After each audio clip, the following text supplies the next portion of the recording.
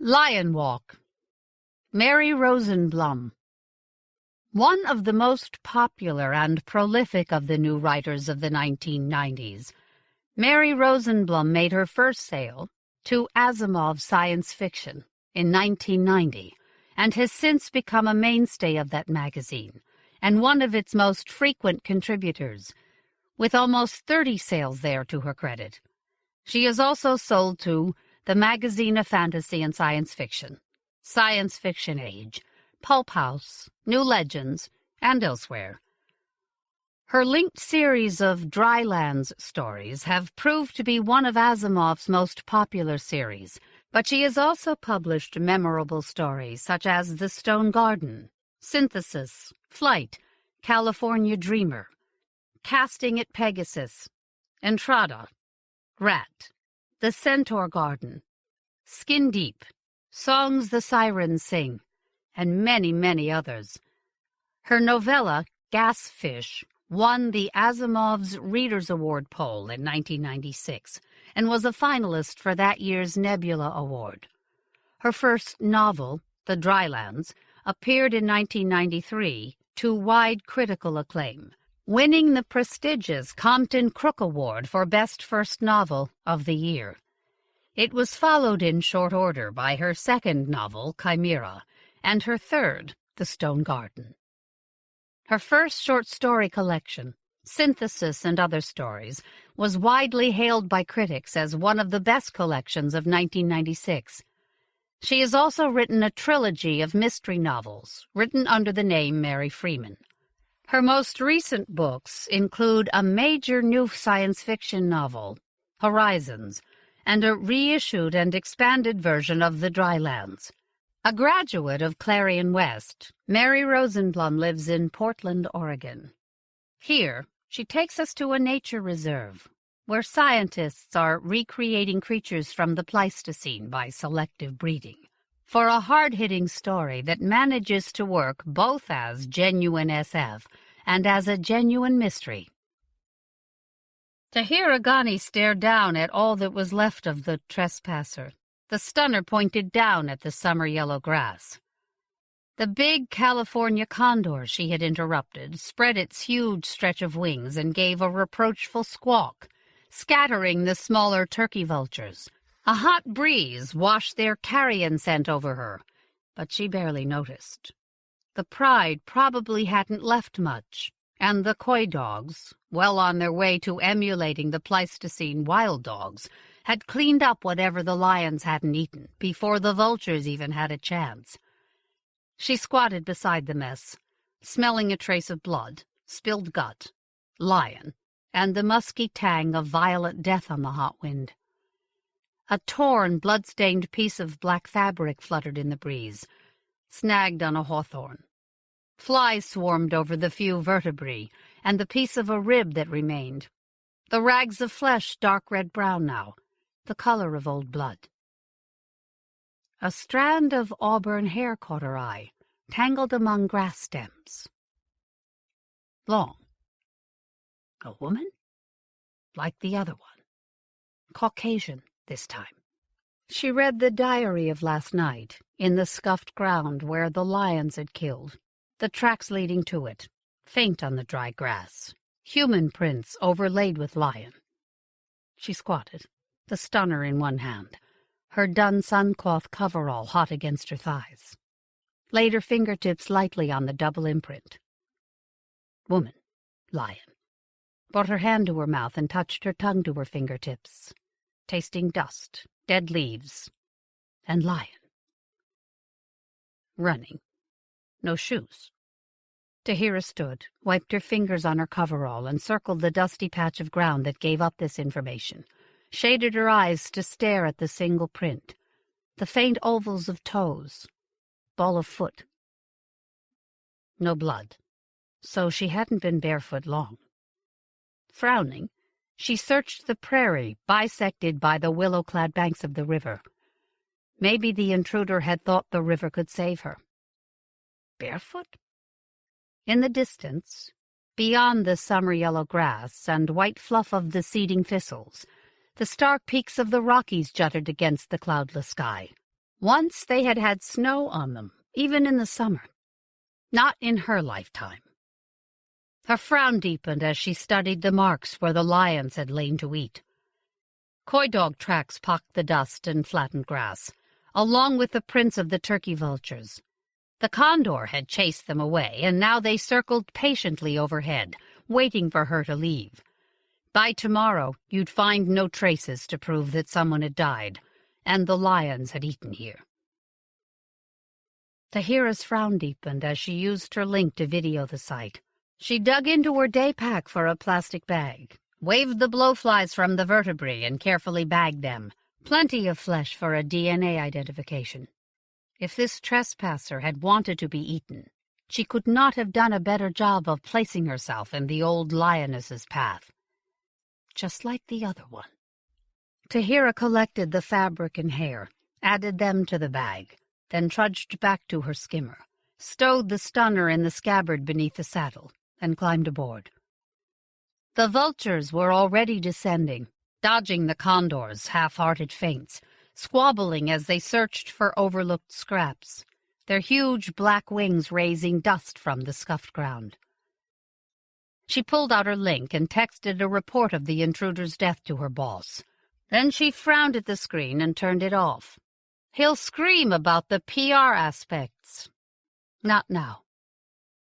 The fabric, torn, dirty and bloody as it was, had had the feel of silk, the sexy kind of shirt you might buy to wear for a lover. Tidhar towed the skimmer to life and lifted gently from the riverbank. Thoughtfully, she pulled her AR goggles on and zoomed in on the ground as she spiraled slowly outward from the site of the killing, reading the night's traffic in the bent grass stems, the wisp of tan hair snagged on a tangle of riverbank willow. She knew where this pride would be lying up, didn't need to search for their chip signatures with the tracking software. Every major mammal in the Pleistocene preserve was chipped, from coy dogs to the new pair of giant sloths that had the gene engineers popping champagne corks. But after her years here, she rarely needed to use a chip to find what she was looking for. Tidhar accelerated until the wind pulled her lips back from her teeth.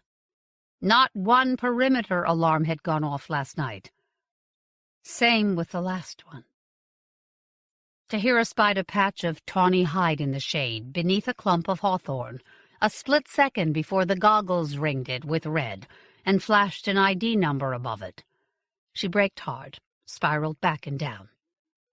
That was the small male, the one with a ragged ear, one of the old lioness's last surviving cubs.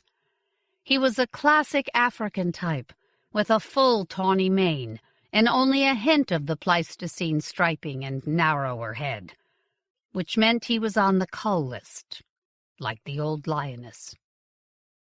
The IDs of the rest of the pride flashed into view, right where she knew they would be. The old lioness was on her feet, looking up at the skimmer, her scarred face and faded ratty fur, a testament to her age. She was smart, and she learned quickly. An offering like the girl would have been too good to pass up the first time. The second offering would have been easier to take. Tidhar sighed and spun the skimmer away, out over the broad plain of yellow summer grass patched with the dusty gray-green of hawthorn and the darker junipers. A small herd of antelope raised their heads as she soared over, tails flashing nervously. The big herd would be farther north. She'd check on them as she circled home. A hawk soared at eye level as she rose, turned its attention back to the ground, searching for rodents flushed by the antelope below. Tidhar checked on the horse herd, found them southward, watering at the grassy back of the narrow river, whose waters ran clear and dark. Automatically, she noted the dwindling feeder stream that would be down to a trickle in another month. No glaciers to keep rivers running out here. Not anymore. Dark tails whisked their dun sides, and they stamped dark striped legs at the biting flies. The gene engineers were winning here, too. They had engineered the original Przewalski's horse into a chunky look-alike to the horses that had grazed this plain in the Pleistocene. They were working hard on the elephants now, Some of the recent calves were going to be huge and hairy. She did a quick count of the herd, using her linked software to scan the GPS chips, although she really didn't need to. She'd have all the numbers available from the daily SAT scan when she got back to admin. She didn't have to do the rounds in person at all, but she liked to see for herself.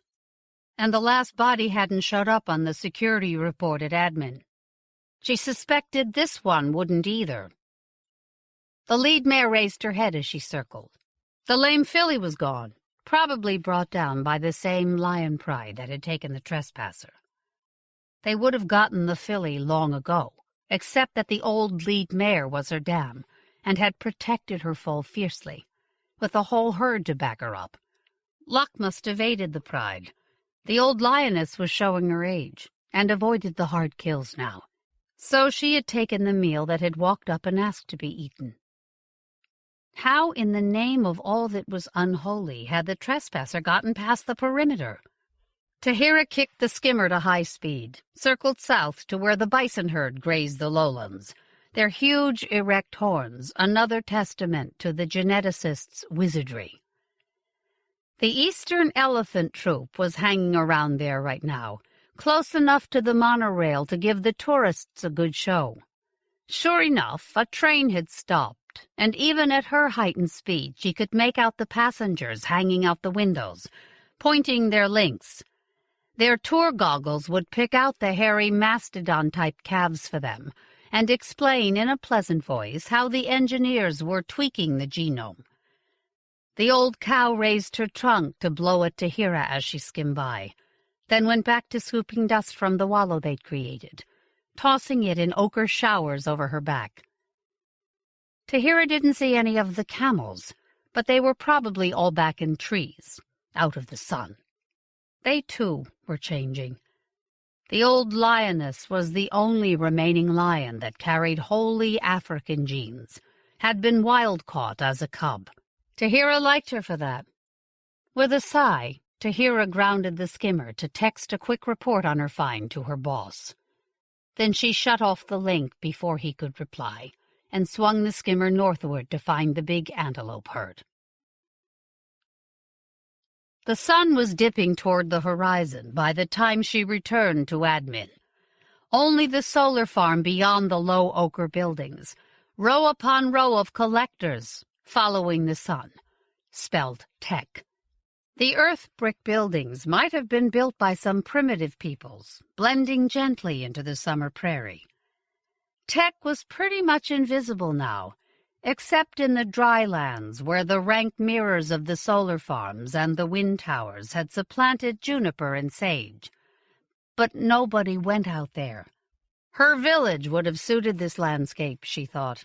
Huts decaying slowly into the shriveling desert that had once fed lions and antelope and people. Tidhar set the skimmer down hard and fast on the small landing pad behind the building. The trickle of water down the central interior water wall washed a breath of moist cool and greenery scent over her as she entered, tempting her to strip, shower, and sit in the pool. She ached after her full day on the skimmer. Once upon a time she had not ached. It was time to make another appointment at the Jerry Clinic. Or perhaps not. Every cycle had a natural end. Well, perhaps that was no longer true. Tidhar sighed at the angry blink of the red priority icon above the holodeck. She ignored it and instead seated herself on her working cushion, doing full lotus for concentration. Called up security. Some eye somewhere must have seen the girl last night. She started a search for predator-prey movement, narrowed the profile to a human's mass. No point in watching rodents and coy dogs. That got her lions, antelope, bison calves. A headache blossomed behind her eyes as the images flickered through her field. Then, there she was, shadowy, slender. Her arms, neck, face, legs, stark white in the night-eye recording. That black shirt that would be torn and bloodied, revealing a deep cleavage, and breasts that were small enough to be natural, not sculpted. Tahira's eyes narrowed. Short shorts, sexy clothes, nothing you'd wear into the thorny scrub of the preserve. Sandals, so she had lost them, running. No blood on that white skin. She hadn't waded through the hawthorn then. How old? 16? No, she decided. Less. Maybe 14. That was how old her daughter had been last time she had seen her. Tahira tasted blood, realized she was biting her lip. She watched the girl wince, bend a slender leg to rub at something, thorn or bite. She looked lost, pissed, stood up by a date pissed. Then her expression changed from lost and angry to startled, then frightened. She looked around, and for an instant her eyes seemed to meet Tahira's, accusingly. Like an antelope, she turned and bolted, running through the grass and thorns. One of the sandals flew off, a twinkle of motion on the screen. "Don't run!" Tahira said it out loud. In the hollow field the girl kept running, and in a second vanished from the eye sweep. Tahira found herself standing, muttered a curse. She skimmed to the next eye, which should have picked up the girl's panicked flight and probably the kill, since it covered that sector. It showed a grass, scrub, the scurry of a small rodent, the silent float of an owl. The small dying shriek of the rodent made her flinch. Then she skimmed back through that eye sequence. Nothing. She slowed the segment, watched the owl creep across the scene. Frowned. Seed heads bowed the grass. This species had finished seeding weeks ago, and the seed heads had shattered, spilling their ripe seeds. She copied and filed both sequences, and had the station AI code them for search identification. Then she set the AI searching the preserve's security base for an exact match to the quiet scene recorded by the second eye. Within a minute, a 99% match popped up in her hollow field. Side by side, two owls floated and twin shrieks split the quiet. She checked the properties. Yep, the scene had been recorded 5 weeks ago, on a quiet night, with... She checked. No security alerts. Not even a native antelope bumping the perimeter fence. For several moments, she frowned at the now frozen images, then blanked them. This time she directed her AI to match the visual image of the girl running, but she directed it to search the web, excluding only the preserved data files. That search was going to take some time. With a sigh, she emailed the video of the girl and the twin owl sequences to her boss, then reached into the hollow field to touch the angry, blinking priority icon. It took 5 full minutes for Carlo to appear, which meant he was probably in bed, with someone. He had just spent a week at a body spa, and he was probably trying out the upgrades. Tahira braced herself as Carlo's face and torso appeared in the field. Yes, wrapped in a silken robe, his usually perfect hair tousled. About time. His eyes narrowed. "Where were you? I called you as soon as I got your report, but your link didn't answer." Checking the range. "You have software to do that." "The software didn't find her. I did." "Has the media gotten hold of this?" Carlo looked over his shoulder, back to her, lowered his voice. "I assume not, or my interface would have picked it up and alerted me." His dark eyes snapped. "All right. This time you need to find out how the trespasser got in, and why security failed to alert you. Again, meanwhile, you will euthanize the lions involved, as insurance against media clamor. We will have done all we could do."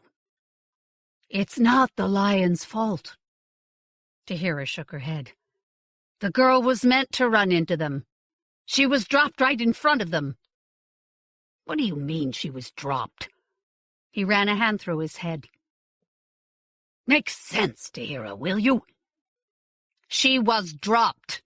Tahira bit the words off. "By a skimmer, helicopter, something.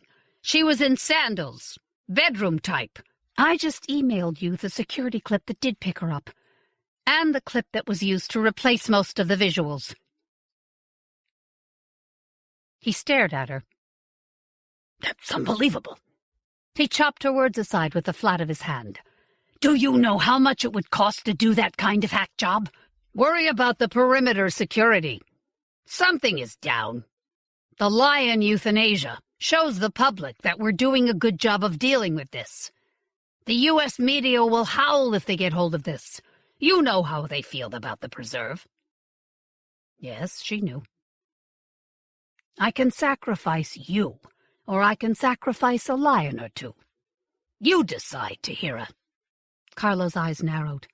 "And before you say anything, you're a hell of a lot more valuable to me than the lions. They're breeding just fine. Besides, as soon as the genetics geeks get their Panthera leo atrox phenotype, we won't use African lions anymore anyway. So let's just call it moot and drop it." He glanced over his shoulder again, and his mouth tightened briefly. Turned back to Tidhar. "I am ordering you to euthanize a lion that killed this person. Make sure you get a DNA match so we can prove it, and I'll leave it to you to get the right one. I'll let you claim it was a rogue animal and make it plausible." He was giving her a lot. Carlo could have demanded the whole pride. The media would press for it. He could have fired her. "Can we talk about how this girl got in here? She was a girl, Carlo, dressed for a hot date. Go take a look at that clip I sent you. She did not hike in from the perimeter. I think that's a bit more important than pleasing the media." "No, it's not." Carlo cut her off with another chop of his aristocratic hand. "If we're lucky, nobody will pick it up. Make sure you secure those video files. The administrative contract for the preserve comes up for renewal in 1 month. The U.S. will push hard to take it over, as usual. If you want a job a month from now, you'd better hope the World Council thinks we're doing a good job here and doesn't award the contract somewhere else." The holofield blanked. Tidhar stared into the opalescent shimmer. He was right. The vast preserve, the huge central section of the U.S. that had been restored to its Pleistocene ecology, including megafauna and the species that had inhabited this land millions of years ago, was part of a giant experiment in ecological climate control and genetic engineering, and a huge tourist draw, which the U.S. did like. A lot of countries were uneasy about it, seeing a threat to their own grasslands and dwindling wildlands, as the growing gayist movement used carbon credit leverage to pressure for more preservation. Too much media outcry, and the U.S. might garner enough support to end the preserve and take over control of the huge area again. Never mind the carbon credits they'd then owe. It was a matter of national pride, she thought sourly. That had always transcended logic. She made herself a pot of very black tea and began to go through the security records for the past 24 hours, searching for human-sized mass or any sign of a small craft landing. As the sun cleared the horizon, she finally shut down her station and stumbled off to her small room behind the water wall, sprawling sweaty and fully clothed across her bed. No airspace invasion. No vehicles. Nobody on foot. Maybe the girl had teleported in. She laughed sourly. Sure. Just like the last one. Tidhar? Hey, Tidhar! Are you okay? Jen's voice. Tidhar blinked crusted eyes, swimming up from a deep pool of sleep and dreams she couldn't remember but that had stalked her like lions. Late night. She realized that she had spoken in Soto, switched to English. Sorry. I just need some tea. She sat up, stiff and sticky in her dirty clothes, rubbed her eyes. I already made you some. Jen stood in the doorway, nervous, a mug in one hand. When you didn't hear me come in, I figured you really needed tea. Yeah, thanks. Tidhar got up, glad that she hadn't stripped last night, and took the mug. I appreciate it. She gave him a smile because this too earnest graduate student had tried to climb into her bed a week ago. Never mind the age difference. And her "no thanks" had apparently bruised him. She swallowed a stinging gulp of the strong-enough tea, gave Jen a nod of approval. Usually he made it too weak. "You got official mail." Jen stood just outside the door, as if a strand of perimeter fencing blocked it. His beaded and braided silver-white hair, stark contrast to his tawny skin, and intended to be sexy, swinging forward around his face with his nod. "Security seal. Looks important." "Yeah." Tidhar drank more tea. "The official execution orders. We had another trespasser last night." "You're kidding." Jen's eyes got round. "No, you're not. Another kill? What are we going to do about it?" She brushed past him, angry because 2 + 2 was a simple equation. But guilt stabbed her. He had brought strong tea, and he didn't really understand the preserve politics. She paused, looked back and shrugged. "I'll have to kill one of the lions, of course, even though it wasn't really their fault." The information didn't move him, but why should it? He was a graduate student, studying the symbiosis of lions and one of the predatory wasp species. Esoteric stuff. A study that provided a comfortable living and yielded information. Lions were just the food providers for his wasps, who laid their eggs in the larvae of a biting fly that pestered the lions. And the wasps were just a day job, a means to an income. He'd study whatever he was paid to study. She sighed. "Come have some breakfast with me, eh? I found a fresh guinea hen nest yesterday." She soft-boiled the small tan eggs, and they ate them together as she listened to him prattle on about his wasp collecting, larvae counts, population fluctuations. When he left on his skimmer, with his collecting nets, sample bags, and a stunner, Tidhar stripped and scrubbed herself clean of last night's sweat and the smell of violent death. She stripped the bed, tossed the dirty sheets into the sonic cleaner, and padded barefoot, in a clean shift, to the lab refrigerator where she had stored the trespasser's bones. The bag containing the black shirt lay on the floor beside the refrigerator. She picked it up, smoothed out the torn and blood-stiffened fabric within its plastic shroud. "Why did you come here?" She spoke silently to the girl's spirit. "The lioness's killing was innocent. My killing of the lioness will not be innocent. And it will be my burden, not yours." Anger burned through her. "Your death was not innocent," she said aloud. "You brought it with you and left it like poison on innocent ground." But her own words sounded hollow, and that image nagged at her. The "where's my date" body language, that single decorative sandal tumbling through the air, bright against the stark night vision landscape. Dropping the shirt, she took out the bag with the vertebrae and hair and got to work. The first thing she did was file a full report to the local sheriff's department. That meant the media would have the news within the hour. The sheriff's security leaked like a sieve. Next, she started the DNA scan. She was only required to run a minimal ID scan, but she did a full analysis. The longer she spent on this easily rationalized task, the longer she could put off the euthanasia. By noon, her back ached from standing, and the building's majordomo announced Deputy Malters. Sean. He always handled preserve issues. She sent the data to her personal workspace and shut down the lab, retreating into the main room and the cool breath of water wall. "Come in."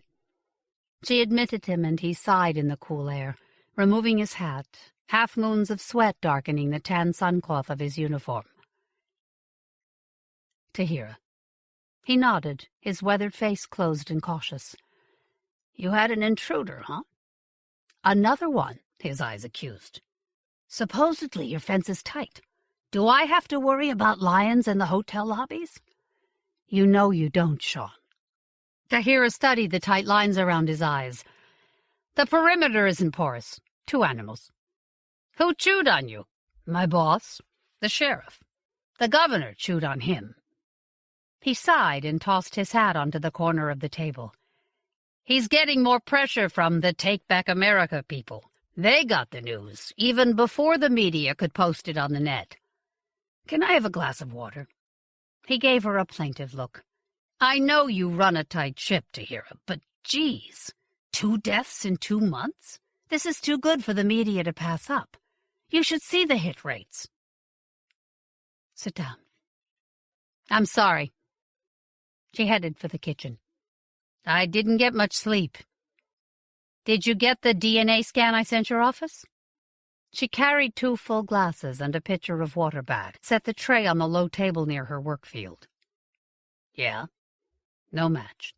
He took a glass, drank half of it in long gulping swallows, wiped his mouth on his sleeve.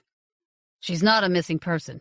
I sent it to the National DNA database, but you know how long that takes. He rolled his eyes. They've got a 6-month backlog, and that's just on violent crime. I still haven't heard back on our first Jane Doe. At least he had said our, although technically the preserve was administered by the World Council and not under local jurisdiction. Still, the World Council liked to let local law deal with matters, if at all possible. Tidhar sat down on a cushion. The hollow field shimmered to life, and she opened the data file, staring thoughtfully as the letters, numbers, and icons winked like emerging stars. I know her. She spoke to the galaxy of numbers and icons, the translation of those rags of flesh and bits of bone. She grew up in a slum. The heavy metal load in her hair could only belong to a child of the uncleansed suburban wasteland. She was very young, less than 16, I am guessing. European, probably Scotch-Irish. No Asian or African genes. Minimum melanin. Her skin would have been very fair, and the red in her hair was natural beneath its cheap dye. Poor all her life, considering the uncorrected genetic predisposition to cholesterol and cancer. She would not have had an uncomplicated middle age, if she had lived. She would have died young, relatively speaking, unless she earned the money for genetic repair. Look at this. She called up the security clip, ran it, listened to Malter's soft indrawn breath. She didn't expect lions. His face was grim. And she sure didn't get lost from one of your tours, huh? Nobody gets lost from our tours. Tidhar shook her head, and no, she did not expect lions. You got any ideas? This cost a lot of money. She looked at him. Hacking our security.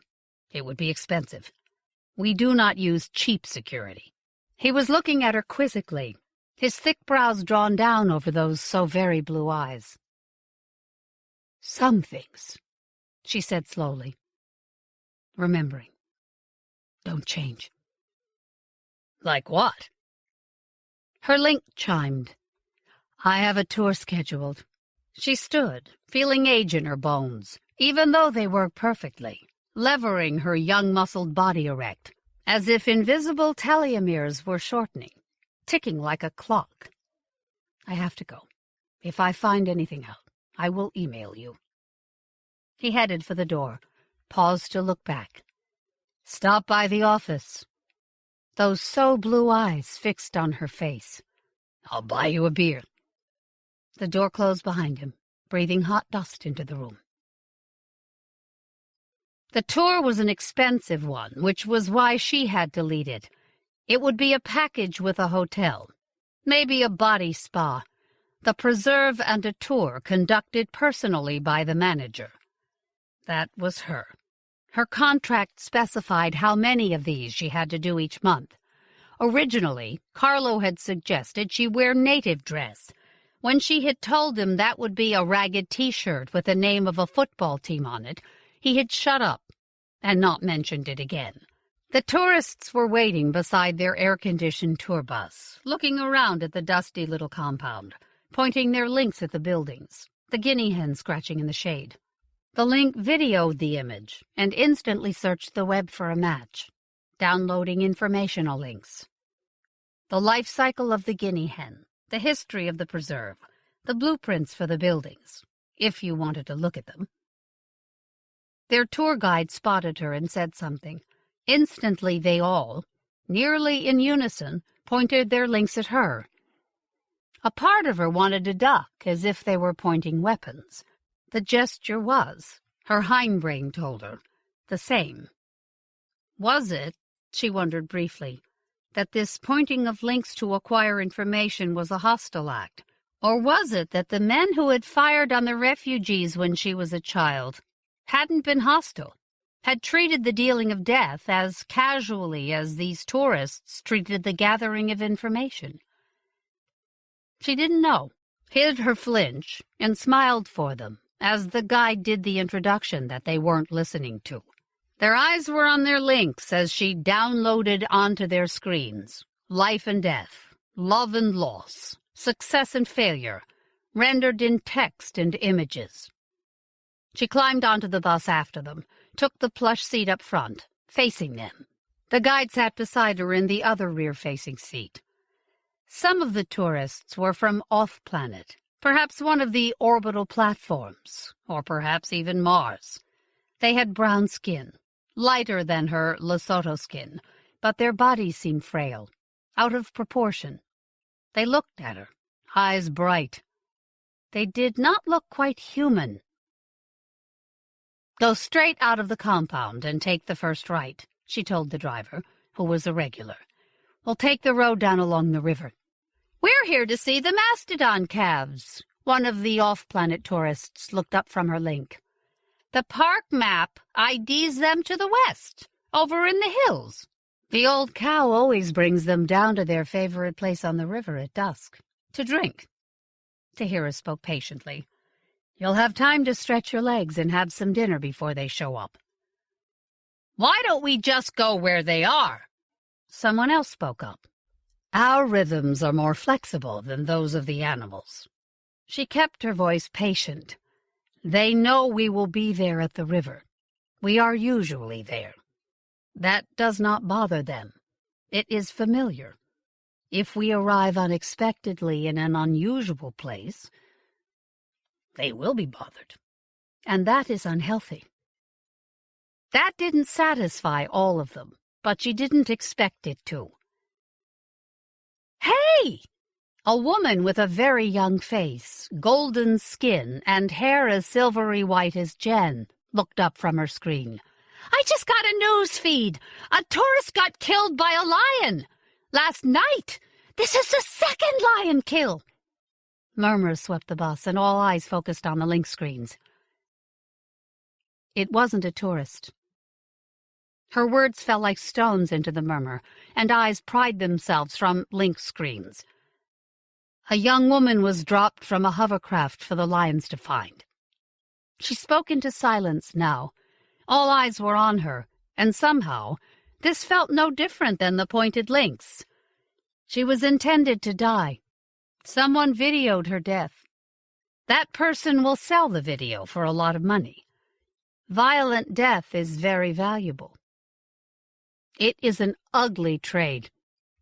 Only the purr of the bus's power plant could be heard now. But it is a very old trade. No matter. I saw the vehicle that brought her. I saw the person who operated it. I observe that lion pride every night. And I was there in the darkness. He will be caught. "That's not on the news feed." The accusatory voice came from the rear of the bus, from one of the off-worlders. Tidhar shrugged. "I did not tell the media this, but you are safe." Her smile was genuine this time. "The lion pride does not water where we will be. This is not their territory." She wasn't sure if they were relieved or disappointed. She cut off their questions by launching into her usual lecture, pointing out the changing ecosystem. It had not reached full climax equilibrium yet, directing their links to the coy dog family holed up in the shade, waiting the cool of evening. The puppies were playing a game of tug with a scrap of dirty hide, and lynx bristled, zooming in to record. The larger animals were all chipped, so the lynx would offer up the ID information for each animal, their stage of development toward the Pleistocene ideal as the engineers evolved them into their own ancestors. Voyeurs, she thought as they pointed and murmured. An observable reality, but not personal. Not threatening. She politely refused to say any more about the death, telling them only that the authorities would handle it. The tourists were distracted by the smaller horse herd. One of the young stallions had been challenging the herd sire over the past few weeks, and he chose this day to take his challenge to a new level. Dust rose in tan clouds as the two horses circled and feinted, ears flat, striking snake-like for a bite, whirling to kick. This time, the youngster wasn't backing down, and the two stallions rose, chest to chest, teeth bared. These horses are very much like the equus viri, the horses that grazed this plain 1,000,000 years ago. If you'll put on your glasses, you'll be able to identify the young male. She paused while the tourists all fumbled for the glasses they'd been given at the start. They were slave to hers. She ID'd the young male by chip number, and a green halo instantly surrounded him. This young stallion was foaled 4 years ago in the spring. The engineers believe that he is a good likeness of the original equus viri. All the stock began with Przewalski's horse, the last truly wild horse species. They were all watching now, as the stallions shouldered and circled, wheeling to kick, or rearing to feint and bite at each other's faces. Tidhar stifled a sigh. The herd sire is nearly 10 years old. That's a long life for a herd sire. The young challenger had been born of artificial insemination with the new improved genes. If the old herd sire didn't get ousted soon, she'd have to help a new challenger along. This is not reality, she murmured. It is our version of reality. Pardon?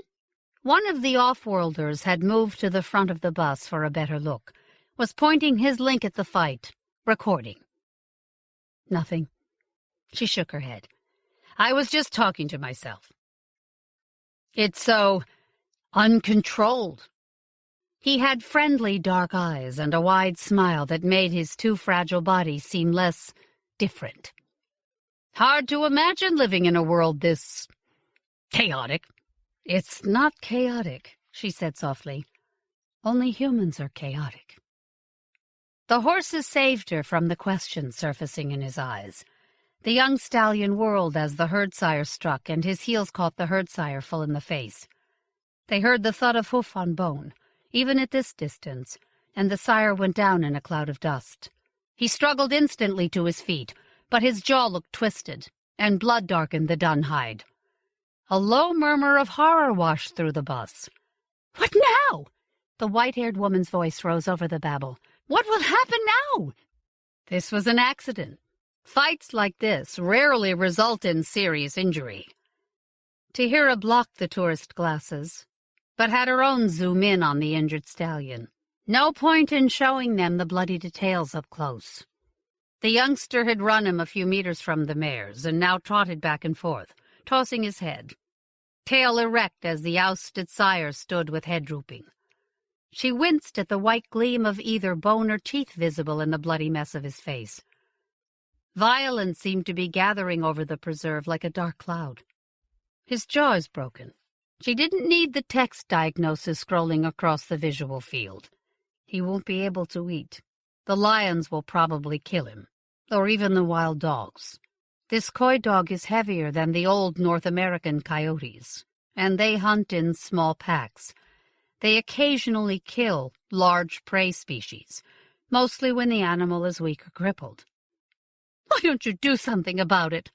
A woman spoke up, her voice shrill. "You could take him in and heal him, right?" "And what will the lions eat tonight?" Tidhar faced the woman, watched horror and anger ripple across her features. "These are not our rules. They are much older than us," she said gently. That is what the preserve is all about. Returning to the old rules. Without the horse, a lion cub may die because of insufficient nutrition. She waited for the horrified comments to ebb. You could hear the excitement beneath the horror. Now they had a prize in the video files they'd just uploaded to their personal space, something to show proudly to friends, so they could commiserate over that raw moment of blood and pain and imminent death. The woman who had spoken up wasn't satisfied. She was talking about cruelty and emails to powerful people. "Did you make this happen for us?" The off-worlder was looking at her, and his eyes were shocked and cold. No. She met those eyes, saw her own reflection in them, tiny and perfect. But I knew the old stallion would be forced out, sooner or later. The horses decided to make it happen now. The kick was a freak accident. Horses are good at dodging. He didn't believe her. You cannot conceive of no control, she thought, and wondered suddenly if her daughter had gone off-planet. The Council security forces were everywhere. She had never thought of that before, and it chilled her. She was not quite sure why. She would be much older than this man now. They moved on, and the tour guide, a seasoned professional, texted her a request to show them something to change the now soured mood. She had anticipated this and had already called up her inventory. "Turn left, just past that clump of willow." "Yes, there." The bus took the dirt track easily, its off-road suspension barely sloshing the drinks that the attendant was handing out. "The engineers have had excellent success with the long-horned bison. They are very like the bison that grazed this plain during the Pleistocene. 3 cows have calved this month, and the latest was last night." She scanned for the IDs, found the 3 cows in close proximity, 200 meters from the road. "They're out in the grass, so we can watch them without disturbing them. If you look through the left windows and follow the arrow directions on your glasses, they'll direct you to the calves." A green arrow winked on her glasses, pointing to the right, and as she turned her head, it was replaced by one pointing straight up. She lifted her head, and there, in the distance, she spied the small black dots that were the grazing bison. The bus had come to a halt. "Have you all found the bison?" She waited while the slow ones fumbled their way to the bison herd. Zoom while they were panning, and they'd get sick every time. "Okay, here we go." The field blurred, and suddenly seemed to be rushing toward her. The tiny specks enlarged, became a dozen shaggy brown beasts with their noses in the sunburned grass, backs dotted with cowbirds. Small white herons stalked among them, snatching up beetles and the occasional rodent stirred up by the bison's hooves. Their long horns gleamed in the sun as they tossed their heads at flies. The newborn calf hugged his mother's flank, his horns mere bumps. He suddenly butted beneath her flank, tail wriggling as he nursed. The collective sigh from the tourists made the guide breathe his own sigh of relief, she noted. Well, upset guests would hardly give him a fat tip. She let them watch the 2 older calves butt heads, and the herd even obliged by grazing closer to the bus. By the time they moved on to the elephant-watching spot for cocktails and their gourmet dinner, the mood was festive once more, the injured stallion forgotten. Tomorrow she would go check on him, assure herself that the predators had found him. Injured as he was, the dog pack that patrolled that territory would almost certainly take him, but perhaps not right away. She called up that sector, scanned the predator inventory. To her relief, the lions were headed in that direction. They should get to him quickly. During dinner they lucked out, and a scimitar cat, quite shy and a rare sighting, chose that night to come down to the river to drink. The tourists flocked to the windows, their links pointing as they videoed in night mode. The elephant showed on time, and the new mammoth-type calf went so far as to walk nearly up to the bus, trunk lifted in curiosity, before his mother shooed him nervously away, and stomped a threat toward them, her ears erect, trunk curled back like a cobra. The tour guide looked pleased, as if Tidhar had orchestrated the whole show. Tidhar sat back in her seat as they returned to the compound in the gathering darkness, answering questions, giving small lectures on the history of the preserve, the geneticist's work, the effect of the huge preserve areas on climate stability. They asked occasional questions about the injured stallion. No one brought up the dead girl. Not one. She climbed down from the bus into the cooling night beneath the white arch of the Milky Way and a sliver of new moon. They would go back to the comfort of the resort to have dessert and drinks and to compare video clips. The tour guide gave her a wide grin and a wave as the door closed, anticipating good tips, obviously. Jen would have left for the day, and she would have the place to herself. "You have a visitor," the door murmured as she reached the veranda. He had an official security pass to enter. His personal ID is blocked. "I know who it is." She sighed, then straightened her shoulders. "Open." "What the hell is going on, Tidhar?" Detective Malters levered himself up from the sofa in the main room. "Do you know just how much trouble you're going to cause me when my boss starts getting the feeds? He has his link shut off tonight? I would have thought he'd have the news already." She headed for the kitchen wall, thirsty. "And if I protest your use of a security pass to override my door lock, I hope you can produce the warrant." She closed her eyes as he seized her arm. "Hold it. Sean, I'm sorry." "Sorry?" He spun her around to face him, his face pale. "You withheld information from me? You lied to me about that girl's death, and then you spill it to a bunch of tourists?" His nostrils were pinched. "You damn well better be sorry." Some of them had certainly blogged from the bus. She had counted on that. She met his eyes. "I did not lie to you." "Then why did you tell them?" His eyes narrowed, and he let go of her arm. "No way. No way you do that." "Do what?" She widened her eyes. "If I tell a story to tourists to enliven their trip and they exaggerate it in their personal blogs, this is not a crime. Your boss can deny whatever he wishes to deny, and if the outcry is loud enough, my boss will probably fire me. Would you like some water?" "What do you think you're going to do?" His voice was harsh. "Go to bed." She filled the glass from the refrigerator tap, filled a second glass. "I'm going to get a warrant for your arrest." He ignored the proffered glass. "On what grounds?" She raised an eyebrow. "I suspect your boss will not agree with you. It will be hard enough to deal with the media when they get hold of the tourists' mistaken statements. It will be much worse if you have arrested the manager of the preserve and then have to release her.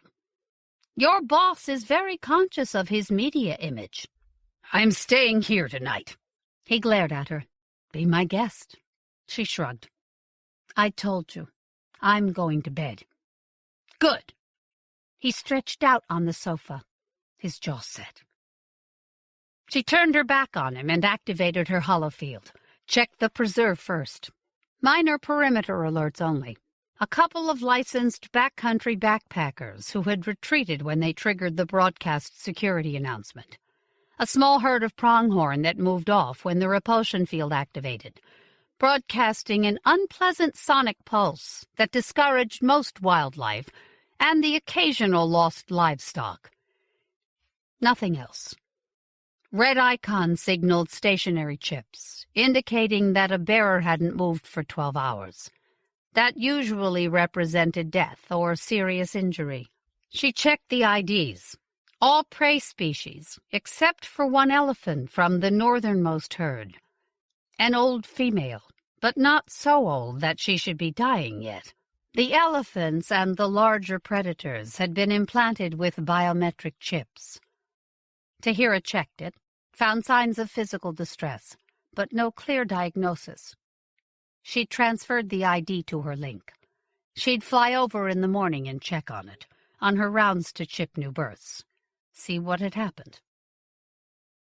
Her AI search of the security video of the running girl had turned up a match. 89%. Tidhar drew a deep breath, touched the green icon. A merchant site.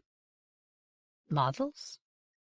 A naked woman lounged suggestively on a grizzly's hide, caressing the dead, snarling face, tongue-tip peeking pink from lush crimson lips.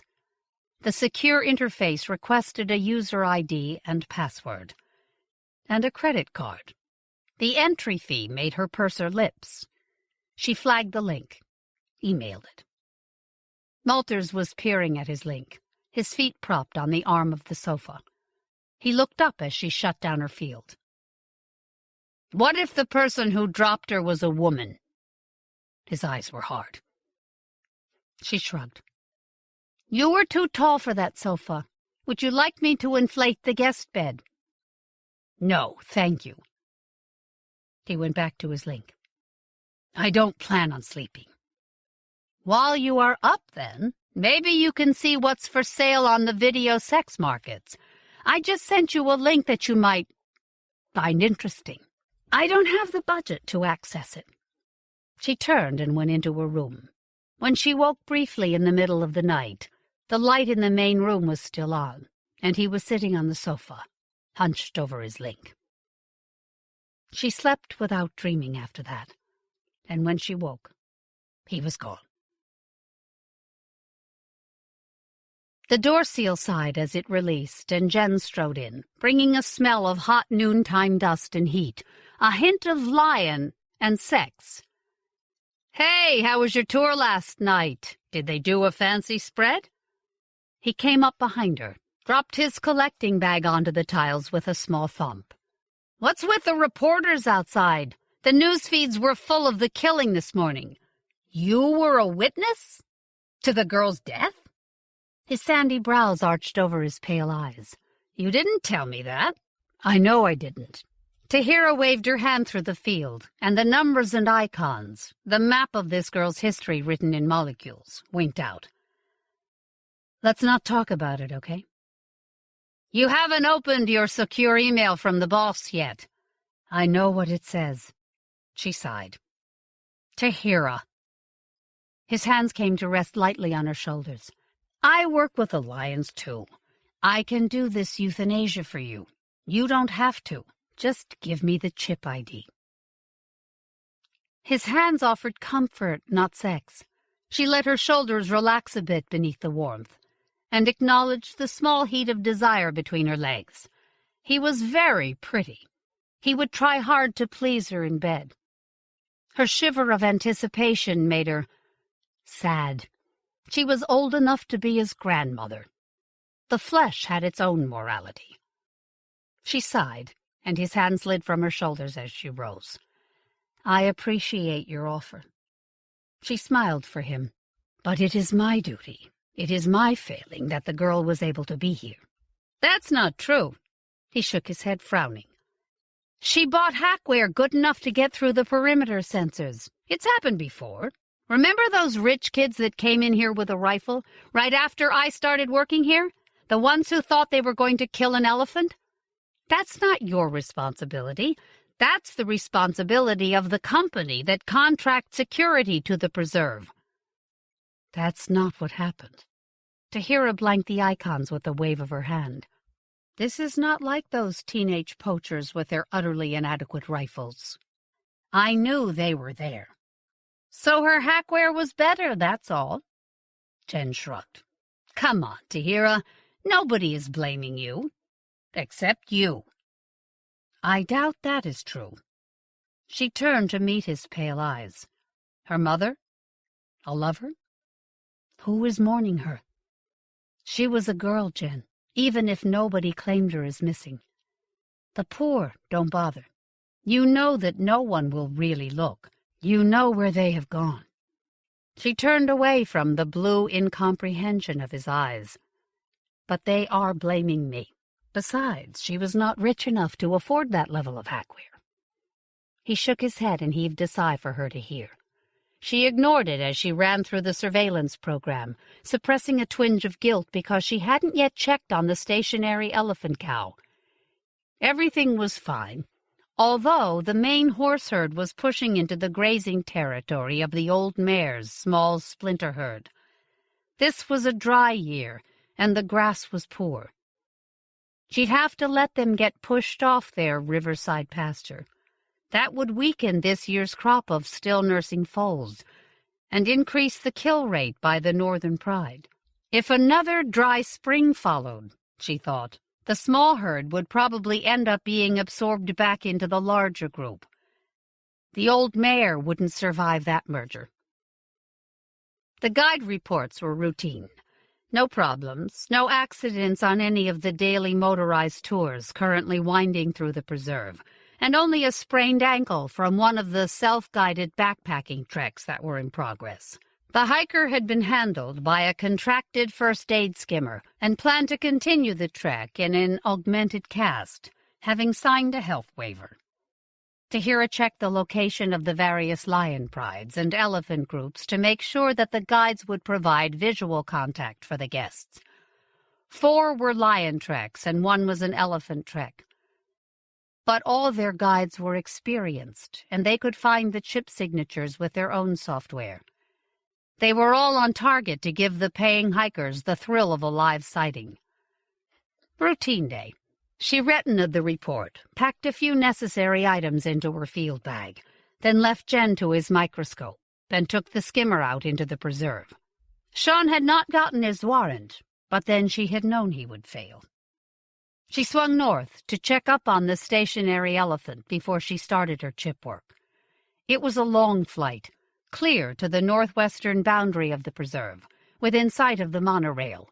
The old cow was down, after all, on her side in the shade of a thin copse of trees. She raised her head as Tidhar skimmed over, ears erect, trunk curled as she got her forefeet under her, tried to heave herself to her feet.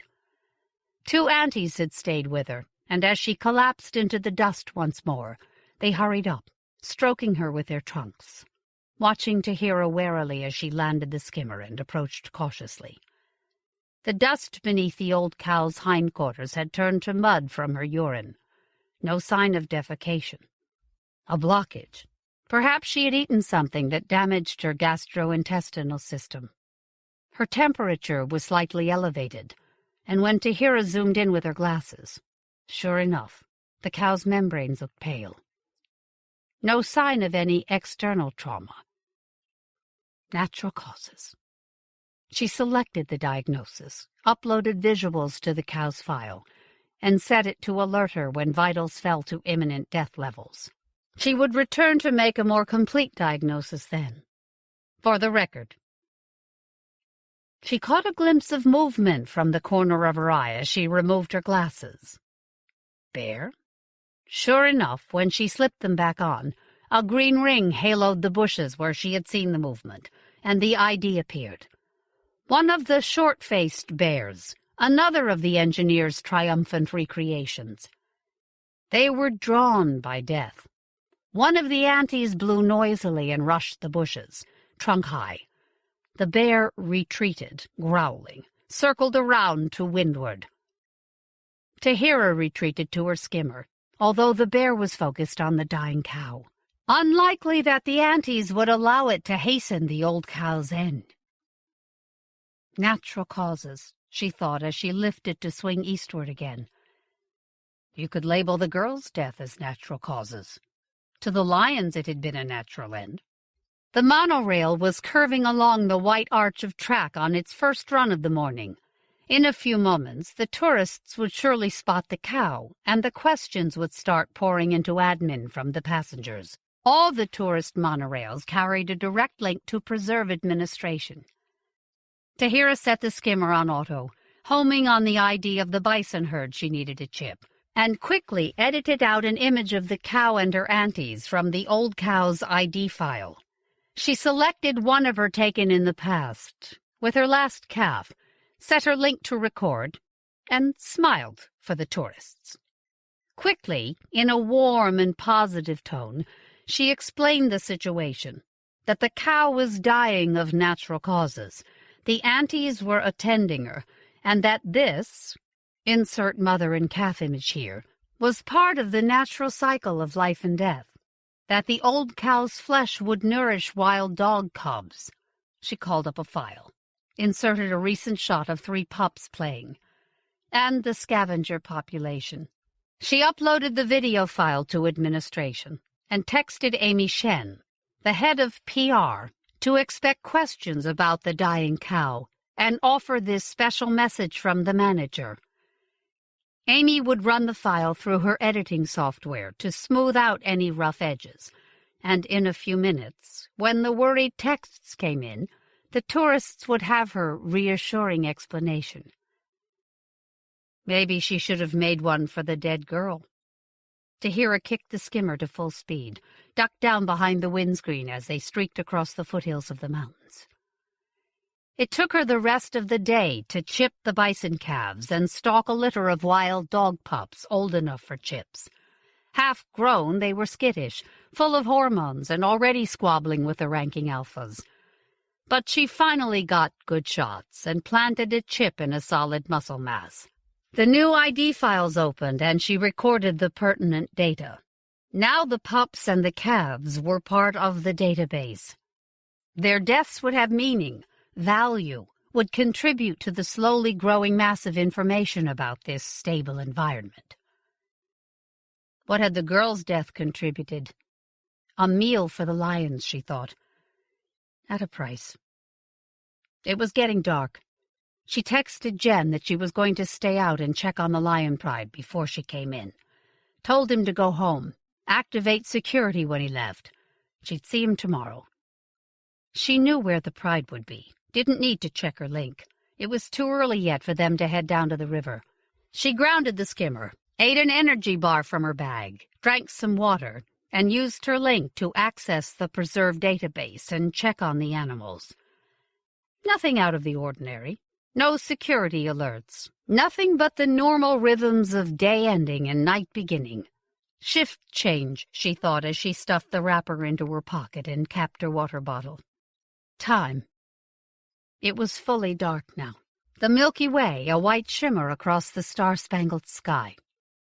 She stared up at it. Different sky than the one over the refugee camp. Maybe it wasn't, but it looked different.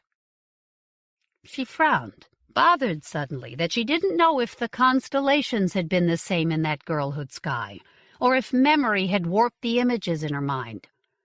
It bothered her a lot.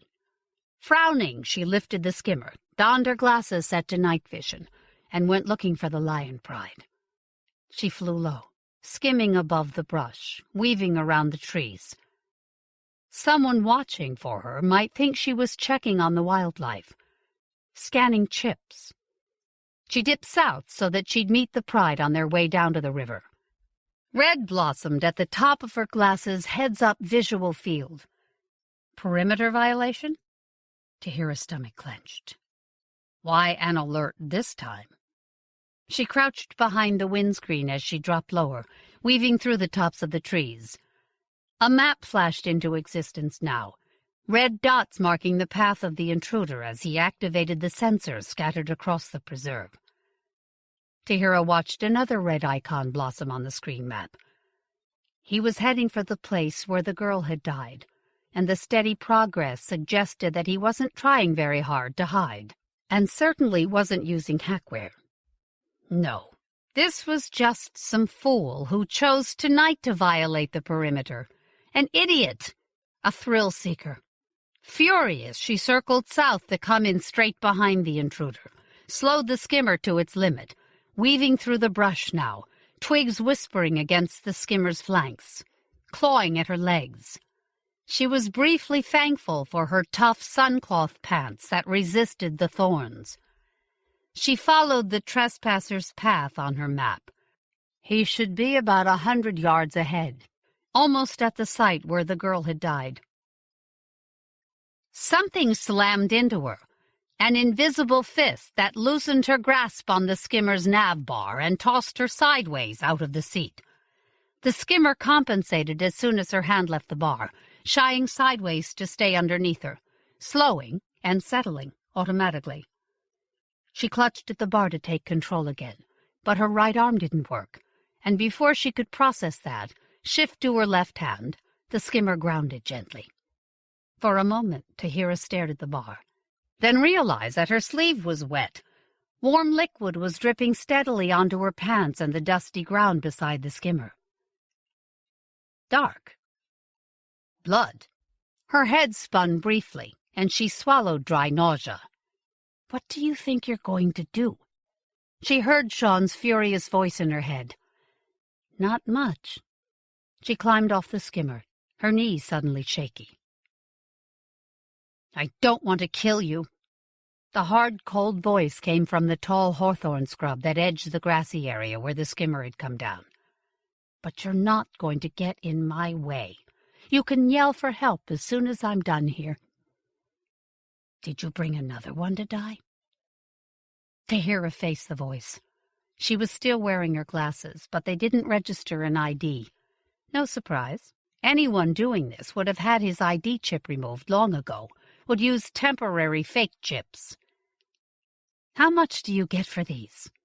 And what do the girls think? That this is just another porn shoot? This time out in the dust?" She didn't expect the lions. "What the hell are you talking about?" A figure emerged from the concealing hawthorn. Tall, dressed in chameleon fabric so that his silhouette was hard to make out. The projectile rifle, night-scoped, ugly and efficient-looking, wasn't hard to make out at all. Something about the voice was wrong, nagged at her, but her head was full of sticky glue, and she couldn't think of what it was. "I asked you a question." The voice grated at her ears. "You're the one who's making the snuff vids, recording the girls as they run into the old lioness's pride and die." She would have spat the words, but that sense of wrong was building in her head. The figure stepped forward suddenly, and before Tidhar's gone fuzzy reflexes could kick in, had shoved Tidhar back against the skimmer. Her back arched under the pressure of the trespasser's body, her good arm bent behind her. She blinked into pale gray eyes and a hard, weathered face, framed by cropped short gray-white hair. Sucked in a breath that was half pain, half surprise. A woman. Sean said it might be a she. She laughed, drunk on the pain that had begun to throb in her right shoulder and side, burning like a growing fire, radiating through her flesh. "Yeah, I'm a she. That was my daughter your lions ate. You folks don't care, but I do." Her breath blasted Tidhar's face. "They're going to pay for that tonight." "Your daughter?" Tidhar blinked, trying to focus her eyes. "That's why your hackwear is so poor? You just walked in here to shoot lions? You don't care if we catch you?" "I don't care one bit." The cold, pale eyes bored into hers. "If you hadn't decided to hang out and protect them, I wouldn't have had to shoot you. I figured you folks trust your software instead of using your eyes. I know how tracking software works. It's pretty easy to fool if you know how." She laughed, and the sound was like glass breaking. "I was a wild meat hunter for the black market, when there was still wild meat to hunt. I know all about tracking software. Maybe the people who babble about karmic balance are right, eh?" The shattered laugh came again. "After all the animals I killed, one of them killed my daughter. But the score is going to end in my favor." "You fool!" Tidhar twisted her hand free, planted it against the woman's chest, and shoved. Her strength surprised both of them, and the woman stumbled back a step. "You've ruined this night. You've ruined my chance to catch the one who killed your daughter and the girl he killed before her. You and your misguided revenge. He's not going to come back, not after he realizes people were here waiting for him. Damn you!" "What the crap are you talking about?" "I'm not talking any crap. Tidhar closed her eyes. Game over, she thought. How do you even know that your daughter was the girl who was killed here? We haven't identified the DNA yet. I found the image on the web. The woman's voice grated, harsh as stone. I was looking for her, used a video search engine, uploaded a bunch of recent pictures of her, and the engine found a match. With lions. She spat. One of your tourists videoed it.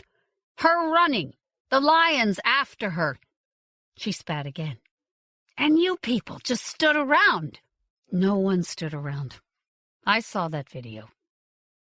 Tidhar stood still as the gun muzzle lifted, fixed on her chest. The media said she sneaked in. I figured she was showing off to prove something, because I used to run around in the African wastelands for the meat collectors. She was such a city kid. For a moment her voice wavered. Then it went cold again. You want to tell me your version? You didn't look back to check the source of that image match, did you? If you want to go check it, you'll find it's a teaser for a very expensive, password-only porn site. I think your daughter believed she was making a porn vid, right until the end. Tidhar pulled out her link, watched the gun muzzle lift and steady, touched up the video file from the security eye, passed it over. The woman took it, poised, the gun ready. Yes, Tidhar thought. She had the body language of one who expected attack. She remembered that body posture all too well. The woman stepped back, out of range, looked at the link with one eye on Tidhar. Then her posture stiffened, and the link held her full attention. I could kill her now, Tidhar thought. Our children are our greatest weakness. She waited, watching the sky, straining her ears to hear any whisper of a silenced skimmer. The woman must be reviewing the clip over and over again. Finally she looked up, pocketed the link. The gun muzzle had sunk to rest on the ground, and she didn't lift it. What's your stake in this? Her voice was steady. You came out here to put your life on the line for a damn lion? No. And yes. Tidhar closed her eyes again, briefly, summoning the will to push the grinding pain in her shoulder down deeper inside her. The lioness, the old one, the one that killed your daughter, was wild-caught. There are no more lions to catch. These are being changed, their genes altered to make them what we want, the Pleistocene American lion. The world that the lioness came from is gone. My world. Your world, too, I think. She pulled her lips back from her teeth. She is innocent of murder the way your rifle is innocent of murder, even if you pointed at me and pulled the trigger. You and I. Her lips stretched tighter. We are not innocent of our daughter's murders. She watched the gun muzzle jerk upward, tensed for 1 second as it wavered, drifted lower. My elder daughter did what your daughter did. The entire preserve seemed to be holding its breath. Even the insects had hushed. I knew what she was doing, and pretended I did not. She had no future. There was no aid. Everyone was hungry. I took the flour and oil she brought home, and I did not ask where the money came from. She did not look away from the pale oval of the woman's face. They made a video of her death. I got someone to find it for me, eventually. To buy it. Her death was a commodity, for sale on the market, as is your daughter's. She waited for the gun to come up, but it did not. My younger daughter was 6. She said the words flatly, without inflection. I sold her to the World Council forces so that she would not have to do what her sister did. They call it sponsoring, but when you do that, you relinquish all rights to that child. Later, I paid a lot of money to find out where she was, and when she was 14, I saw her on a training mission, doing crowd control. She looked at me. Tidhar took a deep breath.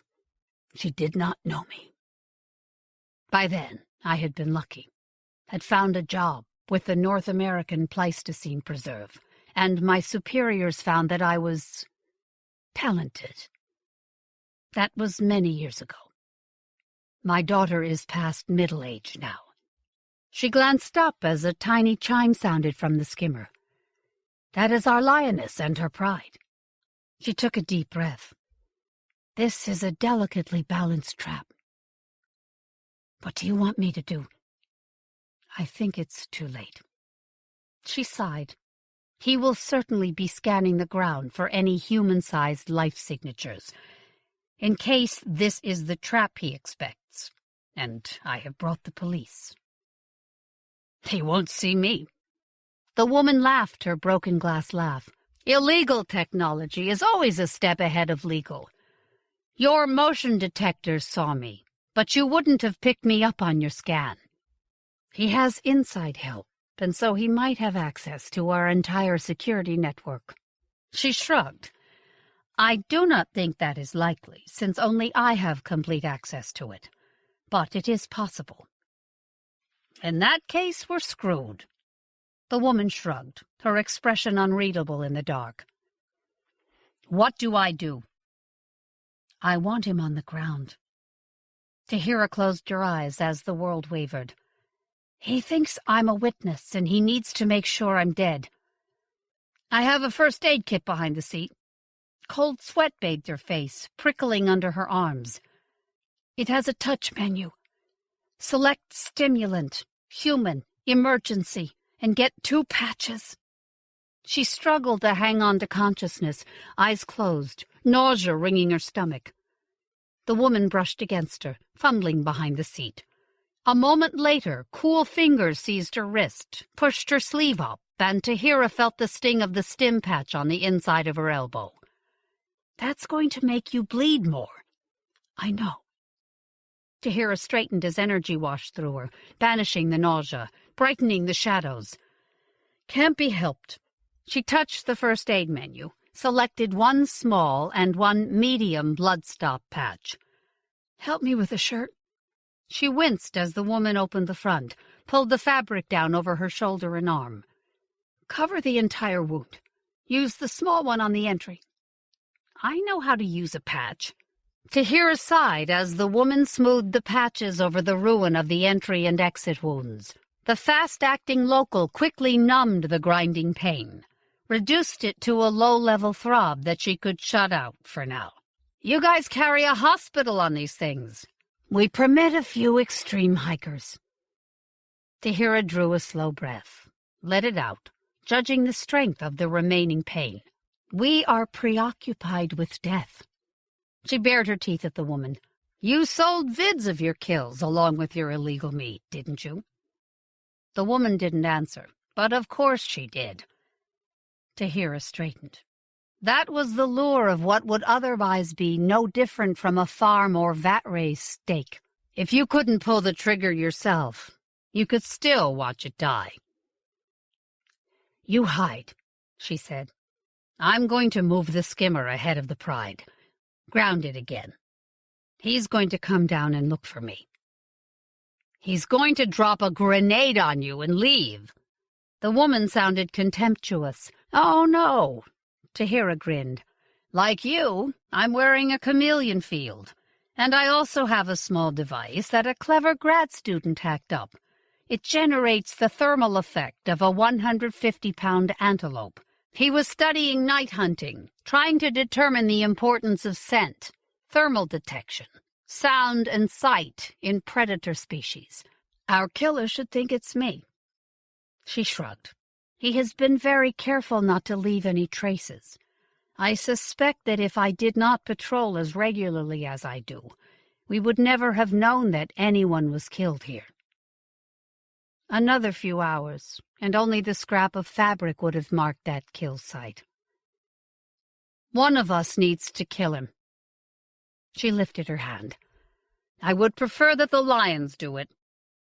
"How do you know they can?" Tidhar shrugged her good shoulder. "I will make it possible. If they do not, you or I will do it." She pulled the highly illegal gun from her waistband, was impressed that the woman didn't flinch. "You could have shot me while I was looking at the vid." For a moment she was silent. "I like you." Her teeth flashed briefly. "You would have made a good meat hunter." "I think not." Tidhar stretched her lips back from her teeth. "But I am not sure we are so different. You know how to stay downwind from the Pride? They're hunting." "I know. I need my link." Tidhar held out her hand. The woman glanced at it, shrugged, handed it over. Tidhar nodded and climbed onto the skimmer, hoping he showed before the stim patch ran out. She wasn't sure she could tolerate a second dose. At least the bleeding seemed to have stopped. Lifting, she drifted ahead of the Pride, watching her enviro panel, reading wind, calculating distance and scent drift. Set the skimmer gently down, half hidden by hawthorn scrub. Just hidden enough, she hoped, to make him think that he might have missed her last time, when he dropped the girl. The meat hunter's daughter. Glancing at her watch, she planted the thick disk of the biosignature generator in a clump of hawthorn and hiked downwind, zooming in on the spot with her glasses. She had keyed the link to the lioness's ID, figured she had about 15 minutes before she'd need to return and move the skimmer. The lions knew her scent, so hopefully her presence wouldn't disturb their regular hunting routine. 5 minutes left. She started to get to her feet to relieve her thigh muscles when she caught the faintest whisper of disturbed air, like the wings of an owl. She froze, eyes fixed on the landscape beyond the grounded skimmer. A vague shape of matte black blocked her view of grass and shrubs. A military shadow field, of course. She didn't see him get out of the shadowed skimmer, but of course he would also be using a chameleon field. Sure enough, a clump of sun-dried grass winked out for a moment, then reappeared. He knew where she was, or where he thought she was. He was being cautious. She had not prayed to any gods for a long time, not since she had handed over her young daughter to the World Council for Sponsorship Coordinator. Gods were like lions. They belonged to the old world. But now she bent her head, prayed that those old dying gods would gather wind, scent, instinct, and make one thing right in the old way. He did not fear the lions. She could see it in his preoccupied focus on the clump of brush where she had hidden the generator. They were just park amusements, useful as a movie prop, able to kill a helpless and unarmed girl. Not a threat to him. He had a gun, after all. She bared her teeth at his hubris. It would please the old gods. The lioness charged in a rush of motion where no motion had existed. The man spun, hand coming up. Light flared, and the lioness tumbled, regained her feet in an instant, and with a leap, her front feet hit his shoulders, knocking him flat, her claws digging in to hold him. He had time for a choked cry before her jaws closed on his throat. A second lioness charged in, taking him by the thigh. Dust rose, white in her night vision, as he thrashed, strangling slowly. The lion grunts and chesty growls were the only sound. The other members of the Pride had circled in, tearing his belly open before he had quite died. Tidhar started as something moved beside her. The meat hunter squatted silently next to her, her posture intent, not speaking. A loop of intestine gleamed wetly. He had stopped struggling, had finally died. The lioness who had taken him stood up, bit at his dead shoulder, and shook her head heavily. She walked a few steps away from the feeding pride, snarled as one of the males took a step toward her, lashed out at him. Her strike was weak, wobbly, and her hindquarters swayed as she staggered away from the others. "She's dying," Tidhar said softly. He shot her. Her eyes widened as she noticed the faint striping on the lioness's shoulders. This was not the old one. This was one of the younger animals, the ones that were beginning to resemble their Pleistocene ancestors. She pointed her link at it. Yes, this was the oldest of the younger females, the one who had been pushing the old lioness of late. As she watched the pride feeding, she spotted the old lioness, noticed that she was limping. Not much, but it had been enough to let the beta lioness take over. Perhaps the old mare had kicked her when the pride had taken her foal. Tidhar let her breath out slowly, pain beginning to seep through the stim's numbness. Maybe that limp would heal, and the lioness would keep her rank now. Maybe not. The next female in rank was timid, not likely to challenge her soon. She might keep her leadership.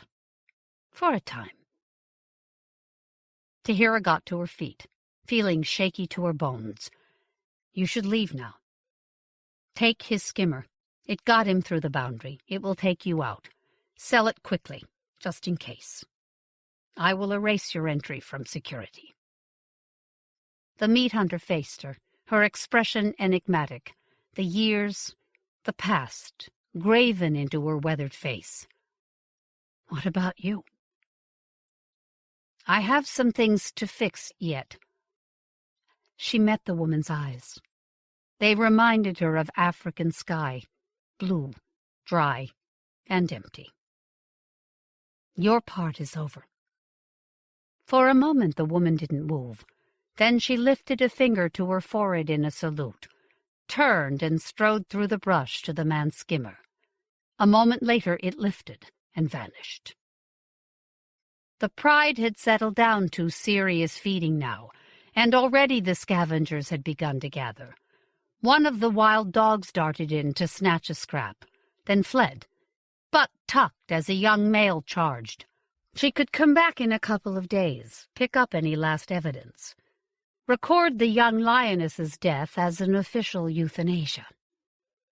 She limped to the skimmer, washed by waves of weakness, hoping she wouldn't fall off before she got back to administration.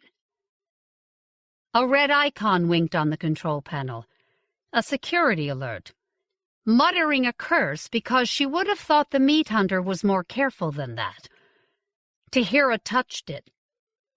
"Official intrusion with legal permission. Contact estimate 5 minutes." Tidhar leaned against the skimmer and closed her eyes. Legal permission. He got his warrant after all. She waited for the whisper of the grounding skimmer. "Tidhar!" Sean's voice sounded harsh. "What the hell is going on? You've got lions right behind you, eating something." He was afraid. Her lips twitched and she almost smiled. "They're busy. They won't bother us. I think I need a ride." She forced her eyes open. "I'm not sure I can get the skimmer back on my own. Did you come to arrest me?" "Damn right." He appeared beside her, watching the lions. "Hospital first, I think." "That's probably a good idea." She forced herself straight, looked him in the face. "Did you access that link?" "Buy the video?" "Yes." He looked briefly away. "The man who dropped them here." She pointed with her chin toward the lions. "Mistake. The world began to turn slowly." "You're sure?" She couldn't read his expression. "Yes. Take this." She handed him the stunner from the skimmer. "I don't think the lions will bother me, but if one does, this will stop it." She walked away before he could react, circled around to reach the dead lioness, one eye on the feeding lions. They knew she was there, paid as little attention as they gave the coy dogs that had gathered. She took the tissue sample quickly, dropped it into a collection bag, and returned with the last ounce of her strength. She was done. She let him take over, gave in, and let the slowly turning landscape speed up until it swept her away. Was aware of jostling, a sense of speed, a low muttered monologue of cursing, faded in and out of lights and bustle, and the dim distant knowledge in the back of her brain that this must be the resort medical facility. Someone was arguing loudly, right over her.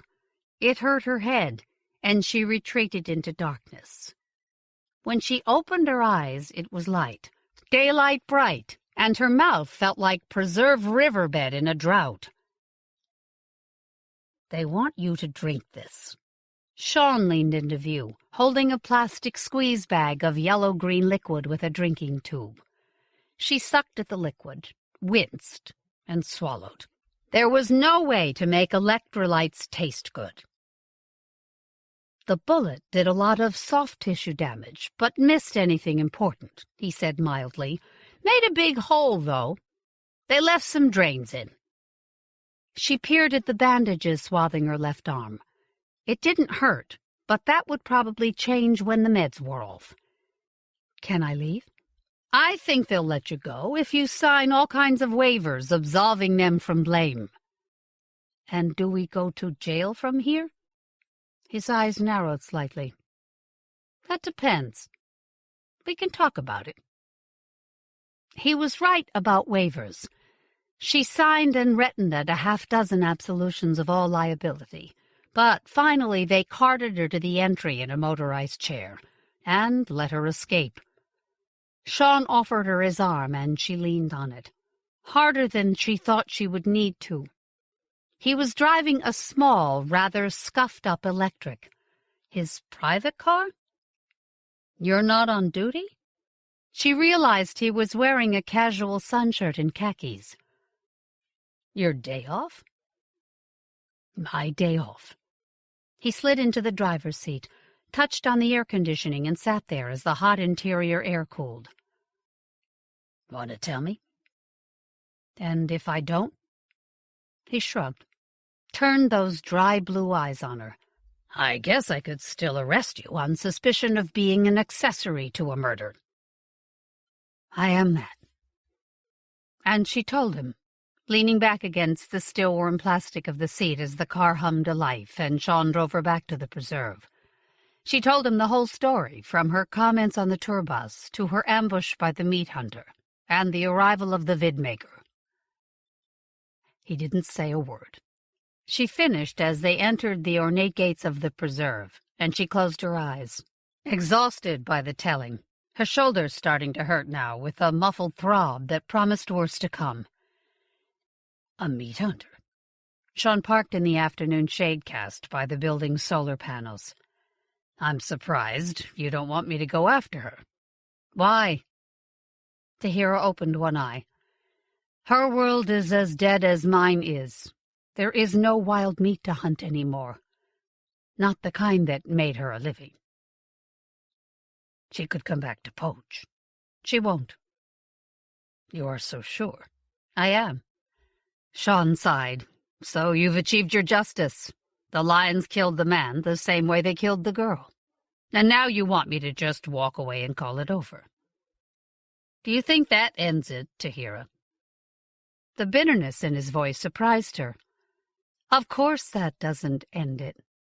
She opened her eyes, faced him. He was not the boss. He was simply a tool. It's way too big a business. I doubt it will ever end, Sean. She opened the electric store one-handed, amazed at how heavy it was. Our species is addicted to death, and now, on the brink of conquering it, we love it even more. She pulled herself to her feet as he came around to help her, and amazingly managed not to sway. "But this ends it here." "Are you sure of that, too?" "Yes. She looked him in the face. "I am." He lifted his eyes, fixed them on the dry blue sky above. "Even if you die?" "If I die, the information to end it here will come to you." She started for the entrance, judging the distance. Maybe too far. When he caught up to her, took her arm, she let him, leaned on him. He was angry, radiating like a range fire. "I guess I'd just like to know who made you judge and jury." The door scanned her hardware and opened, breathing cool air over them. The water wall filled the building with the scent of rain, and she took a deep breath, happy in this single moment of sensation. "I appointed myself." She sank onto one of the floor cushions. "There is beer in the refrigerator. Why don't you bring us each one, since you are not on duty?" He did, handed her the tall glass, sat down across from her, his expression thoughtful. He was older than Jen, his face lined with his years of work. She studied the lines around his eyes, seeing the echoes of old laughter, of sorrow, of life. "What does this preserve mean to you?" He looked up suddenly. She took a sip of her beer, relishing the cool, slightly bitter taste, the dewy chill of the glass against her lips. Life, she thought, is made up of moments. We simply fail to notice most of them. I have asked myself that question for a long time. She studied the tiny silver bubbles rising through the amber liquid. "I'm a lot older than you, Sean. I'm a product of world that is now dead." "Africa," he murmured. "Africa is a continent." She lifted her glass in his direction. "Lesotho. Once upon a time, long before you were born, my people raised and reintroduced lions to the dying plains. We had killed them all, and now, many generations later, we brought them back. Only we didn't know the plains were dying, but they were. We, the Lesotho people, succeeded. For a while." She lifted one shoulder in a half shrug. "But the plains died, then the lions died, and ultimately—" She drank more beer. "Lesotho died. Here, I found a trace of that dead world." "The lions?" Sean leaned forward and touched her hand lightly. "Them too." She tilted her head to study him, aware that she was getting drunk. "But it is not the world I knew. We did not care enough about that world to bring it back. Why not, Sean?" "No tourist value," he said softly. "This world the engineers are creating is so old that it is new." She tried to smile, but it felt crooked. The merely old has no value. Still, there are lions. She took another swallow of her beer. "And this is a refuge. From memory, if nothing else." The entry chimed. "Hey, Tidhar, you're back." Jen breezed through, bringing in the scent of dust and afternoon heat. "Hi, have we met?" He offered a hand to Sean as he rose from the cushion. "I'm Jen, a grad student. I study bugs." "Hi, Jen.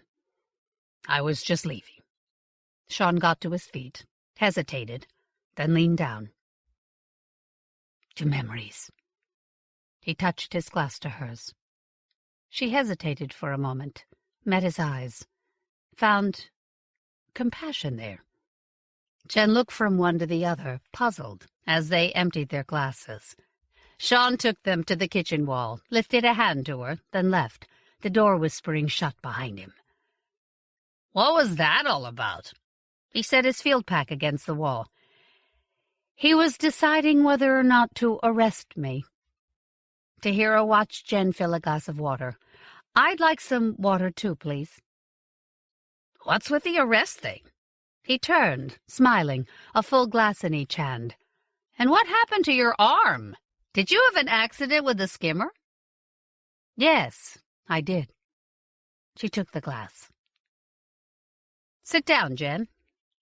He sat, the first tickle of alarm tightening the skin of his eyes before he quickly banished it with a smooth, careful smile.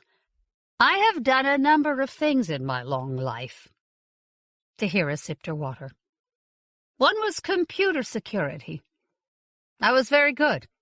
The systems these days are more advanced, but not excessively so." "How interesting." He was doing the facial expression well, but his body betrayed him, tension lifting his shoulders, straightening the curve of his spine. "Yes," she said. "So I was able to trace your alterations to the security platform." She raised her hand to silence him as he opened his mouth. "And I was also able to document the source of the security breach and ID you. It's documented, Jen. Archived in hard media to be released to the authorities either on my say-so or upon my death." I didn't know anyone was going to get killed." His face had gone white, and in an instant the planes and angles of maturity had softened to the rounded face of a child. I was horrified. I didn't know. But I didn't dare say. I couldn't tell. Was I ever a child like this? She wondered. She tried to remember. Didn't think so. Her older daughter had never been a child either. Not really. What about her younger daughter? Had they allowed her to be a child before she became a soldier? She hoped so, with all her heart. "That was what I bought for you," she thought. Sighed. "You already knew that girl was dead when I first told you we'd had an intruder. Relax, Jen." She lifted her hand to silence him. "You are a pawn in this game. You will do one thing for me, and then you are free to keep studying your bugs. Although I suggest that you look into a transfer to another research program as quickly as you can engineer it." She studied his bowed head and hunched shoulders. "If something does happen to me, you will certainly be a suspect, so it might be unsafe for you to remain here." "What do you want me to do?" he mumbled. "You will run the DNA analysis on the bones that we found. I will give you a sample of lion DNA, and you will make sure that you find that DNA associated with the dead girl. It may be there already. If it is not, you will find it." "That's all?" He raised his head, the fearful hope in his eyes painful to look at. "That's all." You would not have survived in my world, she thought. I already put in a grant proposal. He looked away, swallowed. I'd be doing it at the Antarctic Preserve, looking at the symbiotic bacteria that still exists near the pole. Ah, guilt. It would get him out of her sight quickly, at least. Good. She nodded. Here. She fumbled the collection bag from her coveralls, handed it to him. The bit of flesh had turned brown and ugly. This is your DNA. He took it and fled. She suspected she wouldn't see him before he left. Not if he could avoid it. Which suited her just fine. The beer had given her energy, or maybe it had been the compassion in Sean's eyes. She had not expected understanding. But now exhaustion was creeping through her. She opened her holofield and set it to secure, in case Jen was brave enough to return. She opened the camera control and set it to face view only. Her boss would not see her bandages. Carlo answered quickly, seated in his teak and real leather desk recliner. Did you get my messages? He looked angry. His jet hair, usually immaculate, slightly mussed as if he had run his hand through it. What is all this in the media? Tourists claiming that you were a witness to that intruder's death?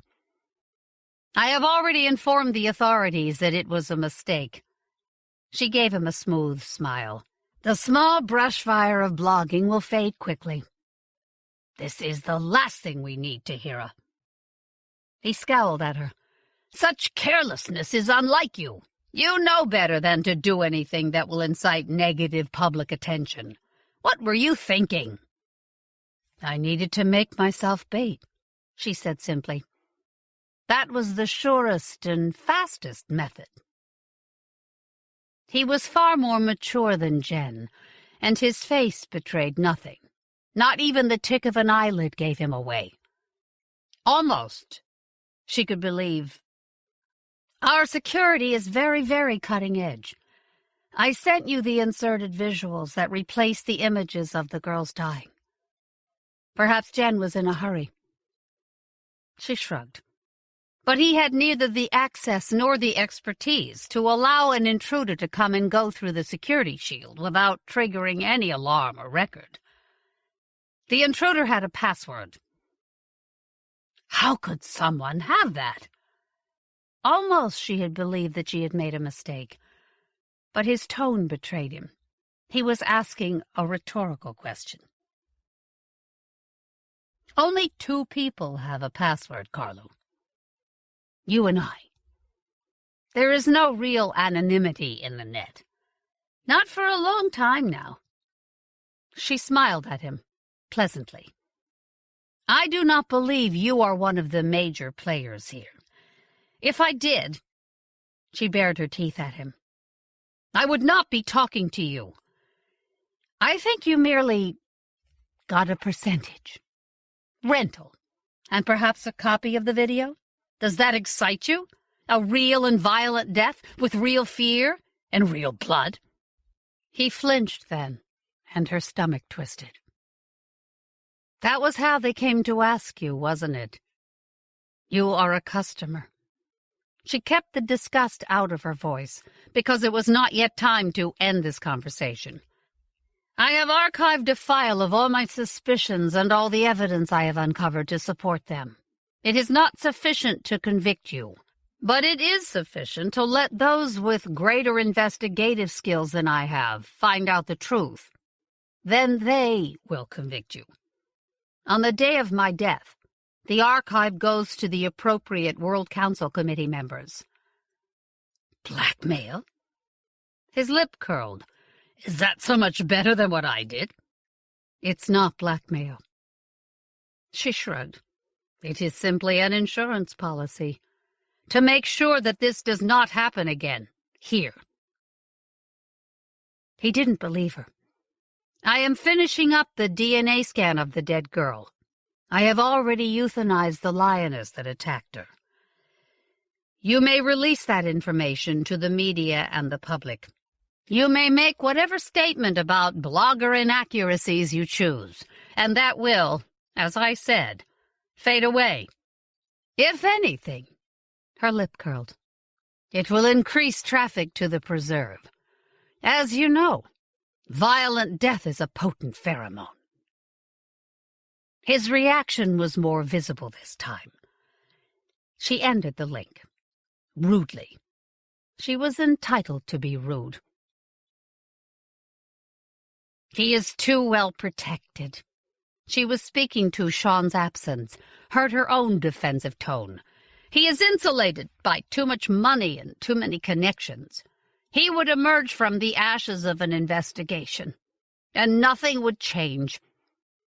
She closed down her field, got to her feet, feeling age in her flesh.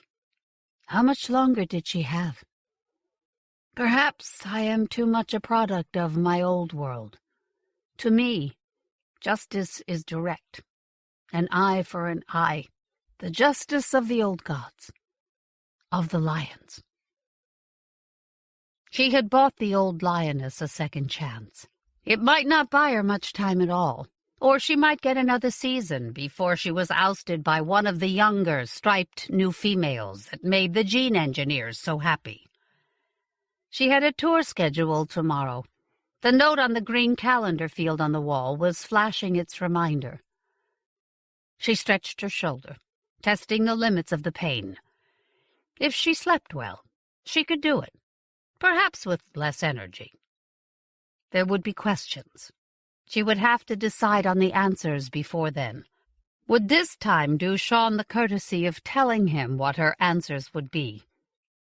And soon it would be nothing more than an ephemera floating in web space, evoked from time to time like a fading ghost, through some odd search connection that summoned up a stale blog entry. The world was full of ghosts. Instead of going to her bed, she slipped outside and found her skimmer parked in its usual place. Someone had cleaned the blood from it. She found her spare glasses in the tool compartment, slipped them on, and lifted into the darkness. The lions would be hunting, and she might catch the pride on their way down to the river. The pain in her shoulder faded as she towed the skimmer up to speed and slid through the bright bubble of a yesterday that had never really happened. Escape to other worlds with science fiction. Joe Walton.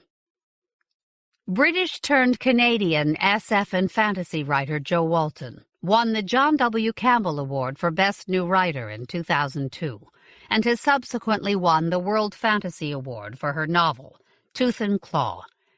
She's perhaps best known for the Small Change trilogy that includes Farthing, Halfpenny, and most recently, Half a Crown. But she's also the author of The Prize in the Game, and The Diptych, The King's Peace, and The King's Name. Her most recent books are two new novels, Lifelode and Among Others. Her stories have been collected in Muses and Lurkers, and she's also published two collections of her poetry. Born in Wales, she now lives in Montreal. In the story that follows, which makes for uneasy reading these days, she takes us to a world where the Great Depression got worse instead of better, and stayed that way. In the papers, 1. National Guard moves against strikers. In the 7th week of the mining strike in West Virginia, armed skirmishes and running guerrilla battles in the hills have led to the governor calling in, "Get an advanced degree by correspondence. You can reap the benefits with no need to leave the safety of your house or go among unruly college students. Only from Ex-President Lindbergh reproaches miners." Astounding science fiction. April issue on newsstands now. All new stories by Powell Anderson, Anson McDonald, and H. Beam Piper. Only 35 cents. Spring fashions, 1960. Skirts are being worn long in London and Paris this season, but here in New York, the working girls are still hitching them up. It's stylish to wear a little. How far from Miami can the fallout reach? Scientists say it could be a problem for years, but so much depends on the weather that you hope to work, you hope to eat. The work goes to the man that's neat. Burma shave. Getting by. 1. Linda Evans is a waitress in Bunt's Bakery. She used to work as a typist, but when she was let go, she was glad to take this job, even though it keeps her on her feet all day, and sometimes she feels her face will crack from smiling at the customers. She was never a secretary, only in the typing pool. Her sister Joan is a secretary, but she can take shorthand and type 90 words a minute. Joan graduated from high school. She taught Linda to type, but Linda was never as clever as Joan.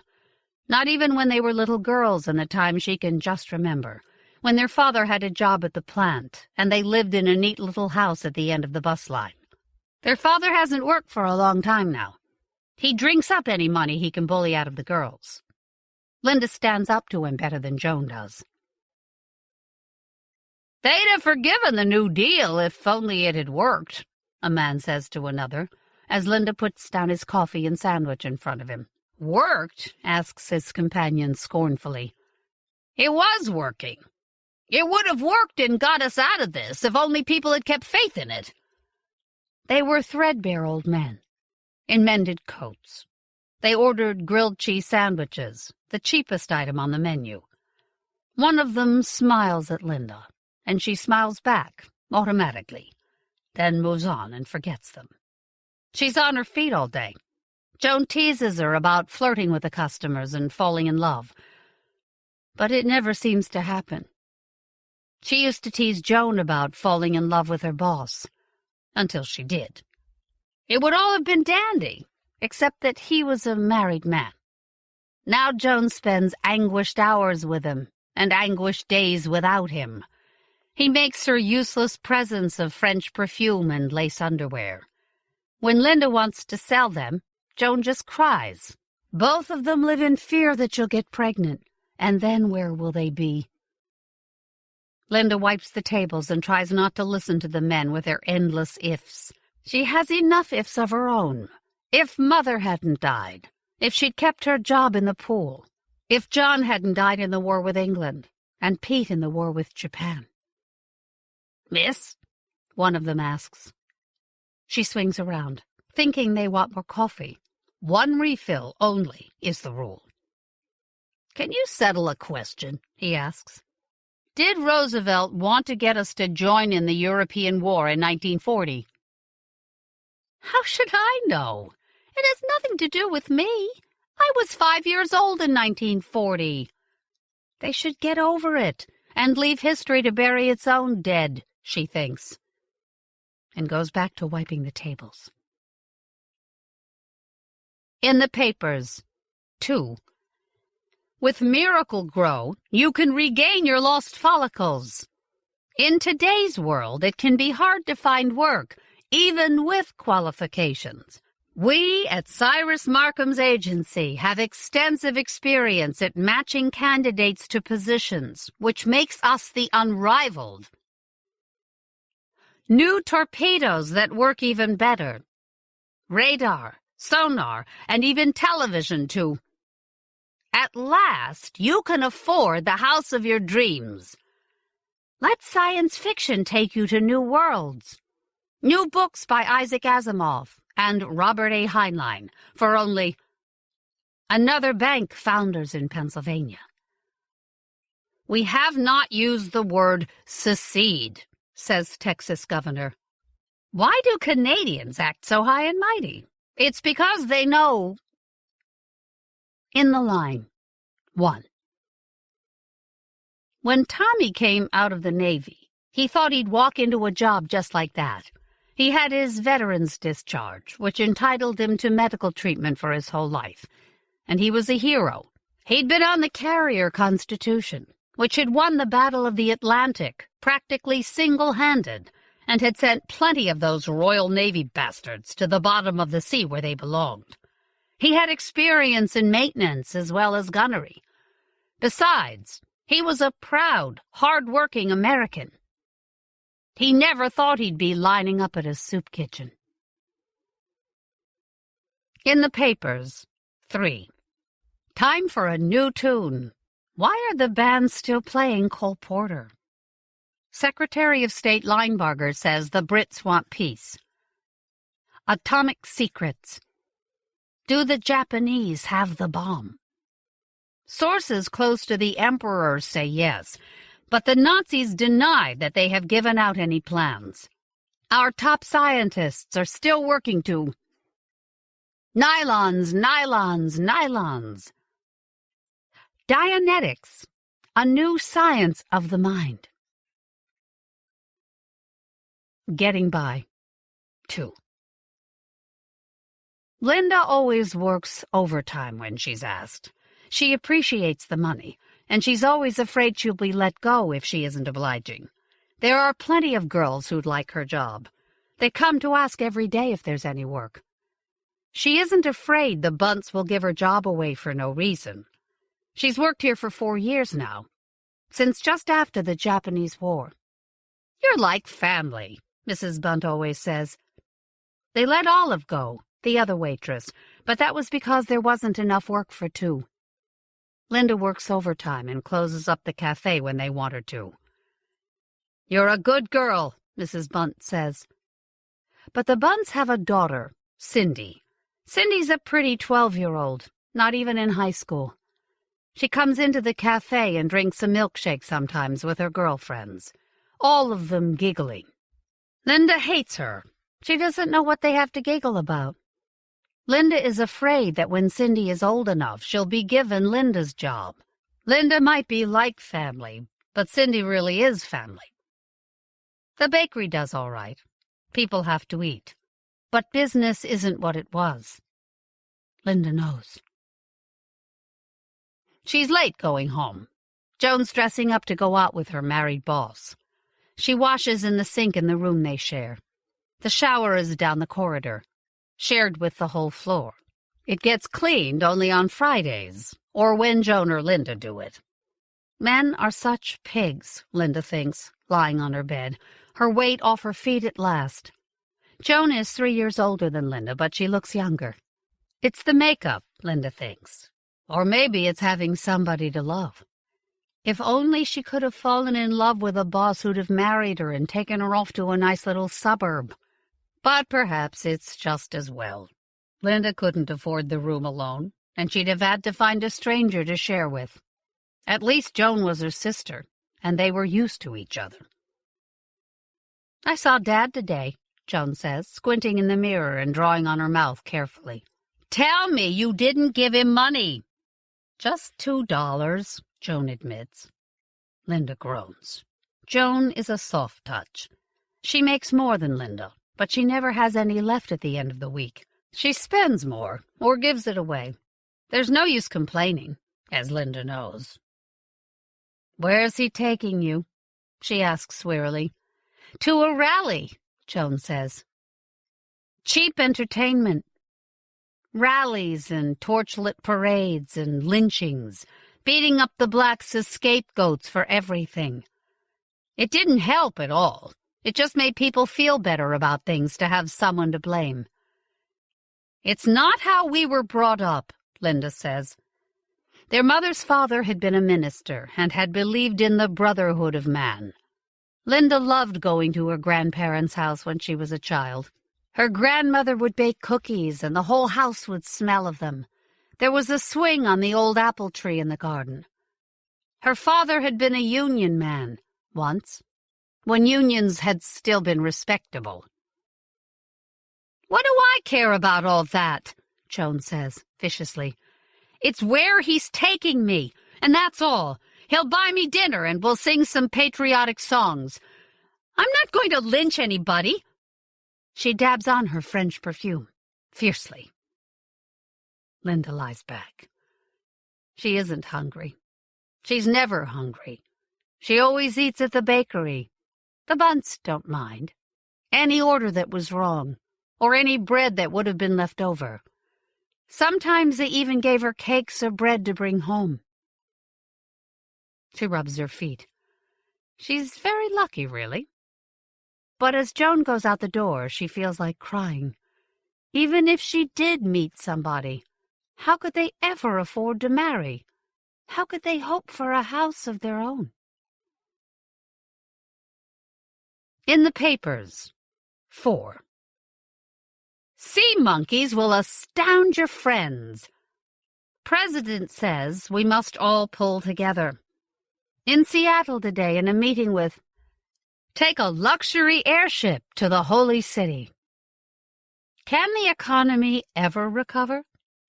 Since the Great Depression, the country has been jogging through a series of ups and downs, and the economy has been lurching from one crisis to another.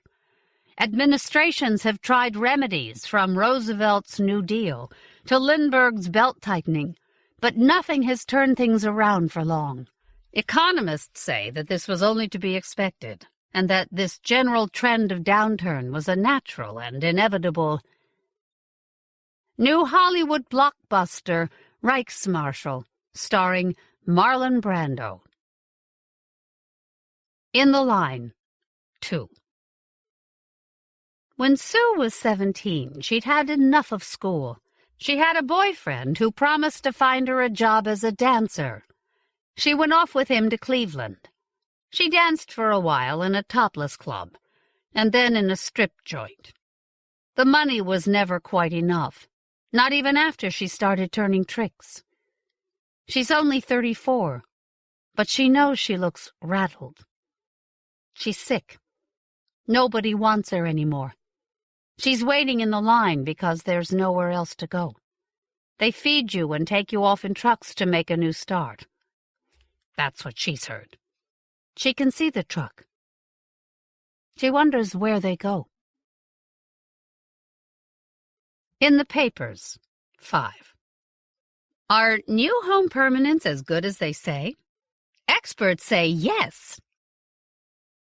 New ways to save. President says there is no witch hunt. Despite what communists and union organizers may claim, the president said today, getting by. 3. The Bunts like to play the radio in the cafe at breakfast time. They talk about buying a little television for the customers to watch, if times ever get better. Mr. Bunt says this when Linda cautiously asks for a raise. If they had a television, they'd be busier, he thinks, though Linda doesn't think it would make a difference. She serves coffee and bacon and toast and listens to the news. She likes music, and Joan likes Walter Winchell. She should ask Joan how she reconciles that with going to rallies. Winchell famously hates Hitler. Crazy. Linda can't imagine feeling that strongly about an old man on the other side of the world.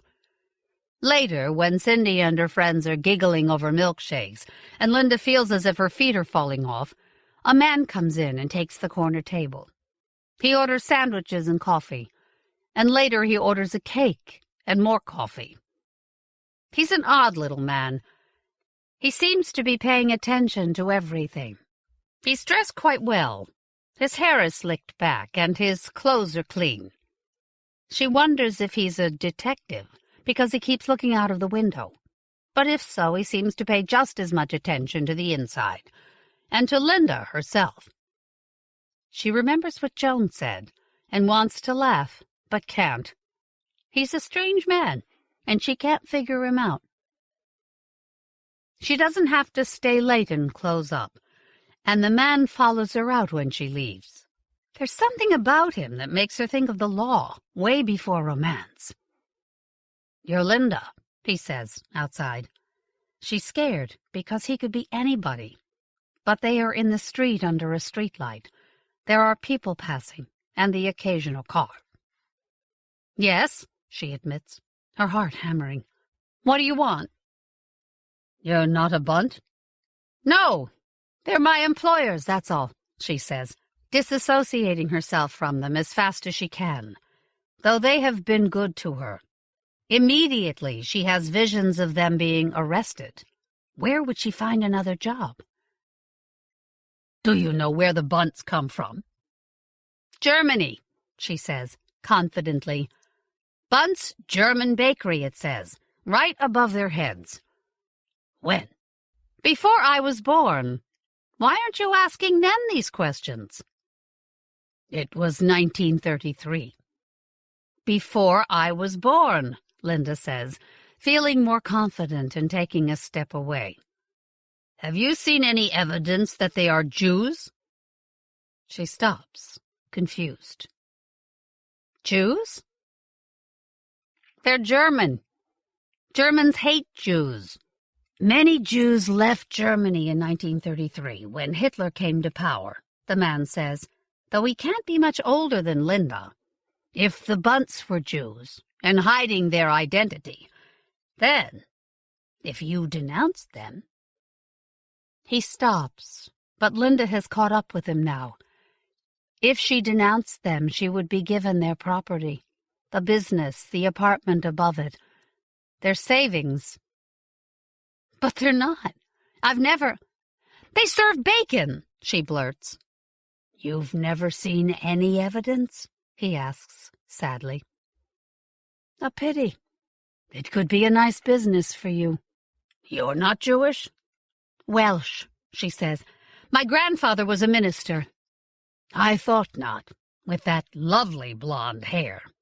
"It's more washed out than it should be, but her hair is the dishwater blonde it always has been, the same as Joan's, the same as their mother. "I might have some evidence," he says slowly. "But any evidence I had would be from before they came here, from Germany. Some evidence that they were still Jews, if you'd seen anything, would be enough to settle it. The court would deport them back to Germany and award us their business. You could run it. I'm sure you could. You seem to be doing most of the work already." "I just serve," she says automatically. "Then, what sort of thing would I have noticed? If they were Jewish, I mean." Temptation settles over her like a film of grease, and hope begins to burn in her heart for the first time in a long time. In the line, 3. If you're black, you're invisible, even in the soup line. The others are shrinking away from me. I can't deny it. They wouldn't give us guns to fight even when the Japanese were shelling the beaches up and down the California coast. I left there then and came east. Much good it did me. If I'd known how invisible I'd be here, I'd have stayed right there in Los Angeles. Nobody there ever chased after me and made me run. Nobody there threatened to string me up. And I had a job that made a little money. I never thought I'd be standing in this line, because when I get to the head of it, I know they'll separate me out. Nobody knows what happens to us then. They take us off somewhere and we don't come back. But I'm desperate. And what I say is, wherever it is, they got to feed us, don't they? Well, don't they? In the papers, 5.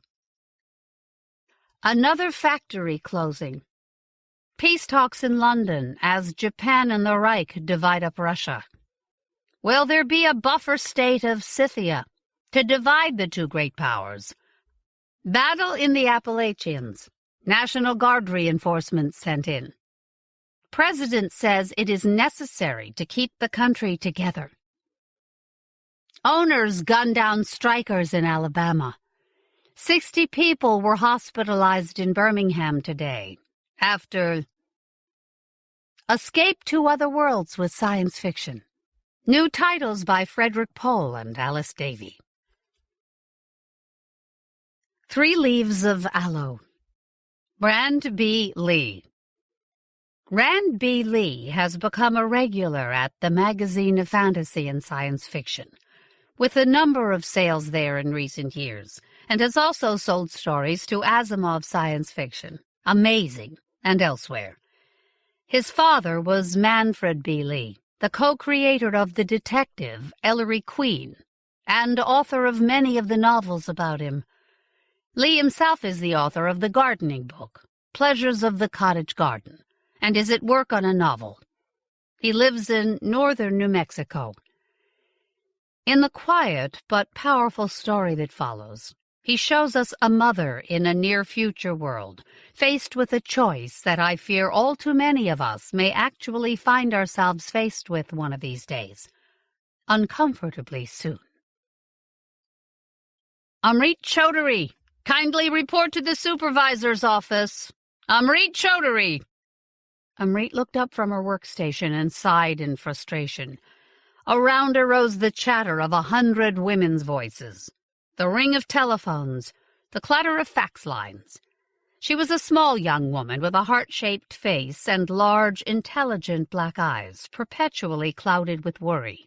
She had been laboring on the telephones at Mumbai Astra Telecom Limited for the better part of a year, and this day, which had not gone well thus far, was looking to become much worse. Amrit? The under-supervisor, fat Shraddha Singh, was looming over her. Adam needs a word, she said. At once, please. What is it this time? Asked Amrit. Her tone held more spice than was perhaps prudent, and the under-supervisor raised an eyebrow. I'm sorry. It's just these Americans.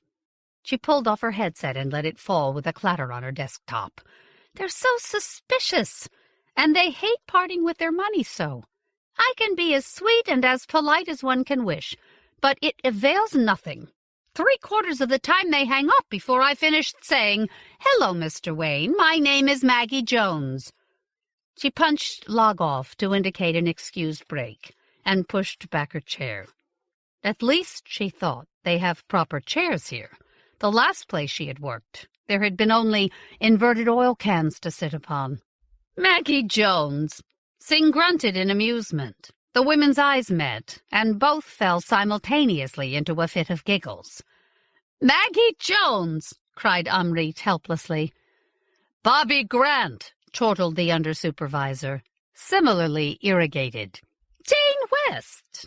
Amrit put her left hand over her heart and fanned her right hand weakly. "I mean to say, it isn't as though they can't tell by our voices that we're not from around these parts." She spoke this last in an exaggerated American accent, which set them both off afresh. "Amrit Chaudhry! To the supervisor's office at once!" The women sobered quickly and followed each other down the main work aisle toward management offices. "Madam sounds angry," said Amrit. "Do you know what this is about?" "Your daughter, I think," said Mrs. Singh, puffing to keep up with the younger woman's quick strides. Amrit stopped dead and threw her a terrified look. No, she's fine. It's just the school. I overheard Madam talking. A fight with one of the other girls, which I gather your Mira won rather spectacularly. They have concerns which they wish to express to you, that's all." "Not again," groaned Amrit, and doubled her pace, adjusting her sari as she ran.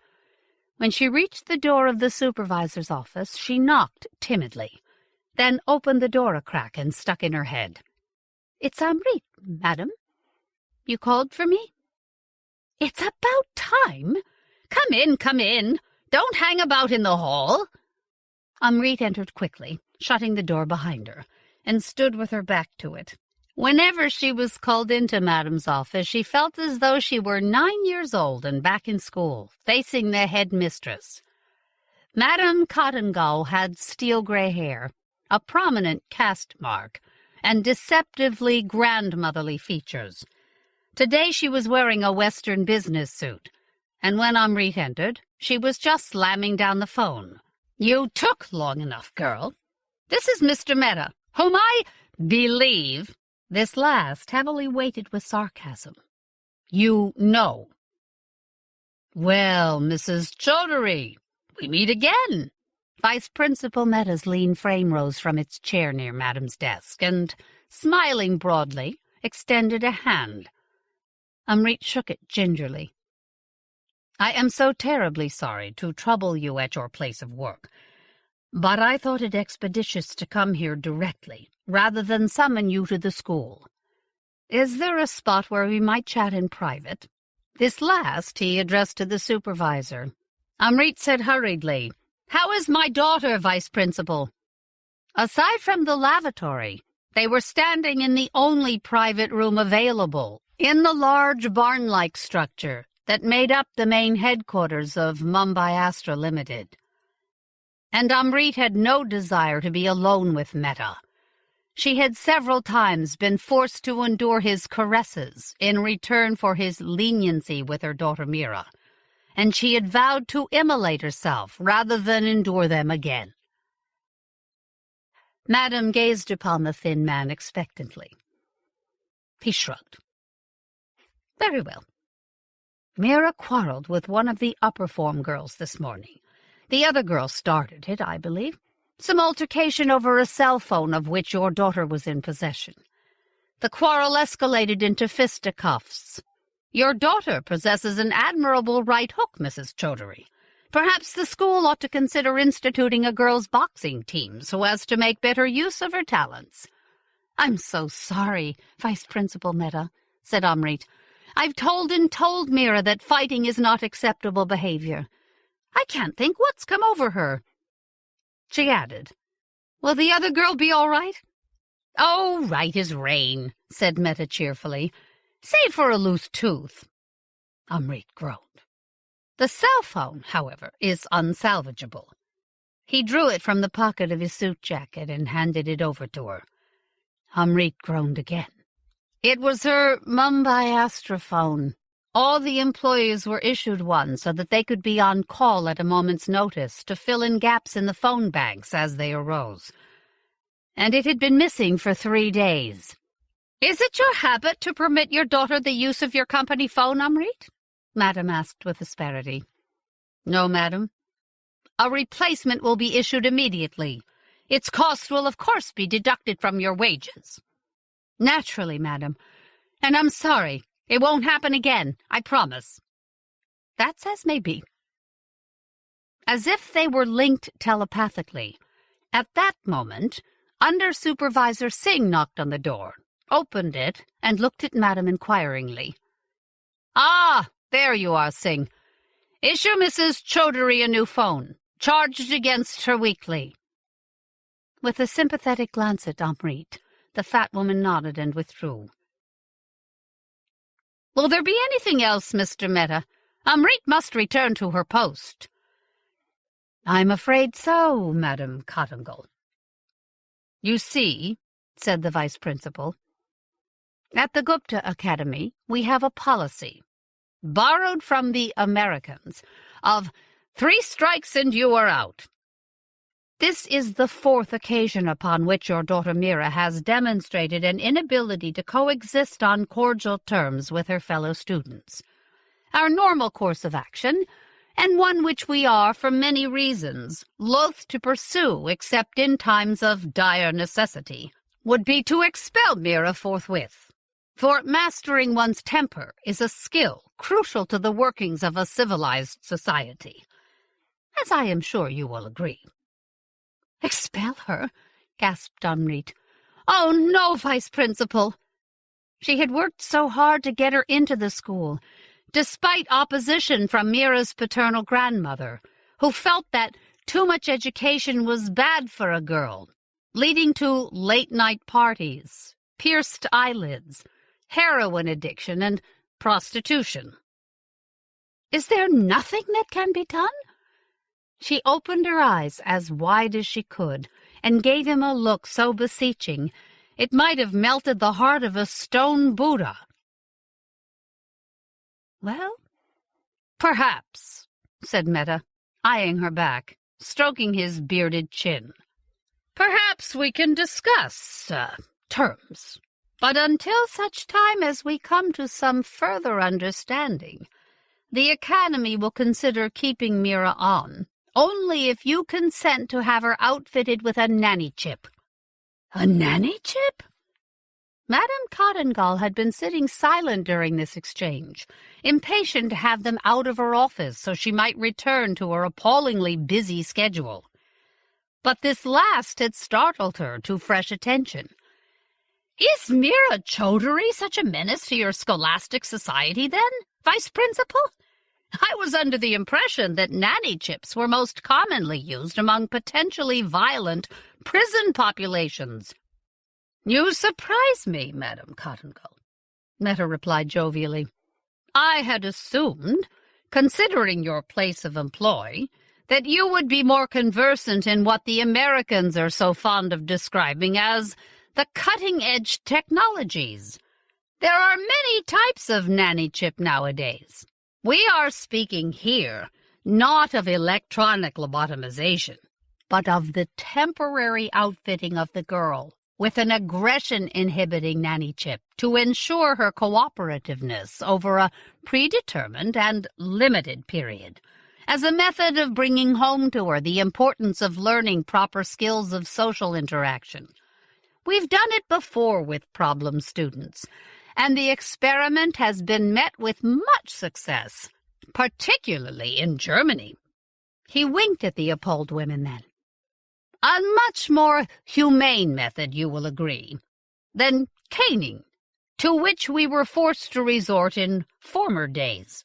And I assure you that Mrs. Cowdrey's willingness to cooperate will go far in assisting the board in envisioning a long-term future for Mira at the Academy." "Never," said Amrit.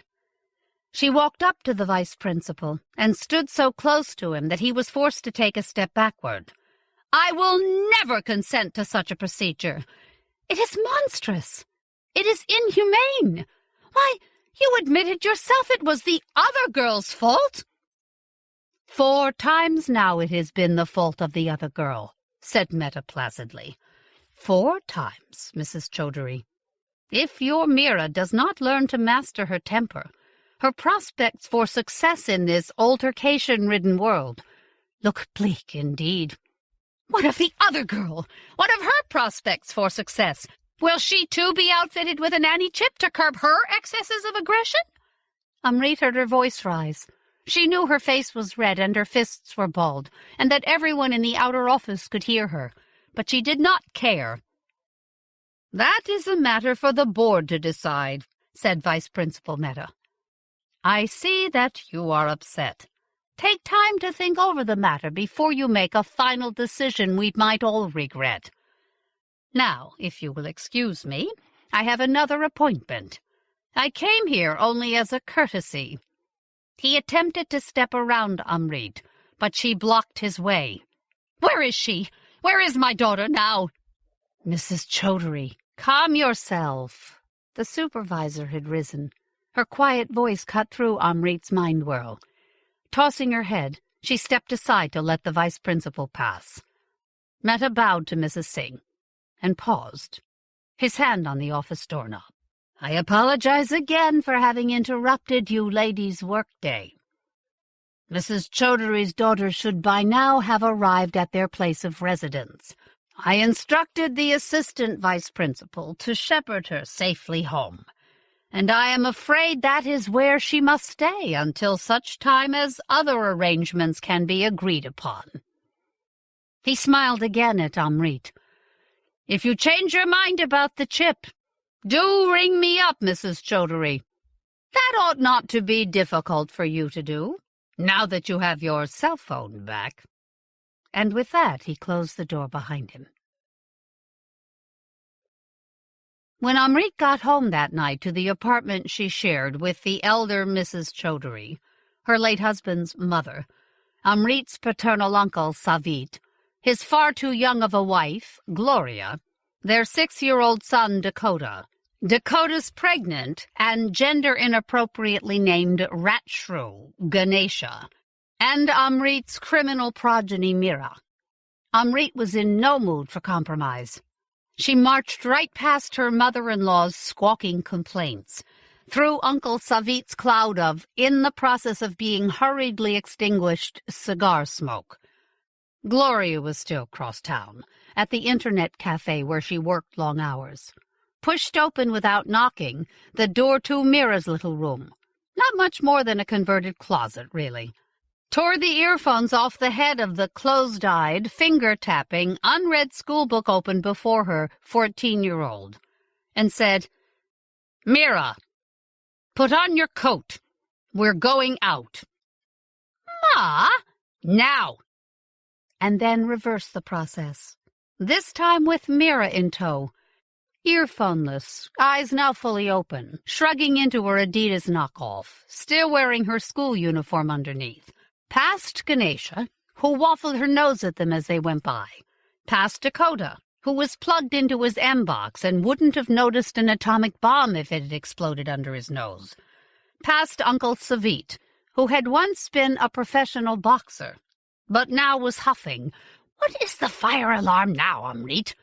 Past the elder Mrs. Cowdrey, whose complaint squawking had not slowed one monosyllable, either in Hindi or English, and out the apartment door again, nearly slamming it shut on Mira's braid.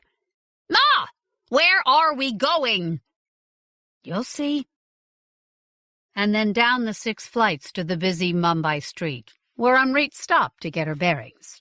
Around them, cars honked, bicyclists careered, motorized rickshaws putt-putted, chapati sellers waved fragrant pancakes and called out to passers-by. Signs advertising Microsoft computers, Toshiba implants, and permanent waves. "Be mistaken for a film star," blinked on and off, and skinny pickpockets trailed camera-festooned Brazilian tourists. In the far distance, she could hear the rumble from the Mahim railway station. "This way," she said. "Ma, I won't do it again. I promise." The fear in her daughter's voice brought Amrit up short. The child was looking at her the way a mongoose observes a cobra that is beginning to rear. Amrit felt a pang. She did not wish her own daughter to fear her. Not beautiful, bright, long-fingered Mira, remnant of her brief, happy marriage, her only concrete contribution to the world's future. But if fear was what it took to stop the child from throwing her life away, Amrit would harden her heart and use that fear for the child's own good until she could find something better with which to motivate her. So all she replied was, "I want to show you something, Mira." They walked to the bus stop past beggars, businessmen, newspaper vendors, police. On the bus, which was nearly filled with after-work shoppers and evening shift workers headed for cleaning jobs in the offices and apartment buildings roundabout, they sat side by side, Amrit still holding tight to Mira's hand, as though she feared losing her, as though any moment she might declare her independence, run off to a party, get drunk, get her face pierced, take drugs, enter upon a life of prostitution. At the Mahim railway station, they got off the bus. As they mounted the steps into the station, still hand in hand, Mira asked, "Are you sending me away?" "Don't be foolish. Of course not. I said I wanted to show you something." "She started it!" The girl planted her feet, stared up at her mother. Up? No, truth be told, only very slightly up. They were nearly of a height now. How could Amrit have not noticed that before? "She called me a thief, Ma. She said I stole the cell phone, that it was her phone, that it could not possibly be my phone because we could not possibly afford anything so tough, and that I must give it back at once or she would tell the vice principal. I told her it was not her cell phone, that it was our cell phone, that I was not a thief, and that Mother Collie could pluck out her lying tongue and feed it to her for breakfast, for all that she was of the Kshatriyas and very nearly a Brahmin." Her daughter gulped, caught her breath.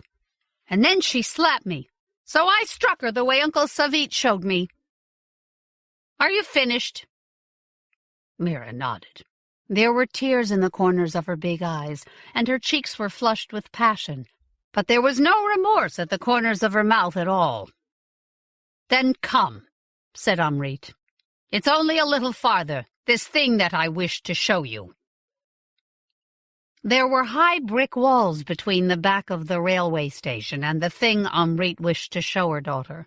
But Amrit knew every square inch of this area from childhood hours spent staring up at it from the other side.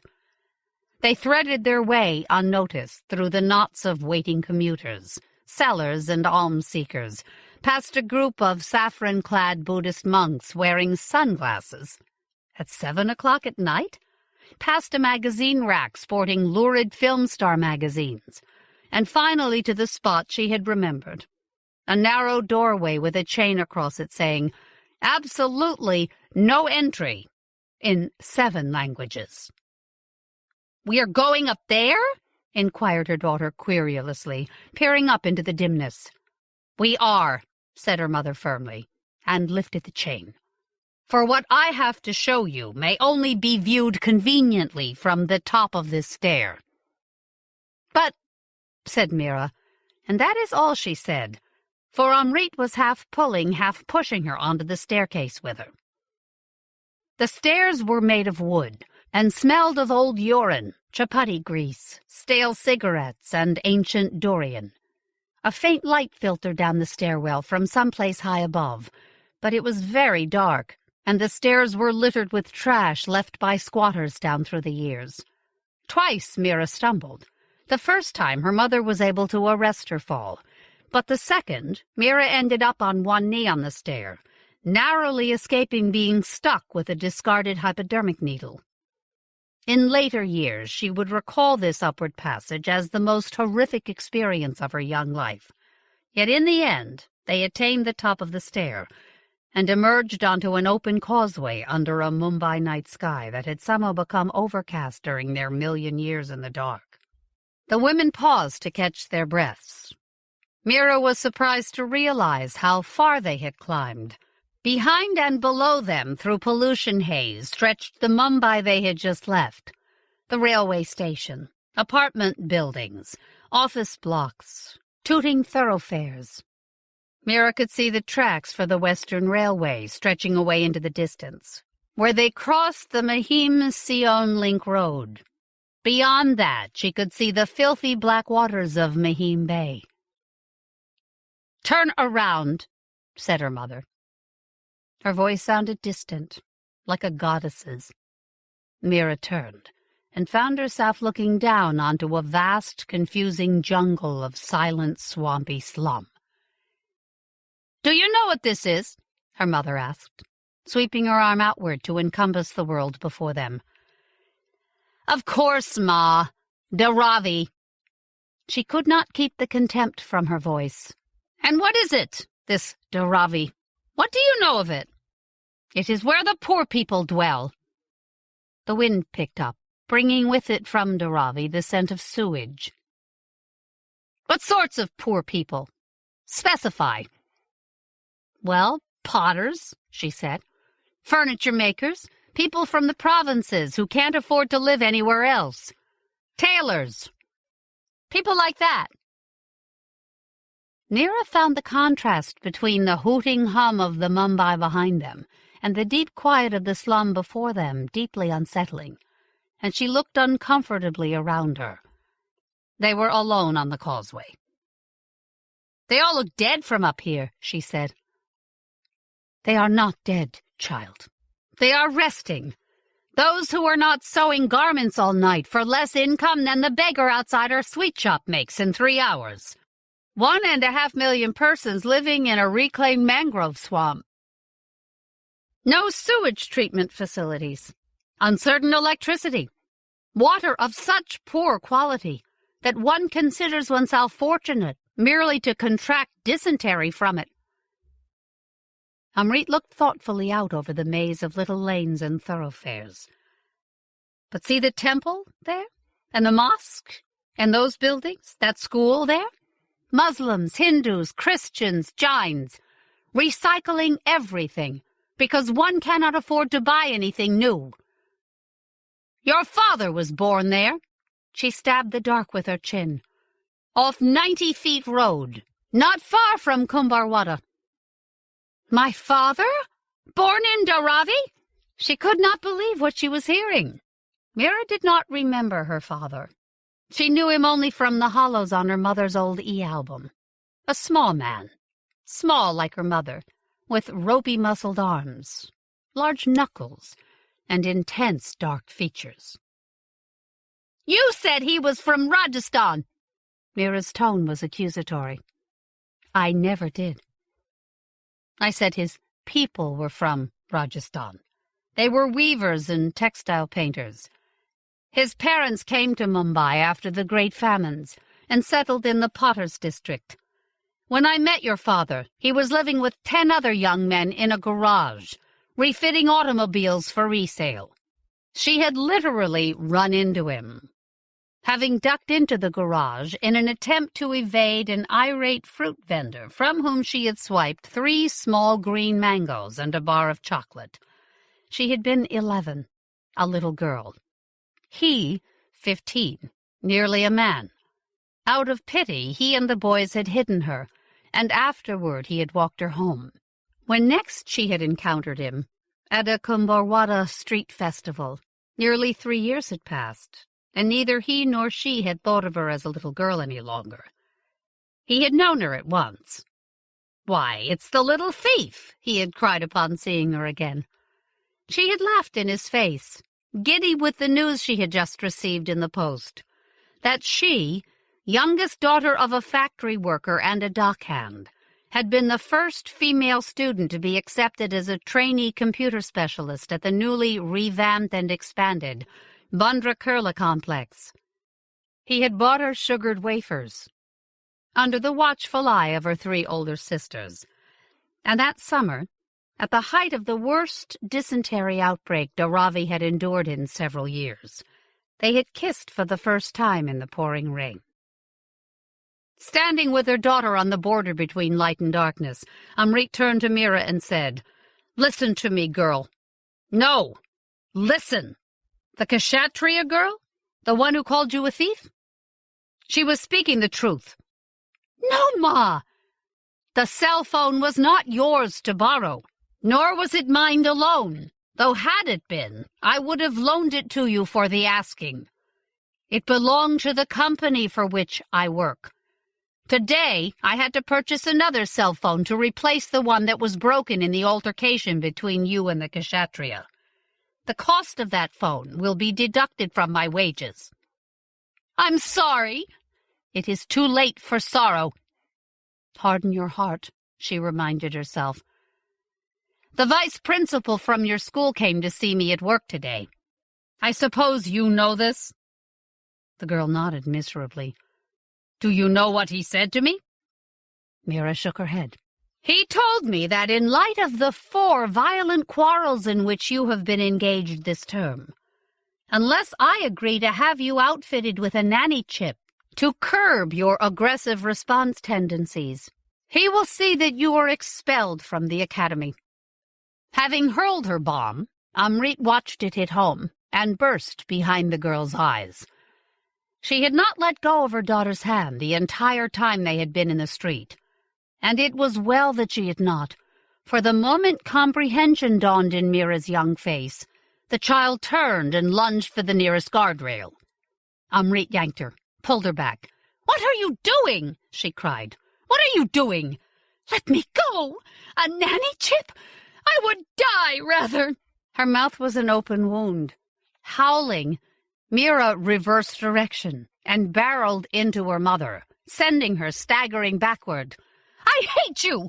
A nanny chip? I hate you! I hate you!" "Stop it!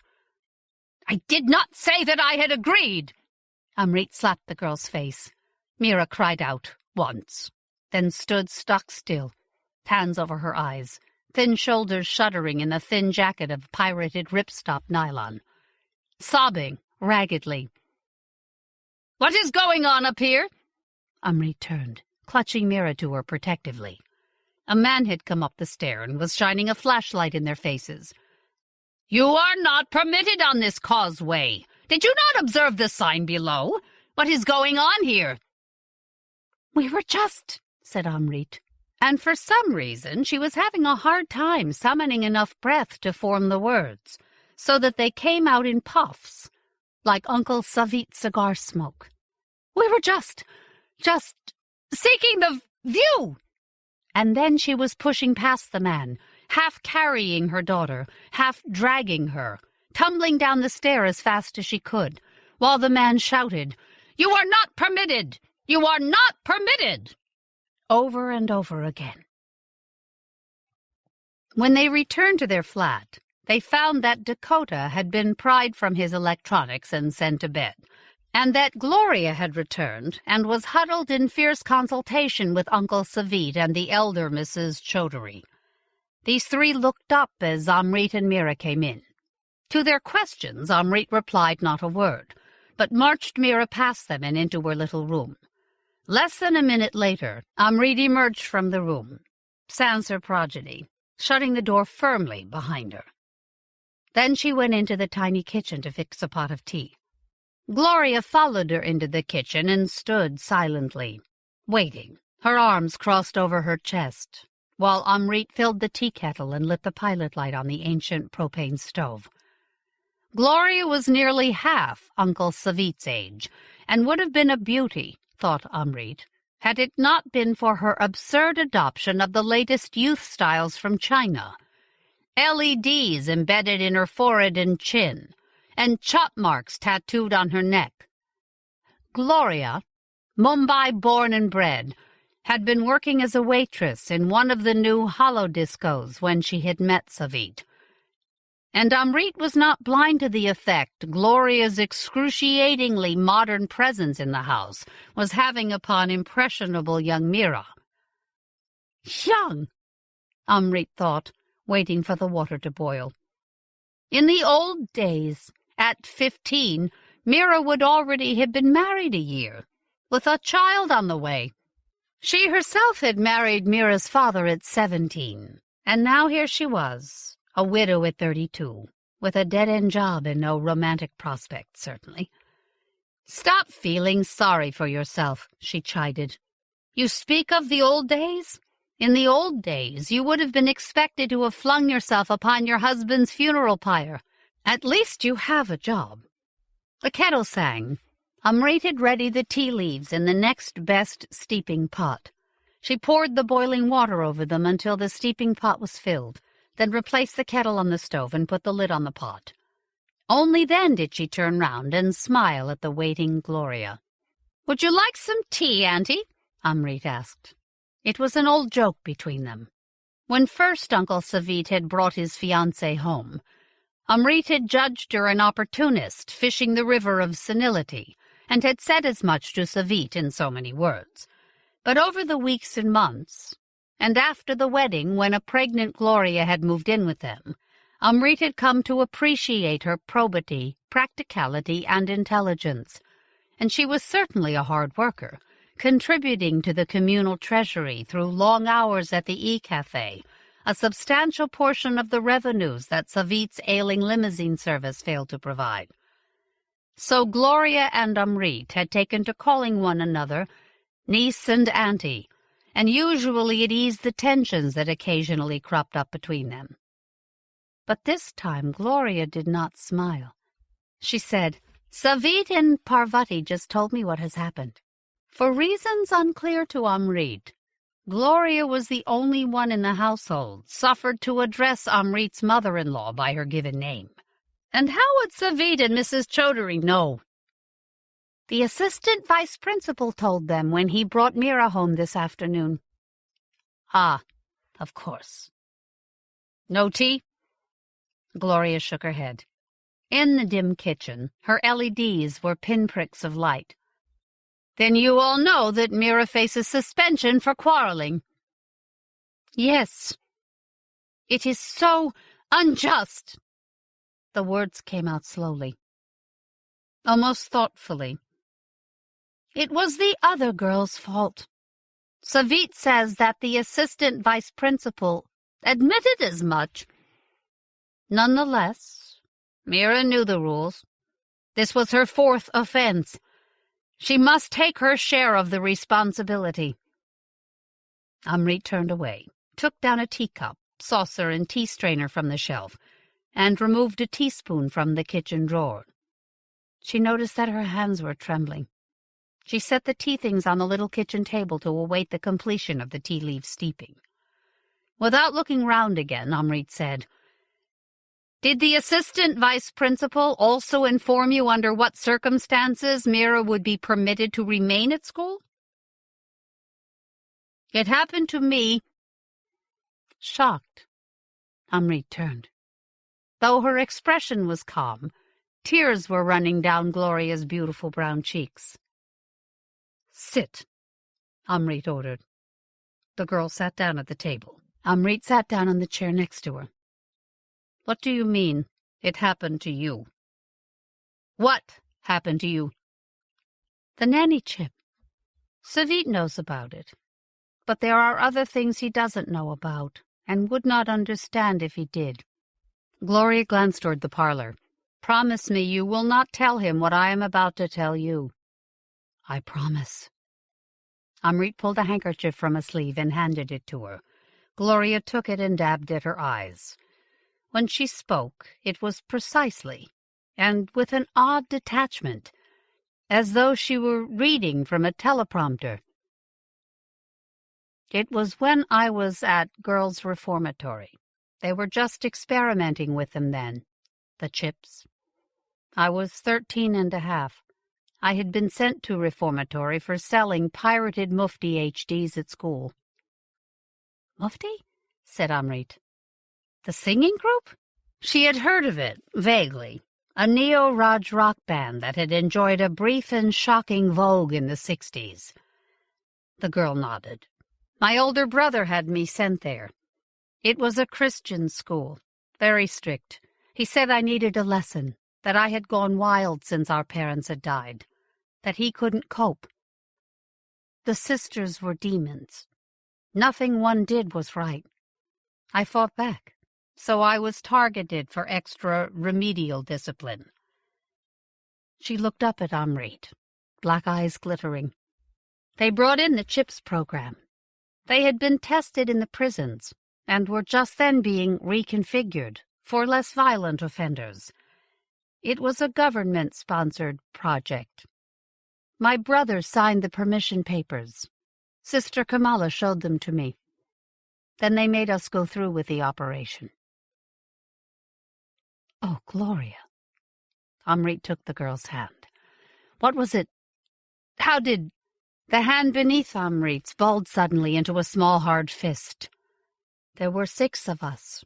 They gave the chip to each of us. They implanted it here, she said, pointing with her free hand to a spot on her skull. We were kept awake for the operation. We had to be, for the testing. Everyone's brain is different, they told us. One's chip had to be fine-tuned, they said. They touched us here and here and here and said, "Can you feel this, miss? What about this, miss?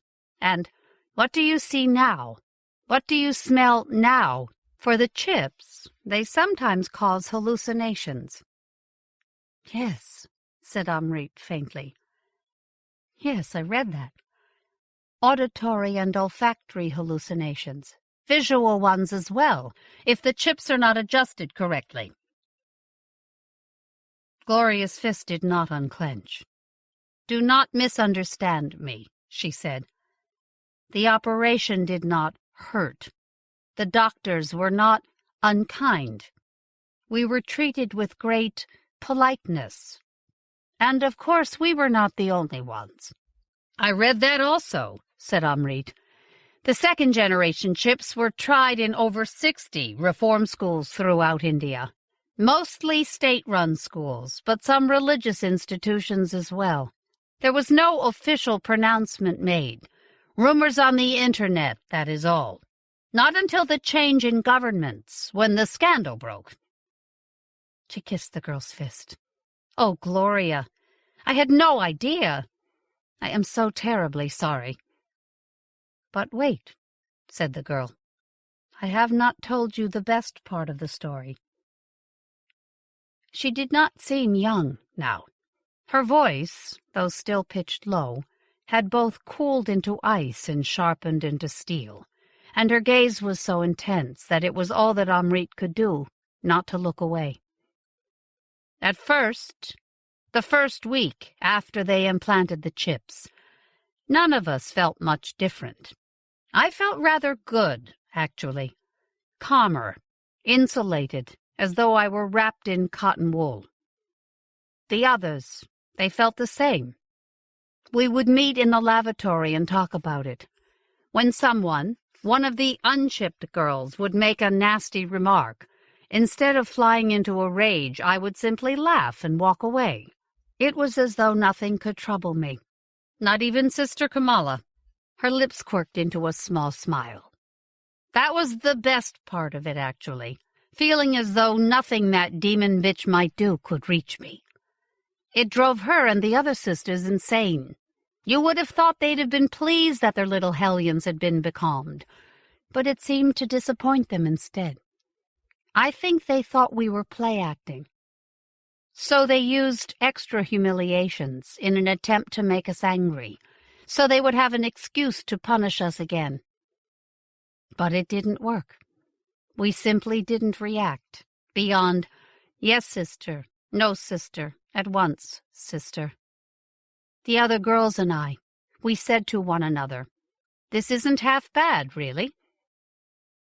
It was as though our chips were our friends, better than drugs, because they didn't ruin our lungs or spoil our concentration. We could still study our lessons. In fact, our minds felt clearer than ever they had before. Relaxed, but clear, the way the yogis say meditation makes you feel if you bother to practice it long enough. At the end of that first week, when they herded us into the center again for our first checkup, the doctors and sisters seemed very pleased. The technician who examined me joked that if the chips made everybody feel as good as ours were making us feel, perhaps everyone could benefit from an implant. She laughed again, a hint of bitterness in her tone. Then it changed. Amrit waited for a moment, then said, "I have read that some of the second-generation chip recipients began displaying symptoms not unlike those suffered by autistics." "I suppose you could put it that way." Gloria stood up abruptly, pulling her fist free from Amrit's hands, and crossing her arms again, uttered her next remarks with her back half turned and her hair half mantling her face. "By the third week, 2 of us were dead. Suicide. 1 of us was in hospital suffering from concussion. Self-induced. And 2 of us had gone straight round the bend. Full-fledged delusional. UFOs, past life recall, Bloody Krishna and the Shepherd Girls, what have you. Or was that Vishnu and the Shepherdesses? I can never bloody remember." "That makes 5, said Amrit. "You said there were 6 of you implanted. Was I the concussion victim or one of the nutters?" "None of the above, niece. I was the success." "The success?" "That's right, the success." Her profile was beautiful and still, a statue's profile. Throughout it all, Pinai leaping from the chapel roof, thinking she could fly. Fatima setting herself afire so she might free herself from the wheel of karma. Virali trying to pound the voices out of her skull. I felt nothing. She looked at Amrit then, the LEDs shifting the shadows on her brow. "Do you understand me, Amrit?" I felt nothing, nothing at all. I saw these things. I was there when Pinai jumped, and it was as though I were watching a thriller on the telly. None of it reached me at all. I even helped Sister Kamala clean up the mess in the chapel yard. By that time, I couldn't even hate her. And now we come to the part you mustn't tell my husband. "I don't understand," said Amrit. "I thought the reformatory." "No, Savit knows about that. He knows about the chip as well.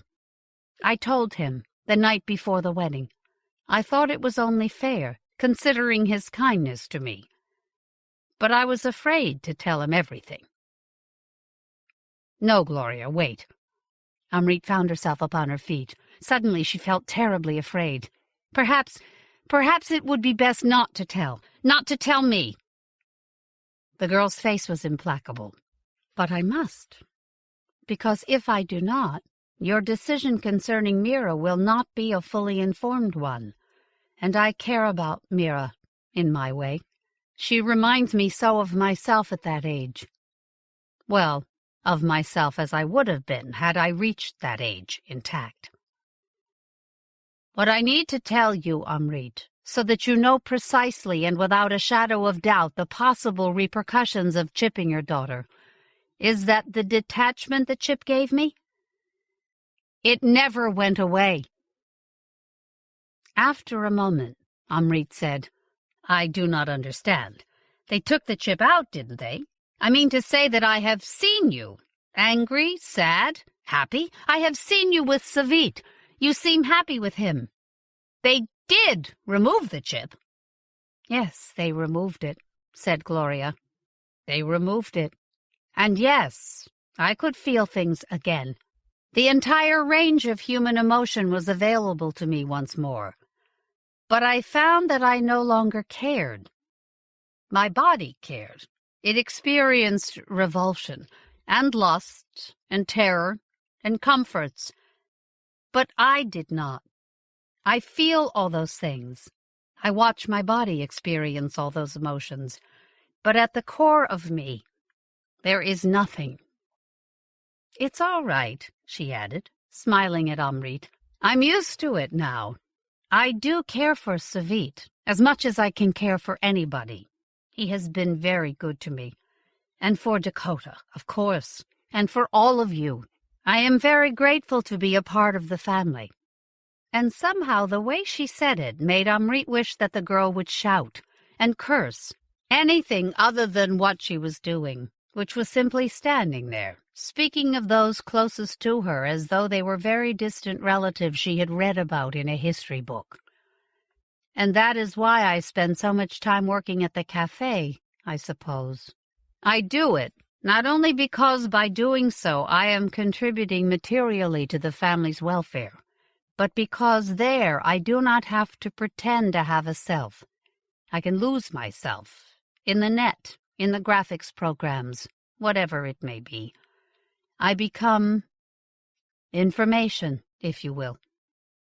She cocked her head. Perhaps I am not putting it very clearly. Do you mean, said Amrit desperately, that you experience a disconnect with the feeling part of yourself, as in post-traumatic stress disorder? Even as she said it, she knew that it was not what Gloria had meant at all. Her horror mounting, she looked at her uncle's young bride again, and it was as though she were seeing her for the first time. So that, when the girl said, "No, this is what I mean," and picked up the pot of barely cooling tea, and lifted it over to the kitchen sink, and held out her slim-wristed hand with its long, lacquered fingernails, and calmly poured the scalding tea over it with no trace of concern upon her face. Amrit watched the skin redden, and the fingers twitch in agony, and thought, "She is not human. She is not human anymore," and nearly laughed, because was not this supernal recognition of non-existence what the Buddhists always seem to be striving for? The enlightenment of no self? Was not this what the Christians meant when they said, "Not I, but Christ in me"? Then she had grasped the girl's wrist and had knocked the teapot from her grasp, and as quickly as she could, was turning on the cold water faucet and holding the girl's hand beneath the resultant flow. Gloria made no attempt to resist. She simply observed the process, as though it were not her hand at all, but someone else's, despite the fact that the pain must certainly have been very great indeed. "What has happened? We heard a crash." Mrs. Cowdrey appeared at the door, Uncle Savit close behind her. At a glance she noted the teapot, which had shattered upon the floor in its fall, the spreading pool of hot tea, the sodden detritus of steeped leaves, Gloria's reddened wrist. "My God! Are you all right? Here, girl, let me. Savit, get the mop." She interposed herself between Amrit and Gloria and took the girl's hand into her own. "Amrit, the aloe!" Dumbly, Amrit turned and left the kitchen, pushing past Savit's concerned bluster. In the window box on the fire escape, aloe plants were growing. Amrit snapped off 3 large leaves and hurried back with them. Mira had come out of her room and was standing in the middle of the parlor. She looked pale, but red around the eyes, as though she had been crying. "What's wrong?" she asked. "What's wrong, Mama?" "Nothing, Mira," Amrit said over her shoulder. "There's been a little accident, that is all. Return to your room. I shall be with you momentarily. I wish to speak with you." She went back into the kitchen. Savit was busily mopping up the spilled tea and rounding up pieces of broken pot, but otherwise the tableau was the same as when she had left it. Her mother-in-law bent over Gloria's raw wrist, laving it, while Gloria looked on, placidly unconcerned. "The aloe," Amrit said. Mrs. Cowdrey did not look up. "Thank you, daughter. If you would be so kind as to split the leaves and scrape the gel into a bowl." "Yes," Amrit said. "Mother." She took a knife from the drawer, sat down at the kitchen table, and carefully halved the aloe leaves, revealing their glistening interiors. Scoring the gel with the knife, she took the spoon from her saucer and used it to scrape the innards of the leaves into her teacup. Then she conveyed the cup to her mother-in-law, who took it from her without comment. Amrit stood there for a moment, uncertain what to do next. Then she turned and left the kitchen. Mira had left the sitting room. In the hallway outside of Mira's closet, Amrit hesitated, then knocked. "Mira?" "I'm here, Mama." She sounds so tired, thought Amrit. She pulled the door ajar.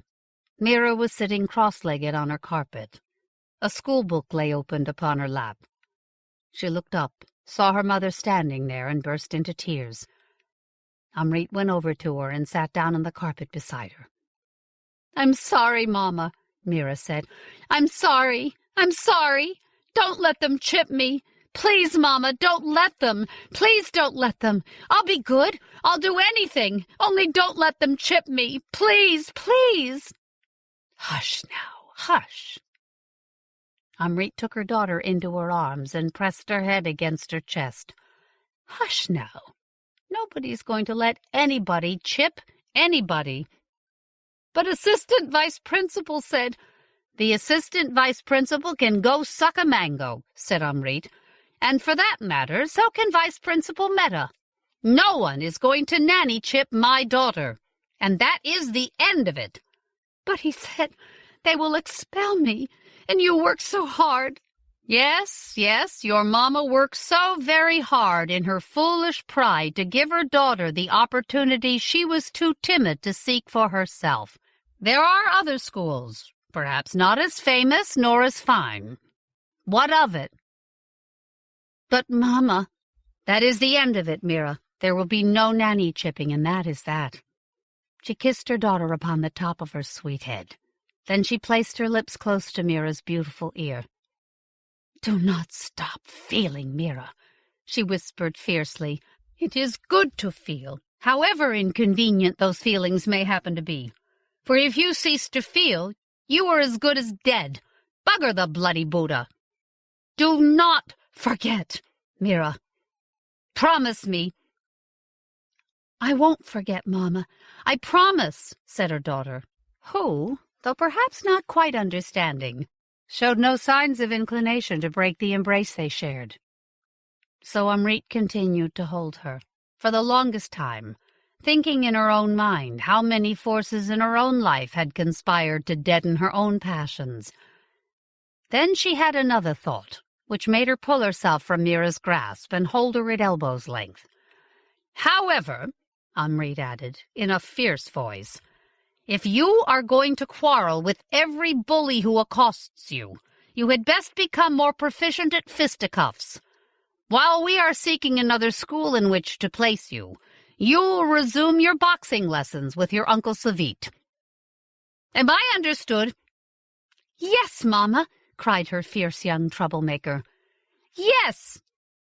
And they held one another again, until old Mrs. Cowdrey came into the room, took in the scene, and asked in a very mild tone if, now that the storm of crises appeared to have passed, anyone in this madhouse would mind if she attempted to make another pot of tea.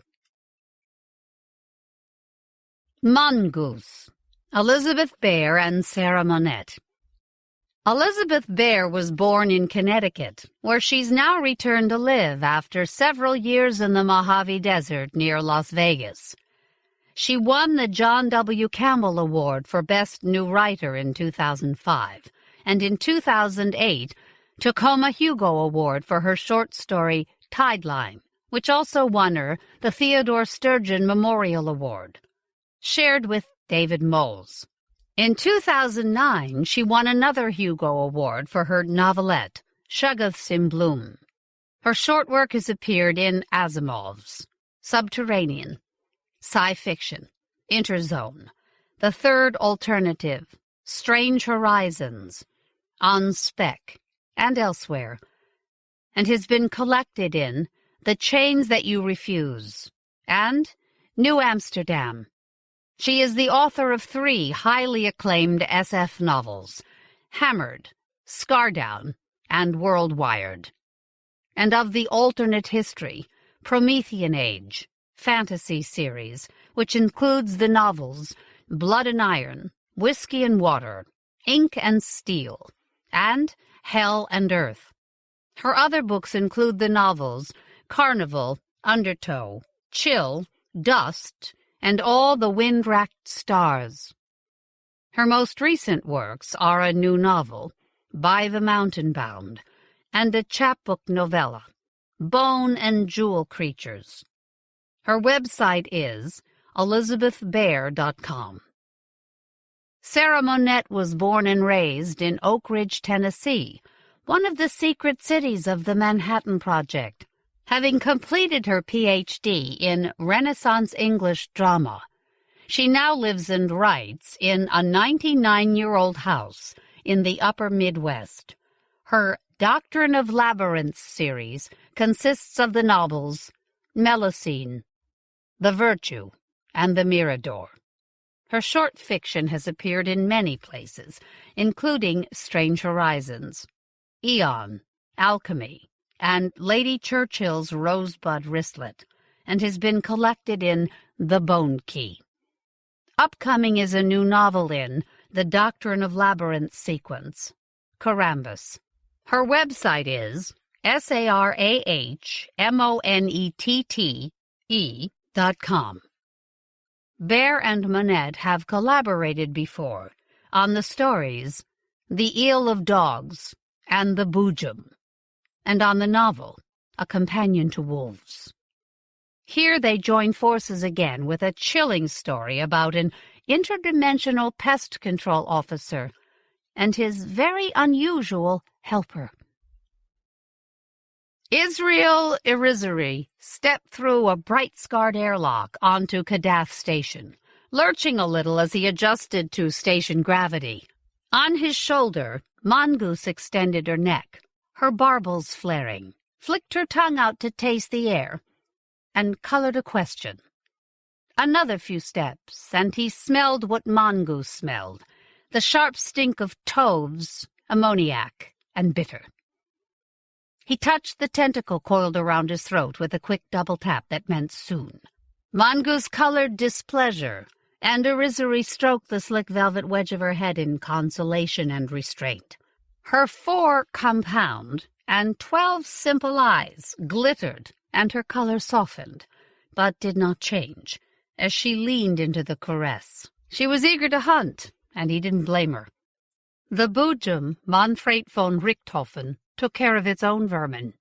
Mongoose had had to make do with a share of Irizarry's rations, and she hated eating dead things. If Irizarry could smell toves, it was more than the minor infestation the message from the station master had led him to expect. Of course, that message had reached Irizarry 3rd or 4th or 15th hand, and he had no idea how long it had taken. Perhaps when the station master had sent for him, it had been minor. But he knew the ways of bureaucrats, and he wondered.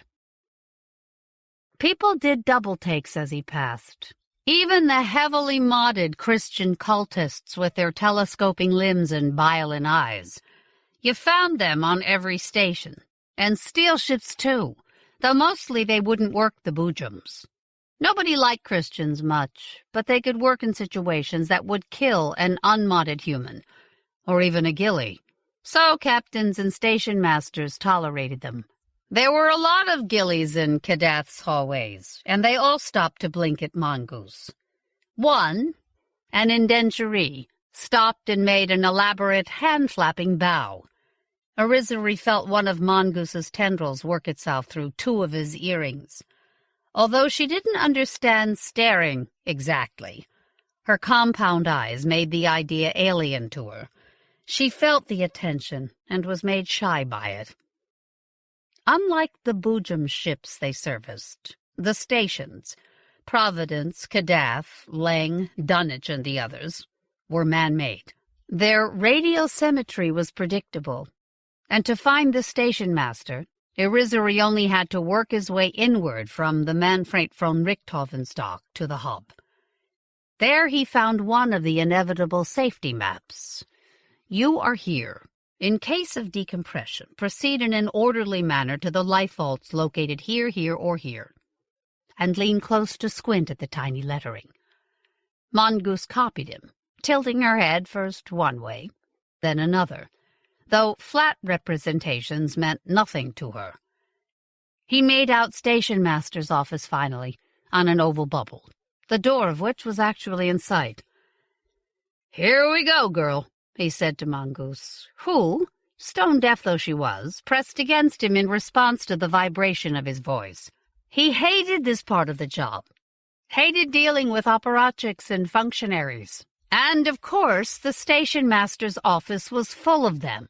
A receptionist, and then a secretary, and then someone who was maybe the other kind of secretary. And then, finally, Mongoose by now halfway down the back of his shirt and entirely hidden by his hair, and Irrisory himself half stifled by memories of someone he didn't want to remember being. He was ushered into an inner room where Station Master Lee, her arms crossed and her round face set in a scowl, was waiting. "Mr. Irrisory," she said, unfolding her arms long enough to stick one hand out in a facsimile of a congenial greeting. He held up a hand in response, relieved to see no sign of recognition in her face. It was Irrisory's experience that the dead were best left to lie where they fell. "Sorry, Station Master," he said. "I can't." He thought of asking her about the reek of toves on the air, if she understood just how bad the situation had become. People could convince themselves of a lot of bullshit, given half a chance. Instead, he decided to talk about his partner. "Mongoose hates it when I touch other people. She gets jealous, like a parrot." "The Cheshire's here." She let her hand drop to her side, the expression on her face a mixture of respect and alarm. "Is it out of phase?" Well, at least Station Master Lee knew a little more about Cheshire cats than most people. "No," Irrisory said. "She's down my shirt." Half a standard hour later, wading through the damp bowels of a ventilation pore, Irrisory tapped his rebreather to try to clear some of the tove stench from his nostrils and mouth. It didn't help much. He was getting close. Here, Mongoose wasn't shy at all. She slithered up on top of his head, barbels and graspers extended to full length, pulsing slowly in predatory greens and reds.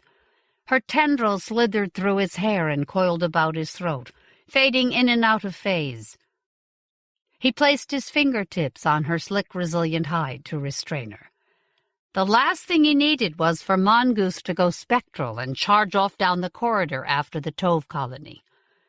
It wasn't that she wouldn't come back, because she would, but that was only if she didn't get herself into more trouble than she could get out of without his help. "Steady," he said, though of course she couldn't hear him. A creature adapted to vacuum had no ears, but she could feel his voice vibrate in his throat, and a tendril brushed his lips, feeling the puff of air in the shape of the word. He tapped her tendril twice again, soon, and felt it contract. She flashed hungry orange in his peripheral vision. She was experimenting with jaguar rosettes. They had had long discussions of jaguars and tigers after their nightly reading of Poore on the Manfred von Richthofen, as Mongoose had wanted to know what jagulars and tigers were. Irrisory had already taught her about mongooses, and he'd read Alice in Wonderland, so she would know what a Cheshire cat was. 2 days later, he still remembered it vividly. She had disappeared quite slowly, starting with the tips of the long coils of her tail and tendrils, and ending with the needle-sharp crystalline array of her teeth. And then she'd phased back in, all excited aquamarine and pink, almost bouncing, and he'd praised her and stroked her and reminded himself not to think of her as a cat or a mongoose. She had readily grasped the distinction between jaguars and jagulars, and had almost as quickly decided that she was a jagular. Irrisory had almost started to argue, but then thought better of it. She was, after all, a very good dropper, and nobody ever saw her coming unless she wanted them to. When the faint glow of the toves came into view at the bottom of the Poore, he felt her shiver all over, luxuriantly, before she shimmered dark and folded herself tight against his scalp. Irrisory doused his own lights as well, flipping the passive infrared goggles down over his eyes. Toves were as blind as Mongoose was deaf, but an infestation this bad could mean the cracks were growing large enough for bigger things to wiggle through. And if there were rafts, no sense in letting the monsters know he was coming.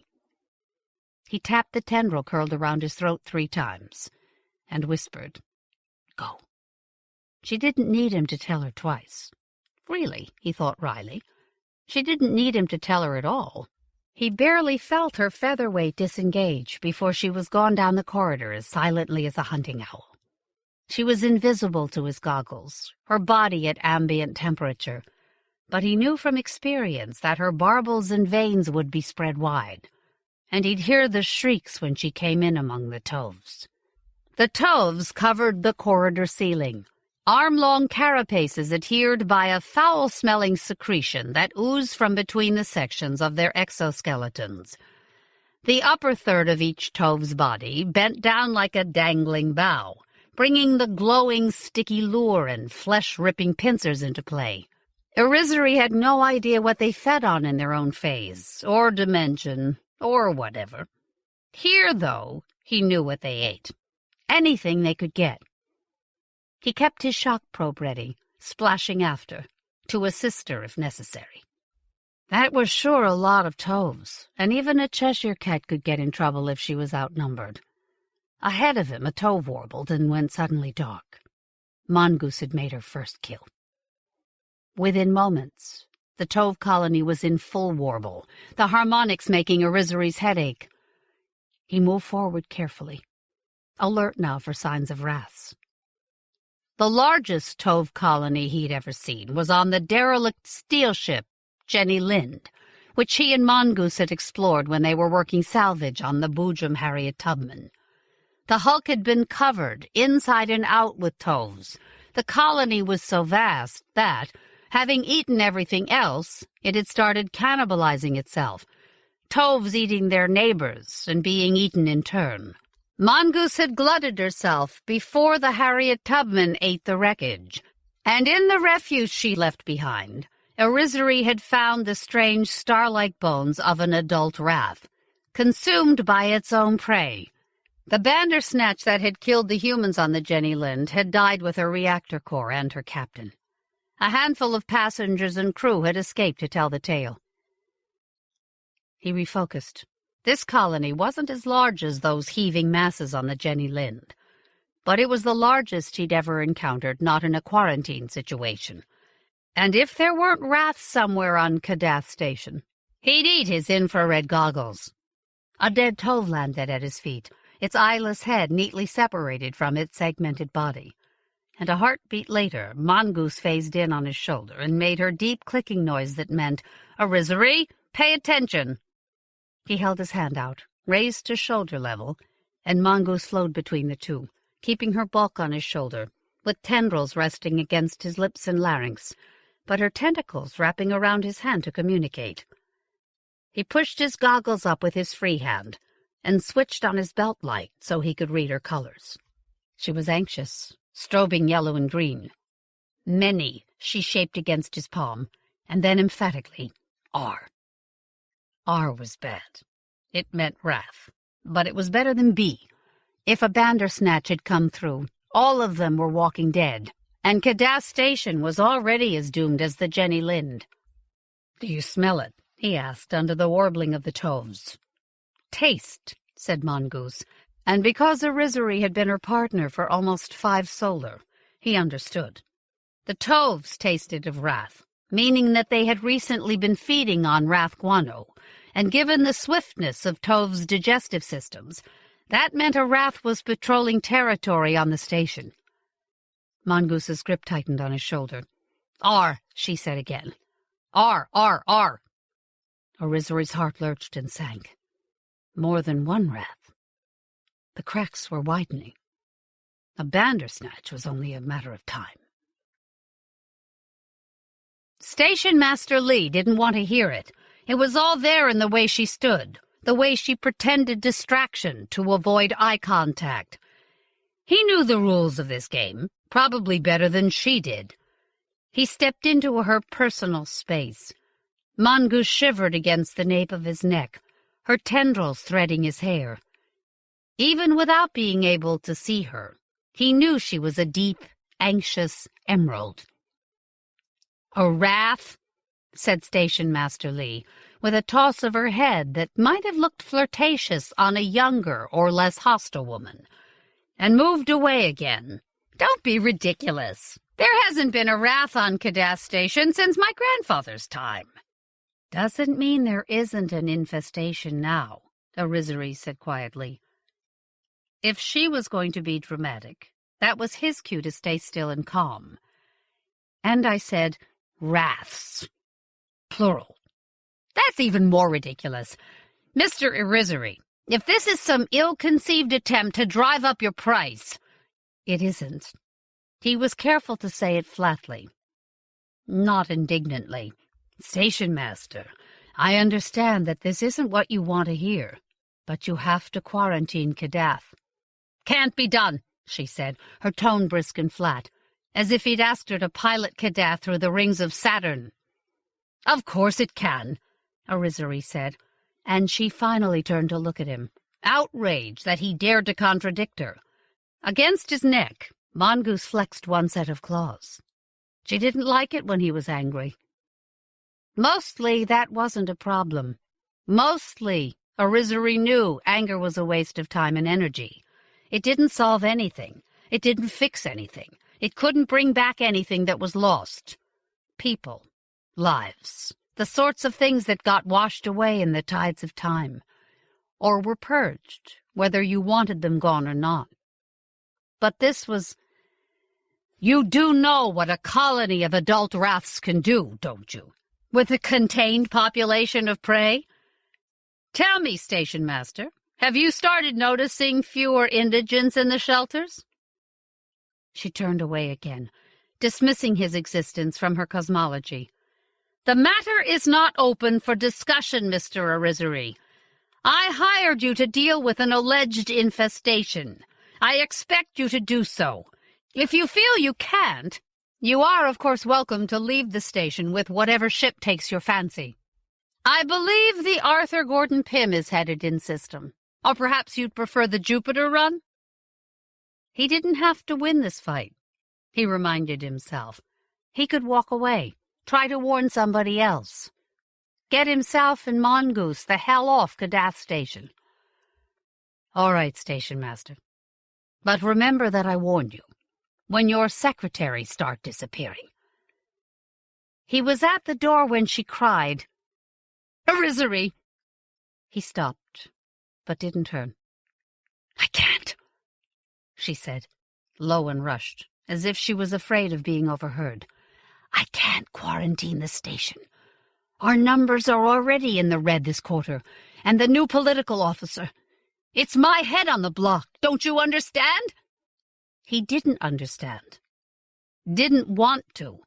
It was one of the reasons he was a wayfarer, because he never wanted to let himself be like her again. "If Sanderson finds out about the quarantine, she finds out about you. Will your papers stand up to a close inspection, Mr. Arizari?" He wheeled, mouth open to tell her what he thought of her and her clumsy attempts at blackmail, and she said, "I'll double your fee." At the same time, Mongoose tugged on several strands of his hair, and he realized he could feel her heart beating, hard and rapid against his spine. It was her distress, he answered, not the station master's bribe. "All right," he said. "I'll do the best I can." Tovs and wraths colonized like an epidemic, outward from a single originating point, patient zero in this case being the tear in space-time that the first Tov had wriggled through. More tears would develop as the Tovs multiplied, but it was that first one that would become large enough for a wrath. While Tovs were simply lazy, energy efficient, the Arkhammer said primly, and never crawled farther than was necessary to find a usable anchoring point. Raths were cautious. Their marauding was centered on the original tear because they kept their escape route open and tore it wider and wider. Toves weren't the problem, although they were a nuisance, with their tendency to use up valuable oxygen, clog ductwork, eat pets, drip goo from ceilings, and crunch wetly when you stepped on them. Raths were worse. Raths were vicious predators. Their natural prey might be toves, but they'd take small gillies, or small humans when they could get them. But even they weren't the danger that had made it hard for Irrisory to sleep the past 2 rest shifts. What toves tore and Raths widened was an access for the apex predator of this alien food chain. The Bandersnatch, Pseudocanis tindalosi. The old records and the indigent Arkhamers called them hounds. But of course they weren't, any more than Mongoose was a cat. Irrisory had seen archive video from derelict stations and ships. The Bandersnatch's flickering angular limbs appearing like spiked mantis arms from the corners of sealed rooms. The carnage that ensued. He'd never heard of anyone left alive on a station where a Bandersnatch manifested. Unless they made it to a panic pod damned fast. More importantly, even the Arkhamers in their archive ships, breeders of mongoose and all her kind, admitted they had no records of anyone surviving a Bandersnatch, rather than escaping it.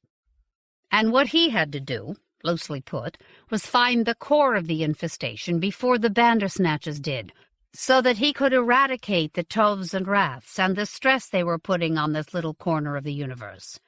Find the core, somewhere in the miles upon miles of Kadath's infrastructure, which was why he was in this little-used service corridor, letting mongoose commune with every ventilation duct they found. Anywhere near the access shafts infested by the colony, Kadath Station's passages reeked of Tove, ammoniac, sulphurous. The stench infiltrated the edges of Irrisory's mask as he lifted his face to a ventilation duct. Wincing in anticipation, he broke the seal on the rebreather and pulled it away from his face on the stiff elastic straps, careful not to lose his grip. A broken nose would not improve his day. A cultist engineer skittered past on sucker-tipped limbs, her 4 snake arms coiled tight beside her for the narrow corridor.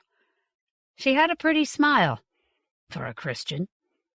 Mongoose was too intent on her prey to be shy. The size of the Tove colony might make her nervous, but Mongoose loved the smell, like a good dinner heating, Irrisory imagined. She unfolded herself around his head like a tendrilled hood, tentacles outreached, body flaring as she stretched towards the ventilation fan. He felt her lean, her barbels shivering, and turned to face the way her wedge-shaped head twisted. He almost tipped backwards when he found himself face to face with someone he hadn't even known was there. A woman, average height, average weight, brown hair drawn back in a smooth club. Her skin was space pale and faintly reddened across the cheeks, as if the IR filters on a suit hadn't quite protected her. She wore a sleek space-black uniform with dull silver epaulets and 4 pewter-colored bands at each wrist. An insignia with a stylized sun and Earth-Moon dyad clung over her heart. The political officer, who was obviously unconcerned by Mongoose's ostentatious display of sensory equipment. Mongoose absorbed her tendrils like a startled anemone, pressing the warm underside of her head to Irrisory's scalp where the hair was thinning.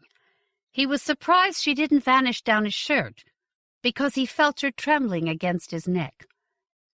The political officer didn't extend her hand. "Mr. Irrisory, you're a hard man to find. I'm Intelligence Colonel Sadi Sanderson. I'd like to ask you a few quick questions, please." "I'm a little busy right now," Irrisory said, and added uneasily, "Ma'am." The last thing he wanted was to offend her. Sanderson looked up at Mongoose. "Yes, you would appear to be hunting," she said, her voice dry as scouring powder. That's one of the things I want to talk about." Oh, shit. He had kept out of the political officer's way for a day and a half, and really that was a pretty good run, given the obvious tensions between Lee and Sanderson, and the things he'd heard in the transient barracks. The ghillies were all terrified of Sanderson, and nobody seemed to have a good word for Lee. Even the Christians, mouths thinned primly, could say of Lee only that she didn't actively persecute them. Irrisory had been stuck on a steel ship with a Christian congregation for nearly half a year once, and he knew their eagerness to speak well of everyone. He didn't know whether that was actually part of their faith or just a survival tactic, but when Elder Dawson said, "She does not trouble us," he understood quite precisely what that meant. Of Sanderson they said even less. But Irrisory understood that, too. There was no love lost between the extremist cults and the government. But he'd heard plenty from the ice miners and dock workers, and particularly from the crew of an impounded steel ship who were profanely eloquent on the subject. Upshot, Colonel Sanderson was new in town, cleaning house, and profoundly not a woman you wanted to fuck with. "I'd be happy to come to your office in an hour, maybe 2, he said. "It's just that—" Mongoose's grip on his scalp tightened, sudden and sharp enough that he yelped. He realized that her head had moved back toward the duct while he fenced weakly with Colonel Sanderson, and now it was nearly in the duct, at the end of 1.5 feet of iridescent neck. "Mr. Irrisory?" He held a hand up, because really this wasn't a good time, and yelped again when Mongoose reached down and grabbed it.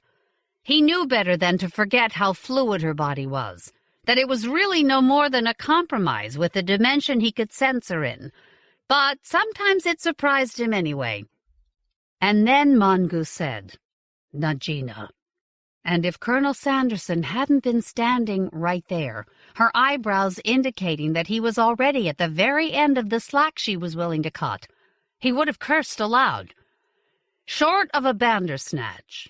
And that could still be along any time now, don't forget, Irrisory. A breeding wrath was the worst news they could have. "Your Cheshire seems unsettled," Sanderson said, not sounding in the least alarmed. "Is there a problem?" "She's eager to eat, and, she doesn't like strangers." It was as true as anything you could say about Mongoose, and the violent color cycling down her tendrils gave him an idea what her chromatophores were doing behind his head. "I can see that," Sanderson said. "Cobalt and yellow, in that stippled pattern, and flickering in and out of phase.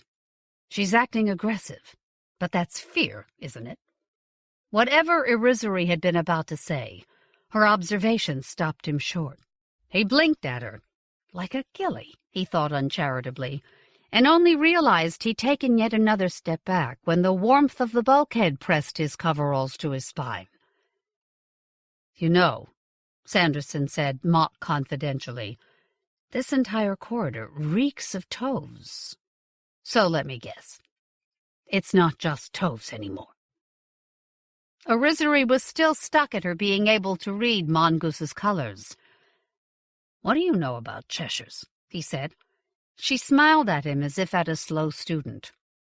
"Rather a lot. I was on the Jenny Lind as an ensign. There was a Cheshire on board, and I saw—" "It's not the sort of thing you forget, Mr. Irrisory, having been there once." Something complicated crossed her face, there for a flash and then gone. "The Cheshire that died on the Jenny Lind was called Demon," Irrisory said, carefully.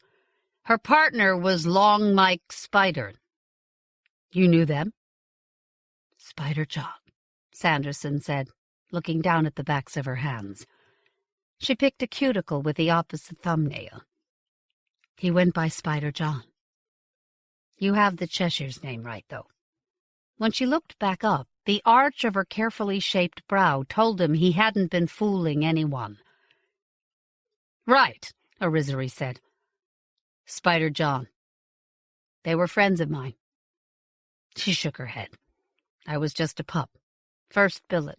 and I was assigned as Demon's liaison.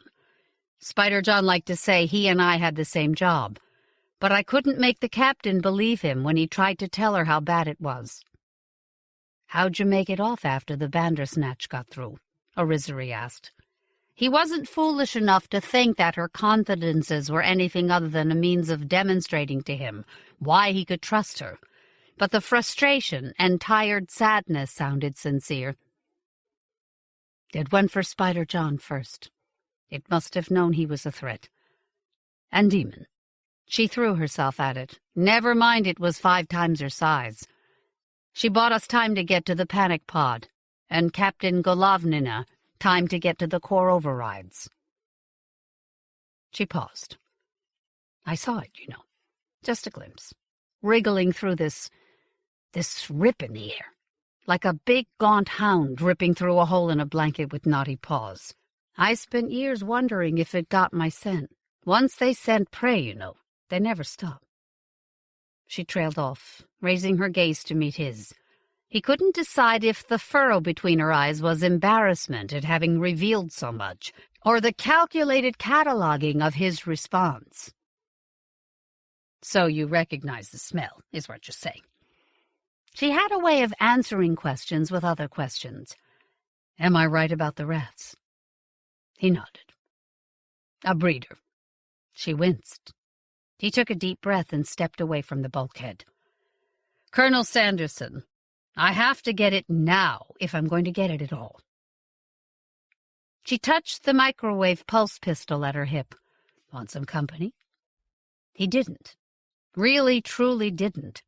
And if he had, he wouldn't have chosen Kadath Station's political officer.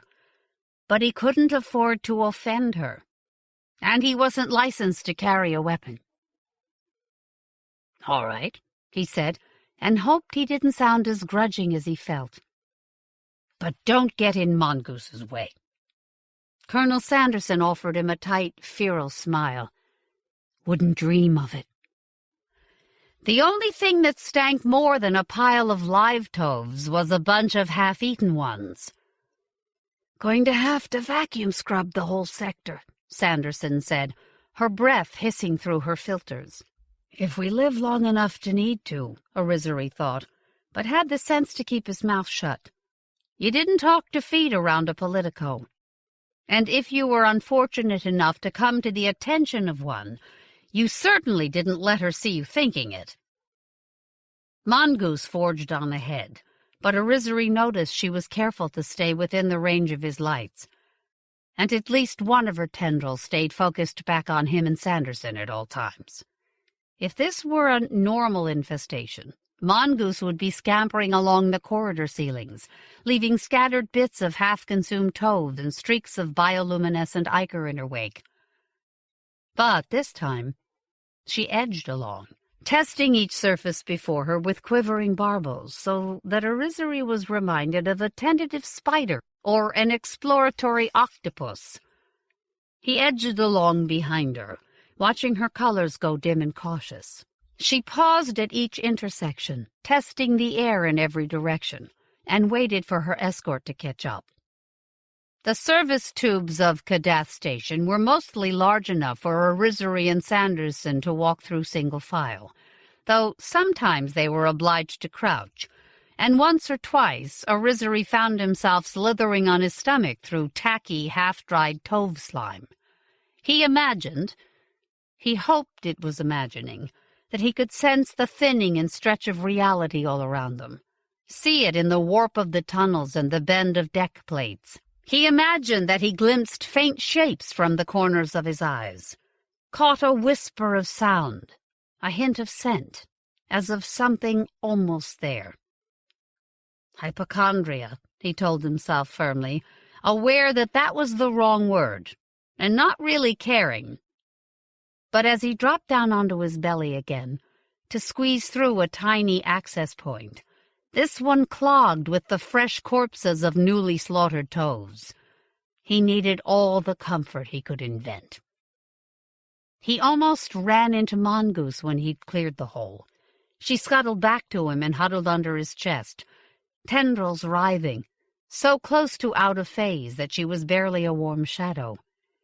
When he saw what was on the other side, he wished he'd invented a little more. This must be one of Kadath Station's recycling and reclamation centers, a bowl 10 meters across, sweeping down to a pile of rubbish in the middle. These were the sorts of places you always found minor tove infestations. Ships and stations were supposed to be kept clear of vermin, but in practice, the dimensional stresses of sharing the space lanes with Boojums meant that just wasn't possible. And in Kadath, somebody hadn't been doing their job.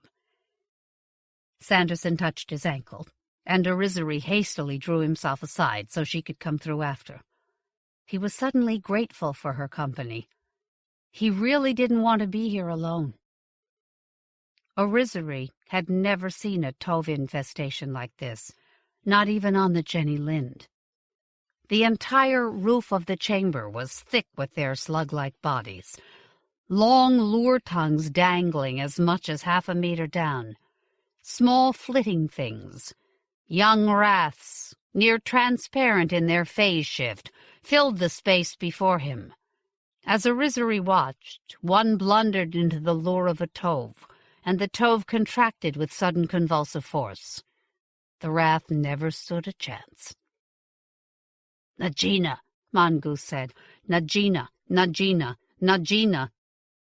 Indeed, down among the junk in the pit, something big was stirring. But that wasn't all. That pressure Arizari had sensed earlier, the feeling that many eyes were watching him, gaunt bodies stretching against whatever frail fabric held them back. Here it was redoubled, until he almost felt the brush of not-quite-in-phase whiskers along the nape of his neck. Sanderson crawled up beside him, her pistol in one hand. Mongoose didn't seem to mind her there. "What's down there?" she asked, her voice hissing on constrained breaths. "The breeding pit," Arizari said. "You feel that? Kind of a funny, stretchy feeling in the universe?" Sanderson nodded behind her mask. "It's not going to make you any happier, is it, if I tell you I felt it before?" Arizari was wearily, grimly unsurprised, but then Sanderson said, "What do we do?"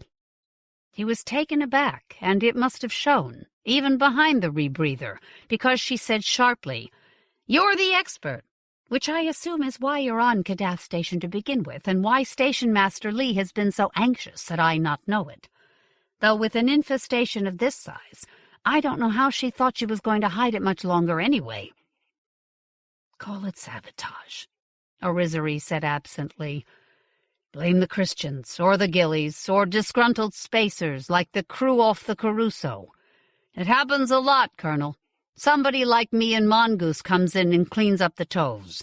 The station authorities get to crack down on whoever's being the worst pain in the ass, and life keeps on turning over." But she waited too long. Down in the pit, the breeder heaved again. Breeding wraths were slow, much slower than the juveniles or the sexually dormant adult rovers, but that was because they were armored like titanium armadillos. When threatened, one of two things happened.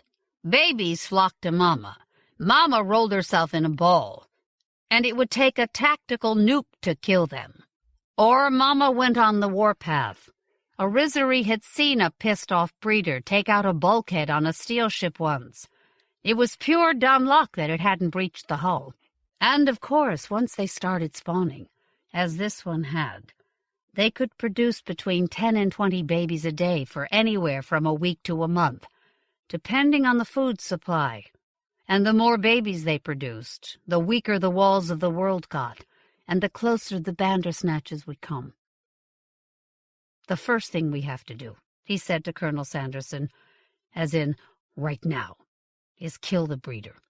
Then you quarantine the station and get parties of volunteers to hunt down the rovers before they can bring another breeder through, or turn into breeders, or however the fuck it works. Which, frankly, I don't know. It'll take fire to clear this nest of toves, but Mongoose and I can probably get the rest. And fire, Colonel Sanderson. Tovs don't give a shit about vacuum. She could have reproved him for his language. She didn't. She just nodded and said, "How do we kill the breeder?" "Yeah," Irrisory said. "That's the question."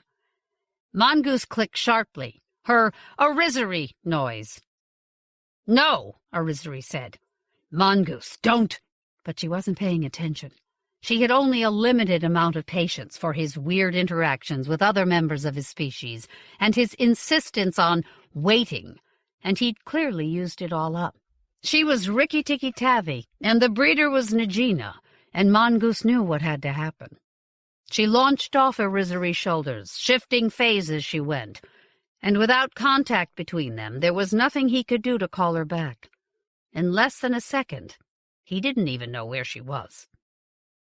"You any good with that thing?" he said to Colonel Sanderson, pointing at her pistol.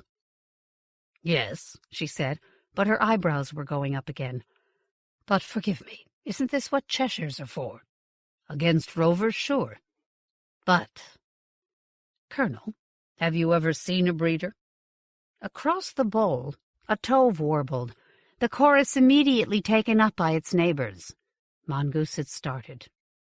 "No," Sanderson said, looking down at where the breeder humped and wallowed, and finally stood up, shaking off ethereal babies and half-eaten toves. "Oh, gods." You couldn't describe a raff. You couldn't even look at one for more than a few seconds before you started getting a migraine aura. Rovers were just blots of shadow.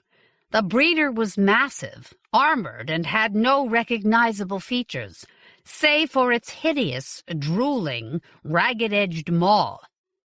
Irrisory didn't know if it had eyes, or even needed them. "She can kill it," he said, "but only if she can get at its underside. Otherwise, all it has to do is wait until it has a clear swing.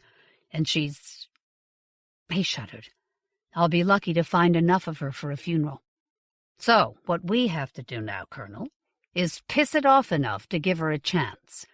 Or," he had to be fair, this was not Colonel Sanderson's job. "If you'll lend me your pistol, you don't have to stay." She looked at him, her dark eyes very bright, and then she turned to look at the breeder, which was swinging its shapeless head in slow arcs, trying, no doubt, to track Mongoose. "Fuck that, Mr. Irrisory," she said crisply. "Tell me where to aim." "You won't hurt it," he'd warned her, and she'd nodded, but he was pretty sure she hadn't really understood until she fired her first shot, and the breeder didn't even notice. But Sanderson hadn't given up. Her mouth had thinned, and she'd settled into her stance, and she'd fired again, at the breeder's feet, as Irrisory had told her. A breeding rath's feet weren't vulnerable as such, but they were sensitive, much more sensitive than the human logical target of its head. Even so, it was concentrating hard on Mongoose, who was making toves scream at various random points around the circumference of the breeding pit. And it took another 3 shots, aimed at that same near front foot, before the breeder's head swung in their direction. It made a noise, a sort of "warg" sound, and Irrisory and Sanderson were promptly swarmed by juvenile wraths. "Oh, fuck," said Irrisory. "Try not to kill them." "I'm sorry. Try not to kill them? If we kill too many of them, it'll decide we're a threat rather than an annoyance, and then it rolls up in a ball, and we have no chance of killing it until it unrolls again. And by then, there will be a lot more rafts here." "And quite possibly a Bandersnatch," Sanderson finished. "But—" She batted away a half-corporeal raft that was trying to wrap itself around the warmth of her pistol. "If we stood perfectly still for long enough," Irrisory said, "they could probably leach out enough of our body heat to send us into hypothermia. But they can't bite when they're this young. I knew a Cheshire man once who swore they ate by crawling down into the breeder's stomach to lap up what it had digested. I'm still hoping that's not true. Just keep aiming at that foot." "You got it." Irrisory had to admit, Sanderson was steady as a rock. He shooed juvenile rats away from both of them. Mongoose continued her depredations out there in the dark, and Sanderson, having found her target, fired at it in a nice steady rhythm. She didn't miss. She didn't try to get fancy. Only, after a while, she said out of the corner of her mouth, "You know, my battery won't last forever." "I know," Arizari said, "but this is good. It's working." "How can you tell?" "It's getting mad." "How can you tell?" "The vocalizing." The wrath had gone from its "rurg" sound to a series of guttural huffing noises, interspersed with high-pitched yips. "It's warning us off." "Keep firing." "All right," Sanderson said. Arizari cleared another couple of juveniles off her head. He was trying not to think about what it meant that no adult rats had appeared in response to the breeder's distress. How far had they ranged through Kadath Station? How much of it did they consider their hunting grounds? And was it enough yet for a second breeder? Bad questions, all of them. "Have there been any disappearances lately?" he asked Sanderson. She didn't look at him, but there was a long silence before she said, "None that seemed like disappearances. Our population is by necessity transient, and none too fond of authority. And frankly, I've had so much trouble with the station master's office that I'm not sure my information is reliable." It had to hurt for a political officer to admit that. Arizari said, "We're very likely to find human bones down there. And in their caches." Sanderson started to answer him, but the breeder decided it had had enough. It wheeled toward them, its maw gaping wider, and started through the mounds of garbage and corpses in their direction. "What now?" said Sanderson. "Keep firing," said Arizari. "Mongoose, wherever you are, please be ready."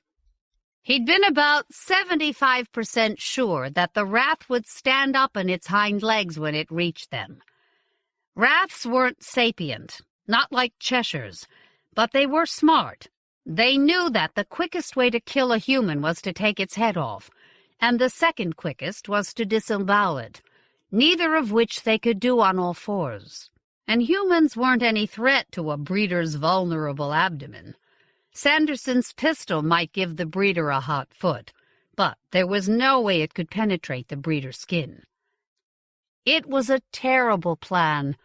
There was that whole 25%, where he and Sanderson died screaming, while the breeder ate them from the feet up. But it worked.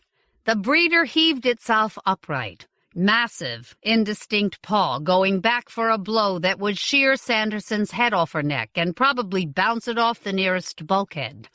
And with no warning of any kind, not for the humans, not for the wrath, Mongoose phased viciously in, claws and teeth and sharp-edged tentacles all less than 2 inches from the wrath's belly, and moving fast. The wrath screamed and curled in on itself, but it was too late. Mongoose had already caught the lips of its, oh, gods and fishes, Arizari didn't know the word. Vagina? Cloaca?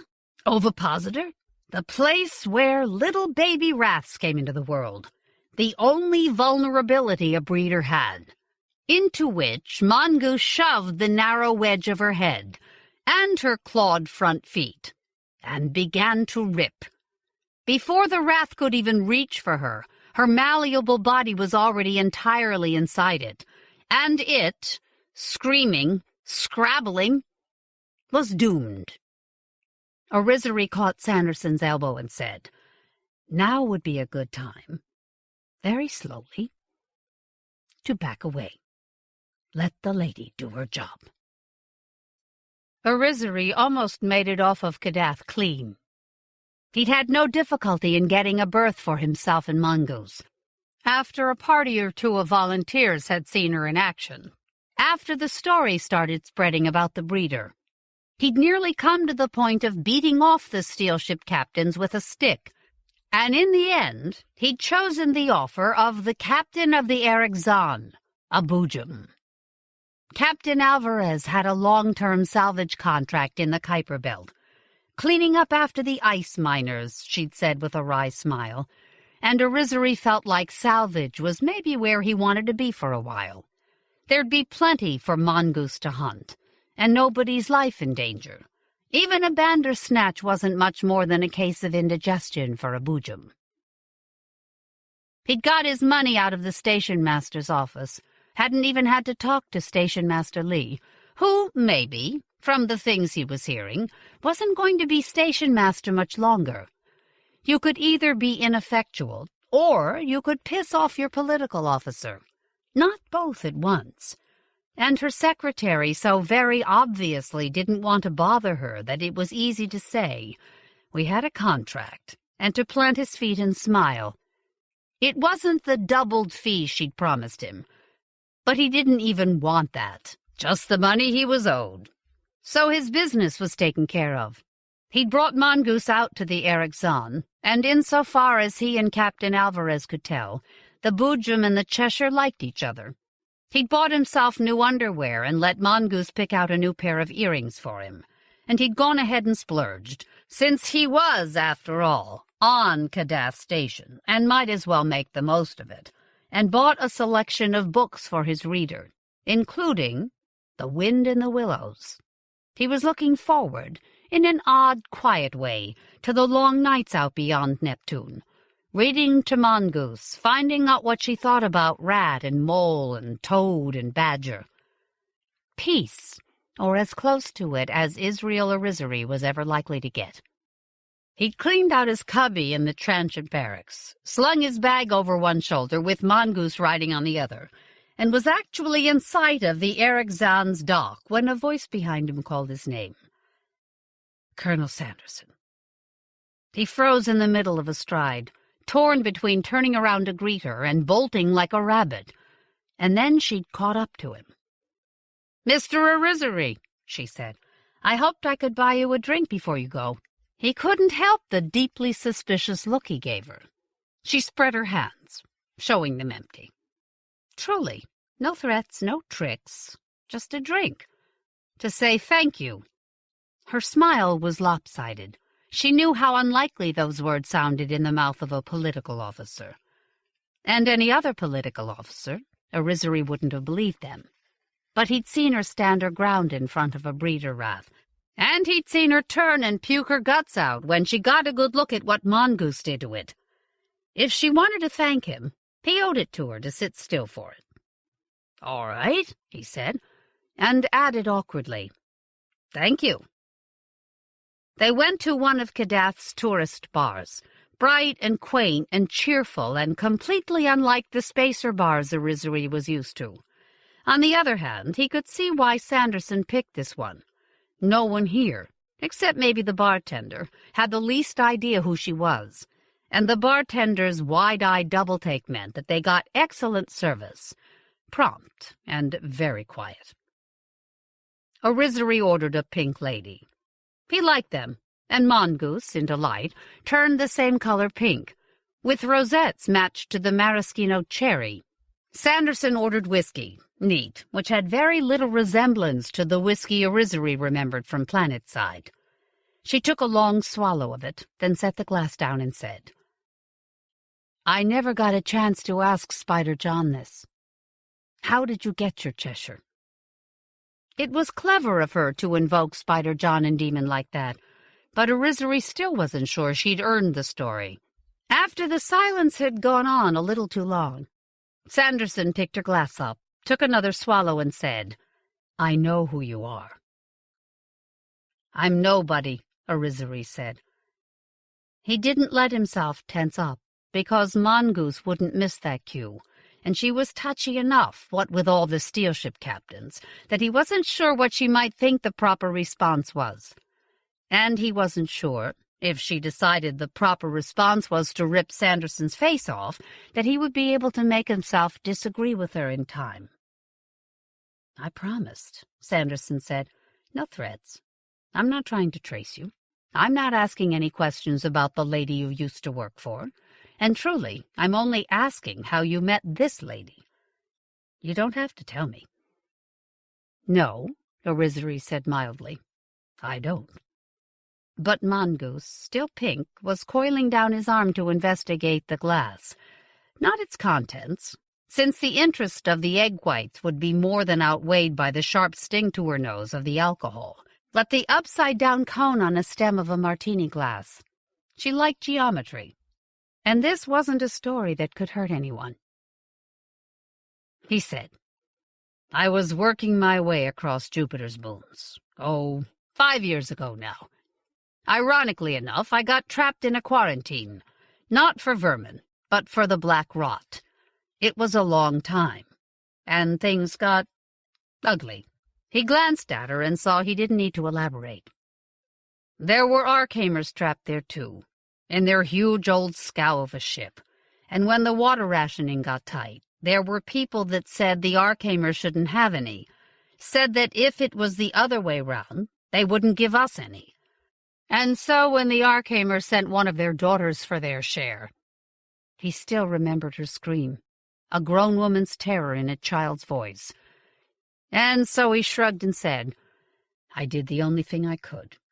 After that, it was safer for me on their ship than it was on the station. So I spent some time with them. Their professors let me stay. They're not bad people,' he added, suddenly urgent. 'I don't say I understand what they believe, or why, but they were good to me. And they did share their water with the crew of the ship in the next berth. And, of course, they had Cheshires. Cheshires all over the place, cleanest steel ship you've ever seen. There was a litter born right about the time the quarantine finally lifted. Jemima, the little girl I helped, she insisted they give me pick of the litter. And that was Mongoose.' Mongoose, knowing the shape of her own name on Orizery's lips, began to purr and rubbed her head gently against his fingers. He petted her, feeling his tension ease, and said, 'And I wanted to be a biologist before things got complicated.'" "Huh," said Sanderson.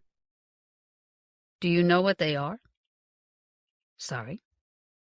He was still mostly thinking about the Arkhamers, and braced himself for the usual round of superstitious nonsense, demons or necromancers or whatnot. But Sanderson said, "Cheshires. Do you know what they are?" "What do you mean, what they are?" "They're Cheshires. After Demon and Spider John, I did some reading, and I found a professor or two. Arkhamers, yes, to ask." She smiled very thinly.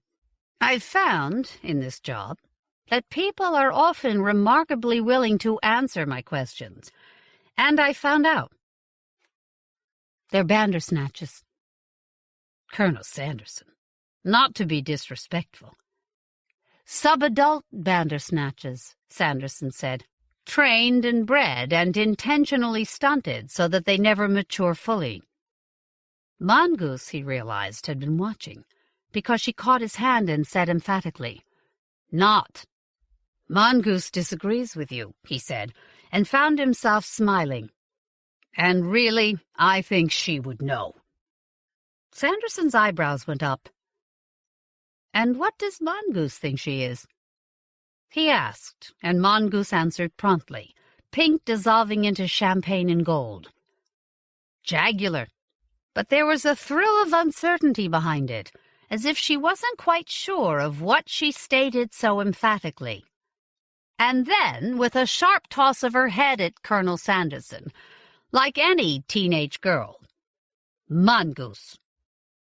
Sanderson was still watching him sharply. "Well?" "She says she's Mongoose." And Sanderson really wasn't trying to threaten him, or playing some elaborate political game, because her face softened in a real smile, and she said, "Of course she is." Orizery switched a sweet mouthful between his teeth. He thought of what Sanderson had said, of the Bandersnatch on the Jenny Lind, wriggling through stretched rips in reality like a spiny, deathly puppy tearing a blanket. "How would you domesticate a Bandersnatch?" She shrugged. "If I knew that, I'd be an Arkhamer, wouldn't I?"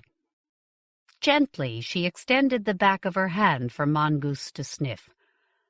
Mongoose, surprising Irrisory, extended one tentative tendril and let it hover just over the back of Sanderson's wrist. Sanderson tipped her head, smiling affectionately, and didn't move her hand. But if I had to guess, I'd say you do it by making friends. Paradiso Lost. Albert E. Cowdrey. Albert E. Cowdrey quit a government job to try his hand at writing. So far, his work has appeared almost exclusively in the magazine of fantasy and science fiction, usually with darkly comic supernatural horror stories, many of them taking place in New Orleans, haunted by demons and dark magic. In 2000, he took a sudden, unexpected turn away from horror and into science fiction, producing two of the year's best science fiction novellas, Crux and its sequel, Mosh, which were expanded in 2004 into a novel called Crux. Although the bulk of Cowdrey's output remains fantasy, he continues to turn his hand occasionally to science fiction as well, with results that make readers wish he'd do it more often, as he did a few years back with The Tribes of Bella, or as he does here with Paradiso Lost, a prequel to The Tribes of Bella, and also a pure quill, old-fashioned science fiction adventure story that takes the reader along on a military transport ship headed for a recalcitrant colony planet and bearing with it a cargo of secrets and deceptions, most of them deadly. A reluctant refugee from Hurricane Katrina, Cowdrey now lives in Natchez, Mississippi. Dear Jesus, son of Jesus, I've been reading the letter you left on my Omni. Yes, I knew your father well, and yes, he died far too soon, and I'll be happy to tell you my memories of him, provided you're ready to get an earful. Looking at the hologram you sent along with the text, so many things come back to me. I see the guy I used to square off with in martial arts training at the academy, when we were both ridiculously young. Also the guy I went into space with, on my first voyage out of our customary world and universe. Well, I'm in my anecdotage now, and for the moment all alone and ready to talk. My wife Anna's in China, seeing to some ancient relatives who need assistance. I'm left here at Many Palms Oasis in the Great American Desert. Generally a good place to live, but not in August. 48 bloody degrees outside, enough to fry a scorpion. Makes me think of Planet Bella in its summertime, though, fortunately, ours doesn't last for half a century. When the housebot serves me a cool drink made with pears and mangoes, I say politely, "This is excellent, Tycho," because it's programmed to repeat actions it gets compliments on, and I need all the liquid intake it can provide. So I'll sip quietly and remember bygone adventures and talk into my Omni, and you can read the result whenever you're not too busy helping to govern Luna. I hear rumors that one day you'll be a counselor of state and a maker of history. Well, tuck this away in your memory as a warning of how hard history can be on the innocent. The story really began before your papa and I were born. A cult had been launched by an Italian mystic who called himself Innocente under the name Scala d'Amore, or Ladder of Love.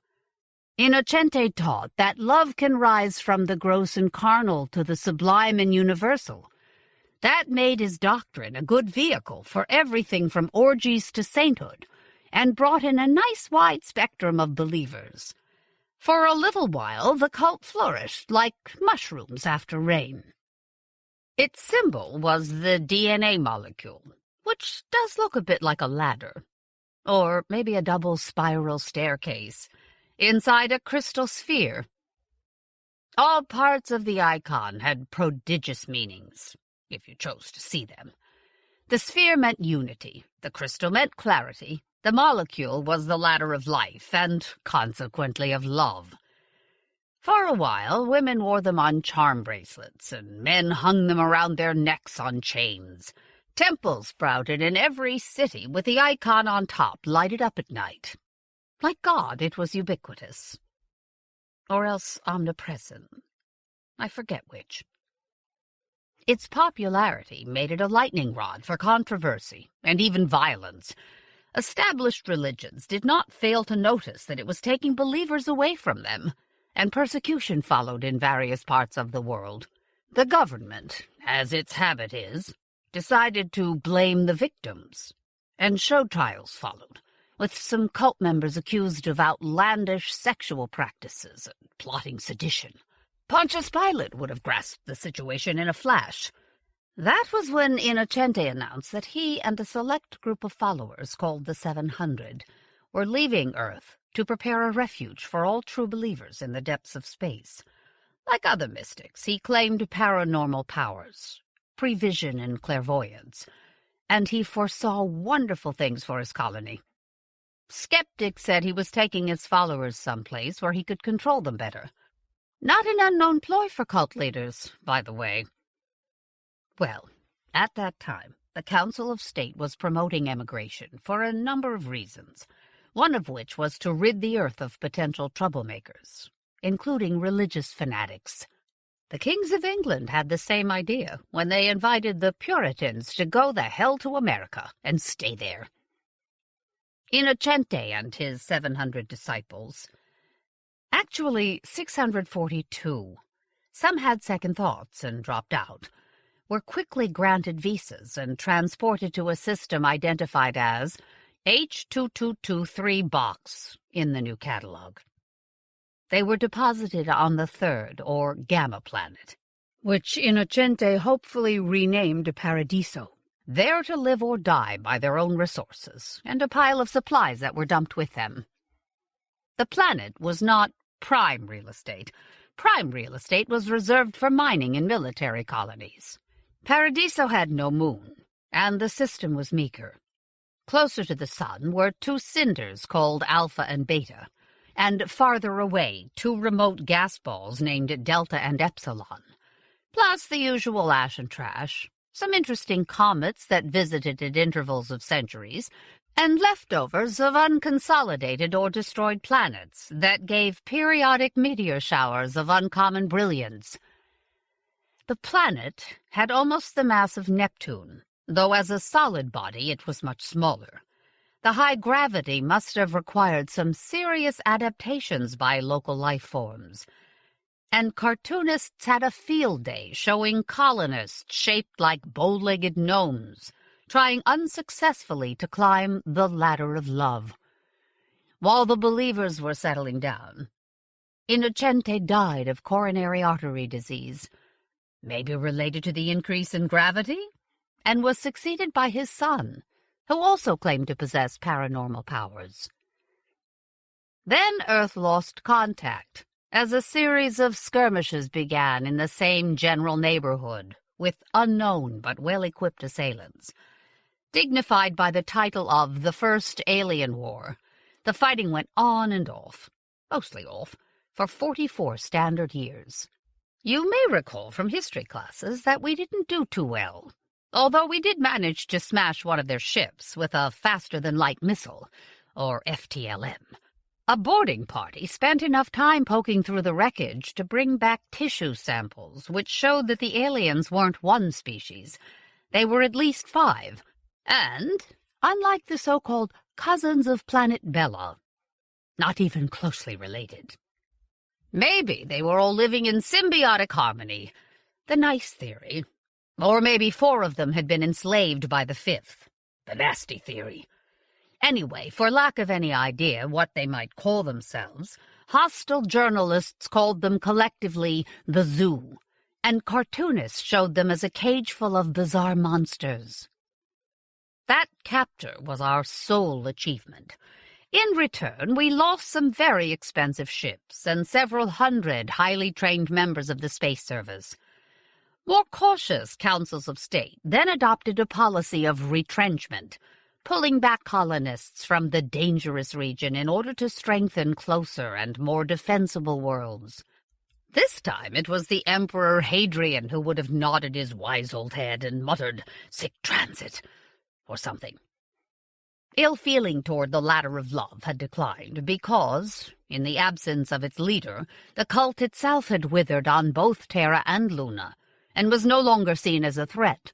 So the council dedicated a single starship, the big old Zhukov, to the task of relocating the folks on Paradiso, and preparations for the expedition began. While all this history was going on, your papa and I got ourselves born and grew into the kind of strong, adventurous, and dumb youngsters for whom the services always have an appeal. Then as now, the security forces had their own troops to suppress rebellions, plus a police side to attack crime. Sort of like the old Russian Interior Ministry, only not quite as nasty. We chose the military side, and together completed basic and advanced officers' training, and received our shoulder straps and the right to be saluted by serfs of our own calling. I was senior to him by 9 minutes or so, because the roster at graduation was alphabetical, and K for Cone Robert came before M for Morales Jesus. We'd become friends while knocking each other around in martial arts classes and chasing women on leave, and that was a comfort because our first assignment looked to be a tough one. The running of the Zhukov was the business of the Space Service, but overall command of the expedition had been vested in a security forces general, Colonel General Schlacht. He was supposed to corral and ride herd on the colonists who, it was felt, might be somewhat unhappy over being uprooted from a place they'd lived for several generations. Schlacht had a reputation for eating junior officers alive, preferably after first dipping them in hot sauce. So Morales and I were less than thrilled when we were assigned to command the 2 infantry platoons that were going along to police the repatriated colonists. "So young to die," sighed your papa. Only, of course, he didn't quite say that. In training, we'd learned that words are merely loose gravel until glued together by the mortar of obscenity. You should imagine him actually saying, asterisk, pound sign, percent sign, ampersand, exclamation point, exclamation point. So, asterisk, pound sign, percent sign, ampersand, young to... asterisk, pound sign, percent sign, ampersand, die. I couldn't have agreed more. We met the General on Orbital Station 1, where many years later I had some interesting experiences. The big wheel, as everybody called it then, was in fine trim on that first visit. No monks as yet, but lots of scientists, white lab coats instead of white habits, plus all sorts of people in transit from here to there. As usual, basic English was everybody's second language, and the place resounded with a babel of accents, including ours. We saw military types sporting flashy uniforms, and civilians wearing a variety of dumb get-ups. Balloon pants and formal T-shirts and lacquered wigs were in that year, for both men and women. We had time to gaze down at the blue ball of the earth while getting a bite in the military canteen, and at the remainder of our very large universe over coffee in the Darkside Lounge. Then our omnis started squealing, and we were invited to haul our butts to the General's office soonest. I didn't have much time to get to know Schlacht, for reasons I'll explain later, and I never developed any warmth of feeling for him. But I have to admit he was impressive, roughly 2 meters high and 80 centimeters wide, with a face resembling a water buffalo beset by biting flies, all frowns and snorts and bristling mustaches. His hair was white, untidy, and too abundant, totally unmilitary, and sent the message that while scum like Morales and me had to worry about regs, he didn't. Same message from his shoulder straps. He was authorized 7 stars, but wore none, because he didn't need little bits of shiny metal to tell people how god-awful important he was. For what seemed like half an hour, he sat in silence, gazing at us with evident loathing, and then spoke in a kind of hoarse bellow. "So, you characters are supposed to be my platoon leaders." While we were yelling, "Yes, sir," in parade ground style, he perused a printout, and when quiet had been restored, grunted. "Morales and Cone. Jesus and a Jew. Sir, my name is pronounced Jesus," said your papa bravely. "As far as I'm concerned, mister, your name is pronounced crap. That's mierda, in case you have trouble with English." After that, the interview went rapidly downhill. About an hour later, Jesus and I were having several stiff drinks in the officers' lounge, while waiting for our ears to stop burning. "Well," he said at last, "I guess we know where we stand with the asterisk, £, %, ampersand general." I answered that it seemed we'd embarked on a rough voyage. Luckily, as yet, neither of us had a clue just how rough. Via a lighter, we boarded the Zhukov a couple of days later. It belonged to what was called the Alexander class of starships, which were almost round, only not quite. Oblate spheroid, I think is the term. All the vehicles were named for famous generals and admirals. So there was a Sun Tzu, and a Saladin, and a Caesar, and a Nelson, and I don't know who else. They were supposed to be virtually indestructible, with triple hulls of nuclear steel, and all kinds of redundancies built in to make them structurally impervious. A piece of human chutzpah, I might add, properly punished when 3 of them were blown up by enemy FTLMs during the First Alien War. Now the reconditioned Zhukov was being used to shuffle colonials around, mainly because it was so big you could crowd a lot of folks into it if you only allowed them 1.5 cubic meters apiece, or about as much space as a large refrigerator. Zhukov was, by the way, still well armed, with 4 Alpha-class cold fusion missiles and a particle beam generator, because it was going into a dicey region where close encounters of the worst kind remained a possibility.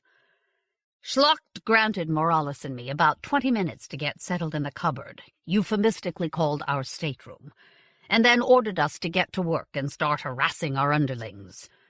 He communicated with us through a small chromed sphere in the ceiling of our quarters that produced an incredible amount of noise for its size. We called it the bitch ball. So we were thundered at to get our backsides to the barracks compartment soonest, where our leader awaited us, along with his alter ego. A dwarf. Yes, a dwarf. Big head, disproportionately long body, short bowed legs, small hands, and tiny fingers. Probably spinal problems, the way he walked, lurching along. He wore some kind of nondescript clothes, had corrugated reddish skin, and a pair of very intent dark eyes. On the rare occasions when Schlacht addressed him, he called him Kos, to rhyme with loss. As soon as the very odd pair departed, Morales named them Kos and the Boss. Later on, when we really got to hate the general, he renamed them the Pig and the Pygmy. At first I thought that Schlacht travelled with his own court jester, but Kos didn't seem to make jokes or do pratfalls or anything of that kind. In fact, he hardly ever said a word, and yet whenever the pig hove into view to make our lives a mite more difficult, there the pygmy appeared also, giving us a fixed, expressionless stare like a cuttlefish. In their absence, we settled down to work, getting to know the 35 guys of each platoon. There's some kind of unwritten rule in the services, that one example of every human type must appear in every unit, however small. I had people so clean I couldn't catch them with dirt under their fingernails, and others so opposed to sanitation that their comrades had to throw them under a shower and scrub them down with brushes to deodorize them. I had guys and gals. I had homes and hets. I had thugs and sissies. I had drunks and dries. I had semi-morons, and one offbeat Lawrence of Arabia-type genius named Sosa, who for unknown reasons preferred to live in the lower depths of the enlisted service, and turned down a promotion when I offered him one. Morales's platoon was the same, only totally different. That's how the human animal is. All specimens different, all the same. Sort of like snowflakes, only not as pretty. My sergeant was a big Irishman named O'Rourke. Morales's a small but dangerous kickboxer called Chulalongkorn. Vastly different physical types, but indistinguishable in courage, cleverness, and utter amorality. From them I learned that sergeants form a subspecies, and that officers, especially ignorant shavetails like us, are damn lucky to have them around to tell us what to do. While the Zhukov got underway, I didn't notice when we started to move. There was hardly a grunt or a quiver from the engines. We were spending our time in the armory, a dimly lighted region that stank unmercifully of sweat, graphite, and machine oil. First, we watched the sergeants guide the serfs in digging our weapons consignment out of packing cases, cleaning off the shipping gunk, assembling and disassembling and reassembling and polishing them up nice and pretty. Then we locked the weapons into racks so that nobody could grab one to settle a conflict with a comrade over ownership of an interactive comic book or the favors of a douche, meaning one of the several barracks whores who fattened their incomes by bartering sex for pay. Why were they called douches? Because they get your tail wet. Military humor. When everything had been racked up and locked away, Morales and I had about 10 minutes to put on dress uniforms for the big social event of the day, dinner with the rest of the cadre. Except for the general and Jesus and me, who wore security gray, all the officers showed up in the blue togs of the space service. As the highest ranker present, the pig presided at the head of the table. The pilot, Colonel Delatour, sat at his right, the celestial navigator at his left. Then the fire control officer, the chief engineer, the surgeon, and all the rest lined up in descending order of importance as defined by the table of ranks, down to Jesus and the Jew, with Kos the dwarf seated between us at the foot of the table. Conversation was constrained, as you might suppose, because the general didn't converse. He issued communiques, and the only person who dared to disagree with him was Colonel Delatour, a shrewd-looking 40-ish Frenchwoman with short bleached hair who liked to tell him in the politest possible way what an ass he was. Thus, when he opined that Newton's third law of motion sounded like bullcrap to him, she murmured, "I'm sure you could make the universe operate in a much more plausible way than it does, General, if only you had the opportunity." What did she care? The ship couldn't function without her, and anyway she wore blue and was only on temporary duty under the roaring wind machine seated at her left. So our ill-assorted little community rushed headlong into the void, as the human species has a habit of doing. Most of the ship was empty, of course, ready to absorb the colonists. But soon Schlock started us exploring every cubic meter of it, because, I didn't know why at the time, he'd become convinced that we had a stowaway aboard. The chief engineer began the search by closing the hundreds of safety doors that subdivided the ship's interior to localize damage in case the hull was breached. Then we set out, walking like flies on sticky feet, because the coils of the pseudograv system ran through the decks, which consequently were always down. Making little popping sounds at every step, we prowled the semi-dark compartments one by one. Morales and I, and O'Rourke and Chulalongkorn, and our nervous young charges, all of us looking for the stowaway. We started capitalizing the word in our thoughts, or other unauthorized inhabitants. Well, we didn't find any, but all the exploring at least gave us a picture of the Zhukov from inside. Christ, what a maze! Cavernous storage spaces near the hull. Cold as hell. Shadowy. Vast. Scary in a way. Supplies shrouded in transplast covers, with Jack Frost patterns going jaggedly this way and that, where moisture had gotten trapped inside and frozen.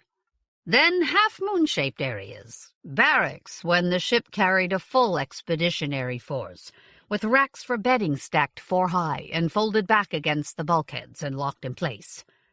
Empty latrines, odd little rooms with drains in the floors. Sick bays, I guessed. Connecting everything were narrow corridors, narrow ladders, narrow slider ramps, and small elevators sealed into tubes with locked doors at every level. Running up the center of the ship from South Pole to North Pole was a nuclear steel cylinder containing the standard drive engines and the dark energy generator and the life support machinery, all controlled from a mainframe computer sealed in a pod to which only the pilot, the celestial navigator, and the chief engineer had access. The heavy weapons occupied a sort of Arctic Circle, a donut-shaped region around the North Pole, with the topmost section of the central cylinder containing the particle beam generator. 20 steel silos lined the Arctic Circle's outer bulkhead, 4 of them containing the Alpha missiles, the others empty. Fire control was managed by a big gleaming chunk of artificial intelligence, also sealed into a pod, to which only the fire control officer had access. That was the Zhukov as we came to know it. Enormous, enormously complex, insanely powerful, and absolutely barren. An image of the modern world, perhaps?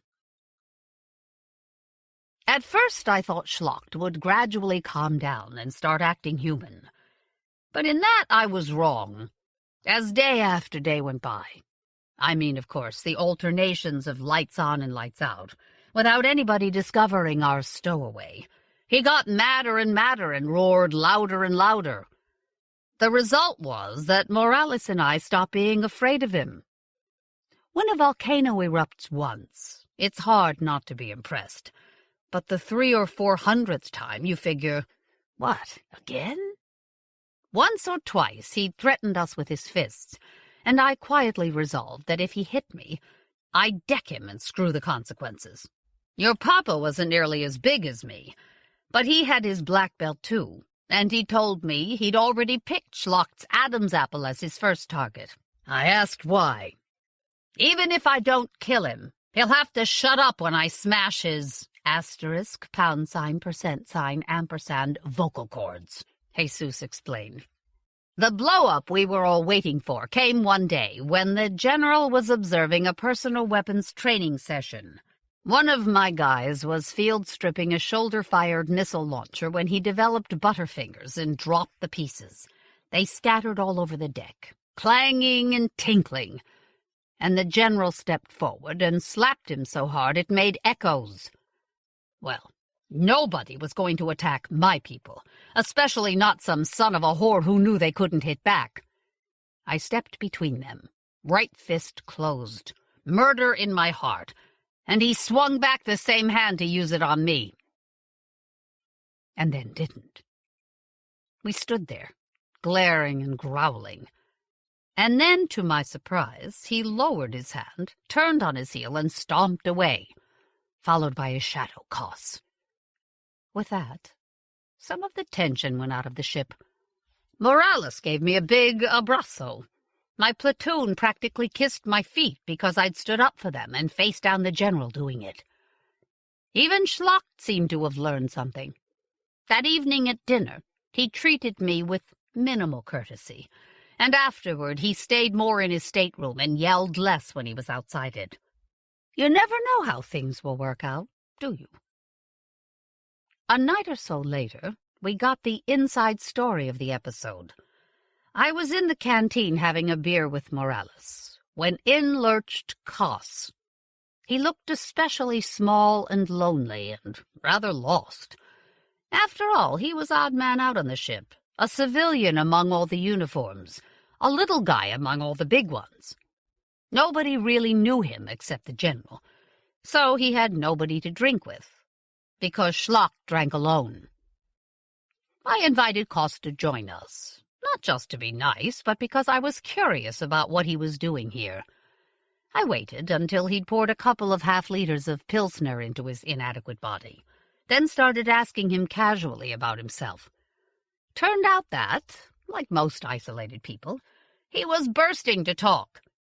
We got a barrage of information about his physical condition, scientific name, achondroplasia, and about the problems of growing up small, about how his parents had kept him at home to protect him from the big bad world, and how, when he was 15, he'd run away and joined a circus.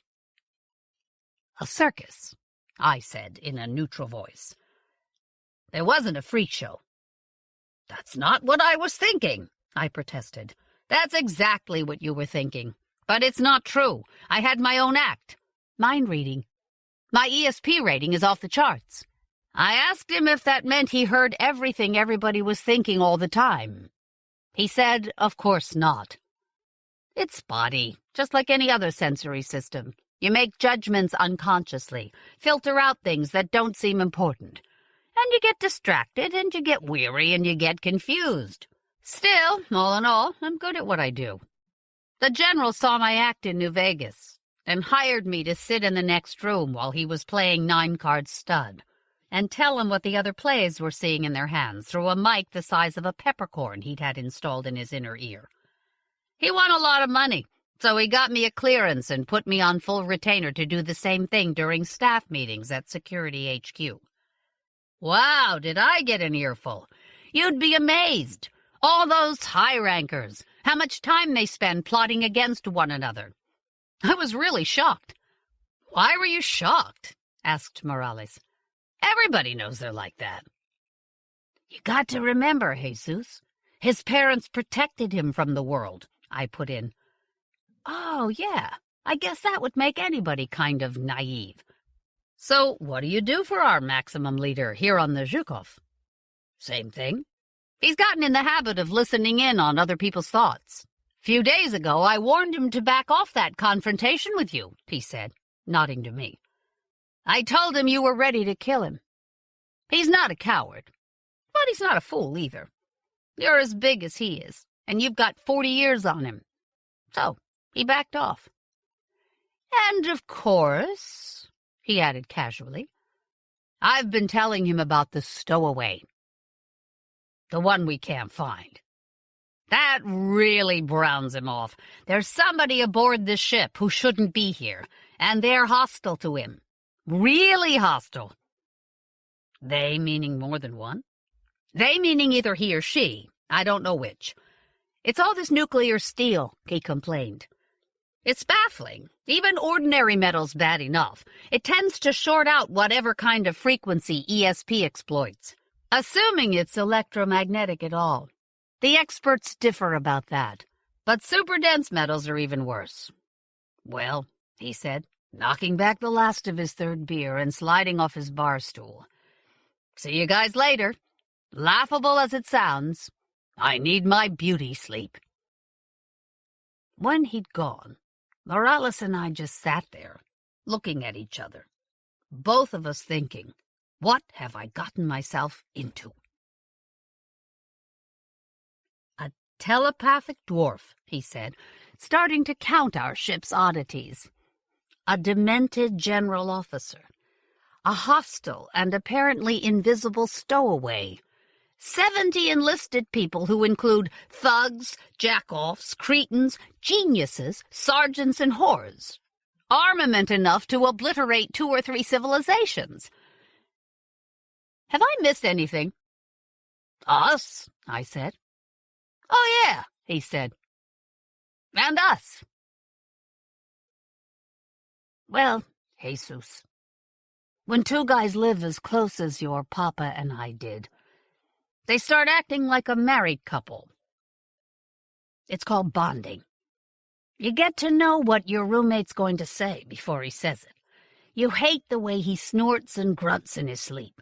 And then one night when he's away, you can't sleep at all because he's not there, snorting and grunting. You bicker over incredibly minor things. Morales almost drove me crazy, speculating about the nature of pseudograv. Was it electrostatic or what? I was more like Sherlock Holmes, who didn't give a damn whether the sun went around the earth or the earth went around the sun, because it had nothing to do with his work. I told Jesus he wasn't qualified to speculate about technical stuff or to understand it, even if somebody explained it to him.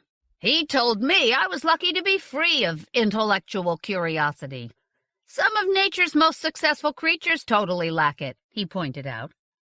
Just think of the cockroach. So, waking, sleeping, working, bickering, Jesus and I bonded. All the more so because we were doing basically the same job and saw each other during the day as well as afterward. We discussed our problems, our ambitions, our hopes and dreams, and we formed an alliance against threatening outsiders, notably the general.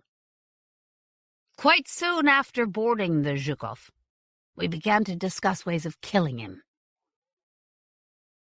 This wasn't just a matter of revenge, though we both wanted that. We'd gotten to like and respect the pilot, Colonel Delatour. She seemed to be brave and rational, and certainly less disruptive to the mission than Schlacht was. The problem was how to rid ourselves of our 7-star nutcase in some way that would look like an accident. After our talk with Kos, we started skipping dinner with the Cowdrey whenever possible, worried that the dwarf might pick up on our thoughts. Although, as Morales pointed out, by this time there was so much ill-feeling against Schlacht that even the general's little extrasensory snitch might find it difficult to decide where all the death wishes were coming from. Then, one night, when we were lying on our bunks, Morales had the upper, I had the lower. Conspiring against our leader in low voices, there emerged from the bitch ball not his stentorian tones, but the cultured accents of Colonel Delatour. "Lieutenant Cohn, Lieutenant Morales, could I ask you to come to the bridge, please? It's rather urgent." Morales leaned over the edge of his bunk and stared at me. I stared back. Since the politest words that had ever come from the gadget previously had been, "Drop your cocks and grab your socks," we knew, without being told, that something important must have happened. On the bridge, the whole cadre, except for Schlacht, had assembled, rubbing sleep from their eyes. Clothing was random and disordered, uniform coats over PJs, that kind of thing. A low background thrumming from the dark energy generator meant that we were getting ready to enter that empty bubble universe we've all heard about, the place where good starships go when they exceed light speed. At first I thought some kind of exotic technical foul-up must have occurred, but Colonel Delatour had a much more welcome and exciting message to deliver. In cool, bell-like tones, she greeted us with the words, "Good evening, gentlemen. General Schlacht has been murdered." Morales and I stared at each other with, as a poet once put it, wild surmise, each of us thinking, "You crazy bastard, did you do it without telling me?" We were still standing there with mouths open when Delatour added, "I don't imagine that his loss will be much regretted, but the fact that we have a killer aboard has to be a matter of concern for all of us. Lieutenant Cohn, we need an acting security officer. Will you please take on the job? Lieutenant Morales will assume command of your platoon as well as his own. Lieutenant Cohn, your first task will be to investigate General Schlacht's death. You will notice that she didn't wait for me to agree to my new title and duties. When it comes to the military essentials, such as not giving a damn what your subordinates want so long as they do what you tell them, there is no difference between the space service and security. As for me, I took a deep breath, tried desperately to remember what I'd learned in the 2 or 3 criminal investigation courses I'd taken, and said in what I hoped was a calm, self-confident tone of voice, "Show me the body." She led a parade into a crooked corridor that ended at the command suite. The corpus delicti was lying face down, fully uniformed. a few meters from its former stateroom door. Koss, like the faithful dog in sentimental stories, hunched over the body, looking helpless and alone. I tapped him on the shoulder, and he moved dumbly aside. Our ex-leader appeared undamaged, except for a vast pool of blood that had gushed from his nose and mouth. Ribbons of clotting had already appeared, so the corpse was not perfectly fresh. I tugged at one arm, and it was supple, but the rictus on his face, when it came partly into view, suggested that incipient rigor had already begun. The timeline was dubious because different bodies act differently, and the interior of the ship was kept cool at 10 degrees. I called Morales, and together we turned him over. His wide, bemetaled front was sopping red. The surgeon, a doc named Monette, peeled back his shirt, did some swabbing with a handful of paper towels, and revealed a neat little hole drilled through his breastbone. The general had been shot by a small-caliber impact weapon, say a 3.8 millimeter, not a military size. The bullet hadn't been powerful enough to go completely through him, which explained why the usual gaping exit wound was absent. It had exploded inside, probably trashing a bunch of crucial organs, plus the aorta. After he fell, a tsunami of blood had poured out through the largest available vents, squirting up the esophagus and windpipe. "Well, I suppose I'll have to do a PM," said Monette, a large, glum man, "although the cause of death is pretty obvious." He sighed, perhaps yearning for a more interesting corpse to do his Y incision on. Meanwhile, I started asking questions. Politely. Everybody except Koss was either sir or ma'am to me. Who'd found the body? Koss, naturally. He'd been asleep in his cubicle near the general's palatial quarters when a terrible scream woke him up. Since nobody else had heard anything, I figured the dwarf's talented subconscious had chosen this way to alert him that something was extremely wrong. Attired only in his underpants, Koss stumbled into the corridor and fell over the body. Instead of calling for help, he went a bit berserk, wringing his hands and moaning and running up and down like a chicken with its head off, leaving tiny bloody bare footprints all over the deck.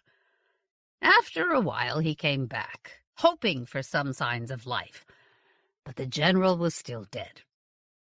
Then Koss sensed the stowaway approaching. Scared now for his own hide, he ran back to his cubicle and hid under the bunk. Only when his private alarm system went quiet did he venture out again and wake the surgeon and lead him back to the body. More fooling around ensued, with the surgeon sending him for the pilot sending him for the navigator, and then the rest of the senior officers being awakened in order of rank. Sounded just like the arrangement at the dinner table.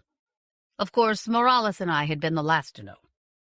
Meanwhile, Koss, suddenly realizing that he was thinly clad and bloody, washed his feet and got dressed. Summing up the situation with a quiet courtesy for which I am famous, I told the cadre, "You people are the biggest bunch of silver-plated anatomical assholes I've come across in some time." No, I didn't actually say that. Only thought it.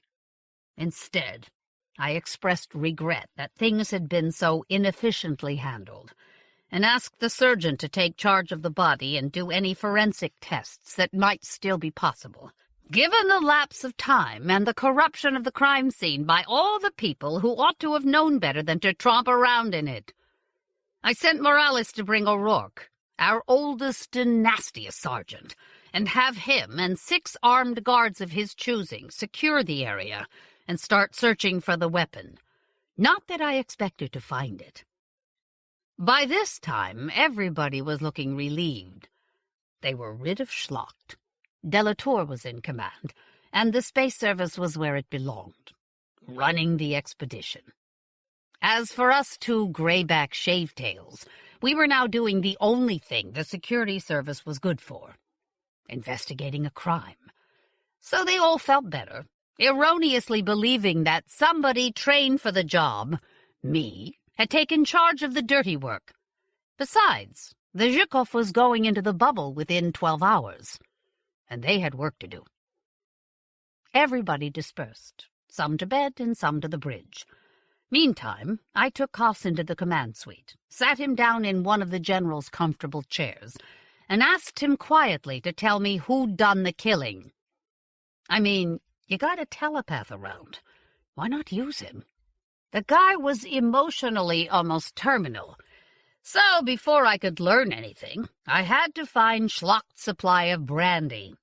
Quite a supply, about 200 liters packed away in closets and cupboards, giving me a new insight into his peculiar behavior. And get Koss to swallow a finger or two of 5-star in the bottom of a tumbler. He coughed and choked, and I patted him on the back. "Now, come on, buddy," I said. "Tell me who killed the general." I would have been perfectly unsurprised if he'd named anybody on board, including me. After all, I'd had murder in my heart, and he knew it. Instead, he gave me an anguished look and said, "Isn't it obvious?" Well, I couldn't bash a little guy only about as long as my leg. So, restraining myself, I said, "Not to me." "I mean, look," he said querulously. "The blood was still pouring out of the general when I found him, so he'd just been shot. I had to get the others up, and I saw them all waking up, and they were really waking up. I'll swear to that. I could sense their conscious selves coming out of the fog of sleep, so they weren't involved. But when I was hiding from the stowaway, I picked up his thoughts. Great Tao, they were scary. No words, just emotions, waves of rage and joy, a kind of ferocious ecstasy, like a predator that's just taken down its kill." So the stowaway did it. Yes, the stowaway we can't find. Yes. Did you get a look at him? I mean, clairvoyantly? No. If there was an exterior image, it was overwhelmed by the stuff coming from inside him. All I could sense was what he was feeling. I suppose he was still too upset to read my mind, because if he had, he would have heard me thinking along these lines. There isn't any stowaway. I know because I've looked for him. On the other hand, Koss found the body. Handling a 3.8 is well within his physical capability, and he had time to hide the weapon because he took forever to rouse the ship. And when he was describing the stowaway's mood after the killing, wasn't it so vivid because those emotions were really his own? True, motive was a problem. I couldn't think offhand of any reason for him to kill Schlock, but who knew what kind of insults he'd had to endure? Or, for that matter, what kind of physical abuse. I didn't have enough on him to justify an arrest, but I had enough to make me very suspicious. I'd learned in criminal investigation classes to be real nice to anybody I had my eye on. Disarms them, you know. So I patted Koss on the shoulder, told him to visit the dispensary and get some tranquilizers, and tentatively put him at the top of my list of suspects. Further down the list was everyone else on board, except Jesus and me. I excluded myself only because I knew I hadn't done it, and Morales only because he occupied the upper bunk and couldn't have left our stateroom without my hearing it. That left 19 officers and 70 enlisted. Any one of them might have acted alone, and almost any combination of them might have acted together. I was brooding about that when Sergeant O'Rourke hove into view. He was a thick-bodied man, so top-heavy he leaned forward when he walked, and his little gray eyes were gleaming with intelligence and ill will toward Koss, whom he'd often described as that *#, %, ampersand, Schlotz, *, %, ampersand, house pet. "Thought you'd be interested in this, Lieutenant," he growled. "Found it in the pygmies' quarters, stuck with wax to a leg of his bunk." He extended a ham-sized fist whose back was covered with reddish fur, and dropped into my palm A small crystal sphere containing a model of the DNA molecule. We looked at each other, then at the icon, then back at each other. This was the first time I thought of the possibility that a laterite might have maneuvered himself aboard the Geoff to help rescue the other disciples in space, and it gave me, as the French say, furiously to think. I was just beginning to toy with the idea of true believers on the ship, when a robot's cool tones instructed everybody aboard, except the pilot and celestial navigator, to return to their staterooms and strap themselves down. I handed the icon back to the sergeant. "You know what to do with this?" I asked. He gave me a gold-toothed grin and said, "You go get buckled in, sir." He ducked back into Koss's cabin to put the little crystal sphere back where he'd found it. No sense alarming my number one suspect unnecessarily. This was my first time going into the bubble, and frankly it was kind of scary. I was already belted down to my bunk when Morales arrived, looking breathless, and climbed past me onto his own rack. As we lay there waiting, he started to complain. This is exactly why I didn't join the space service, even though they get all the gravy and security gets all the crap. I didn't want to leave my old familiar universe, you know? One universe is enough for anybody. I'm with you, pal. Oops, here we go. It felt exactly like going over the top on the 100-meter slider ramp at an amusement park. Except I didn't have a bunch of hysterical people screaming in my ears.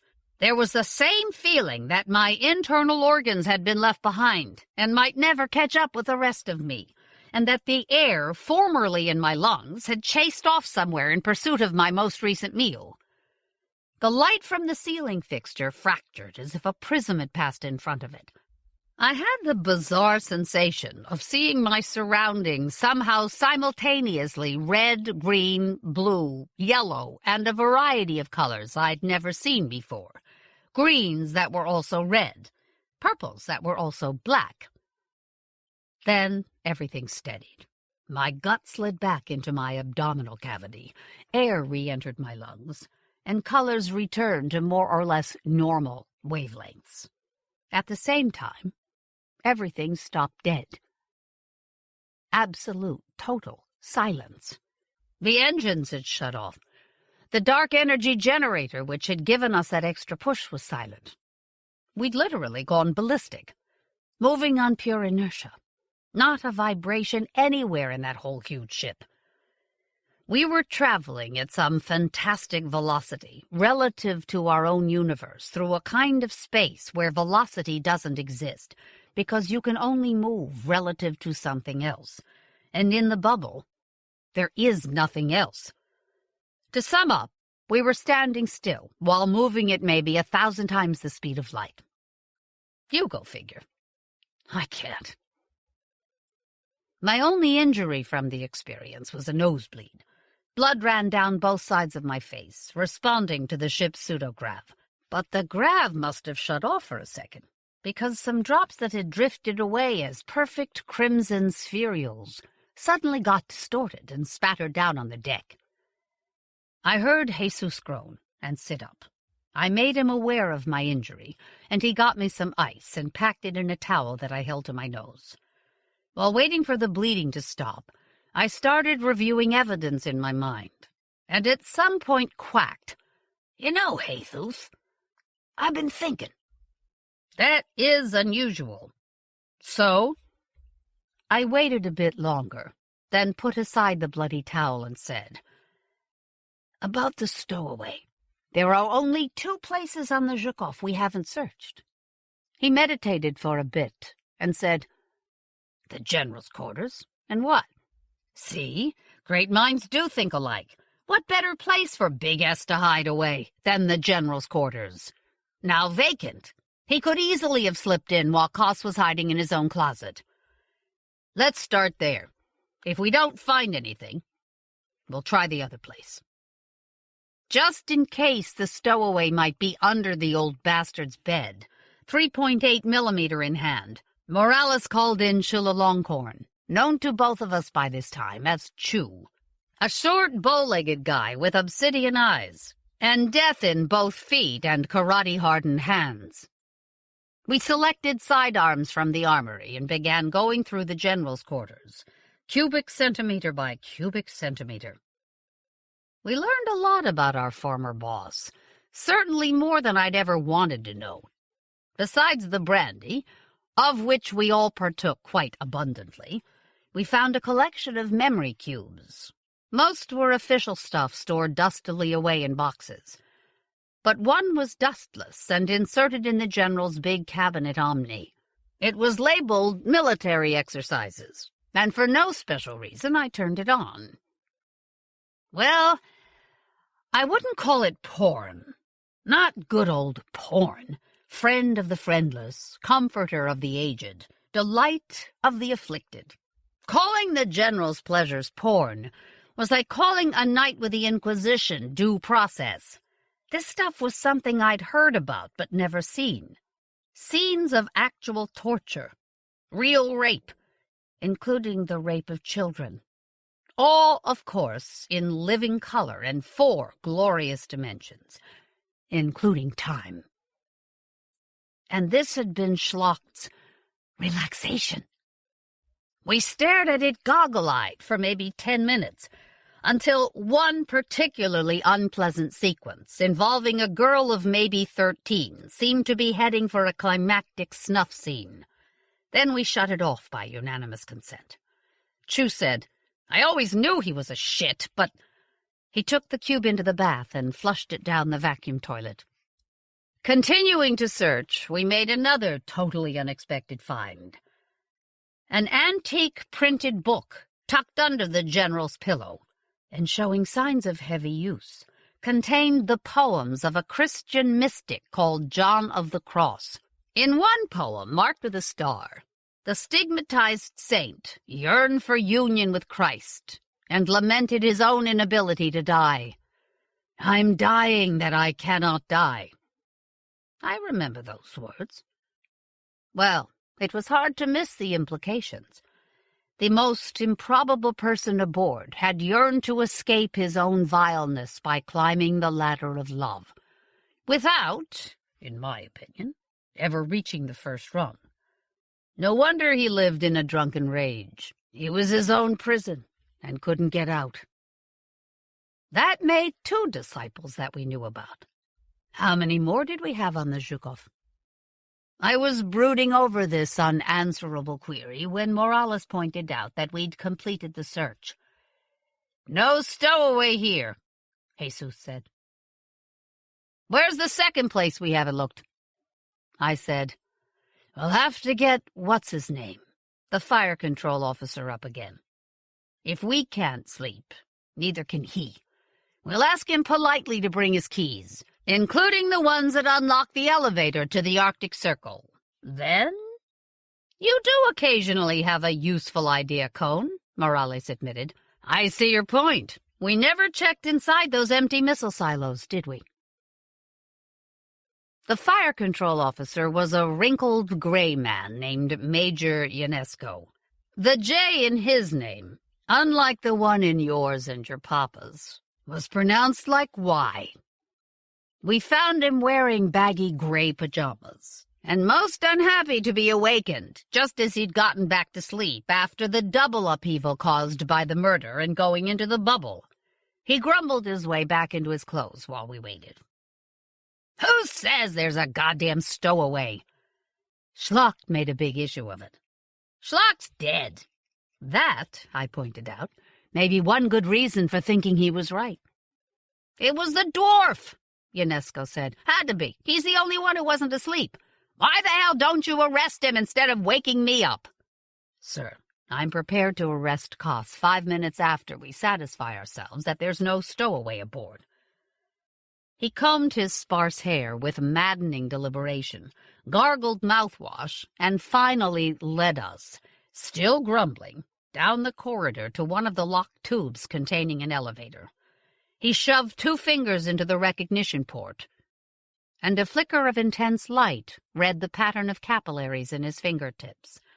Then he inserted the usual flat strip of an electronic key, and the curved door retracted, and the 3 of us jammed into a small cylinder that quickly filled with the aroma of mouthwash.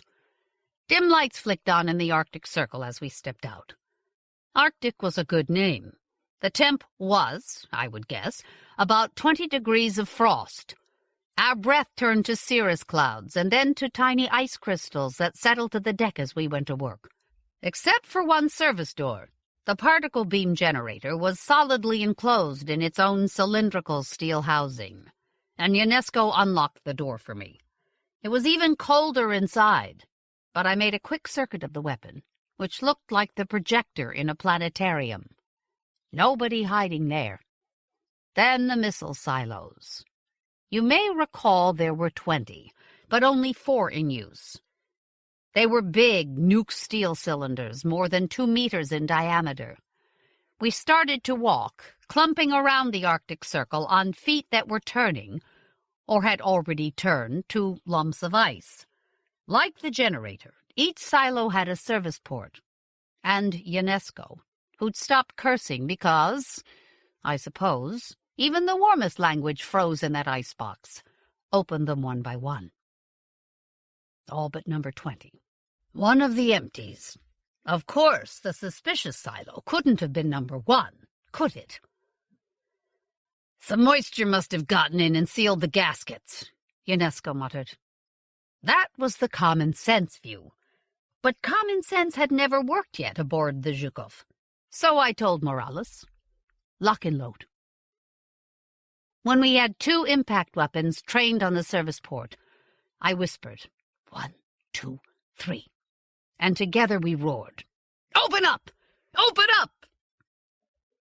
No answer. I was getting colder and colder, and by now wanted to find out if we had the stowaway cornered as quick as possible, just so we could get the hell out of the Arctic Circle. That was possibly why I made a truly lousy decision. "Sir, I presume the silos are capped on the outside?" "Obviously." "Then," I yelled, "open the cap on number 20!" I really thought that threat would bring the stowaway out, assuming there was a stowaway, and not just some hoarfrost sealing the door.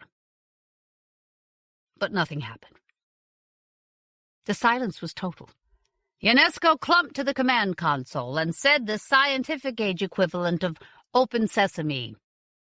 The console had a heating element inside, and after the cover lifted, he stood there warming his hands like a guy in front of a stove on a chilly night. Then he leaned over and started muttering code, while the little round monitor screen flickered back at him. "Open?" he asked me. "Please, sir." I wasn't prepared for the scream.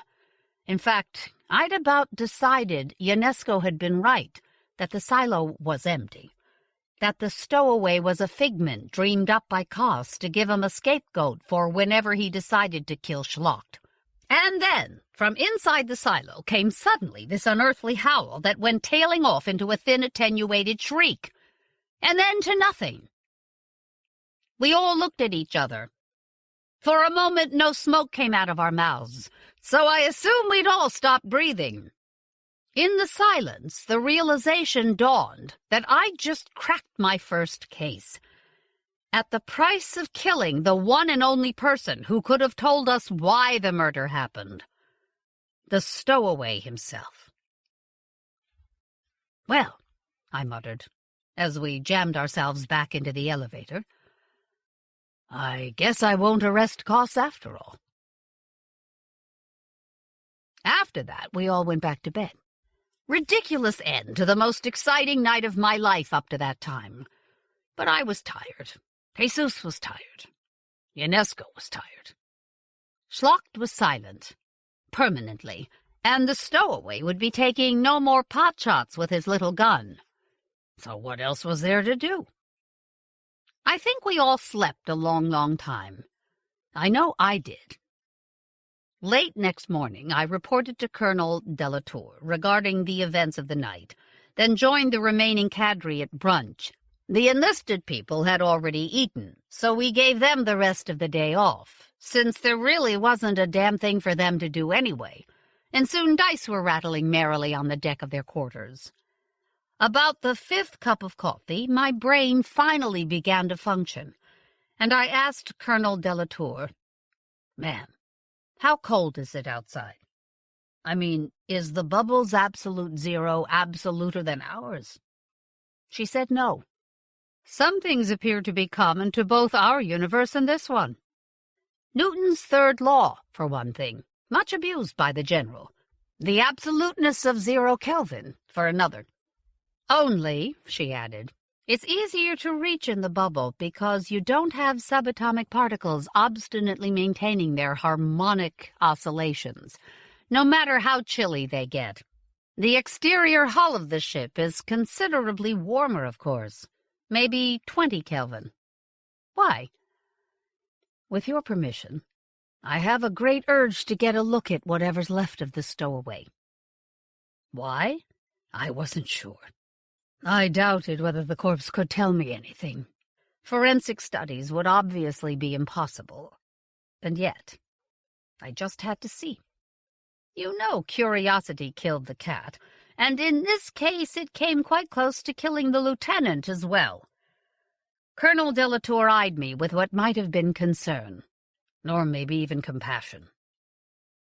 Dying won't bring the fellow back, you know, she said quietly. You didn't murder him. He could have surrendered. I don't intend to die, I assured her. To take a risk, yeah. She nodded, even smiled a little. Maybe she liked risk-takers. Since Zhukov's the only gravitating mass around, he'll presumably be following us, she said thoughtfully. Maybe rotating around us, like our own little dead moon. Morales seemed to get really twitchy when I reported this dialogue to him. This is so. Asterisk, pound sign, percent sign, ampersand. Weird, he groused. Nevertheless, he bravely volunteered to take the first spacewalk in the bubble. Of course, I said no. It was my show and my adventure. I knew that if the heater in my suit froze up, I'd be one more piece of debris circling the Zhukov. But I was young enough not to believe anything like that could actually happen to me. A lot of heroism, you know, is basically stupidity. So, a couple of hours later, I found myself being clamped into a device for which the term spacesuit was absolutely inadequate. It was actually a sort of steel keg where I sat cross-legged, watching the world outside on a semi-cylindrical monitor screen, and operating the limbs. You could have up to 4 legs and 4 arms attached by fiddling with joysticks mounted on what looked like a miniature organ keyboard.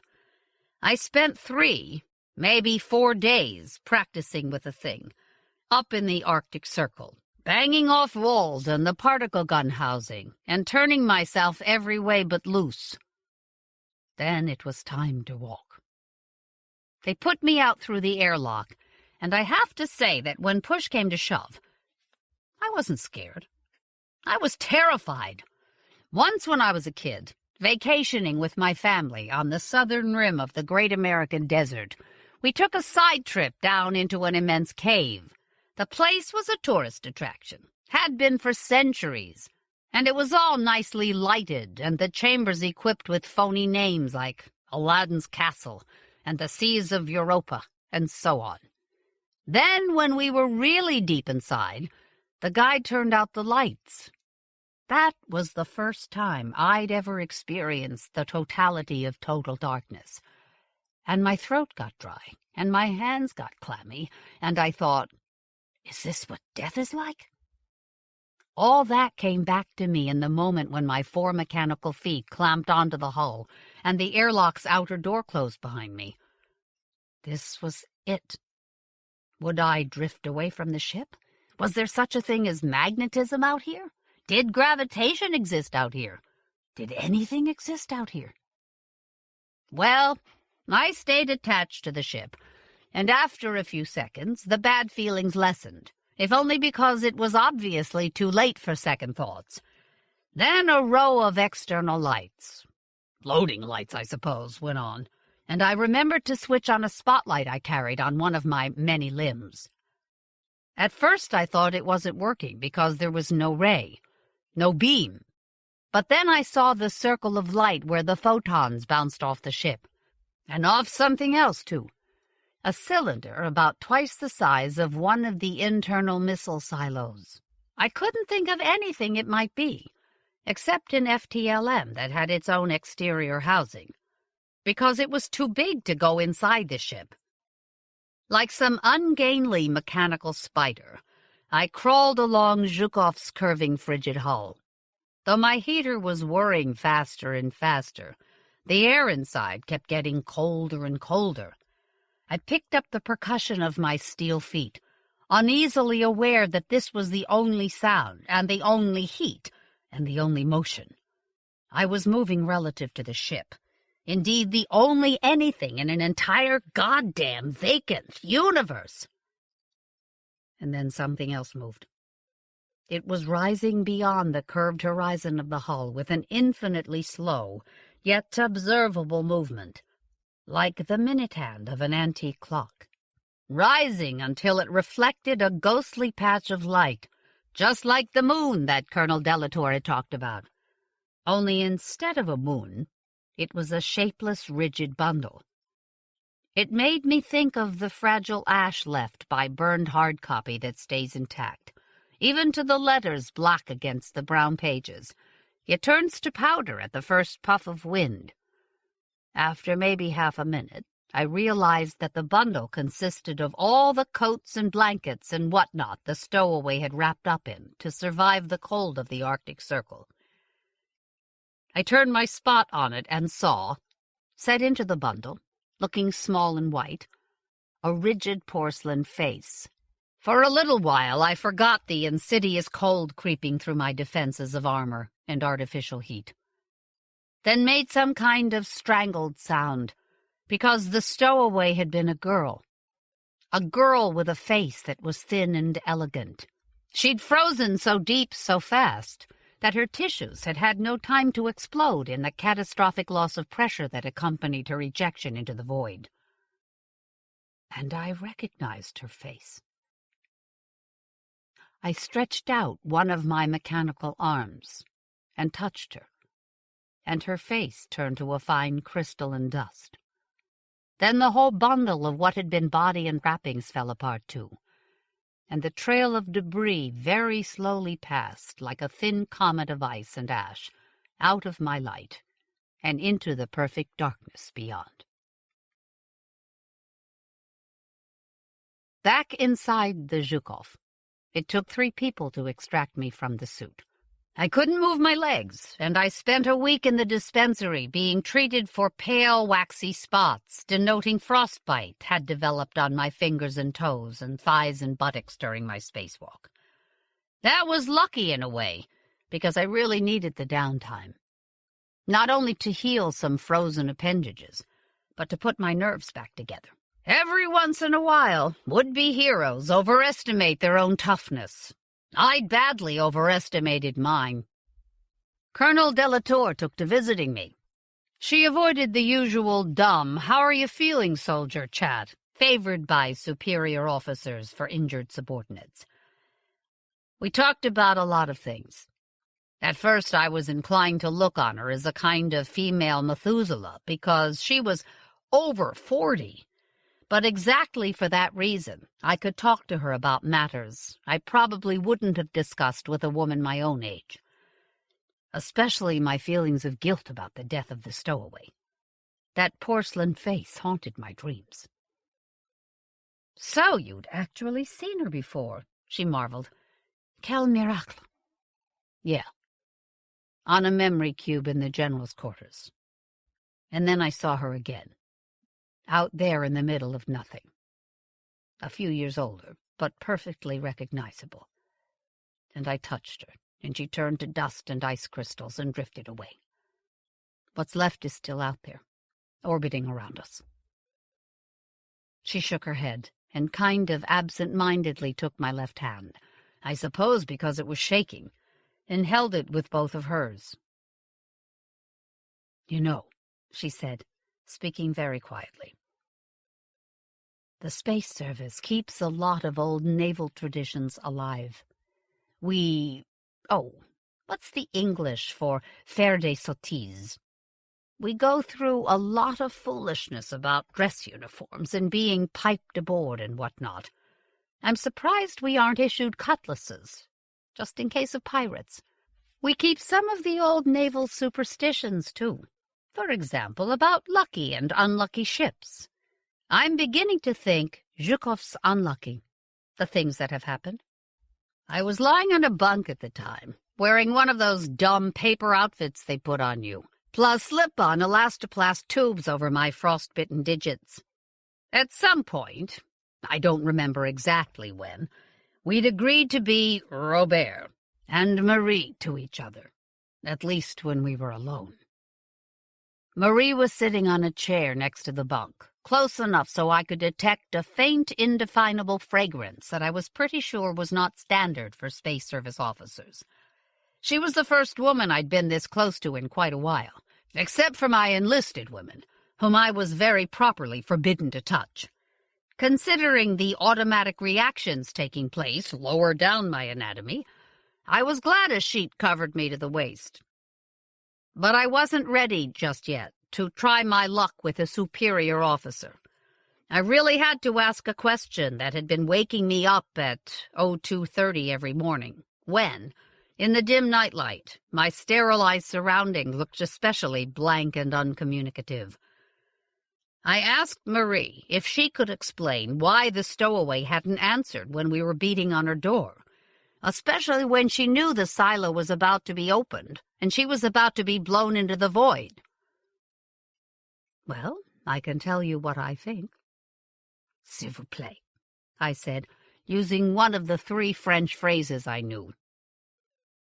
"I think she'd done what she came aboard to do." "Was she very young when you first saw her?" I cleared my throat. "Terribly young." "Then I suppose she'd been a child prostitute." "C'est abominable, but it happens." So she tracked the general, who might have been one of her customers. Maybe even her first customer, the one who paid a premium for the thrill of breaking her in. When she'd killed him, her work was done, and she wanted to die. That's why you shouldn't blame yourself. You know, when somebody wants to die, it's entirely personal. If their mind's made up, nobody can stop them. And maybe nobody should try. I was still thinking that over when she said, "You need to get warm." She stood up and began to take off her uniform jacket. "We'll have to be discreet, of course," she added. "Suppose somebody comes in." "Oh, I posted a Bata's guard outside. There are advantages to being in command." She smiled. She finished undressing and threw back the sheet and lay down beside me. So began my first liaison with a mythical creature I'd often heard about but never experienced. An older woman. It was kind of a shipboard romance, you know, where the impermanence provides half the joy and all the poignance. After doing our separate duties all day, we had quiet nights together. Good sex. For me, a learning experience, as they say. Learning to take things slower. Learning to play the mouth organ properly. Learning some neat tricks I'd heard about but never tried before. Ligotage. The French have a word for it. The bindings, dearest, must always leave a mark, she instructed me. But it wasn't all fun and games. Your boss doesn't cease to be your boss just because you're in bed with her. I had to endure Mama Knows Best comments like, "Sometimes, my darling, you are just a tiny little boy." This was not a reference to my physical endowments, which have always been adequate. She was talking about my emotional immaturity, which in those days was a lot more than just adequate. I also heard a lot about the problems of a woman in what was still, After centuries of effort, mostly a man's world. Things I'd never imagined until then. A woman in command, she said, has to be at least 3 times as tough as a man. Any hint of weakness is fatal. A male commander can be kind and forbearing, and everybody says, an officer and a gentleman. A woman does the same thing. They think, just another cunt, and try to take advantage of her. A man can sleep around, or not. If he doesn't, he's got ethics. And if he does, he's a hell of a guy. But if a woman officer sleeps around, they call her a whore.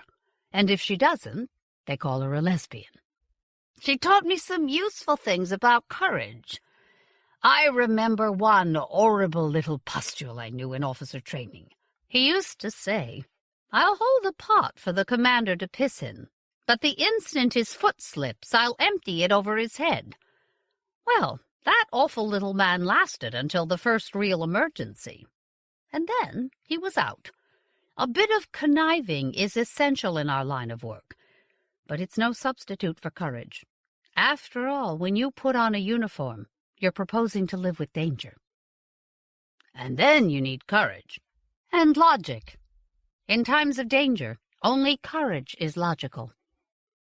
I'd never looked at it that way before. Yet it's true. Losing your head is no way to save your hide. Neither, she reminded me, is forgetting your comrades. Sauve qui peut, every man for himself, is the prelude to annihilation. When everyone's trying to save himself, discipline collapses and everyone dies. So I learned from her. Things I enjoyed, things I needed to know, things I didn't especially want to know, but learned anyway.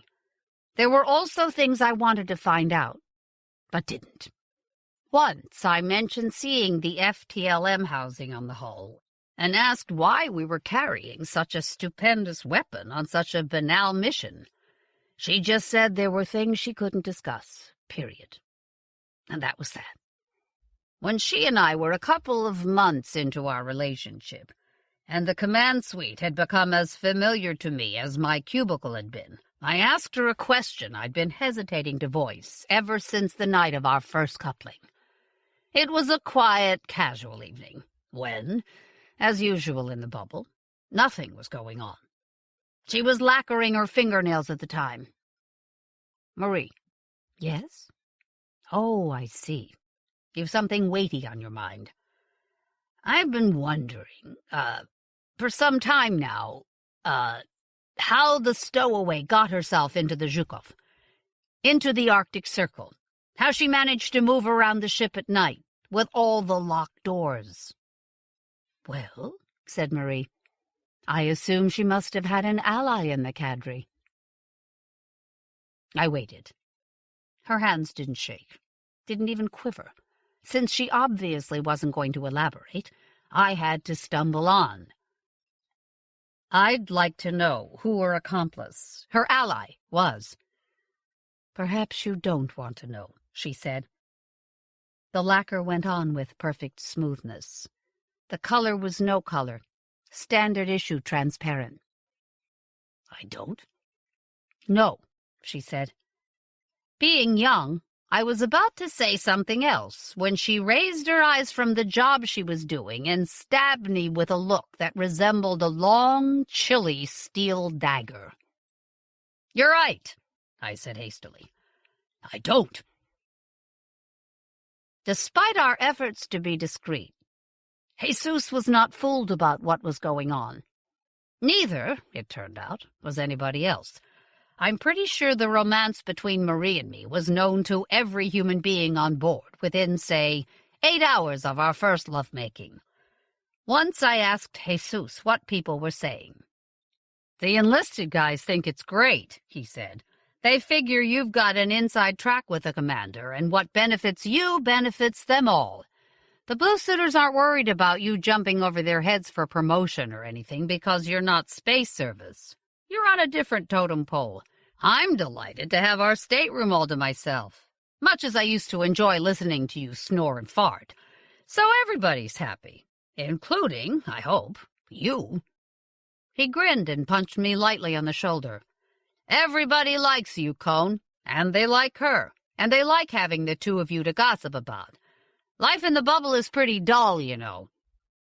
Marie's own attitude was cool and practical. When I mentioned the gossip mill to her, she said, "Bah, who cares? I'm the commander, and subject to regulations, I do what I please. Still, it's nice to know that our shipmates find us entertaining."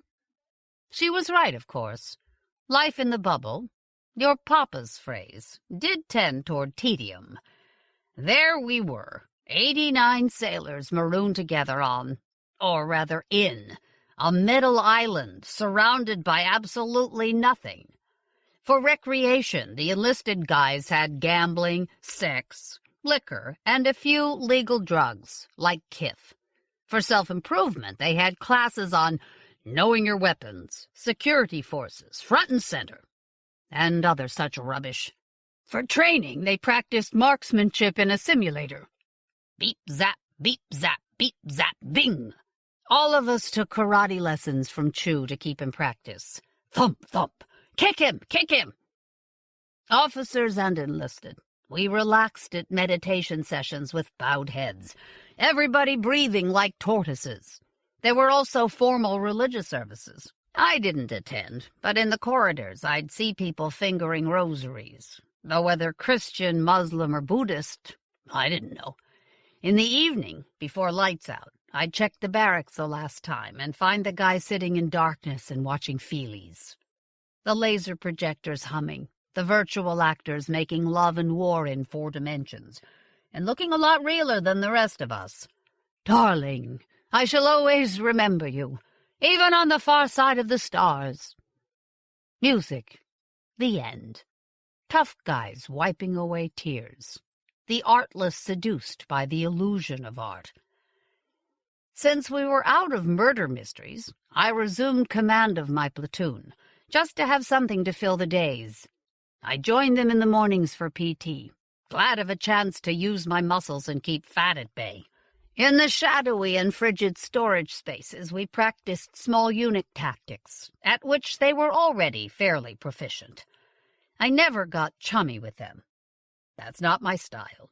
But I was intrigued to see that Morales was able to become a pal to his people without losing control. Swapping foul jokes, drinking with them at the enlisted happy hour. You'd think he'd have forfeited their respect. But he didn't.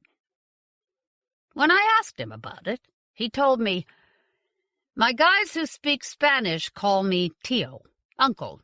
Your guys call you Dios, God. They know they can trust you, and yet you're out of reach. They think that's what God is like. You do talk a lot of crap, Morales. They're like the 2 American generals in the war with Mexico. The soldiers called one Old Fuss and Feathers because he always played by the book. They called the other Old Rough and Ready because he dressed like a peasant and paid no attention to the book. Both won their battles. The point is, either way can work if it's natural for you." I'd never heard about a war between America and Mexico. "Who won?" I asked. "Oh, the Americans did. Later on we got back at them, but it took us a couple of 100 years. Mexico conquered America? In a way. Yes, in a way. From Schlacht, I inherited Koss. He needed somebody to attach himself to, and soon began bringing me tidbits of information. Sergeant Chu, did you know he comes from a criminal family? They're all pirates, except for him." "Pirates?" "In the Malacca Strait. They've been pirates there for centuries. They use a skimboat that goes hundreds of clicks an hour just above the waves. The security forces tried to stamp them out, but they've got good political connections in the world capital at New Angkor. So security had to let them go, and even return their boat. What do Chu's relatives think about him joining the forces? He's the black sheep of the family. He can never go home." "Who told you all this?" "Nobody told me. I just know. One day Koss warned me about an impending fight in my platoon over one of the most popular douches. Just to test him, I showed up in the barracks compartment at midnight, routed out O'Rourke, and held a shakedown. In the laundry bags of 2 guys, we found enough brass knuckles and knives to start a minor war. Of course, both claimed they were only keeping the contraband for self-protection, but I figured it was time they learned that old Fuss and Feathers went by the book. So I invited O'Rourke to consider the fact that these idiots could have cost him all his hard-earned stripes, and suggested he take them to one of the empty compartments for a fatherly chat. When he'd finished, their comrades carried them to the dispensary, where Doc Annette patched them up. Then I issued them plastic teaspoons and set them to work cleaning out grease traps and stopped-up latrines. I ran into Gannett a few days later, and he told me the culprits insisted that their injuries resulted from tripping and falling down. They, he said, with what I assumed was irony, are the clumsiest guys I've ever come across. By tipping me off, Koss had probably saved a life or two, and he certainly saved me a ton of trouble and embarrassment. So I got in the habit of meeting him for a few beers in the evening, and letting him fill my ears with whatever tidbits he'd picked out of the air that day. It was addictive, listening in on other people's thoughts, and only the fear of turning into Schlock II made me stop him from digging into the minds of Marie and Morales.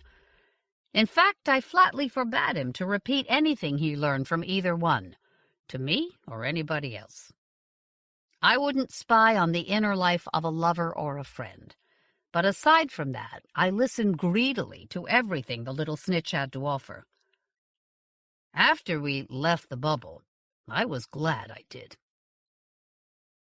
Because we did eventually return to our own universe. The bubble had no such thing as time, that clocks were still running on shipboard, and in due course our eternity of boredom came to an end. Re-entry to our own universe was chronometric, and an error of a microsecond could put us almost any place, including the center of a star. I, for one, was seriously anxious, and even Marie showed strain. "I've done this 28 times," she said one night, seeking comfort in the thicket of chest hair I sprouted back in those days. Somewhat muffled, her voice continued. "But I'll never get used to it. It's all up to the computers, and there's no way for mere humans like us to control our fate." "What does the Celestial Navigator do during re-entry?"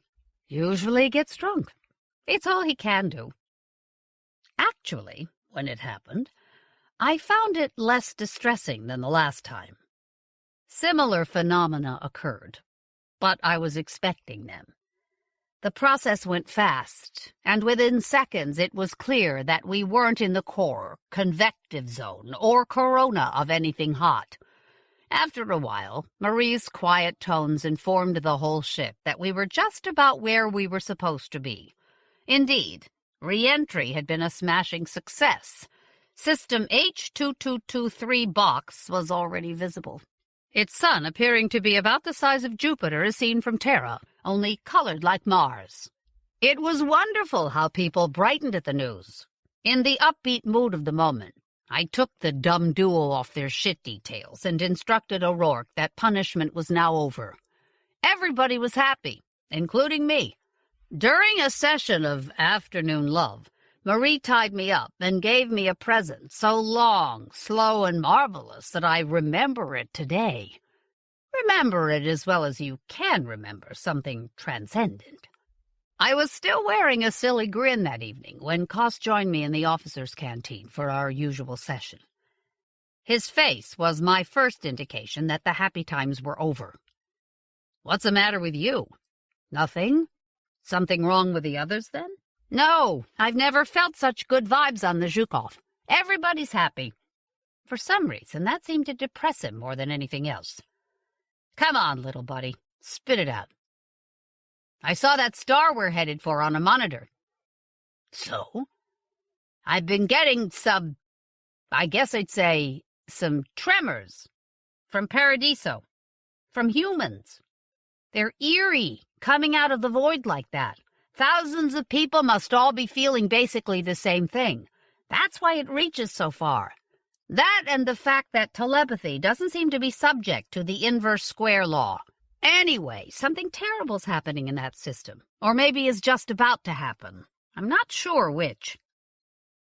I looked at his big face and his little hands holding the beer stein and his dark, mournful, cuttlefish eyes, and I had a sudden impulse to grab him and push him out through the airlock.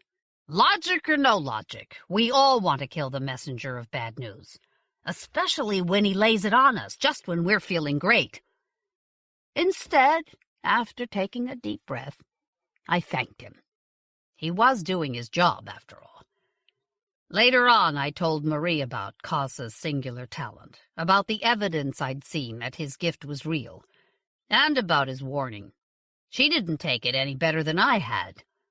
Exactly what do you expect me to do about this dwarf silly notion? You ever notice how, when somebody has a physical disability, everyone carefully avoids mentioning it until they get mad with him, and then it's the first thing they bring up? I said, somewhat stiffly, "You're in command here, and I don't expect you to do anything. I'm advising you to take this seriously and use full precautions to make sure we carry out our mission. Okay?" She thought that over and said, "Pardonnez-moi." A little later she added, "Of course, it may be the aliens. Le Zoo. It's only reasonable to treat this as a military operation. Before we risk the ship, Lieutenant Morales will lead an armed reconnaissance to check things out." I just looked at her. Very unwillingly, she said, "Okay, I can't let you off the hook just because I sleep with you. You're the senior, so you'll lead it. Are you satisfied?" "No," I said, "but I hope to be." After we'd relaxed a while and had a few shots of 5-star brandy, I gave her a little present I'd been planning all day. When we were done, and having a shower in the command suite's opulent bathroom, I leaned through clouds of steam and whispered in her rosy ear, "Now, don't say I never did anything for you." She smiled. "Oh, I'd never say that." Suddenly, everybody was in a fever of anticipation, because we didn't know what was going on down there. Zhukov maintained radio silence until such time as we found out. UNESCO spent long days in the Arctic Circle with a crew of combat bots that had been in storage up to this point, but now needed activation and testing and being hooked up to the fire control computer and so on. He'd been in the alien war and had scores to settle. He was an efficient guy, and personally, I wouldn't have wanted to be on the bullseye of any of his missiles, especially the big one in its housing outside in the hull. For us, too, the training tempo picked up. A lot of the work was intrinsically boring, but when your life is soon going to depend on your gadgets, you develop a passionate interest in things like nuts and bolts and pins and gauges. There was no end to checking and rechecking our weapons. I remember watching in something like awe as one of our dumber peons, blindfolded, field-stripped and reassembled in about 30 seconds, a launcher that by any objective estimate was a lot smarter than he was. The mainframe computer had to run diagnostic checks on all systems, and that was fine. But when it came to the Zhukov's 2 SDVs, or suborbital descent vehicles, shuttles if you don't speak in military acronyms, Morales and I manually made damn sure the airfoils would deploy when needed. I also decided to give each platoon its own symbol, instead of the Roman or Greek alphabets, which were kind of overused already. I chose the Hebrew and called our platoons Aleph, apostrophe, and Beit, B, and had the symbol stenciled on all the equipment and the shuttles. We planned to use both craft, in case an enemy destroyed one on the way down. Once we arrived on Paradiso, we needed to be able to exit the little ships fast, in case something mean was waiting for us, and enter them again just as fast, in case we had to get away quick. "Get in! Buckle up! Buckle off! Get out! Move, goddammit!" O'Rourke explained to our platoon, and emphasized his remarks by whacking laggards with his belt. Insofar as there's any secret to training people for battle, endless repetition is it. Soldiers don't need a lot of brains. They need to be rote-trained and obedient to orders, and not have too many nerve endings. Above all, they need to trust their leaders and their comrades, and be trustworthy in return. That's what esprit de corps means, and as we readied for action, it was fascinating to watch it develop among our people, including the two who'd recently been ready to knife each other over the favors of a douche. Morales and I had as many butterflies as anybody else, plus those extra ones a young officer gets before his first action. It's one thing to face combat and take orders. It's something else to face combat and give them, knowing you may give the wrong ones and take down a bunch of people besides yourself.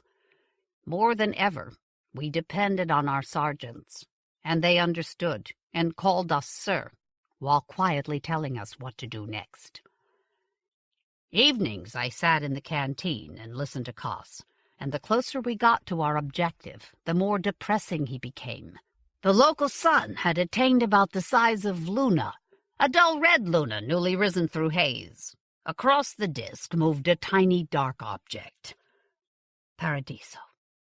I'd sit there watching on a monitor the transit of what looked like a cinder, at the same time listening to Koss tell me how those we'd come to save were expecting ruin and desolation. "They're running," he added, "but they're running from something they know they can't escape. You can sense all this from way out here? As I told you, ESP isn't subject to the inverse square law. That's one of the most baffling things about it. You know those ancient drawings by Dürer, where a mountain 5 miles away is in perfect perspective, tiny, about the size of a thumbnail, and yet just as clear and sharp as the big figures in the foreground? That's the kind of message I'm getting.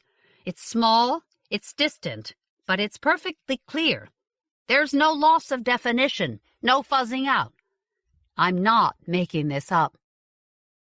God damn him, I thought. He probably isn't either. Koss was an expert on his own singular gift, and I couldn't argue with him, much as I wanted to. Every day the sun got bigger and bigger. I checked out a cube from the ship's library and did some reading, even got interested in universal history, which used to cause me terminal boredom in school. System H2223 had first been identified as a possible residence for humans by the ancients, meaning those fairly recent ancients who lived only a few centuries back, during the time of the warring states. All the wars delayed space exploration, but on the other hand, the stimulus of fighting brought tremendous technical advances, especially working out the nature of dark energy, natural anti-gravity, and finding in it, at last, the secret for exceeding the speed of light. So, when we finally started Starward, we went better equipped, and also had better theoretical understanding of our complicated multiverse, all of which was kind of neat to know, even though it told me absolutely nothing of practical value. Otherwise, I went on with life, doing PT with my guys, checking weapons, and attending formal dinners with the Cowdrey, where Marie sat at the head of the table, and I still sat at the foot, because the table of ranks had no slot for a commander's lover. Drinking with Koss in the evenings, listening to him tell me that whatever was threatening Paradiso was drawing closer to it by the day. Only he couldn't tell me what it was, because it was dark. "Think of it as a stealth object," he suggested over his third beer one night. "It is an object, then?" "I don't know what it is. It's dark." "Like an alien ship?" "Might be. If the zoo's inside a nuke steel egg, I couldn't pick up their thoughts, you know. The object would be, dark." One night I woke up from a nightmare about a pit full of monsters with human faces. Woke with a shuddering cry that brought Marie groggily back to consciousness. "What's wrong?" she mumbled. "The thing that's threatening Paradiso," I said, wiping sweat from my face. "Could it be us?" I mean, we're coming to kidnap them, and, mon cher, stop brooding. It's quite pointless. We've got our orders, and we're going to obey them. That's all. There's no turning back. She was right. So I went back to sleep. And a few days later, we entered orbit around the world that poor old Innocente had dreamed of turning into a new Eden. Stepping out the first time on a planet of another star is something few humans have ever done. Or ever will, I guess. The memory of Paradiso remains today one of my life's unforgettable firsts. We debarked on an undulating plain covered with long, coarse grass. Or anyway, something slim-leaved that looked like grass. The sun was about 45 degrees above the horizon, looking like the red eye of some cosmic beast that was eyeing us for lunch. The redness tinged and transmuted everything, giving the sky a purplish aura, turning blue-green leaves black, giving a perpetual sundown look to everything from pools of water to reflections in our face masks. We weren't on breathing apparatus, by the way. No need for that. The air had too much oxygen, if anything, and inhaling was like downing a flute of champagne. On the other hand, our combat boots suddenly seemed to be made of lead. The ancients had been able to spot Paradiso with their orbital telescopes because it was big. A hard-shelled Earth-type planet, of course. Not a gas giant, but big for its kind. Suddenly, I weighed something like 110 kilos instead of my Earth-side 87. As we lined up, all of us were moving like divers in weighted suits, and Morales and I agreed on 10 minutes rest every hour until we adapted. I ordered the autopilots running the shuttles to close them up and use the lasers on anything that looked threatening, and it was time to start. Aleph moved first, O'Rourke leading, me at the rear to keep everybody closed up. Morales's bait platoon fell in behind us. We topped a low ridge and saw the town founded by Papa Innocente. We didn't know its name, so we called it O1, Objective 1.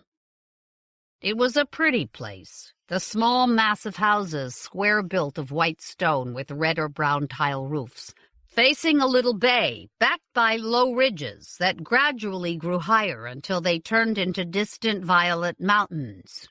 No tall buildings in the town, but one broad and deep structure with a shallow white dome, just faintly pink in the light. Through my helmet I heard Morales say, "Behold the temple." And he turned out to be right. I wasn't sure of Kasa's physical ability to keep up, so I'd left him on the Zhukov. Nevertheless, I wanted to keep contact with him. We were streaming images from our helmet-mounted cameras, and pretty soon I heard his unmistakable voice saying, "Cone, I'm not getting a reading from the town. It's all quiet.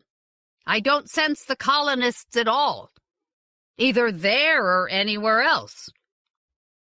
How do you explain that? I don't. You could sense them from space, and now you can't even sense them from orbit? I said I can't explain it. We approached O1 with leaden legs and labored breathing. We tipped back our masks, and despite the open furnace of the sun, the air felt mild, almost cool on our overheated faces. Little black animals with too many legs, hexapod rabbits, scuttled through the grass at our approach. An animal, somewhat like a hyena, heavy up front, small at the rear, loped out of a patch of blackish-greenish woods to the right, made a wide circle, and disappeared again. It ran with a rocking horse motion, front, back, front, back. A flying creature with wide triangular wings dipped and hovered and flapped away clumsily. Its body looked tiny in proportion to its enormous wingspan. In the distance, low clouds had formed, red above, purple in the middle, blue-black underneath. Apparently a summer shower was on the way. To confirm my guess, lightning flickered. Reddish lightning. We entered the town. Unnerving silence. There's a special emptiness to places where people ought to be, but aren't. Signals from the ship told us which way to go, sending Morales up one crooked street, me up another. My platoon split. Squads 1 and 2 to the right, 3 and 4 to the left. Hug the walls, guys. I found my own reactions interesting. Nerves tight as catgut in a string orchestra. Yet no feeling of fear. Just a very tense alertness. My senses seemed to have sharpened. Another small hexapod of some sort went scuttling around a corner, and I followed the sound of its many claws, long after it had disappeared. The buildings engraved themselves on my memory. Every stone, every shadow. The only sounds between the growls of thunder were our boots scuffing and our equipment clinking and clanking. Streets didn't meet at right angles. They and the intersecting alleys ran every which way, like braided channels in desert arroyos. The only shop signs were painted on the walls, like in Pompeii. Food mart. Vin so excellent. 20 booties in house. The last one an ad for a brothel or a shoe store? No idea. The language had been changing in the mouths of colonists, just as it always does. Marie spoke in my ear. Then Kos. They agreed. Still no sign of anybody in the town except us. Yet when a roof tile fell off and broke on the stones, everyone, including me, jumped. We emerged into an irregular open space surrounded by shops, all of them empty. Fleisch mart, butcher shop or slave market? By the look of it, butcher shop. A computer's atonal voice spoke in my ear. Lieutenant Cohn, right 20 degrees. Enter Broad Street. See Temple 24 o'clock. Nice to have guidance from the sky. And yes, there was the temple with its broad, shallow dome, suddenly etched by a flicker of lightning against the backdrop of gunmetal clouds. We circled the plaza, sliding along walls as before. O'Rourke sent one guy to search every building as we passed. Chew was doing the same with his platoon. A private yelled in a high, strained voice from a second-floor window, "Nothing ain't here, Sarge!" And O'Rourke replied with a burst of profanity that broke the tension and left everybody chuckling. We met under the portico of the temple. Morales and I panted up the steps and high-fived each other. The temple was round, with an outer and an inner circle of columns, and cool wind from the approaching storm whistled through it. The inside was a sort of Greek or Roman amphitheater, with stone bleachers meant to seat maybe 2,000 people funneling down to a round central stage lit by a skylight in the dome. Embedded in a solid transplast column about 6 meters high and visible from every seat in the building hung a gleaming chrome model of DNA that seemed to seize and concentrate every bit of available light. I felt awed and out of place, like an unbeliever gazing at the Kaaba. One of the dumber peons asked loudly, "What is that asterisk, pound sign, @ sign, exclamation point thing?" But the others spoke in hushed voices, as people tend to do in temples, including those dedicated to gods they don't believe in. Absent, besides all the people, was any sign of danger. Through my helmet-mounted Omni, I summoned the shuttles, ordering them to move into the plaza just outside and lock up as before. Then we began settling down for the night. We had plenty of room to stretch out because there were only 72 of us in all that vast space. People started turning on pocket glow lights and breaking out cold rations. Everybody carried food for 3 days, and the sergeant started circulating to make sure that nobody was fool enough to eat everything at the first meal. Morales and I stood by a column, watching the twinkle of little lights in the vast and steadily darkening space. The DNA model caught and reflected them all, and I guess a poet could have made something out of the scene. But we had no poets present, at least none I knew about.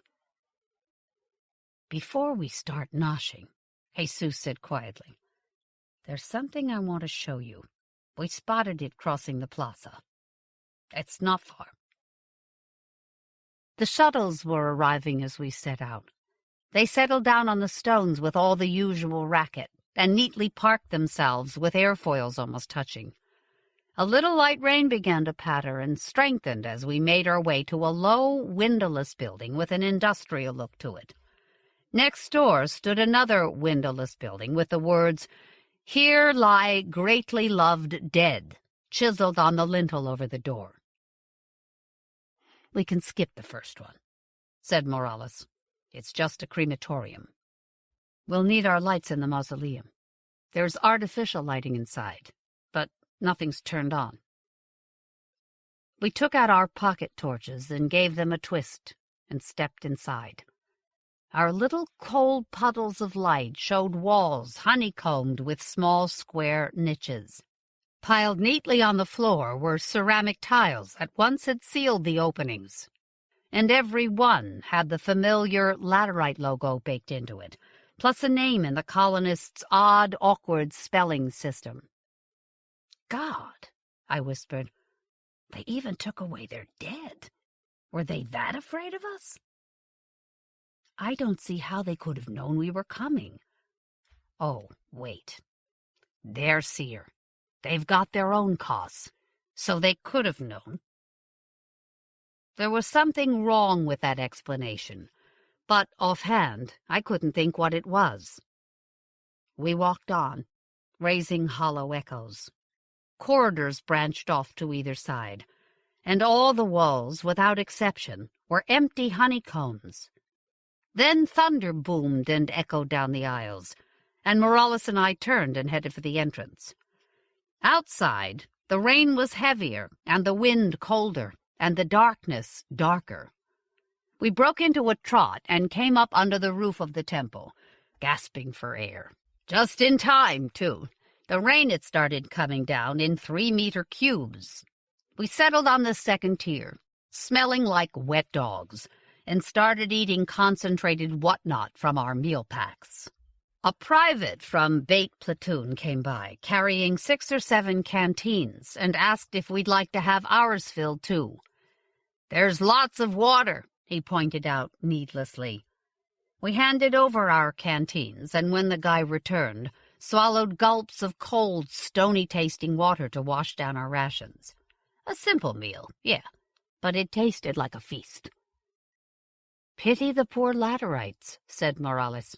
"Here we are scarfing up rations in their nice dry temple, and they're out there in the wild wet woods. They must be eating cold food, because if they tried to cook anything, Zhukov's scanners would detect the heat and give us directions, and we'd go out tomorrow and take them away at gunpoint." "Sometimes," I said, "you have to destroy a civilization to save a civilization."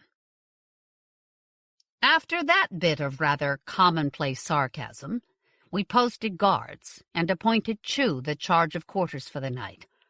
Morales said "Buenas noches" and rejoined his people. Somebody began singing, not the obscene ditty I'd have expected, but a sentimental tune called "Goodbye, Young Soldier." The temple's perfect acoustics carried every word to my ears, despite the storm raging outside, and I fell asleep listening to a strangely pure and haunting girl's voice, like a reed instrument, asking, "What'll I do when my guy is far beyond the sky?" I never heard what she decided. I was exhausted and fell asleep in about 2 minutes. And there I stayed until my helmet started squealing at me.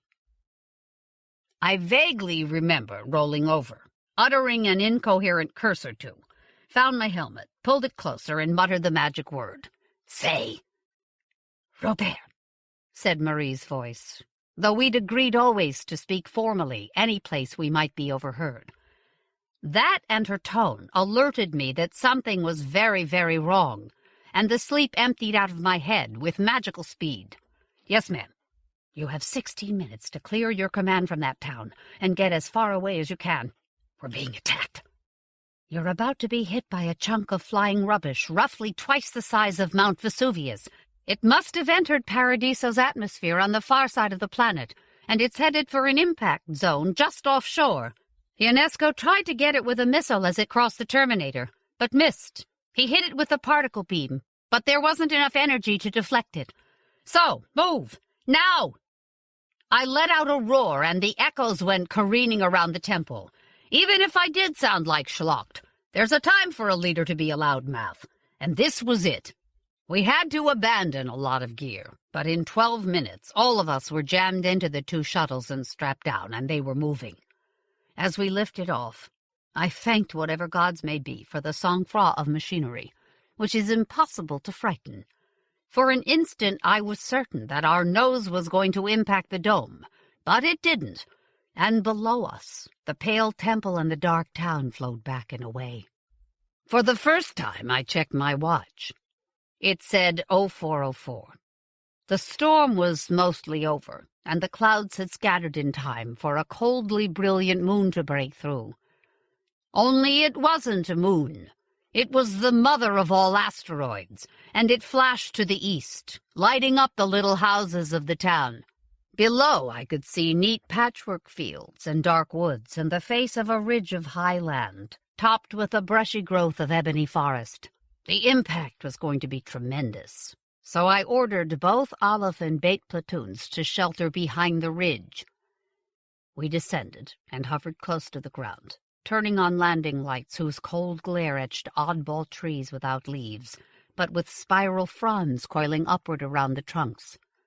Eyes flickered in the light, little creatures and big, eyes green or yellow or red, a whole swarming ecology we'd never know anything about, because at that moment the sky lit up.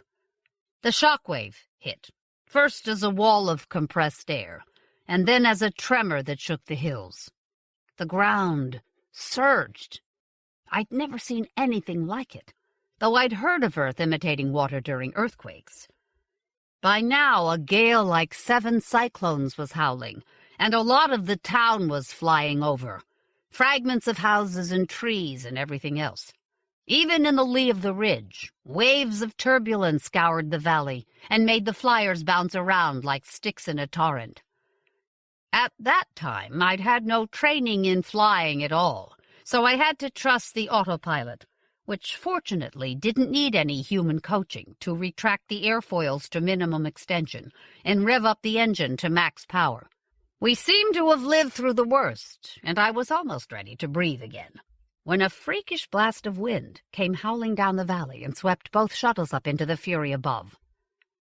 I'd heard stories of people being sucked up into tornadoes and living, and of course we had a solid transorbital ship to huddle in. But that's essentially what we were doing anyway. We and rags of flying clouds and the endless torrent of spinning debris. As we tumbled over and over, I had fragmentary glimpses of things happening below, of glistening bare sea bottom, of a gigantic wall of water moving with a kind of majestic deliberation toward the shore, of fields and hillsides stripped bare, of wind-driven flames spreading horizontally in sheets. One thing I didn't see was the other shuttle. It had vanished in the storm. Then all I had time for was surviving, while our autopilot's little mechanical brain fought to regain control of the flyer, end the tumbling, ride the gale, climb to quieter air above. We were essentially helpless, at the mercy of the machinery, and every second expecting to run head-on against mountain heights that lightning flashes showed advancing with daunting speed from the west. Wind velocity? 303.5 clicks, according to our instruments. Now, that's wind. At last we rose above the turbulence. The air thinned out, and the bucking and groaning stopped. Except, of course, the bucking and groaning of all the guys, including me, who'd been shaken like peppercorns and now were throwing up half-digested rations all over ourselves and one another. Our flight steadied. We were approaching the limit of the atmosphere. We flickered out of the planet's shadow and seemingly headed straight for the huge red eye of the sun.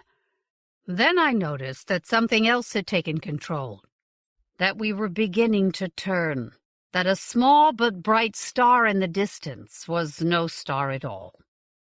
It was the Zhukov. We were foul and stinking and disoriented and terrorized, but we were alive and under the control of the mothership. And I figured I'd take a lot of air sickness and bad smells for that. The welcoming committee seemed to feel the same way. The whole Cowdrey was waiting for us and broke into cheers as one by one we crawled up through the hatchway out of the shuttle, looking and smelling like rats from a particularly unsanitary sewer.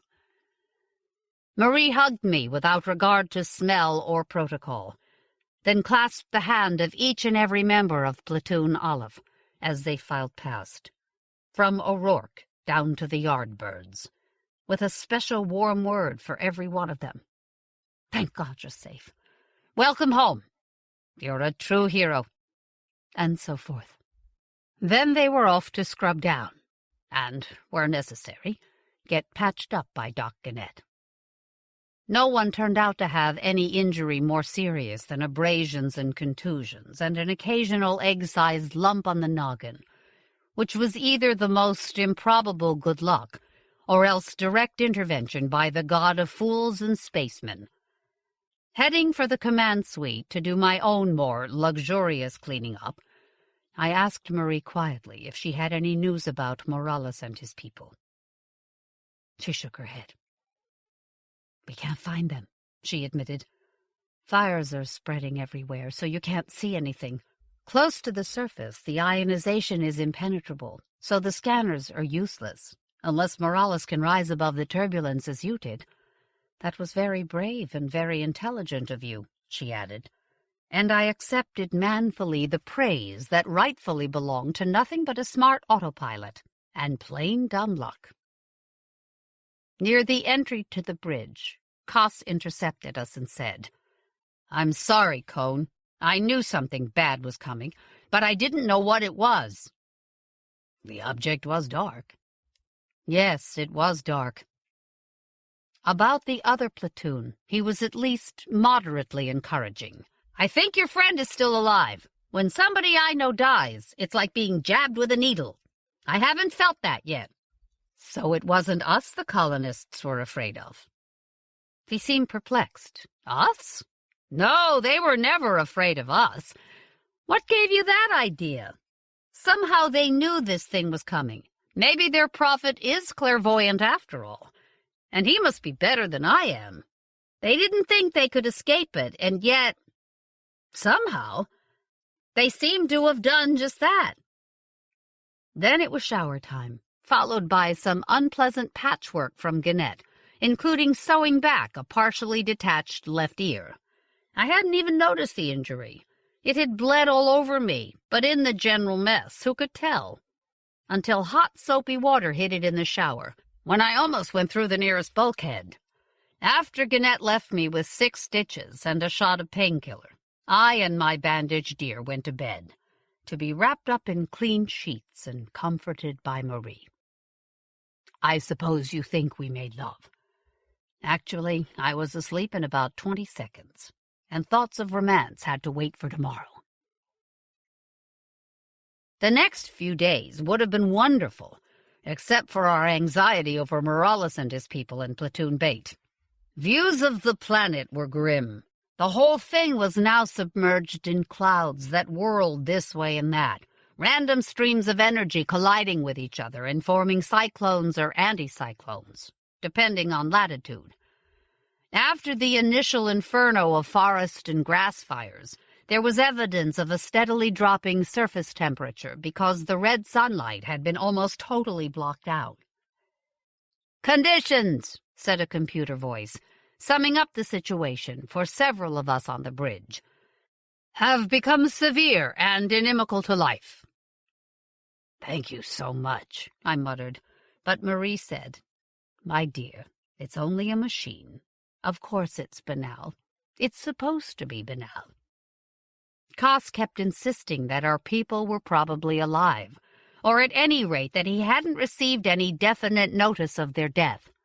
The second or third day, I forget which, he was finally able to indicate a general area where he thought they were, about 300 clicks from where I'd lost contact with them. He added that their shuttle was damaged and they were pinned down by the storms, and were hungry. He figured they might have tried to escape the planet, only to be hit by a downdraft and crash again. I wanted to take the surviving shuttle and go look for them, but Marie vetoed the idea without hesitation. 36 people in imminent danger are quite enough, she said, to say nothing of the colonists, wherever they may be. Now that was truly baffling. Our scanners and Kos wore out their various exotic senses and simply couldn't find any indication of them. Yet thousands of people, even if they were somehow managing to live in areas remote from the impact crater, without electronic communications, and even without fire, at least had to be thinking and feeling, and Kos should pick up on that. And if they'd all been killed, Kos said he should have received the psychic tsunami of despair the mind hurls out at the moment of death. But except for the faint signals from our own people, he'd heard nothing. As the days went by, Marie came as close to being distraught as I ever saw her. Finally, she chose dinner time, when the surviving cadre were together, effectively a staff meeting, though it wasn't called that, to announce her decision. "We're going to take the Zhukov in," she said, "all the way down to the surface." Everybody gave a muted gasp, then sat silent, figuring what that might mean. She began to speak quietly, in the kind of sure, still tone that comes from someone who's made a tough decision and means to stick by it. Of course, she said. Superficially, her plan was nonsense. First refusing to risk 36 people in the surviving shuttle, and then risking the ship and all aboard.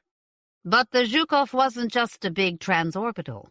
It was made of nuclear steel, and it had almost limitless supplies of energy at its disposal. She admitted that regulations forbade bringing spacecraft into a planet's atmosphere for a variety of good reasons. Corrosive effects on the ship, release of toxic emissions into the planet's environment, and so forth. But the regs also allowed commanders to violate standard operating procedures under emergency conditions, the only proviso being that they damn well better be able to justify their action later on. She thought she could. "Anyway, this is what we'll do," she finished. "If anybody wants to file a protest, they're welcome to do so." Nobody said anything. "Then let's get on with it," she said. "When we go in, all personnel will be at battle stations. All safety doors will be closed and sealed. All personnel will wear survival suits. I don't think anything down there can breach a compartment, but if something does, and a group becomes isolated, they'll have to survive on their own for an unpredictable length of time until we can reach them. Mr. Kos will guide us until more standard scanning methods pick up signals from the ground. Bonne chance." Wine had been served, and we solemnly raised our glasses and wished her and each other luck. I spent the next 12 hours with my platoon, working out exact procedures if we had to exit the Zhukov, and helped collect Morales and his people. Instead of retreating closer to the core of the ship, like the others, we were to occupy the compartment nearest the shuttle hatch. Everybody suited up, and O'Rourke and I began checking them over and over and over again to make sure that all the seals were tight and the heating and breathing units were functional. I figured we'd need to take our air with us because the planetary atmosphere had become a sandstorm of dust and ashes and toxic byproducts of burning. We'd need our helmet lights. We'd need nylon lines connecting us like mountain climbers, so we wouldn't get lost or blown away. We'd need old-fashioned basket litters to haul the injured. We'd need every goddamn thing. As we were reaching the end of our preparations, I got a squawk from the bridge. My presence was demanded soonest. I left O'Rourke to do his very competent best, and hastened past retracted safety doors, through a corridor that would soon, I expected, be chopped up into segments, like a snake that ran afoul of an autoplow in a wheat field.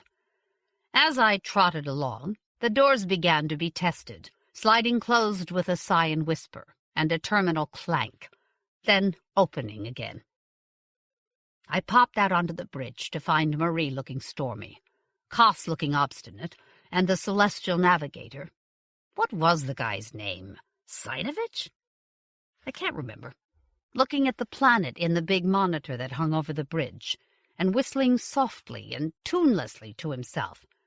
Marie gestured at Koss, one of those very French gestures, as if she was throwing away a piece of food that had begun to smell bad. "Écoutez," she snapped. "Listen to this."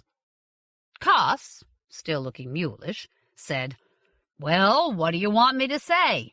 I'm telling you what I'm getting, or not getting, and if it interrupts all your wonderful plans, I can't help that." I touched his shoulder. "Just tell me," I said. "I've lost Morales and that bunch. They don't seem to be there anymore." "You mean they're dead?" "I don't think so. They're just gone, that's all."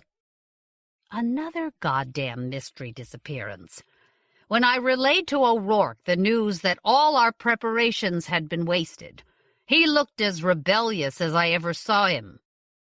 Then he shrugged and said, asterisk, £, %, ampersand, 10 or 20 times, and told the guys to take off their survival suits and go back to their barracks compartment. Zhukov stayed in orbit, bombarding Paradiso's infernal surface with every form of radiant energy it had, looking for somebody, anybody, in fact. Hours went by, and we were still at it when the sensors started screaming, not because they'd found our people, but because a chunk of metal instantly identifiable as a VNO, or vehicle of non-human origin, had emerged from behind the planet and was crossing the terminator into the dim red light of the sun. Sirens added to the prevailing racket, and robot voices intoned, "Battle stations! Battle stations!" Suddenly, everybody was grabbing for personal weapons and running like hell for assigned areas around the central core of the ship. 30 seconds later, the safety doors started closing, and if you got isolated in an outer compartment, that was tough. You stayed there until the all-clear went off and the doors opened, or until an enemy missile whacked the hull, in which case you died of the explosion, if it penetrated, and the concussion, if it didn't. Somehow, O'Rourke got all our people to the designated inner compartments. Those who'd been showering were buck naked, but when you're at war, you don't worry about trivia like that. I stayed on the bridge, not because I was useful, but because nobody had sent me away, and I wanted to see what was happening. I strapped into the chair usually occupied by the celestial navigator, who'd taken off to a secure compartment on the other side of the core that contained a duplicate guidance system. That way there'd be somebody to maneuver the ship if the bridge got destroyed. Seated in the commander's chair, Marie donned one of those virtual reality headpieces. I donned the navigator's headset and listened to her issuing orders with the aplomb of a chef, instructing a sous chef exactly how to construct a chocolate soufflé. The delicate fingers that had played such tunes on my body were now resting on keypads that gave her the power to override any and all systems. Somebody's voice said, "Real bastard, ain't she?" in tones of pure admiration. So I watched my first combat in space. Hell, my first real combat anywhere. Unfold in the monitor. Banks of lasers crisscrossed a big shadow box, and when the bridge lights were doused, we were all projected into that virtual space. I don't think I felt any fear at all. It was too exciting. And if an enemy FTLM suddenly materialized in the center of the Zhukov, there was nothing to worry about anyway, because we'd all turn to quarks in a nanosecond. So I could get an almost aesthetic delight out of the cloud-drenched planet, the red orb rising behind it, and the background of hard crystalline stars. The one thing I couldn't see was the alien ship, the bogey, that was causing all the upheaval.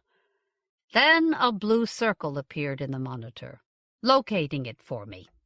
Columns of numbers that probably meant something to the space service types popped up along the margins of the image. A human voice said incredulously, "Velocity 0?" which I took to mean that the bogey had stopped moving. Ionesco's voice reported that the lids were off the missile silos. He seemed to be waiting for Marie to say the modern equivalent of, "You may fire when ready, Gridley," but all she said was, "Deploy PBG," meaning the particle beam generator. "Ready." "Auto-response on all systems." Auto-response. That meant the ship would respond to any detected hostile action without further command.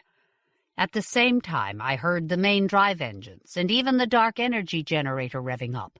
Trying to apply what I knew of ground combat to space, I figured she was getting ready to dodge behind Paradiso, and if the bogey followed, hit him hard as he came into view. Sort of like defending a reverse slope in mountain warfare, where you let the other guy show up against the sky, then whack him.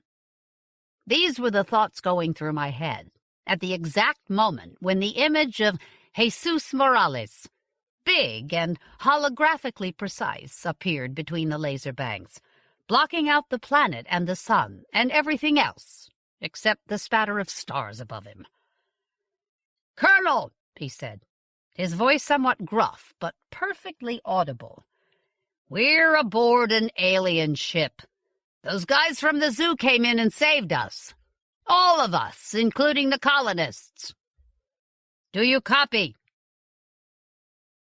Contrary to what my wife Anna likes to say, I am never, or almost never, vulgar.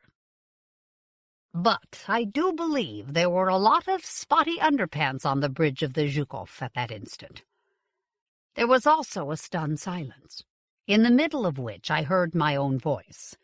And yeah, I was a lieutenant, and therefore the lowest life form present. But what the hell? Morales was my friend, not theirs. Say loudly into the navigator's mic, "Jesus, we copy." "If I may," said Marie icily.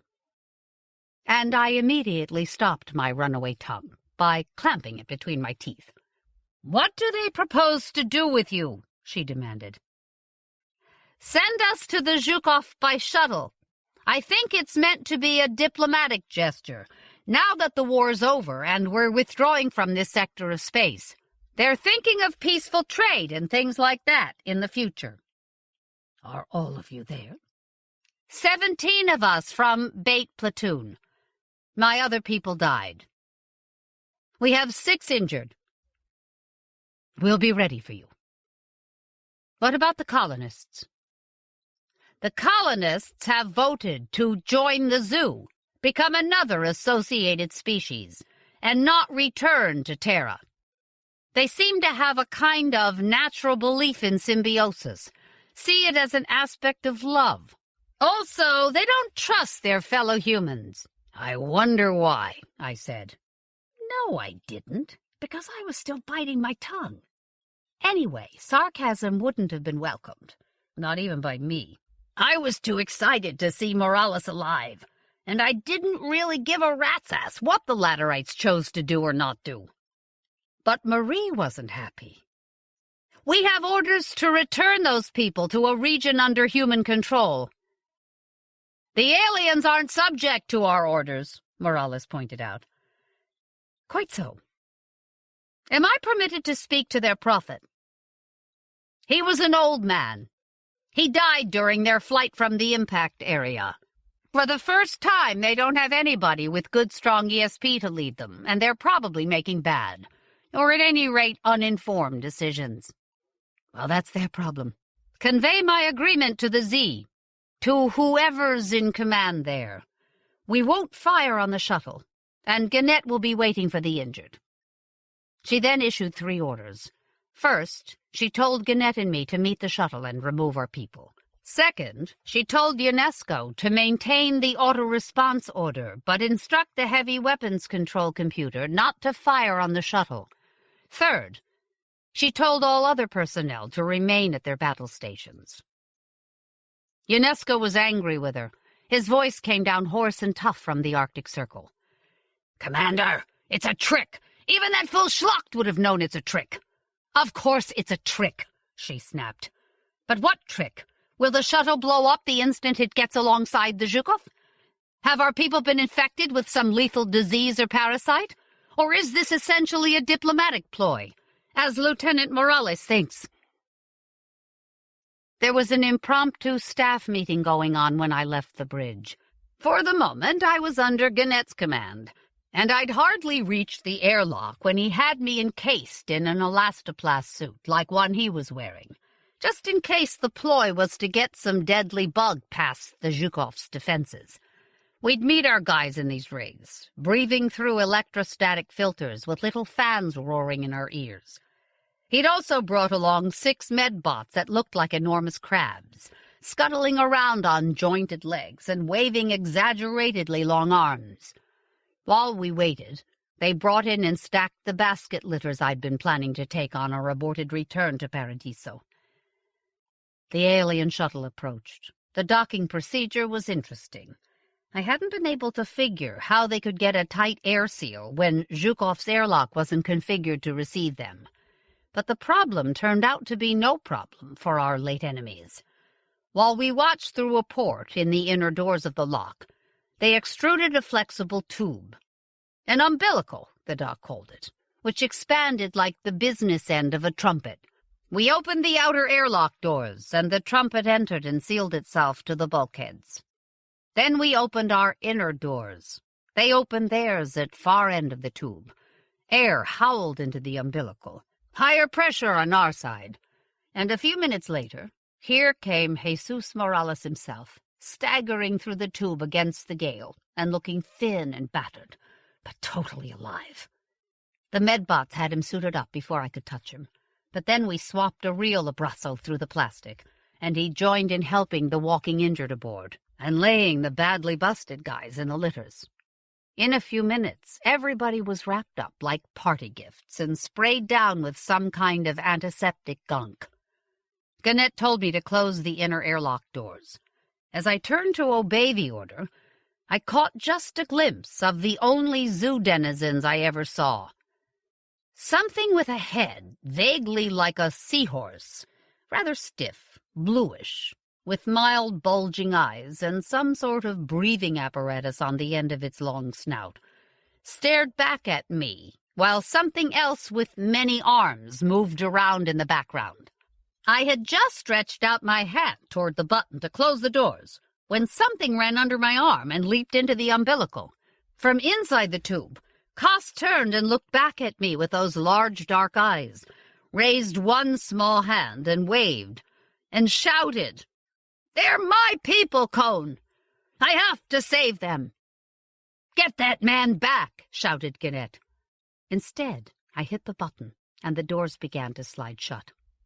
I had an instantaneous flash of the end of the umbilical folding in upon itself and looking, in fact, exactly like a king-size navel.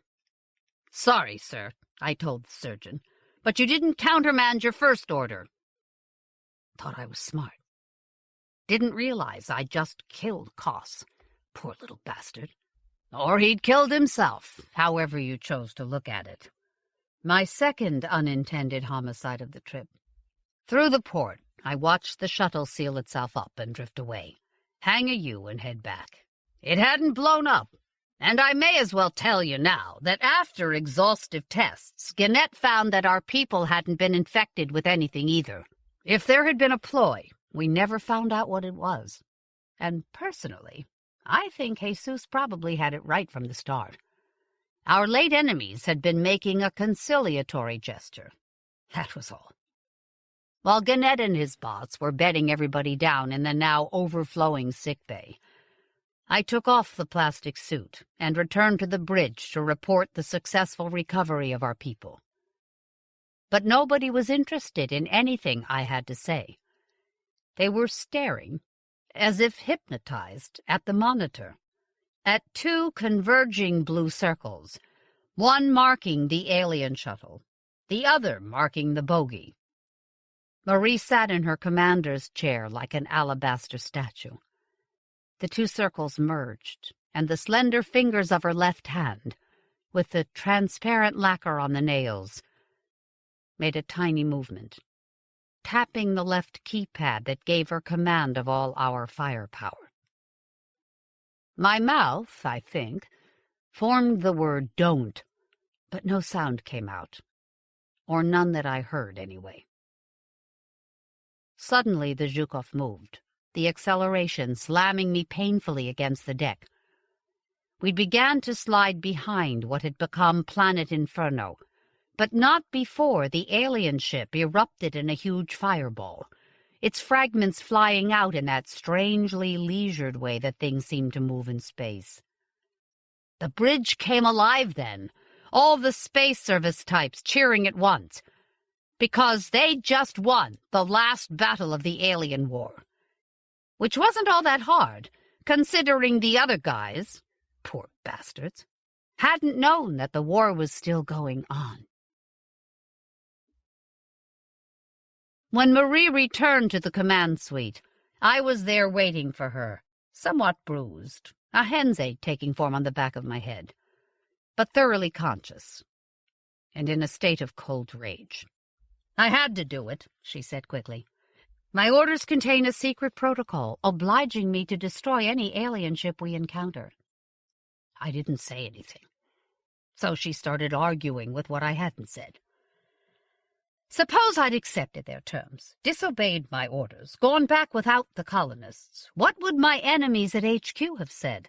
That I'd failed at my mission, violated my instructions, consorted with our enemies, and allowed them to kidnap our people. I'd have been court-martialed. I finally found my voice. "So, to prevent that, you killed several thousand intelligent creatures, most of them human, including Koss. Pardon me if I don't cry over him.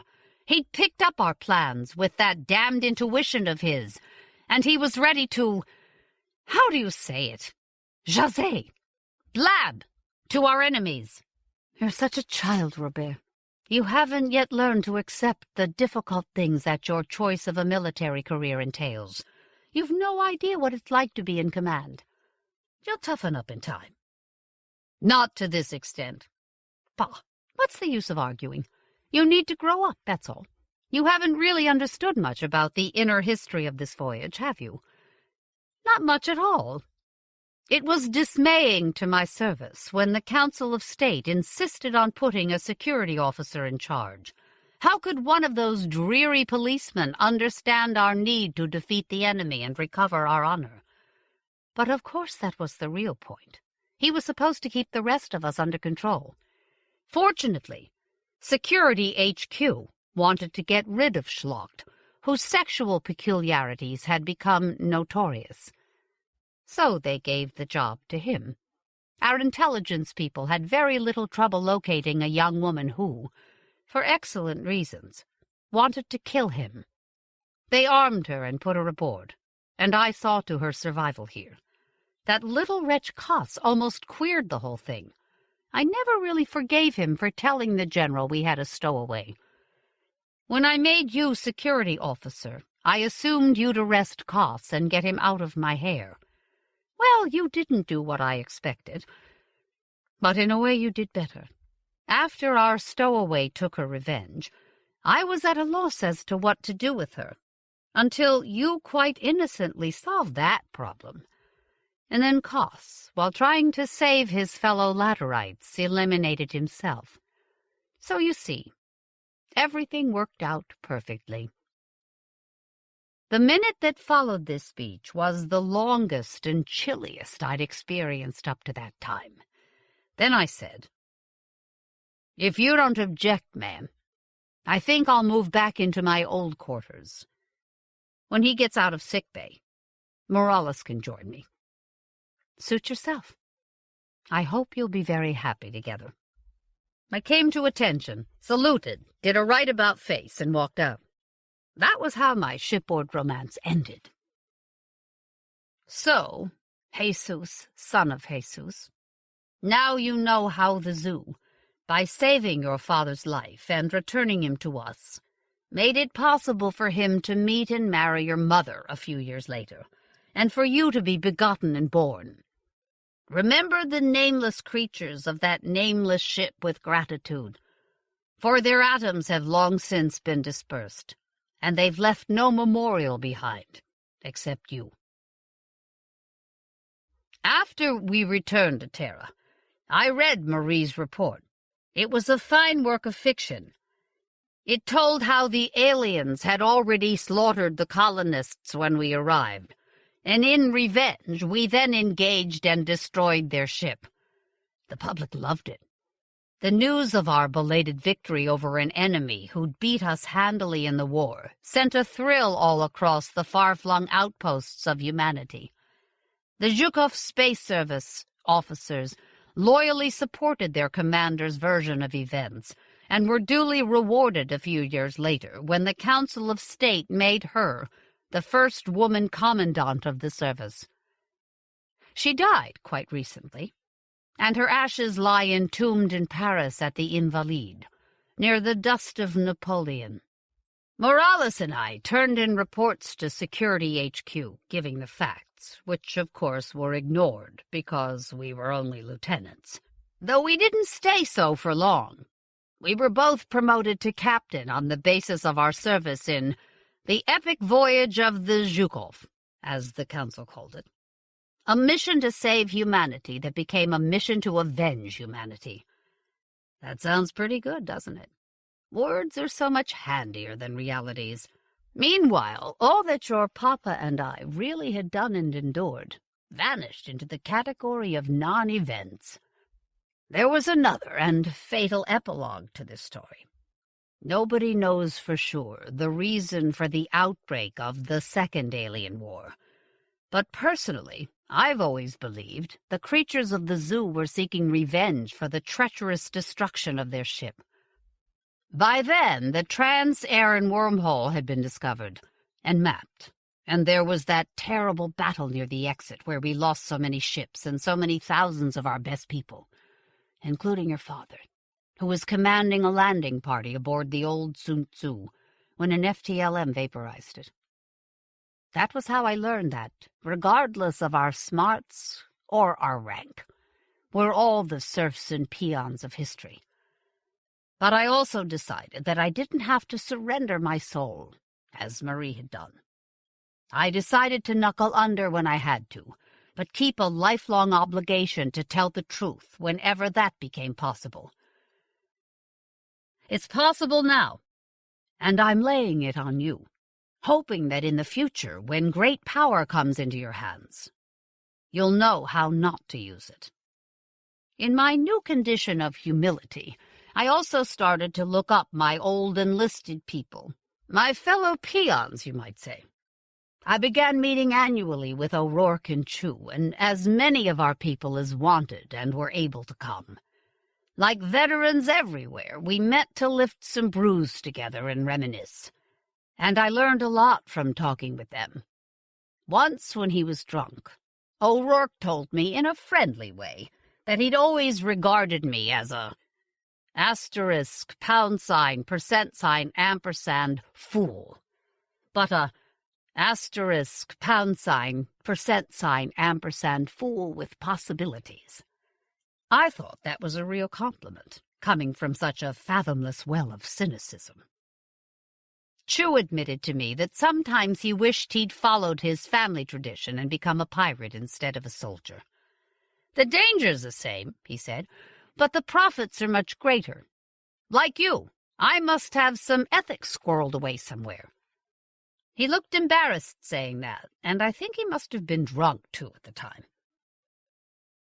I was able to follow the lives of some of our guys long after the old Zhukov had gone to Europa to be scrapped. One of the wildest of our douches quit the service and succumbed to respectability. She's now married to a counselor of state. And I won't tell you his name, so don't ask. Another quit and got rich running a brothel in the capital at New Anchor. Our baffling genius Sosa told me that the events on Paradiso had scared him so badly he'd finally realized that hiding from responsibility in the enlisted service was even more dangerous than living in the real world outside it. So, instead of re-upping when his tour was over, he quit and worked his way through a minor college, won a scholarship to a major medical school, and the last I heard of him was a neurosurgeon doing great work on reconstructing damaged spinal cords. There always are some people who beat the odds, right? Still, most of our guys remained simple soldiers. I found talking with them something of a chore because they totally lacked the ability to generalize. They never summed up. They just remembered with numbing precision exactly this place or that place, exactly what words, exactly what person had said, and when he or she had said them. "You remember, sir," one said, "when we went into 01, how we come around that corner with the little white house with the blue sign about 20 booties painted on it? Wasn't that a laugh?" They often spoke about Marie. "You remember, sir, when we got back to the ship and the commander herself told us how great we were?" said another guy. "I was covered with blood and puke, and yet she shook my hand anyhow and said I was a hero. God, that was amazing. And now she's a big wheel. I seen her last week in the Feelies. Think about that. God, I'll never forget her." Nor will I. It Takes Two. Nicola Griffith.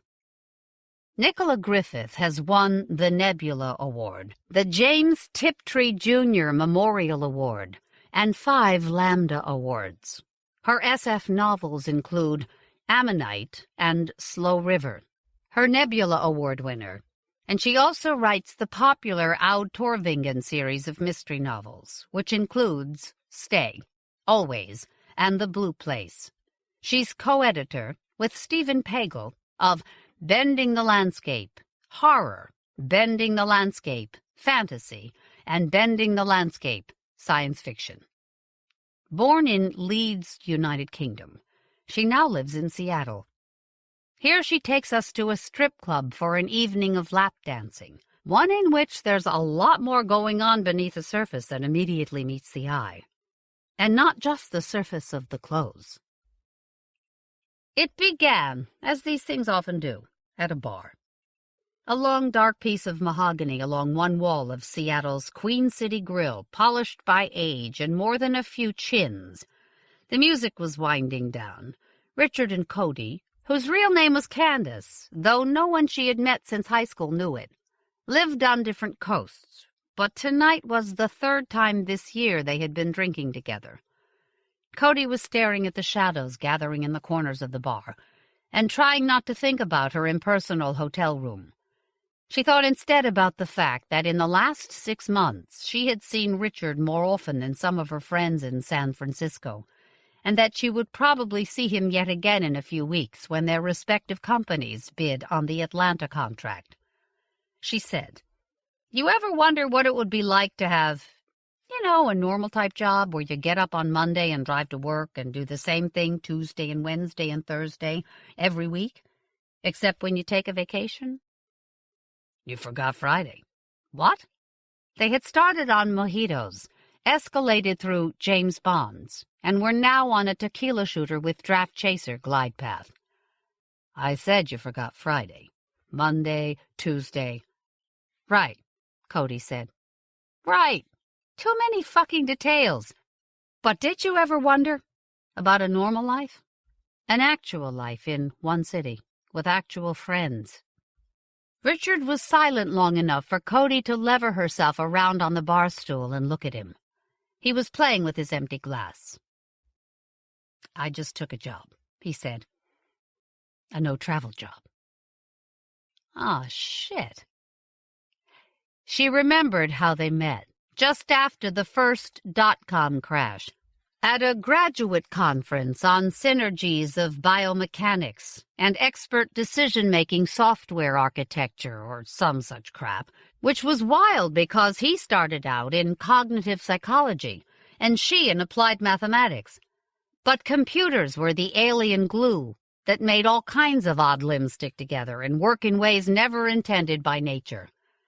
Like Frankenstein's monster, he had said when she mentioned it, and she had bought him a drink because he got it. They ran into each other at a similar conference 2 months later. Then again at some industry junket not long after they'd both joined social media startups. The pattern repeated itself until, by the time they were both pitching venture capitalists at trade shows, they managed to get past the required cool, the distancing irony, and began to email each other beforehand to arrange dinners, drinks, tickets to the game. They were young, good-looking, and very, very smart. Even better, they had absolutely no romantic interest in each other. Now when they met, it was while traveling as representatives of their credit-starved companies to make increasingly desperate pitches to industry-leading Goliaths on why they needed the nimble expertise of hungry Davids. Cody hadn't told Richard that lately her pitches had been more about why the Goliaths might find it cost-effective to absorb the getting desperate David she worked for, along with all its innovative, motivated, bootstrapping employees whose stock options and 401ks were now worthless. But going back to the groves of academe was really admitting failure. She sighed. Where? Chapel Hill. And it's not, well, okay, it is sort of an academic job. But not really. Uh-huh. No, really. It's with a new company, a joint venture between WhistleNet and the University of North... See? Just let me finish. Richard could get very didactic when he'd been drinking. Think Google Labs or Xerox PARC, but wackier. Lots of money to play with, lots of smart grad students to do what I tell them, lots of blue sky research. Not just irritating vice president saying I've got 6 months to get the software on the market, even if it is garbage. I hear you on that. Except that Vince, Cody's COO, had told her that if she landed the Atlanta contract, she would be made a VP herself. It's cool stuff, Cody. All those things we've talked about in the last 6, 7 years. The cognitive patterning and behavior mod, the modulated resonance imaging software, the intuitive learning algorithms. Yeah. They want me to work on that. They want me to define new areas of interest. Very cool stuff. Cody just shook her head. Cool. Cool didn't remember to feed the fish when you were out of town. Again. Starts next month, he said. Cody felt very tired. You won't be in Atlanta? Nope. Atlanta in August, on my own.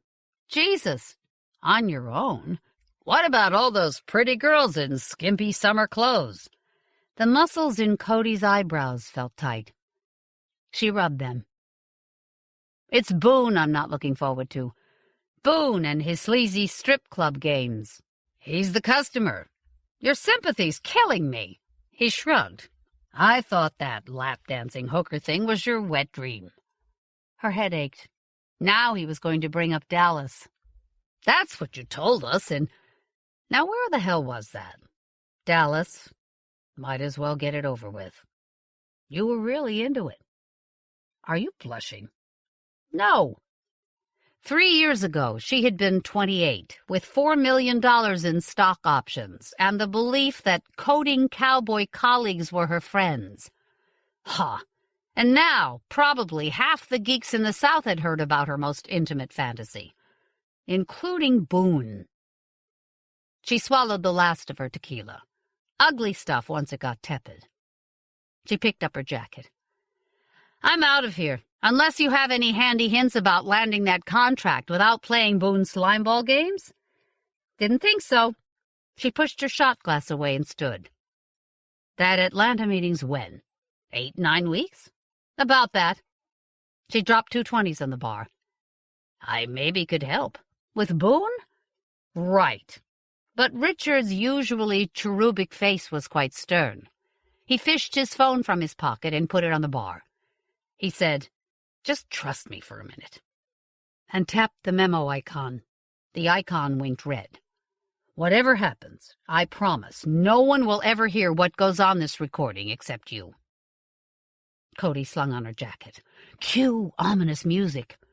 It's more an ethics thing." "Jesus, Richard, you're such a drama queen." But she caught the bartender's eye, pointed to their glasses, and sat. "I did my Atlanta research, too," he said. "Like you, I'm pretty sure what will happen after you've made your presentations to Boone." "The Golden Key," she said, nodding.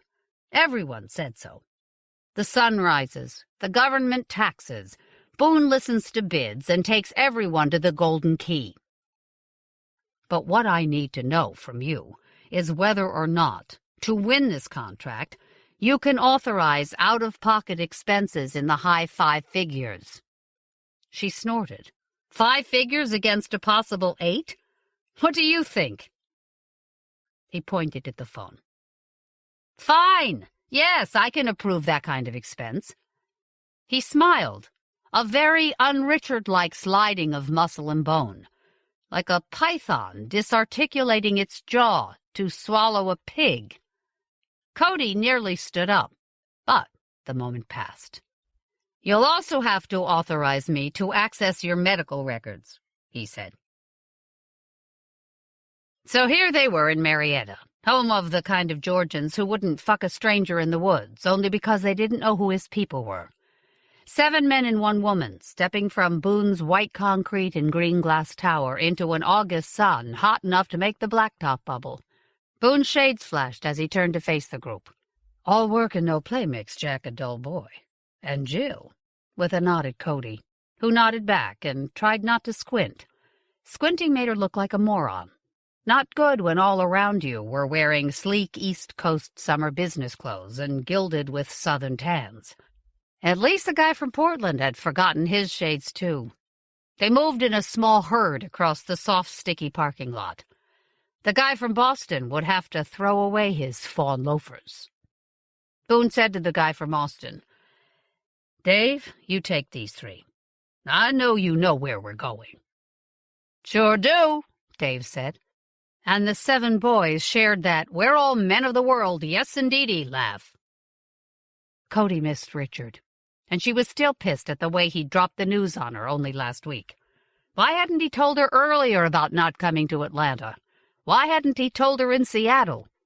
And a university job. What was up with that? Loser. But she wished he was here. Boone's car was a flashy Mercedes hybrid in silver. He opened the passenger door with a, "Yeah, I know men and women are equal, but I was born in the South, so what can you do?" smile, to which Cody responded with a perfect ironic lift of both eyebrows. "Hey, couldn't have managed that in shades." The New York guy and Boston loafers got in the back. The others were climbing into Dave's dark green rental SUV, a full-sized SUV. Very uncool. He'd lose points for that. She jammed her seatbelt home with a satisfying click. As they drove to the club, she let the 2 in the back jostle for conversational space with Boone. She stared out of the window. The meeting had gone very well. It was clear that she and Dave and the guy from Denver were the only ones representing companies with the chops for this contract, and she was pretty sure she had the edge over the Denver people when it came to program rollout. Between her and Dave, then. If only they weren't going to the Golden Key. God, the thought of all those men watching her watch those women and think they knew what she was thinking made her scalp prickle with sweat. In the flow of conditioned air, her face turned cold. 2 days before she left for Atlanta, she'd emailed Vince to explain that it wasn't her who would be uncomfortable at the strip club, but the men, and that he should at least consider giving Boone a call and setting her presentation up for either the day before or the day after the others. She'd got a reply half an hour later, short and to the point. You're going, kid. End of story. She'd taken a deep breath and walked over to his office. He was on the phone, pacing up and down, but waved her in before she could knock. He covered the receiver with one hand. "Gotta take this, won't be long," and went back to pacing, shouting, "Damn it, Rick! I want it done! When we had that meeting last week, you assured me." "Yeah. No problem," you said. "No fucking problem. So just do it. Just find a way." He slammed the phone down, shook his head, turned his attention to her. "Cody, what can I do for you? If it's about this Atlanta thing, I don't want to hear it." "Vince, Boone's not stupid. He takes people to that titty club because he likes to watch how they behave under pressure. You're the best we've got. You know that. Just be yourself, and you won't fuck up. Give him good presentation, and don't act like a Girl Scout when the nipples start to show. Can you handle that?" "I just resent." "Jesus Christ, Cody. It's not like you've never seen bare-naked ladies before. You want to be a VP? Tell me now. Yes or no?" Cody took a breath. "Yes." "Glad to hear it. Now get out of here."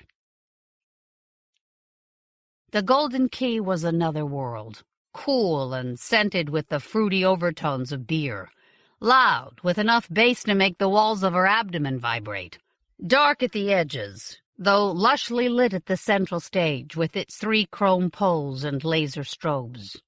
Only one woman was dancing. It was just after 6, but the place was already half full. Somewhere, someone was smoking expensive cigars. Cody wondered who the club paid off to make that possible. Boone ordered staff to put 2 tables together right by the stage, near the center pole. The guy from New York sat on Boone's left, Dave on his right. Cody took a place at the end, out of Boone's peripheral vision.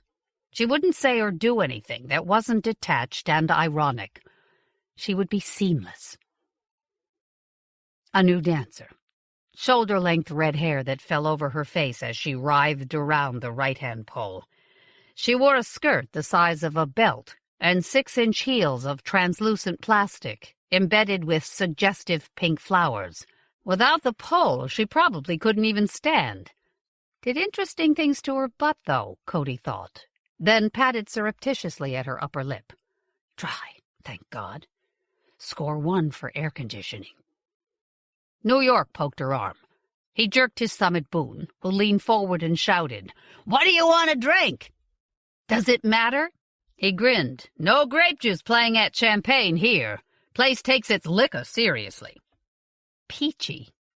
"Margarita, with salt." If it was sour enough, she wouldn't want to gulp it. The dancer hung upside down on the pole and undid her bra. Her breasts were a marvel of modern art, almost architectural. "My God," she said. "It's the Hagia Sophia." "What?" New York shouted. "She's called Sophia?" "No," Cody shouted back. "Her breast. Never mind." "Fakes," New York said, nodding. The drinks came, delivered by a blonde woman wearing nothing but a purple velvet G-string and a smile. She called Boone darlin'. Clearly he was a regular. And Cody sugar. Cody managed to lift her eyes from the weirdness of unpierced nipples long enough to find a $1 bill and drop it on the drinks tray. 2 of the guys were threading their tips under the G-string, a 5 and a 10. The blonde dropped Cody a wink as she walked away. New York caught it and leered. Cody tried her margarita. Very sour. She gulped anyway. The music changed to a throbbing remix of mom music, the Pointer Sisters' Slow Hand. The bass line was insistent, pushing on her belly like a warm hand. She licked her lips and applied herself to her drink. Another dancer with soft black curls took the left-hand pole, and the redhead moved to center stage on her hands and knees in front of their table, rotating her ass in slow motion, looking at them over her shoulder, slitting her eyes at them like a cat. Boone, Dave, all the guys had bills in their hands. "Oh, Mama, I've got what you need." The redhead backed towards them in slow motion, arching her spine now in apparent ecstasy, but not so far gone as to ignore the largest bill at the table. Boone's 20. She let him tease her with it, stroking up the inside of her thigh and circling a nipple before she held out the waistband of the pseudo-skirt for the 20. They probably didn't notice that she plucked them of their bills in order. Boone's 20, Dave's 10, the 2 5s. Then she was moving to her right, to a crowd of hipster suits who had obviously been there longer than was good for them. 2 of them were holding out 50s. The dancer pretended to fuck the 50 being held out at pelvis level. She had incredible muscle control. Next to Cody, New York swallowed hard and fumbled for his wallet. But it was too late. The hipster was grinning hard as the redhead touched his cheek, tilted her head, said something. He stood, and his friends hooted encouragement as he and the redhead disappeared through a heavily frosted glass door in the back. Oh, man! Dave's face was more red than tan now.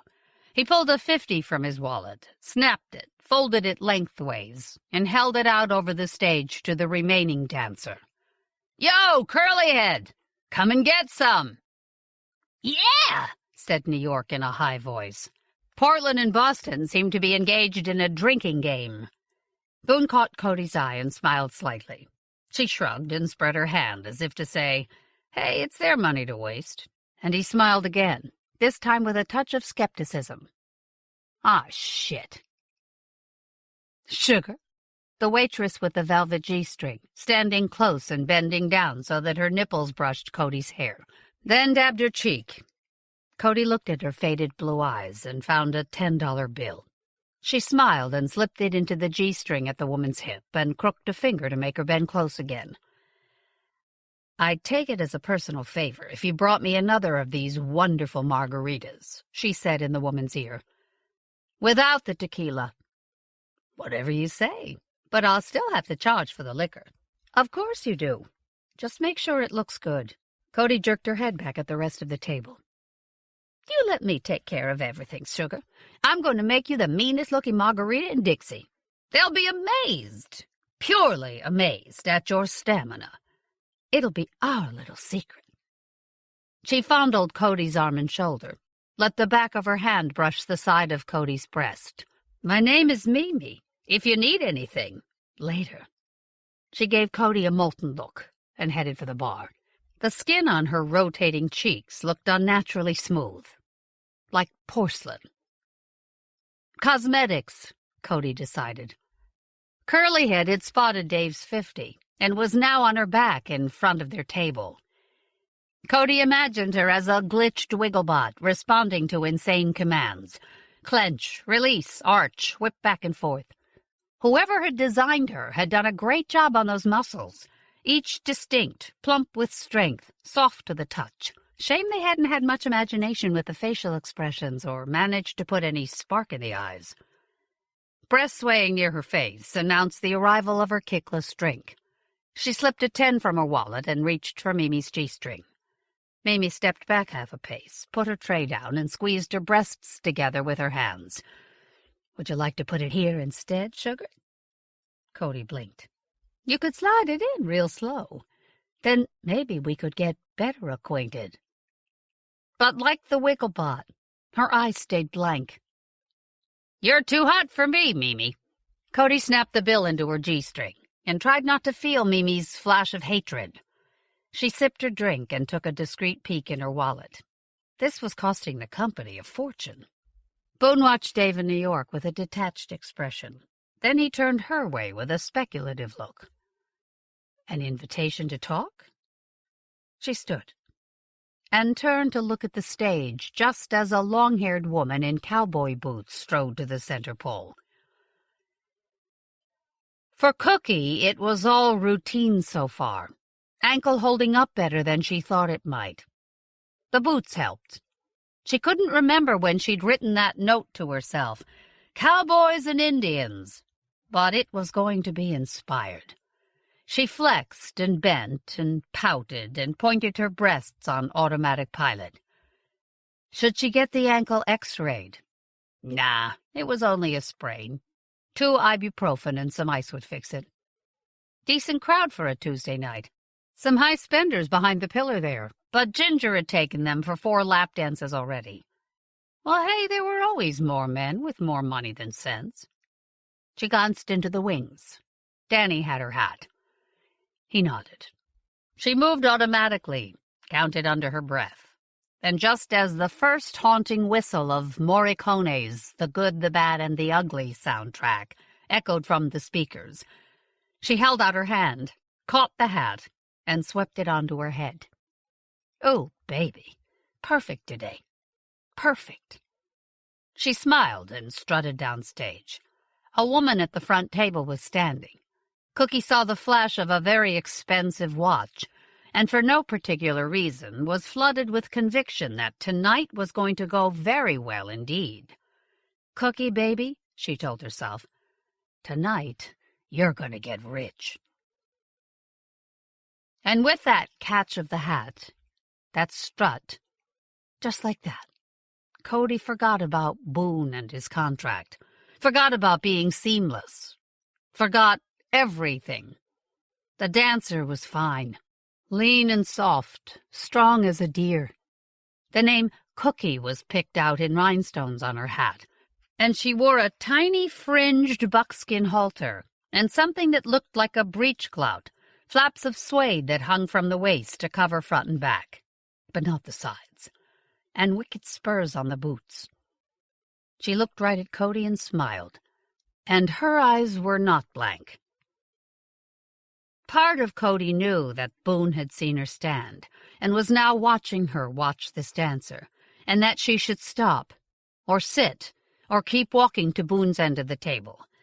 But the other part, the part that liked to drink shots in biker bars, to code all night with acid girls pounding from the speakers, and the company's fortunes riding on her deadline, the part that had loaded up her pickup and left Florida to drive all the way to the West Coast on her own when she was just 19, that had once hung by her knees from a 9th-floor balcony just because she could. That part cared about nothing but this woman with the long brown hair. The hair was Indian straight and ended just 1 inch above the hem of the breechclout, and the way she moved made Cody understand that the hat and spurs were trophies, taken from a dead man. When the dancer trailed her hands across her body, Cody knew they held knives. When the male voices began their rhythmic chanting, she could see this woman riding hard over the plain, vaulting from her pony, stripping naked as she walked. The music shifted, but again it was drums, and now Cookie swayed like a maiden by a pool, pulling the straps of her halter off her shoulders, enough to expose half her breasts, but not all. And she felt them thoughtfully, and began to smear them with war paint. When she had painted all she could see, she pushed the buckskin down further, so that each breast rested like a satsuma on its soft shelf. Then she turned her back on the audience, twisted her hair over one shoulder, and examined the reflection of her ass in the water. She turned a little, this way and that, lifting the back flap, one corner, then another, dropping it, thinking, stroking each cheek experimentally, trying to decide how to decorate it. Then she smoothed the buckskin with both hands so it pulled tight, and studied that effect. She frowned. She traced the outline of her G-string with her index finger. She smiled. She stuck her butt out, twitched it a couple of times, hooked both thumbs in the waistband of her G-string, and whipped it off. The breechclout stayed in place. She was still wearing the halter under her breasts. And the little dyke liked that. Cookie could tell. She smiled smooth as cream, danced closer, saw the stain creeping up the woman's cheeks, the way her lips parted and her hands opened. Professionally manicured hands, clothes of beautifully cut linen, shoes handmade. The men in the room faded to irritation. This was the prize. One of the men at the table reached out and slipped a 20 between the rawhide tie of her breechclout and her hip, but Cookie barely took her eyes from the woman. 20 here or 50 there was small change compared to this. For you, she mouthed, and turned slightly, and tightened down into a mushroom of skin-sheathed muscle, took off her hat, and reached back and pulled the flap of her breech-clout out of the way. She was aware of some shouting, the tall guy with the red face and the 50, but she kept her eyes fixed on the woman. And then the music changed, and Ginger was back from her lap dance, and she saw Christy was hand in hand with a glazed-looking Mark, about to leave for the back room, and it was time for her to put some of her clothes back on and work the floor. 5 minutes, she mouthed to the woman. Cookie, Cody thought, as the dancer flicked the suede flap back in place, stood gracefully, and put her hat back on. Cookie. She watched as Cookie left the stage and took all the heat and light with her. She would come back, wouldn't she? 5 minutes, she had said. Cunt! Dave shouted again. My money not good enough for you? God damned! No! You get off of me! He pushed Boone's hand from his arm, then realized what he'd done. Shit!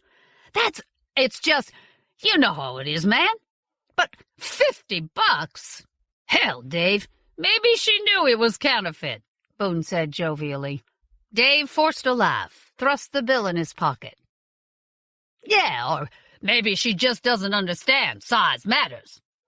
Boone laughed, but everyone at the table heard the dismissive note. Maybe it's time to call it a night, folks. But Cody wasn't listening because Cookie was standing before her. No hat, buckskins and G-string back in place. Okay, guys, looks like we lost Cody. Boone laughed, nothing like the laugh he'd given Dave. Hey, girl, you make sure you get a cab home, here? Mention my name to the doorman. Come on, guys, we're out of here. Cody, is that your name? Said Cookie, and took her hand. Cody nodded dumbly. I'm Cookie. It's so good to find another woman here. Another nod. How are you? Cody wanted to say, but that made no sense. Would you like to dance with me? Just you and me in private? Yes. We'd have to pay for the room. Yes. I love dancing for women. It gets me going. Turns me on. I understand what women want, Cody. Would you like me to show you? Yes, said Cody, and was mildly amazed when her legs worked well enough to follow Cookie to the frosted glass door. Midnight in her hotel room. Cody sat on the bed, naked, too wired to lie down. Streetlights slanted through the unclosed drapes, turning the room sodium yellow. The air conditioning roared, but her skin burned. Cookie. Cookie's lips. Cookie's hips. Cookie's cheek and chin and belly. Her thighs and ass and breasts. Oh, her breasts. Their soft weight on Cody's palms. She lifted her hands, turned her palms up, examined them. They didn't look any different. She unsnapped her watch, rubbed her wrist absently. Cookie. Stop it. What the fuck was the matter with her? She'd gone to a strip club and had sex for money. It was a first, okay, so some confusion was to be expected. But it was sordid, not romantic. She had been played by an expert and taken for hundreds of dollars. Oh, God. And Boone. She had made a fucking fool of herself. So why did she feel so happy? Cody, you're so beautiful, she'd said. Oh, yes, don't stop, Cody. Give it to me. Give me all of it. And Cody had. And Cookie had. Cookie had been perfect. She had understood everything, anticipated everything. What to say, what to do, when to cajole and goad, when to smile and be submissive, when to encourage, when to resist. Like a mind reader. And she had felt something. Cody knew it. She had. You couldn't fake pupil dilation. You couldn't fake that flush. You couldn't fake that sheen of sweat and luxuriant slipperiness. Could you? Christ, she was going mad. She rubbed her eyebrows. Cookie was a pro, and none of it was real. She got up. The woolen carpet made her bare feet itch. That was real. Her clothes were flung across the back of the chair by the desk. They reeked of cigar smoke. No great loss. She'd no idea why she'd chosen to wear those loose pants anyway. Hadn't worn them for about a year. Hadn't worn that stupid watch for about as long, come to think of it. Cookie hated the smell of cigars. She'd said so when she was unbuttoning. Stop it. Stop it now. She carried her pants to the bed and pulled the receipts from the pockets. 8 of them. She'd paid for 8 lap dances. And the size of the tips. Jesus, that was 2 months' rent. What had she been thinking? We have to pay for the room, Cookie said, but I'll pay you half back. It's just that I can't wait. Oh, please, Cody, I want you again. God damn it! Her ferocity scared her momentarily, and she stilled, listening. No stirrings or mutterings from either room next door. Give me your hotel phone number, Cookie had said. I'll call you tomorrow. This has never happened before. This is real. And if it was, she could reschedule her flight. She'd explain it to Vince, somehow. Christ, that huge contract gone in a flash of lust. Vince would kill her. But, oh, she'd had nearly 3 hours of the best sex she'd ever had. It had gone exactly the way she'd imagined it in her fantasies. I know just what you want, she'd said, and proved it. But Cody had known, too. That was the thing. She had known when the hoarse breath and clutching hands meant it was Cookie's turn, meant that Cookie now wanted to be touched, wanted to break every single personal and club rule, and be fucked over the back of the chair, just for pleasure. Cody stirred the receipts. She couldn't make it make sense. She had paid for sex. That was not romance. But she had felt Cookie's vaginal muscles tighten, felt that quiver in her perineum, the clutch and spasm of orgasm. It wasn't fate. It hadn't been fate the second time, either. Cody shivered. The air conditioning was finally beginning to bite. She rubbed her cold feet. Cookie's feet were long and shapely, each toe painted with clear nail polish. She twisted her ankle, she'd said. Cody had held the ankle, kissed it, stroked it. Cookie's smile was beautiful. How did you sprain it? Cody had asked, and Cookie had told her about falling 5 feet from the indoor climbing wall. And they had talked about climbing and rafting, and Cody had told her of the time when she was 7 and had seen Cirque du Soleil and wanted to be one of the trapeze artists, and that led to talk of abdominal muscles, which led to more sex. She padded into the bathroom, still without bothering with the light. When she lifted her toothbrush to her mouth, the scent on her fingers tightened her muscles involuntarily. She dropped the toothbrush, leaned over the sink, and wept. A blue Atlanta morning. Cody hadn't slept. She didn't want breakfast. Her plane wasn't until 4 that afternoon. She'd lost the contract, lost a night's sleep, lost her mind and her self-respect, and flushed 2 months' rent down the toilet. She would never see Cookie again. And she couldn't understand why she cared. The phone rang. Cookie, she thought, and hated herself for it. Hello? Your cell phone's off, but I called Vince back in Frisco, and he told me you were at the Westin. Boone. She shut her eyes. Plane's not till 4, am I right? Cody, you there? Yes, I'm here. If you're not too tuckered out, maybe you wouldn't mind dropping by my office. We'll give you lunch. Lunch? Yep, you know, food. Don't they do lunch on the West Coast? Yes. I mean, why? He chuckled. Because we've got a few details to hammer out on this contract. So should we say, 11:30? Yes, fine. Good, she said at random. and put the phone down. She stared at her bag. Clothes. She'd need to change her clothes. Was he really giving her the contract?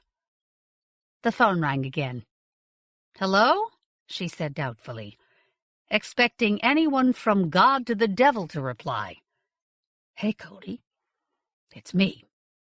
"Richard?" "Yeah. Listen. How did it go?"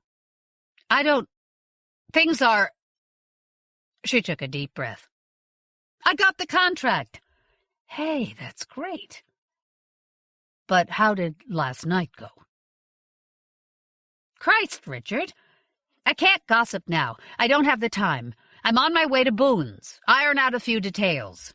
She had to pull it together. "I'll call you in a week or two, okay?" "No, wait, Cody. Just don't do anything, Later, okay?" She dropped the phone in its cradle. How did he know to call the Weston? What did he care about her night? She rubbed her forehead again. Food might help with the contract. The headache, she meant. And she grinned. The contract. She'd goddamned well won the contract. She was going to get a huge bonus. She was going to be a vice president. She was going to be late. In the bathroom, she picked up the toothbrush, rinsed off the smeared paste, and resolutely refused to think about last night. Cookie dialed the hotel. "This is Cody. Leave a message or reach me on my cell phone," followed by a string of numbers beginning with 216. San Francisco. That's right, she'd told Cookie that last night. San Francisco with its fog and hills and great espresso on Sunday mornings. That might be okay. Anything would beat this Atlanta heat. Boone didn't want to talk details so much as to laugh and drink coffee and teach Cody how to eat a po' boy sandwich. After all, if they were going to be working together, they should get to know each other. Was he right? And there was no mention of strip clubs or lap dances until the end, when he signed the letter of intent, handed it to her and said, "I like the way you handle yourself. Now take that Austin fella, Dave. No breeding, can't hold his liquor, can't keep his temper, and calls a woman names in public. But you, no boasting, no big words, you just sit quiet, then seize the opportunity." He gave her a sly smile. "You do that in business and we'll make ourselves some money." And somehow, with his clap on the back, the letter in her laptop case, and the sun on her face while she waited for the car for her trip to the airport, she started to forget her confusion. She'd had great sex. She'd built the foundations of a profitable working relationship. She was 31 and about to be a vice president, and she didn't even have a hangover. The car came, and she climbed into the cool, green-tinted interior. She let the outside world glide by for 10 minutes before she got out the letter of intent. She read it twice. Beautifully phrased. Strong signature. Wonderful row of zeros before the decimal point. If everything stayed on track, this one contract would keep their heads above water until they could develop a few more income streams. And she had done it. No one else. Damn, she was good. Someone should buy her a great dinner to celebrate. She got out her phone, turned it on. The signal meter wavered as the car crossed from cell to cell. Who should she call? No one in their right mind would want to have dinner with Vince. Richard would only want all the details, and she didn't want to talk about those details yet. He was in the Carolinas anyway. Asshole. The signal suddenly cleared, and her phone bleeped. One message. "Hey, this is Cookie. I know you don't go until the afternoon. I know this is weird, but last night was... Shit! Look, maybe you won't believe me, but I can't stop thinking about you. I want to see you, okay? I'll be in the park, the one I told you about, Piedmont, on one of the benches by the lake. I'm going there now, and I'll wait. I hope you come. I'll bring donuts. Do you like donuts? I'll be waiting. Please." "Ooh, you're different. Ooh, you're so special. Ooh, give it to me, baby. Just pay another $1,000 and I'll love you forever. Sure. But Cookie's voice sounded so soft, so uncertain, as though she really meant it. But of course it would. That was her living, playing pretend, using people. Cody's face prickled. Be honest, she told herself. Who really used who here? Who got the big contract? Who got to have exactly what she wanted? Great sex with no complications. And on the expense account, no less. It was too confusing. She was too tired. She was leaving. It was all too late anyhow, she thought, as the car moved smoothly onto the interstate. A woman sitting on her own on a bench, maybe getting hot, maybe getting thirsty, wanting to use the bathroom, afraid to get up and go pee because she might miss the one she was waiting for. Maybe the hot, sweet scent of the donuts reminded her she was hungry, but she wouldn't eat them because she wanted to present them in their round dozen perfection to her sweetie. See her smile of delight. She would pick at the paint peeling on the wooden bench and look up every time someone like Cody walked past. Every time she'd be disappointed. This one magical thing had happened in her life, something very like a miracle. But as the hot, fat sun sinks lower, she understands that this miracle, this dream, is going to die because the person she's resting all her hopes on is worried she might look like a fool, or doesn't want to admit she had used a woman for sex, then thrown her away. Cody blinked, looked at her watch. She leaned forward, cleared her throat. The driver looked at her in his mirror. Ma'am? Where is Piedmont Park? Northeast of downtown. Do we pass it on the way to the airport? No, ma'am. She was crazy, but all that waited for her at home was a tank full of fish. Take me there.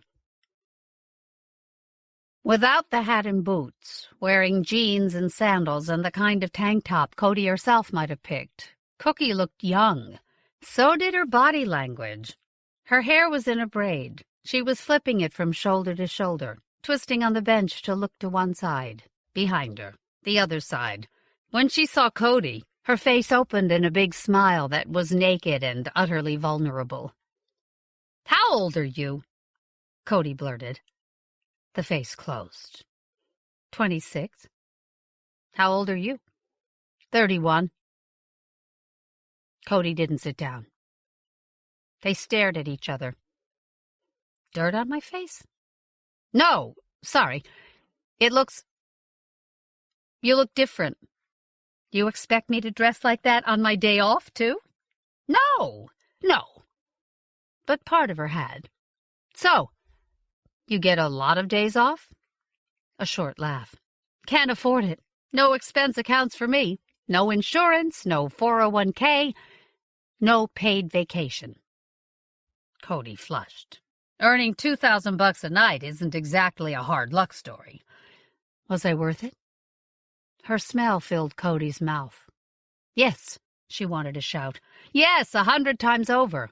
But that made no sense. So she just stood there. You pay $2,200. The house takes 60% off the top. Out of my $880, Danny takes another 20%. And no, he's a bouncer, not a pimp. And I've never done that before last night. And no, I don't expect you to believe me. Then there's costumes, hair, waxing, makeup. She leaned back, draped both arms along the back of the bench. You tell me, would fucking a complete stranger for 3 hours be worth $500? Her mouth stretched in a hard smile, but her eyes glistened. She put one ankle up on the other knee. Does your ankle still hurt? It just popped out. Cookie turned away, blinked a couple of times. Cody found herself kneeling before the bench. Cookie, don't cry. Susanna, she said, still turned away. What? Susanna. It's my real name. Susanna Herrera. She turned to Cody, and her face was fierce. I am Susanna Herrera. I'm a dancer. I'm not a whore. And I want to know what you've done to me. I dance. I tease, I hint. It makes you feel good. You give me money, which makes me feel good. Sometimes I give a lap dance, but always by the rules. Hands on the armrest, clothes on, a little bump and grind, because I need the extra tips. I dance, you pay. It's my job. But this isn't a job. I don't know what it is. It's crazy. I let you... Her cheeks darkened. And I would do it again. For no money. For nothing. It's crazy. I feel... It's like... I don't even know how to say it. I want to talk to you. Listen to you talk about your business. I want to see your house. I didn't sleep last night. I thought about you. Your smile, your hands, how strong it made me feel to give you pleasure. How warm I felt when you wrapped your arms around me. And I'm afraid. Me too, Cody said. And she was, very, because she was beginning to get an idea what was wrong with them. And it felt like a very bad joke. You're not afraid. Susanna folded her arms, turned her face again. I am. Cook, Susanna, do you suppose... Shit. I feel ridiculous even saying this. Look at me, please. Thank you. Do you suppose this is what She couldn't say it. She didn't believe it. After a very long pause, Susanna said, Dancers don't fall in love with the marks. That cut. Marks don't fall in love with whores. I'm not a... Neither am I. They stared at each other. Cody's phone rang. She thumbed it off without looking. My full name is Candace Marcinko. I have to fly back to San Francisco this afternoon, but I could come back to Atlanta at the end of the week. We could, talk, go to the movies, walk in the park. Jesus, had she left any stereotype unturned? She tried again. I want to meet your cat. I don't have a cat. Or your dog, she said. Stop babbling. But she couldn't. I want to learn how long you've lived in Atlanta, and what kind of food you like, and whether you think the Braves will win tonight, and how you feel when you sleep in my arms. She felt like an idiot. Susanna looked at her for a while, then picked up the box at her side.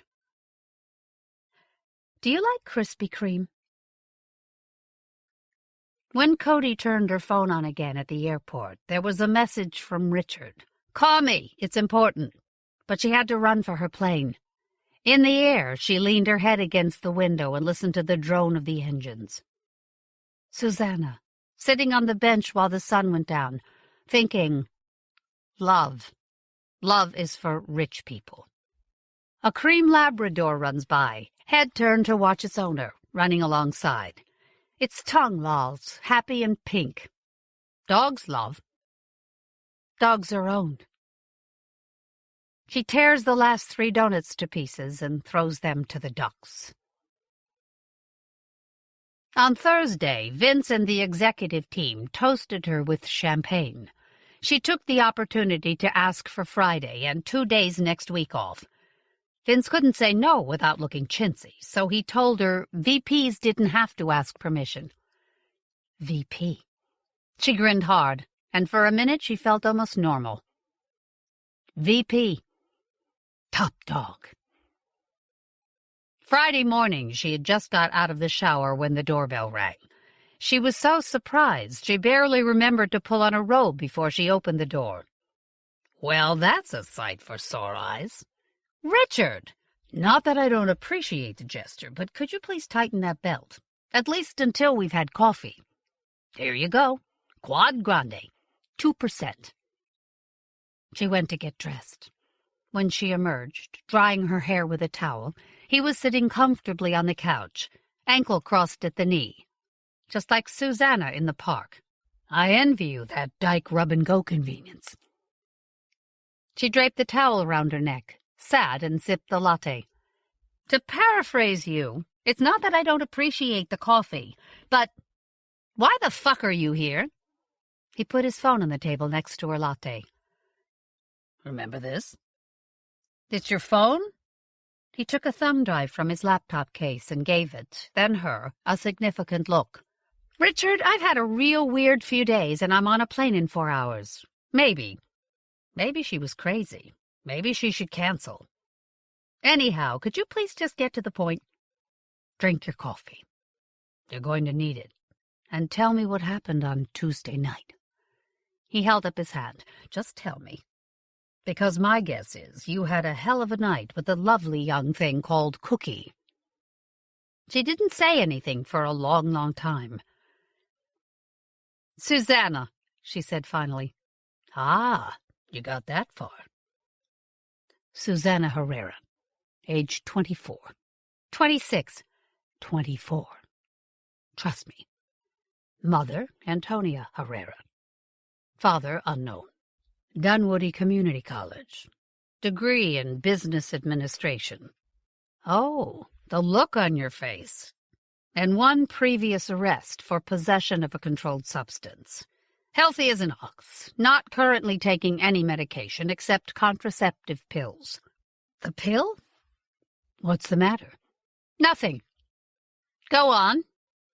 No known allergies to pharmaceuticals, though a surprising tolerance to certain compounds. For example, sodium thiopental and terpazine hydrochloride. Cody seized on something that made sense. Wait, I know that drug. It's RU-486 for the mind. That's the one. Oh, Jesus, Richard, you didn't give her that. You didn't make her forget what happened. Not what happened Tuesday. Cody, confused, said nothing.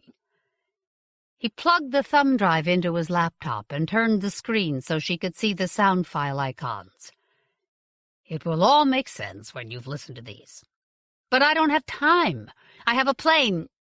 You'll want to cancel that, if it's to Atlanta. Just listen. Then I'll answer questions.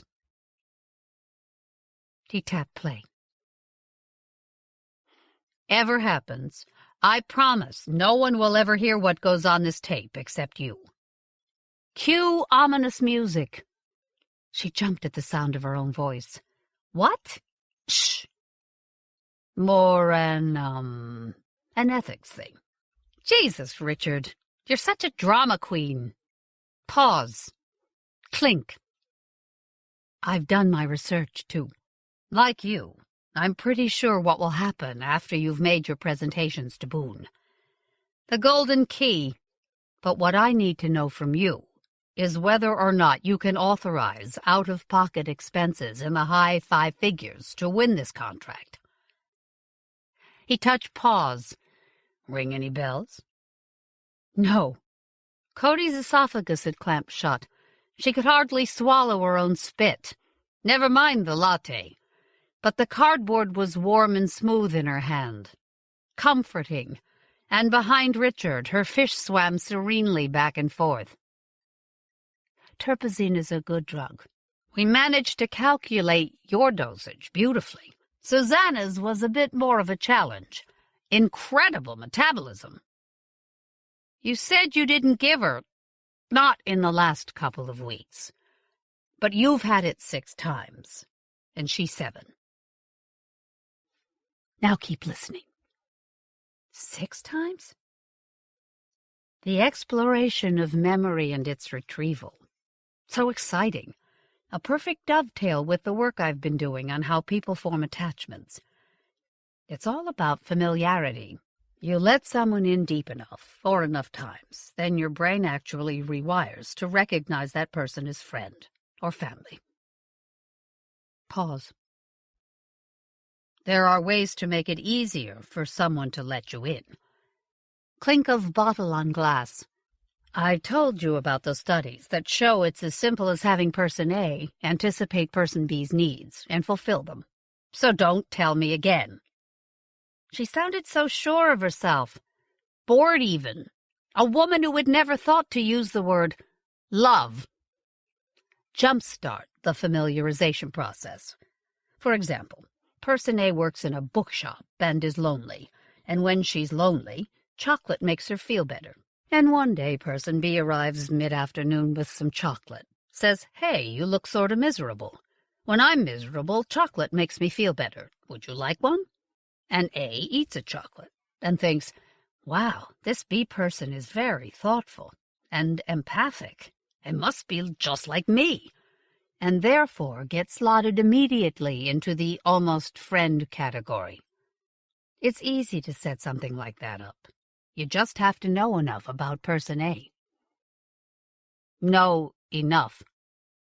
Cody pushed the laptop from her. "I don't believe this." "No?" Cody didn't say anything. "You sat in that Seattle bar, and you listened, and then you signed a temporary waiver." He placed a piece of paper on the table by her hand. It was her signature at the bottom. A little sloppy, but hers. Then you took some terpazine and forgot all about it. "I wouldn't forget something like this." He held up his hand, reached with his other and nudged the sound file slider to the right. "Take the pill." All right. Pause. Tinkle of ice cubes. "Jesus, that tastes vile." "Next time we'll put it in a capsule. Just be grateful it's not the vasopressin. It would make you gag. I speak from experience." He tapped the file to silence. "It really does. Anyhow, a week after Seattle, I came here, and you signed a more robust set of papers." He handed her a thick, bound document. "Believe me, they're bomb-proof." "Wait." She dropped the document on her lap without looking. "You came here? To my apartment?" "I did. I played the recording you've just heard, showed you the initial waiver, gave you that." He nodded at her lap. "You signed. I gave you the sodium thiopental. We had our first session. You took another terpazine." "I don't remember." He shrugged. It happened. He tapped the paper in her lap. "There's a signed waiver for every session." "How many did you say?" 6. 4 here. Twice in North Carolina." "But I don't remember." The fish in her tank swam back and forth, back and forth. She closed her eyes, opened them. The fish were still there. Richard was still there. She could still remember the weight of Susanna's breasts in her hands. "You'd better listen to the rest and read everything over." He tapped play. "Okay. Think about what it would be like if you knew enough about someone, and then you met. You'd know things about her, and she'd know things about you, but all you'd know is that you recognize and trust this person and you feel connected. Now imagine what might happen if you add sex to the equation. Good sex, I hope. The best. There are hundreds of studies that show how powerful sex bonding can be, especially for women. If a woman has an orgasm in the presence of another person, her hormonal output for the next few days is sensitized to her lover. Every time they walk in the room, her system floods with chemical messengers like oxytocin saying, "Friend, friend." This is even with people you know, consciously, aren't good for you. You put that together with someone compatible, who fits, whether they really fit or just seem to fit, and it's a chemical bond with the potential to be human superglue.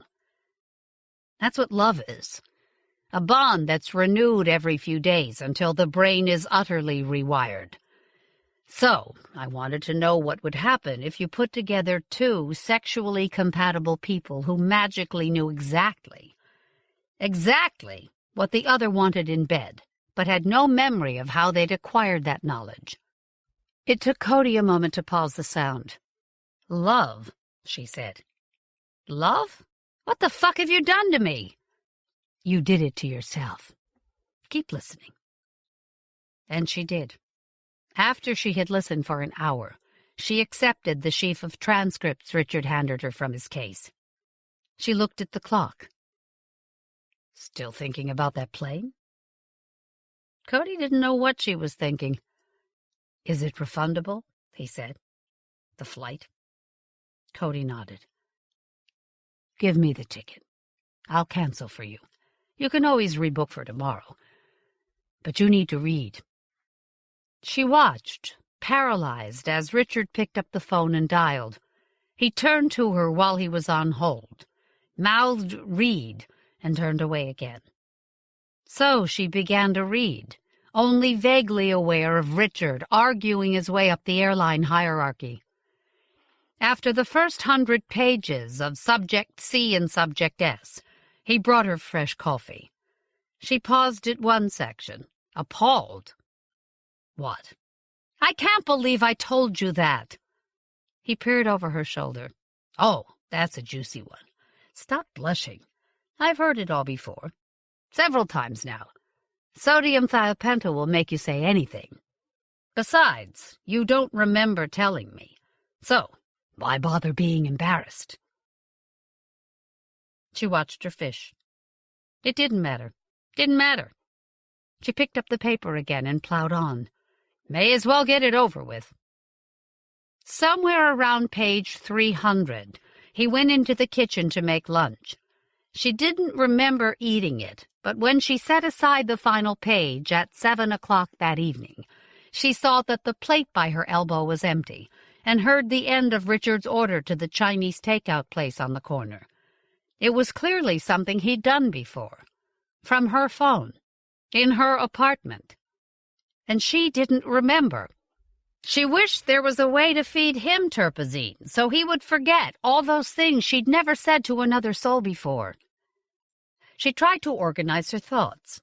He had asked for her permission to use her in an experiment. It would mean she would feel comfortable at the club in Atlanta, that she might even have a good couple of hours, and it would further his work while being paid for, to some extent, by her expense account. He had traveled to the Golden Key and picked Susanna as the most likely dancer to fit her fantasies, and he knew a little about her preferences from that stupid night in Dallas, and made the same pitch to her. Only Susanna got paid. Twice, Cody thought. I paid her too. And so Richard had flown to Cody's apartment in San Francisco and given her sodium thiopental, and she had talked to Blue Streak about her sexual fantasies, every nuance and variation and degree of pleasure. In North Carolina, she had talked about her fantasies again, even more explicitly, encouraged to imagine in great detail, pretend it was happening, while they had her hooked up to both a functional MRI and several blood gas sensors. Richard put down the phone. Food in 30 minutes. Cody forced herself to stay focused, to think past her embarrassment. What were the fMRIs for? The fMRIs and... She glanced at the paper. TMS during the fantasy interludes. We built a kind of mind and hormone map of how you'd feel if someone was actually doing those things to you. A sort of super empathy direction finder. And one from Susanna, of course. We played your words to each other, along with transcranial magnetic stimulation to encourage brain plasticity. The rewiring. And she hunted through the pages for the section labeled Theoretical Underpinnings. You gave us, oxytocin? No. We wanted to separate out the varying factors. You supplied the oxytocin on your own. Later. He beamed. That's the beautiful part. It was all your own doing. Your hopes, your hormones, your needs. Yours. We made a couple of suggestions to each of you that you might not have come up with on your own. That expensive watch, and the loose clothes, Cookie's hat and spurs. But the rest was just you and Cookie. I mean, Susanna. But you two were prime for each other. So, if that wasn't the best sex of your life, I'll eat this table. He rapped the tabletop in satisfaction. All her own doing. You can't publish, she said. Not this, no. He picked up one of the fMRIs and admired it. It's enough for now to know that it works. She waited for anger to well up, but nothing happened. Is this real? The project? Quite real. Project? She watched him gather all the documents, tap them into a neat pile. Not the project, she said. Not the TMS, the fMRIs, the terpazine. This. She tapped her chest. Is it real? He tilted his head. Is love real? A lot of people seem to think so. But if you mean, is that what you're feeling? The answer is, I don't know. I don't think a scan could give you that answer.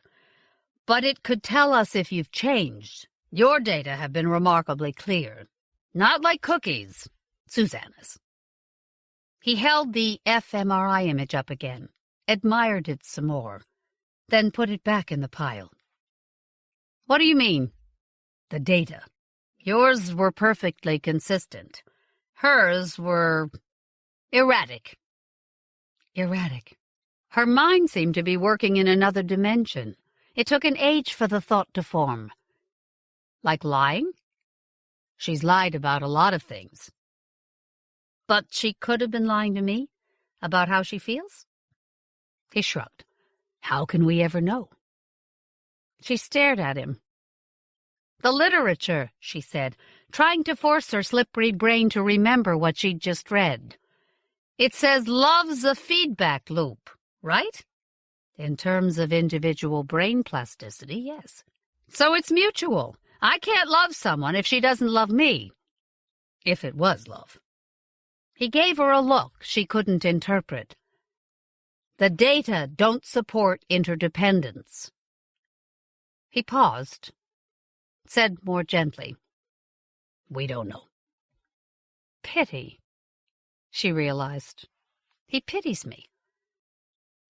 She felt the first flex and coil of something so far down she couldn't identify it. What have you done to me? What else have you done to me? To you? For you? You made me feel something for a woman who fucked for money, who had her mind fucked for money. So did you, if you think about it. Just did one remove. I didn't. So, what? You did it for science? Cody changed direction. Does Susanna know? I'm flying to Atlanta tomorrow. Do you have her sound files with you? Of course. Let me hear them. That would be unethical. Unethical. I think you might be a monster, she said, but without heat. I have a strange way of showing it then, wouldn't you say? For the price of a few embarrassing experimental sessions you won't ever remember. I won you a contract, a girlfriend, and a night on the town. She stared at him. You expect me to be grateful? Well, look at this place. Look at it. Bare walls. Fish, for God's sake. Get out. Oh, come on. Out. By tomorrow it will all fall into perspective. I swear to God, if you don't leave now, I'll break your face. She sounded so weirdly calm. Was this shock, or was it just how people in love, or whatever, behaved? She had no idea. And you can put those papers down. They're mine, my private thoughts. Leave them right there on the table. The thumb drive, too. He pulled the drive, laid it on the papers, stowed his laptop, and stood. She held the door open for him. He was halfway through the door when she said, Richard, you can't tell Susanna like this. No. It's too much of a shock. You seem to be coping admirably. At least I already knew you, or thought I did. You'll be a complete stranger to her. You can't. You just can't. It's inhumane. And she's so young. Young? Don't make me laugh. She makes you look like an infant. He walked away. Cookie danced. She didn't want to think about the phone call. Didn't want to think about any of it. Creep. But there was the money. The lights were hot, but the air conditioning cold. Her skin pebbled.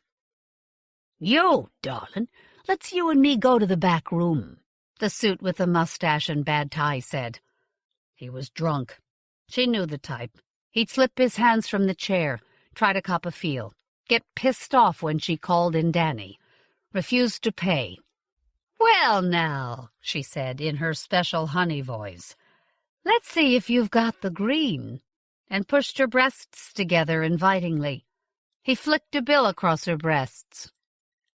"A 5 won't buy you much, baby." "5'll buy you, baby doll," he said, hamming for his table buddies. One of them giggled. Ugly sound in a man, Cookie thought. "5'll buy you 5 times. "And how long did it take you to come up with that, honey?" "The fuck?" He looked confused. "I said, your brain must be smaller than your dick, which I'd guess is even smaller than your wallet. Only I doubt that's possible." And she plucked the bill from his fingers, snapped it under her G-string, and walked away. In the dressing room, she looked at herself in the mirror.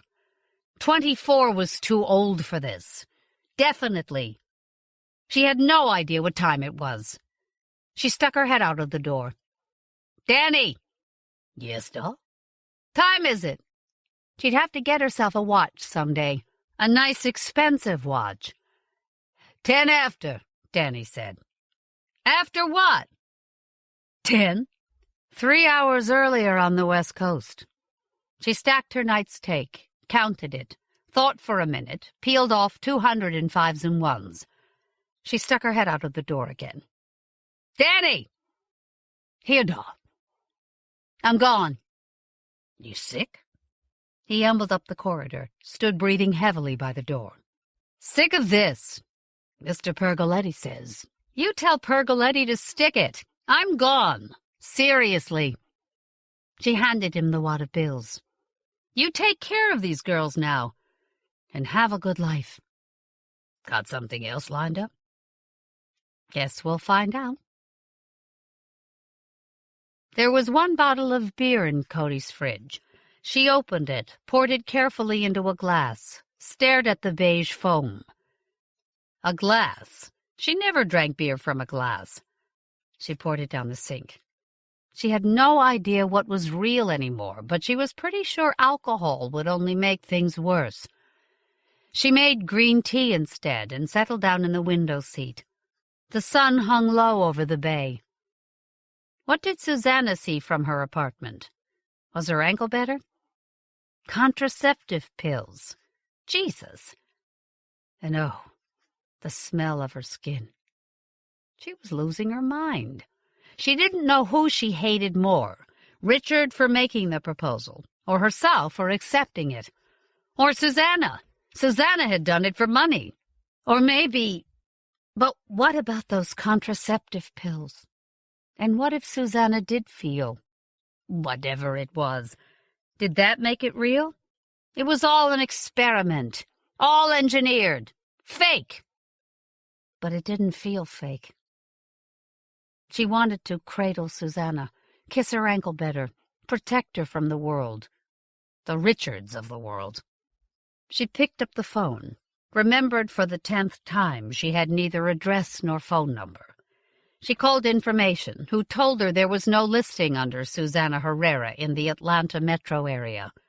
She found herself unsurprised, though surprised at how little it mattered. She got the number for the Golden Key instead. A man called Pergoletti answered. "Cookie? She's gone. They always go." The music thumped. Cody's insides vibrated in sympathy, remembering. "Don't have a number. Hey, you interested in a job?" Cody put the phone down carefully, sipped her tea, picked up the phone again, and called Richard. It was open mic night at Coffee to the People. Richard was in the back room on a sofa, as far from the music as possible. 2 cups on the table. One's still full. You knew I'd call. I did. Did you program that, too? I didn't program anything. I primed you, and only about the sex. He patted the sofa. Sit down before you fall down. She sat. Blinked. Give me your phone number. I can't. She gave me a fake. I called her at the club, but she hung up on me. He seemed put out. What does she know? I talk fast. I don't know how much she heard, but I told her she wouldn't get the rest of the money until we'd done follow-up. The singer in the other room sang of love and broken hearts. It was terrible, but it made Cody want to cry anyway. How long does it last? Love? I don't know. I avoid it where possible. What am I going to do? Richard lifted his laptop bag. I planned for this eventuality. He took out a small white cardboard box. He opened it, shook something onto his hand. A gray plastic inhaler. What is it? A vasopressin analog, formulated to block oxytocin receptors in the nucleus accumbens. That is, the antidote. They both looked at it. It works in voles, he said. Female voles. Voles? You said it tasted bad. I've used it, just in case. I prefer my sex without complications, and I've had a lot of sex and never once fallen in love. He arched his eyebrows. So, hey, it must work. The elephant whistle hypothesis. Hey, Bob, what's that whistle? Well, Fred, it keeps elephants away. Don't be an asshole, Bob. There aren't any elephants around here. Well, Fred, that's because of my whistle. Cody. He did his best to look sincere. I'm so very sorry. I never thought it would work. Not like this. But I do think the antidote might work. His face went back to normal. He hefted the inhaler. Though before I give it to you, I have a favor to ask. She stared at him. On what planet do I owe you anything? For science, then. A follow-up scan, and then another after you take the antidote. Maybe I won't take it. Give me the number. Love is a form of insanity, you know. The number! In the other room, the bad singing went on and on. Oh, all right. For old time's sake. He extracted a folder from his bag, and a piece of paper from the folder. He slid it across the table towards her, put the inhaler on top of it. She nudged the inhaler aside, picked up the paper. Handwritten. Susanna's writing. Love's just biochemical craziness, he said, designed to make us take a leap in the dark, to trust complete strangers. It's not rational. Cody said nothing. She screwed us. She screwed you, Cody said. Maybe she fell in love with me. But she took the inhaler. Cody sat in the window seat with the phone and the form Susanna had filled in.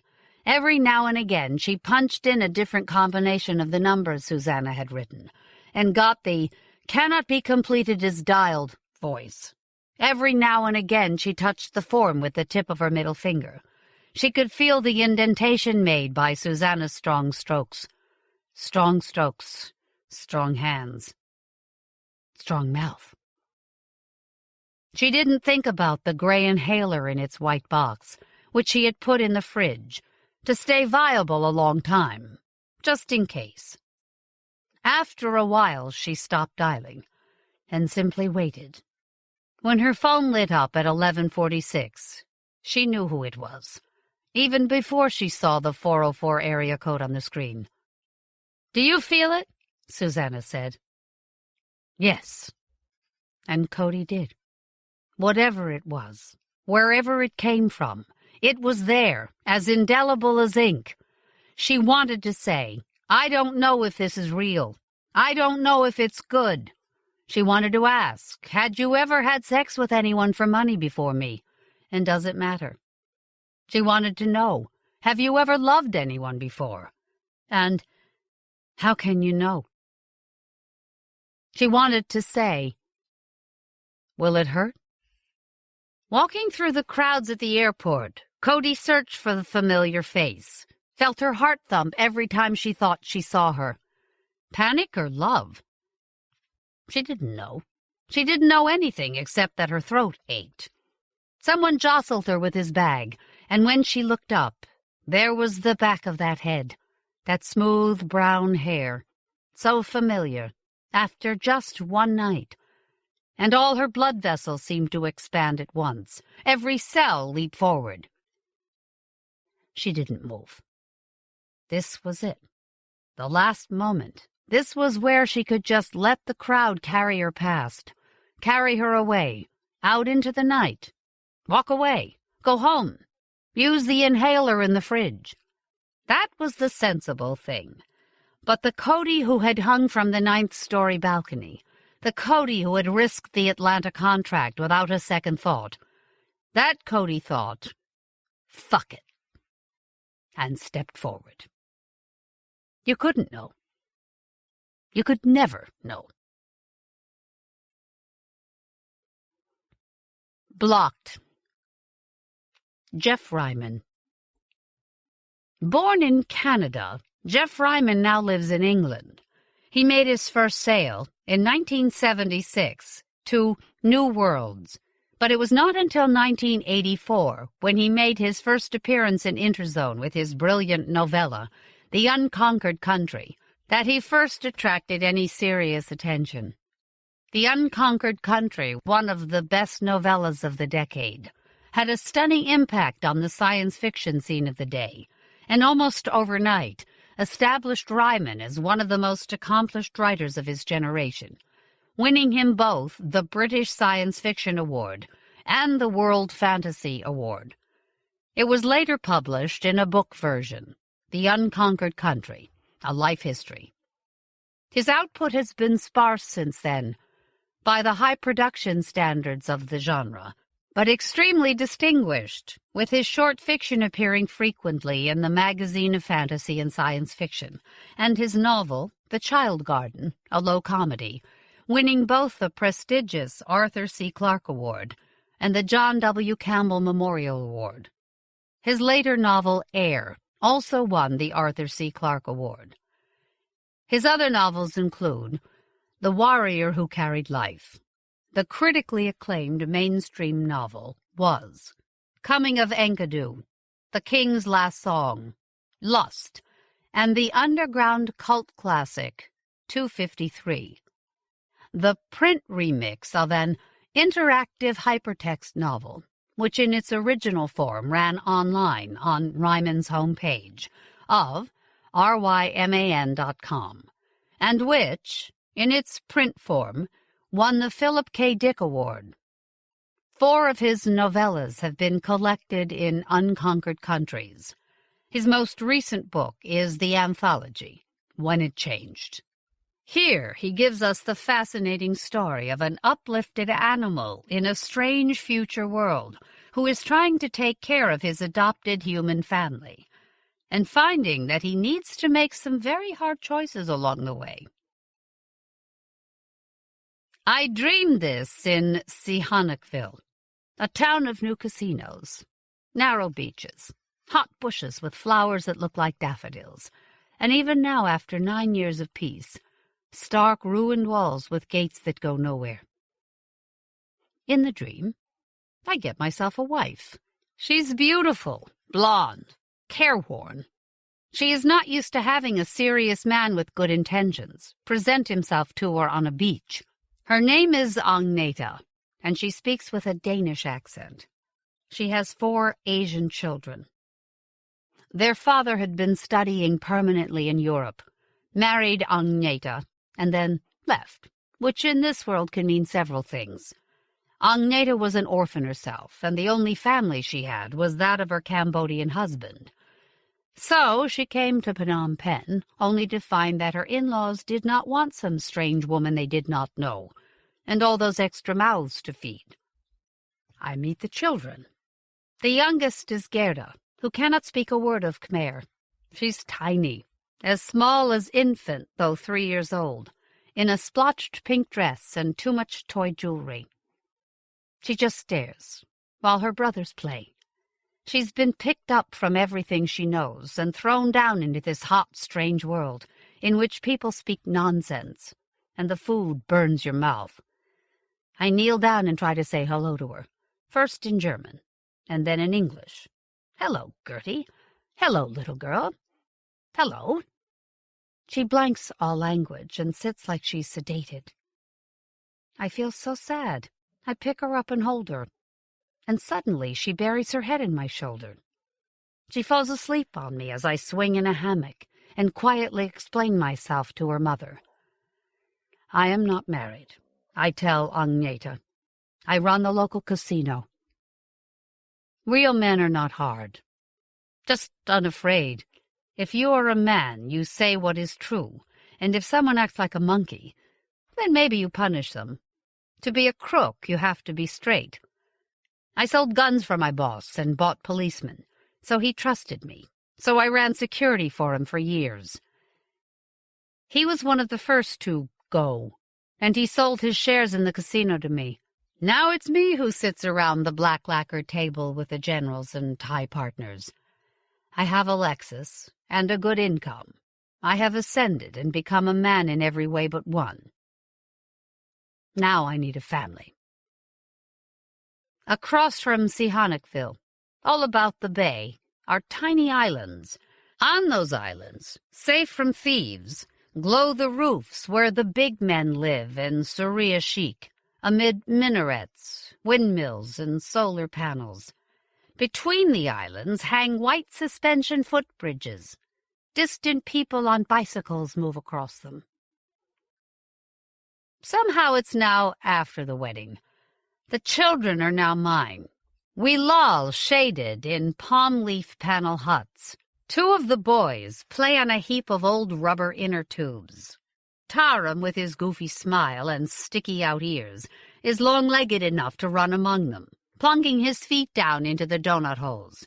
Not to be outdone, his brother, Sampul, clambers over the things. Rit, the oldest, looks cool in a hammock, away with his earphones, pretending not to know us. Gerda tugs at my hand until I let her go. Freed from the world of language and adults, she climbs up and over the swollen black tubes, sliding down sideways. She looks intent and does not laugh. Her mother in a straw hat and sunglasses makes a thin, watery sunset smile. Gerda and I go wading. All those islands shelter the bay, so the waves roll onto the shore child-sized, as warm and gentle as caresses. Gerda holds onto my hand and looks down at them, scowling in silence. Alongside the beach is a grounded airliner, its wings cut away and neatly laid beside it. I take the kids there, and the boys run around inside it screaming. Outside, Gerda and I look at the aircraft's spirit house.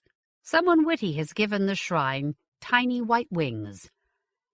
The surrounding hills still have their forests, cumulonimbus clouds towering over them, like clenched fists. In the evening, thunder comes. I look out from our high window and see flashes of light in the darkness. We live in one whole floor of my casino hotel. Each of the boys has his own suite. The end rooms have balconies, 3 of them, that run all across the front of the building, with room enough for sofas and dining tables. We hang tubes full of pink sugar water for hummingbirds. In the mornings, the potted plants buzz with bees, and balls of seed lure the sarika bird that comes to sing its sweetest song. In these last days, the gambling action is frenetic. Chinese, Thai, Korean, and Malays. They play baccarat mostly, but some prefer the one-armed bandits.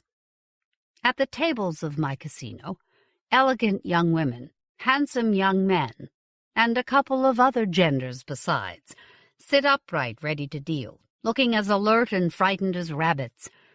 Especially if their table is empty, they are paid a percentage of the take. Some of them sleep with customers, too, But they're good kids. They always sent the money home. Do good, get good, we in Cambodia used to say. Now we say, Tui akro min lay. Do bad, have money. My casino is straight. My wheels turn true. No guns, says my sign. No animals, no children. Innocence must be protected. No cigarettes or powders. Those last two are marked by a skull and crossbones. We have security, but the powders don't show up on any scan. So some of my customers come here to die. Most weekends we find one, a body slumped over the table. I guess some of them think it's good to go out on a high. The Chinese are particularly susceptible. They love the theater of gambling, the tough guy stance, the dance of the cigarette, the nudge of the eyebrow. You get dealt a good hand, you smile. You take one last sip of Courvoisier, then one sniff. You go down for good. It's another way for the winner to take all. For me, they are just a mess to clear up, another reason to keep the kids away.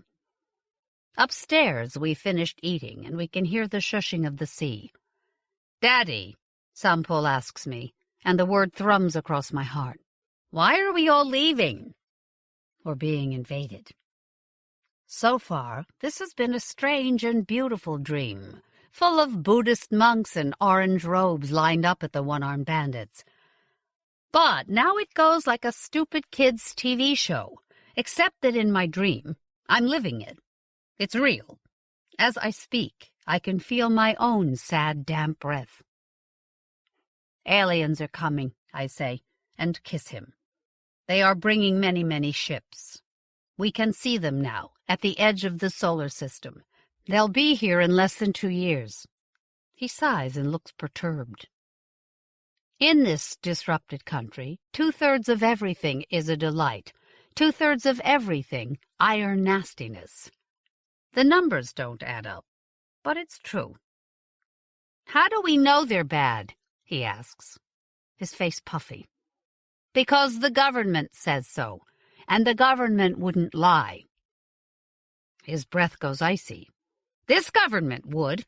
Not all governments, not all of them altogether. So, are we going to leave? He means leave again. They left Denmark to come here, and they are all of them sick of leaving. Yes, but we'll all go together, okay? Rit glowers at me from the sofa. It's all the fault of people like you. I made the aliens? I think smiling at him will make him see he is being silly. He rolls his eyes. There's the comet? He asks, like I've forgotten something, and shakes his head. Oh, the comet. Yes, I forgot about the comet. There's a comet coming too, and global warming, and big new diseases. He tuts. The aliens sent the comet. If we'd had a space program, we could meet them halfway and fight there. We could have had people living in Mars to survive. Why wouldn't the aliens invade Mars, too? His voice goes smaller. He hunches even tighter over his game. If we'd gone into space, we would have been immortal. My father was a drunk who left us.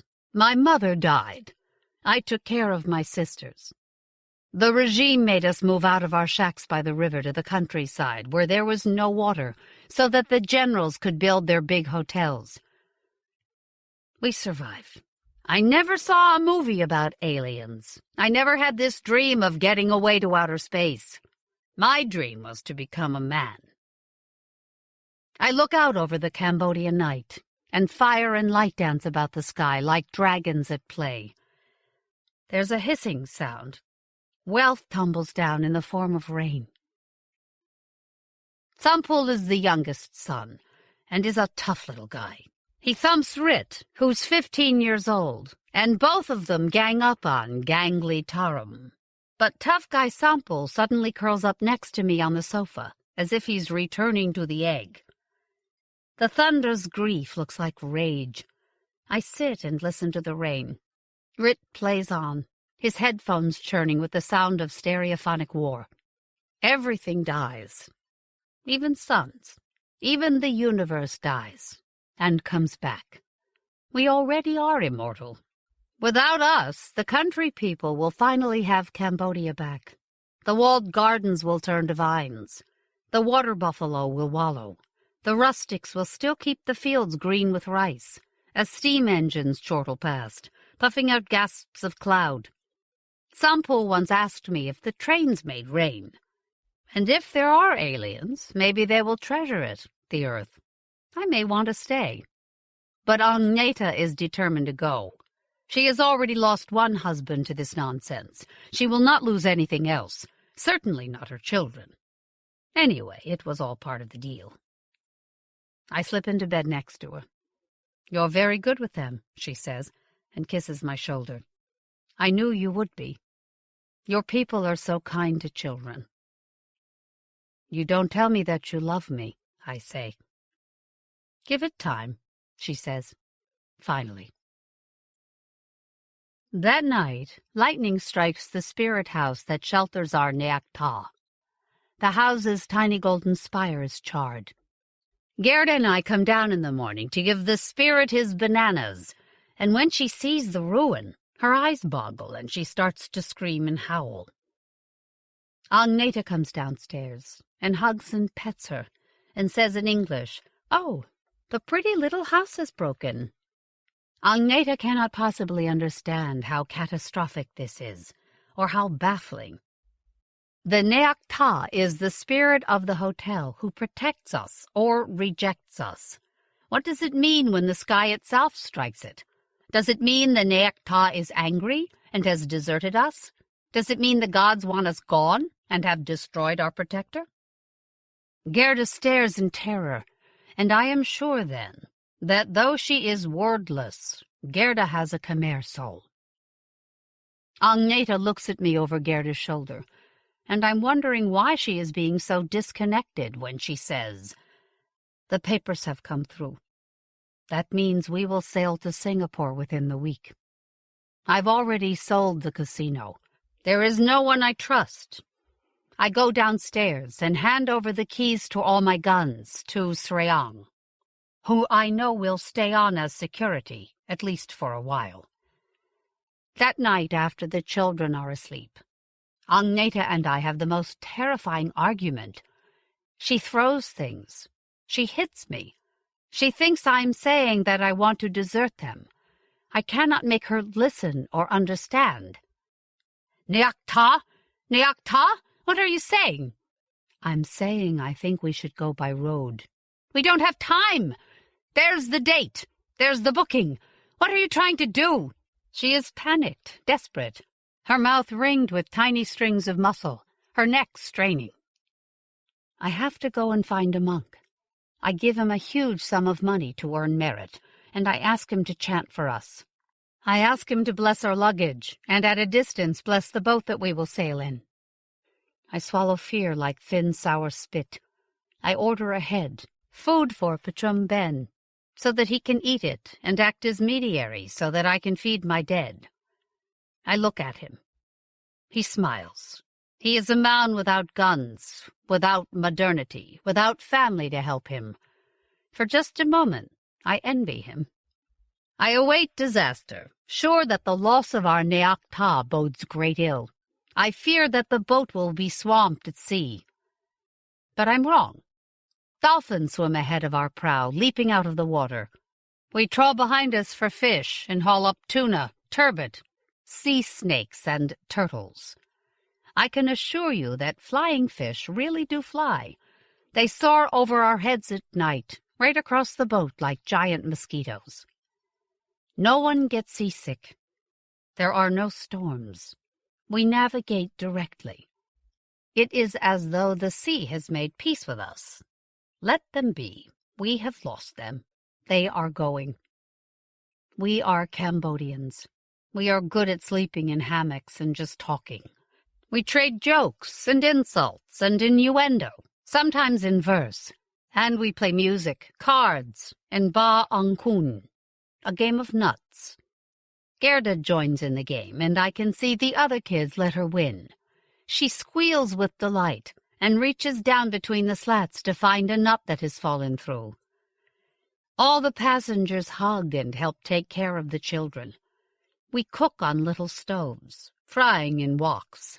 Albatrosses rest on our rigging. Gerda still won't speak, so I cuddle her all night long, murmuring, Kanam chamua chanarit, aun chamua I am your new father.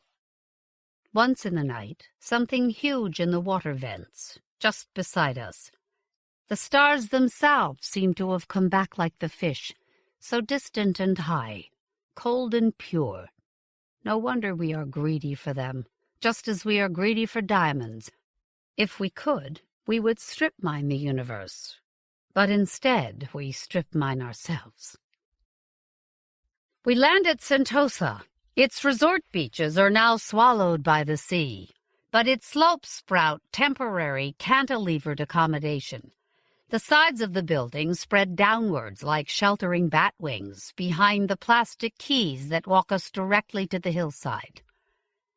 Singapore's latest growth industry, the living dead about to be entombed. We march from the boats along the top of pontoons, bobbing and smooth-surfaced. The quays are treacherous. We slip and catch each other before we fall. There are no old people among us, but we all walk as if aged, stiff-kneed and unbalanced. But I am relieved. The island still burgeons with trees. We take a jungle path, through humid stillness, to the north shore, where we face the Lion City. Singapore towers over the harbor. Its giant versions of Angkor Wat blaze with sunlight like daggers. Its zigzag shoreline is ringed round with 400 clippers amid a white forest of wind turbines. Up the sides of Mount Fraser cluster the houses of rustics, made of wood and propped against the slope on stilts. It had been raining during the day. I'd feared a storm, but now the sky is clear, gold and purple, with even a touch of green. All along the line where trees give way to salt grasses, like stars going for a swim. Fireflies shine. Gerda's eyes widen. She smiles and holds out a hand. I whisper the Khmer words for firefly. Umpeel umpike. We're booked into one of the batwings. Only wild riches can buy a hotel room in Sentosa. A bottle of water is expensive enough. Once inside, Agneta's spirits improve, even sitting on folding metal beds with a hanging blanket for a partition. Her eyes glisten. She sits Gerda and Sampul on the knees of her crossed legs. They have beautiful shopping malls down there, she says, and RIT, Technique, all the latest, big screens, billion pixels. They don't call them pixels anymore, Mom. That night, Gerda starts to cry. Nothing can stop her. She wails and wails. Our friends from the boat turn over on their beds and groan. Two of the women sit with Agneta and offer sympathy. Oh, poor thing, she is ill. No, I think, she is broken-hearted. She writhes and twists in Agneta's lap. Without words for it, I know why she is crying. Agneta looks like she's been punched in the face. She didn't sleep well on the boat. I say, Darling, let me take her outside. You sleep. I coax Gerda up into my arms, but she fights me like a cat. Shh, shh, Angel, shh. But she's not to be fooled. Somehow she senses what this is. I walk out of the refugee shelter and onto the dock that sighs underfoot. I'm standing there holding her, looking up at the ghost of Singapore, listening to the whoop of the turbines overhead, hearing the slopping sound of water against the quay. I know that Gerda cannot be consoled. Agneta thinks our people are kind because we smile, but we can also be cruel. It was cruel of Gerda's father to leave her, knowing what might happen after he was gone. It was cruel to want to be missed that badly. On the north shore, I can still see the towers defined only by their bioluminescence, in leopard spot growths of blue or gold-green, otherwise lost in a mist of human manufacture. Smoke and steam. The skyscrapers are deserted now, unusable, for who can climb 70 stories? How strange they look. What drove us to make them? Why all across the world did we reach up so high? As if to escape the earth, distance ourselves from the ground, and make a shiny new artifice of the world. And there are the stars. They have always shone. They shine now just like they would shine on the deck of a starship. No nearer. There is the warm sea that gave us birth. There are the trees that turn sunlight into sugar for all of us to feed on. Then overhead, giant starfish in the sky. I am at loss. Chow Mei. What on earth is that? They glow in layers, orange, red, green. Trailing after them in order come giant butterflies glowing blue and purple. Gerda coughs into silence and stares upwards. Cable cars strung from Mount Fraser to the shore and on to Sentosa, glowing with decorative bioluminescence. Peel on pike, I say again, and for just a moment, Gerda is still. I don't want to go. I want to stay here. Then Gerda roars again, sounding like my heart. The sound threatens to shred her throat.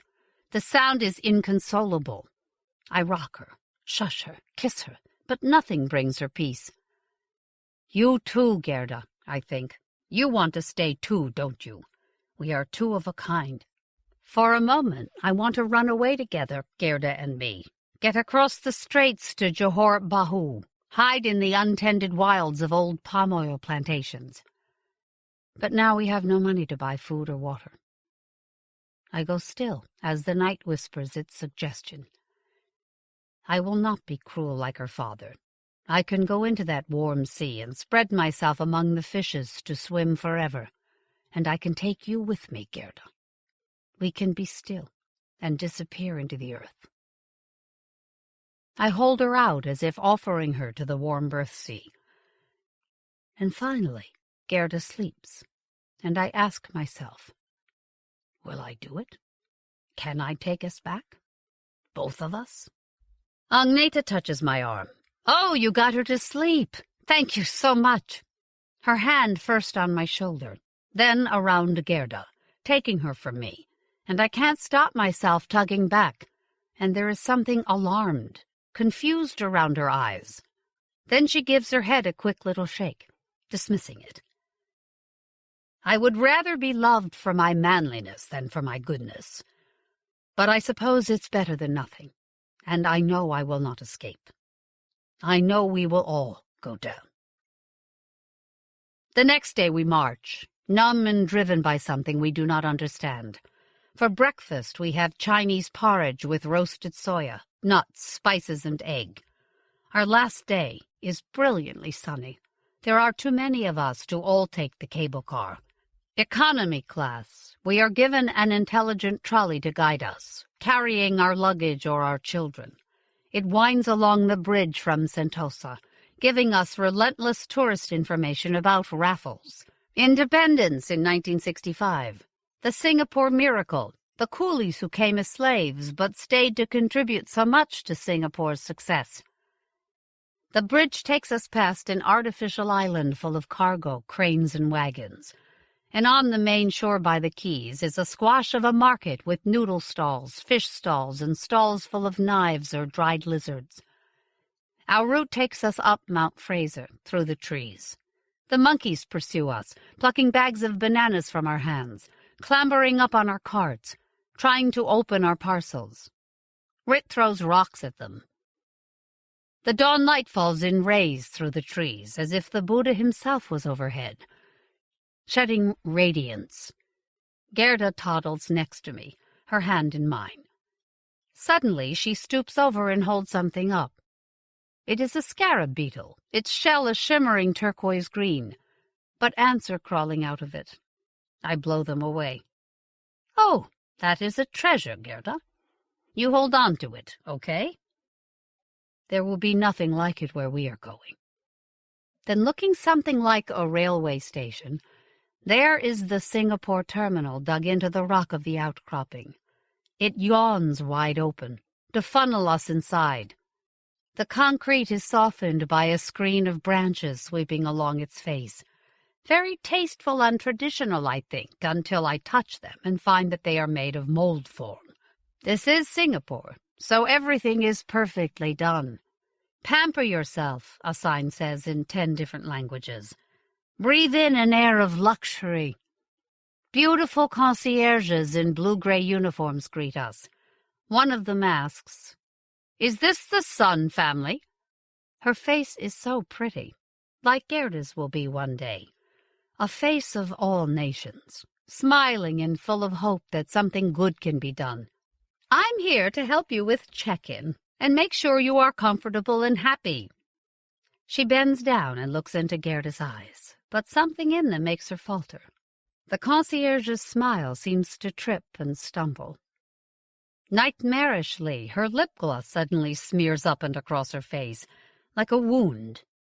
It feels as though Gerda has somehow cut her. The concierge's eyes are sad now. She gives Gerda a package printed with a clown's face and colored balloons. Gerda holds the gift out from her upside down and scowls at it. The concierge has packages for all the children, to keep them quiet in line. The gift packs match age and gender. Rit always says his gender is geek, as a joke, but he does somehow get a geek pack. They can analyze his clothes and brand names. I muse on how strange it is that Rit's dad gave him the same name as mine, so that he is Rit and I am Chonarit. He never calls me father. Agneta calls me Chana, infrequently. The beautiful concierge takes our papers and says that she will do all the needful. Our trolley says goodbye and whizzes after her to check in our bags. I'm glad it's gone. I hate its hushed and cheerful voice. I hate its Bugs Bunny baby face. We wait. Other concierges move up and down the velvet-roped queues with little trolleys offering water, green tea, dragon fruit, or Chardonnay. However much we paid, when all is said and done, we are fodder to be processed. I know in my sinking heart that getting here is why Agneta married me. She needed the fare. No one lied to us, not even ourselves. This is bigger than a lie. This is like an animal migration. This is all of us caught up in something about ourselves we do not understand. Never knew. Suddenly my heart says firmly, there are no aliens. Aliens are just the excuse. This is something we want to do, like building those skyscrapers. This is all a new kind of dream, a new kind of grief turned inwards. But it's not my dream, nor do I think that it's Gerda's. She is squeezing my hand too hard, and I know she knows this thing that is beyond words. Agneta, I say, you and the boys go. I cannot. I don't want this. Her face is sudden fury. I knew you'd do this. Men always do this. I didn't used to be a man. That makes no difference. She snatches Gerda away from me, who starts to cry again. Gerda has been taken too many places, too suddenly, too firmly. I knew there was something weird going on. She glares at me as if she doesn't know me, or is only seeing me for the first time. Gently, she coaxes Gerda towards her, away from me. The children are coming with me. All of the children. If you want to be blown up by aliens... There are no aliens. Maybe she doesn't hear me. I have all the papers. She means the papers that identify us. Let us in our own front door. Give us access to our bank accounts. All she holds is the hologrammed eye-printed ticket. She makes a jagged, flinty correction. They have all the papers. Gerda is my daughter, and they will favor me. She's already thinking custody battle. Then she's right, of course. There are no aliens. I say it a third time. There is no reason to do this. This time I get heard. There is a sound of breathing out from all the people around me.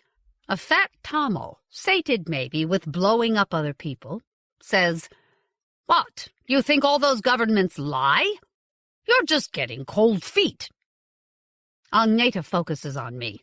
"Go on, get going if that's what you want." Her face has no love or tolerance in it. People need there to be aliens, and so they all believe there are. But I don't. Gerda is weeping in complete silence, though her face looks calm. I have never seen so much water come out of someone's eyes. It pours out as thick as bird's nest soup. Agneta keeps her hands folded across Gerda's chest and kisses the top of her head. What, does she think I'm going to steal Gerda?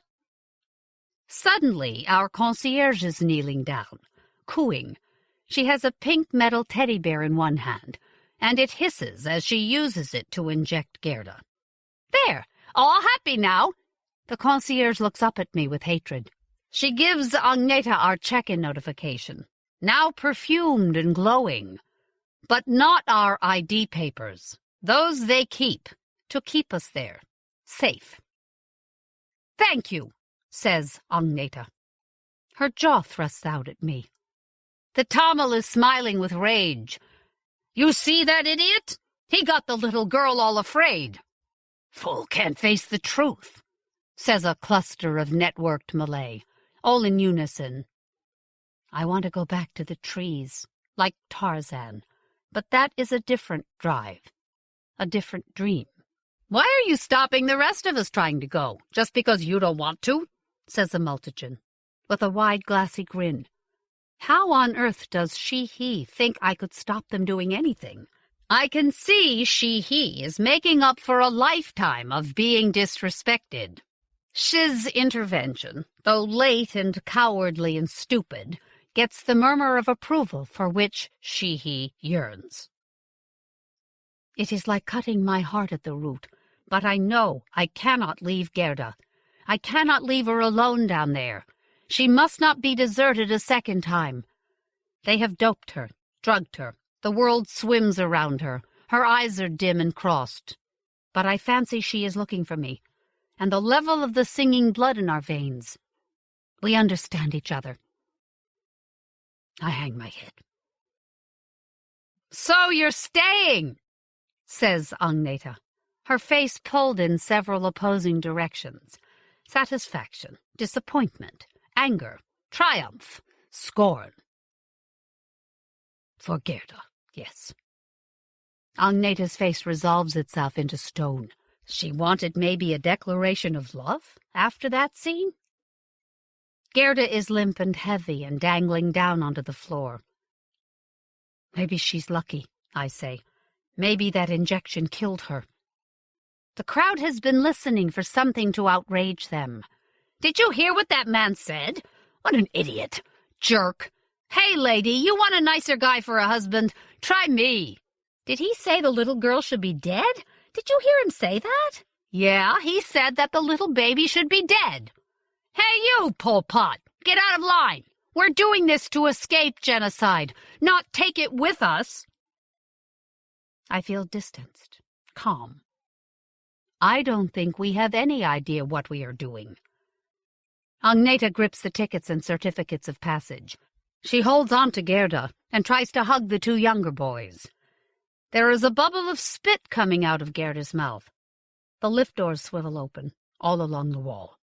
Agneta starts forward. She has to drag Gerda with her. "Let me carry her at least," I say. Agneta ignores me. I trail after her. Someone pushes me sideways as I shuffle. I ignore him. And so I go down. They take your ID and keep it. It is a safety measure to hold as many of humankind safely below as possible. I realize I will never see the sun again. No sunset cumulonimbus. No shushing of the sea. No schools of sardines swimming like veils of silver in clear water. No unreliable songbirds that may fail to appear. No more brown grass. No more dusty wildflowers unregarded by the roadside. No thunder to strike the Neak Ta. No chants at midnight. No smells of fish frying. No rice on the floor of the temple. I am a son of Kambu. Kampuchea. I slope into the elevator. "Hey, boss," says a voice. The sound of it makes me unhappy before I recognize who it is. Ah, yes, with his lucky mustache. It is someone who used to work in my hotel. My embezzler. He looks delighted, pleased to see me. "Isn't this great? Wait till you see it." "Yeah, great," I murmur. "Listen," says an intervener to my little thief. "Nothing you can say will make this guy happy." "He's a nice guy," says the embezzler. "I used to work for him. Didn't I, boss?" This is my legacy thug, inherited from my boss. He embezzled his fare from me and disappeared. 2 years ago. These people may think he's a friend, but I bet he still has his stolen guns, in case there's trouble. "Good to see you," I lie. I know when I am outnumbered. For some reason that makes him chuckle, and I can see his silver-outlined teeth. I am ashamed that this unpunished thief is now my only friend. Agneta knows the story, sniffs, and looks away. "I should have married a genetic man," she murmurs. "Never, ever tread on someone else's dream." The lift is mirrored, and there are holograms of light as if we stood inside an infinite diamond, glistering all the way up to a blinding heaven, and dancing in the fire. Brand names. Gucci, Armani, Sony, Yamamoto, Hugo Boss. And above us, clear to the end and the beginning, the stars. The lift goes down. Those stars have cost us dearly. All around me, the faces look up in unison. Whole nations were bankrupted trying to get there, to dwarf stars and planets of methane ice. Arizona disappeared in an annihilation as matter and antimatter finally met, trying to build an engine. Massive junk still orbits half-assembled, and will one day fall. The saps who are left behind on Ground Zero will probably think it's the comet. But trying to build those self-contained starships taught us how to do this instead. Earthside, you walk out of your door. You see birds fly. Just after the sun sets and the bushes bloom with bugs, you will see bats flitter silhouetted as they neep. In hot afternoons, the bees waver heavy with pollen. And I swear even fishes fly. But nothing flies between the stars except energy. You want to be converted into energy? Like Arizona? So we go down, instead of up. The first thing you will see is the main hall. That should cheer up you claustrophobics, says my embezzler. It is the biggest open space we have in the Singapore facility, and as you will see, that's damn big. The travelers chuckle in appreciation. I wonder if they don't pipe in some of that cheerful sound. And poor Gerda, she will wake up for a second time in another new world. I fear it will be too much for her. The lift walls turn like stiles, reflecting yet more light in shards, and we step out. 10 stories of brand names go down in circles, polished marble floors, air conditioning, little murmuring carts, robot pets that don't poop, kids in the latest balloon shoes. What do you think of that? The Malay network demands of me. All its heads turn, including the women wearing modest headscarves. I think it looks like Kuala Lumpur on a rainy afternoon. The corridors of the Emporia go off into infinity as well, as if you could shop all the way to Alpha Centauri.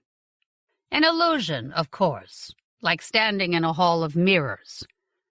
It's darn good, this technology. It fools the eye for all of 30 seconds.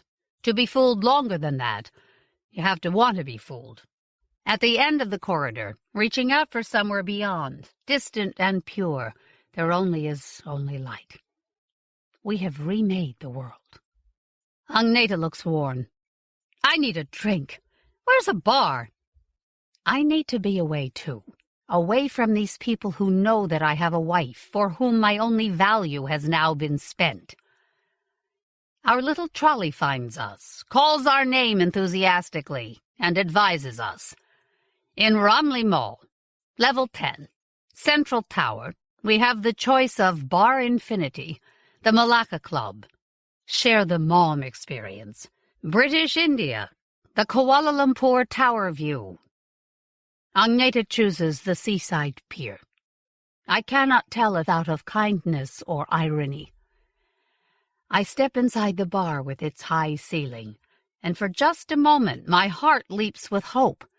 There is the sea, the islands, the bridges, the sails, the gulls, and the sunlight dancing. Wafts of sugar vapor inside the bar imitate sea mist, and the breathable sugar makes you high. At the other end of the bar is what looks like a giant orange orb. Half of one. The other half is just reflected. People lounge on the brand-name sand, guaranteed to brush away and evaporate. 50 meters overhead, there is a virtual mirror that doubles distance, so you can look up and see yourself from what appears to be 100 meters up, as if you were flying. A network on its collective back is busy spelling the word home with their bodies. We sip martinis. Gerda still sleeps, and I now fear she always will. So, says Agneta, her voice suddenly catching up with her butt and plunking down to earth in relative calm. Sorry about that back there. It was a tense moment for both of us. I have doubts, too, about coming here, I mean. She puts her hand on mine. I will always be so grateful to you, she says, and really means it. I play with one of her fingers. I seem to have purchased loyalty. Thank you, I say, and I realize that she has lost mine. She tries to bring love back by squeezing my hand. I know you didn't want to come. I know you came because of us. Even the boys know there is something radically wrong. Sampul and Taram stare in silence, wide brown eyes. Did something similar happen with Dad number 1? Rit the eldest chortles with scorn.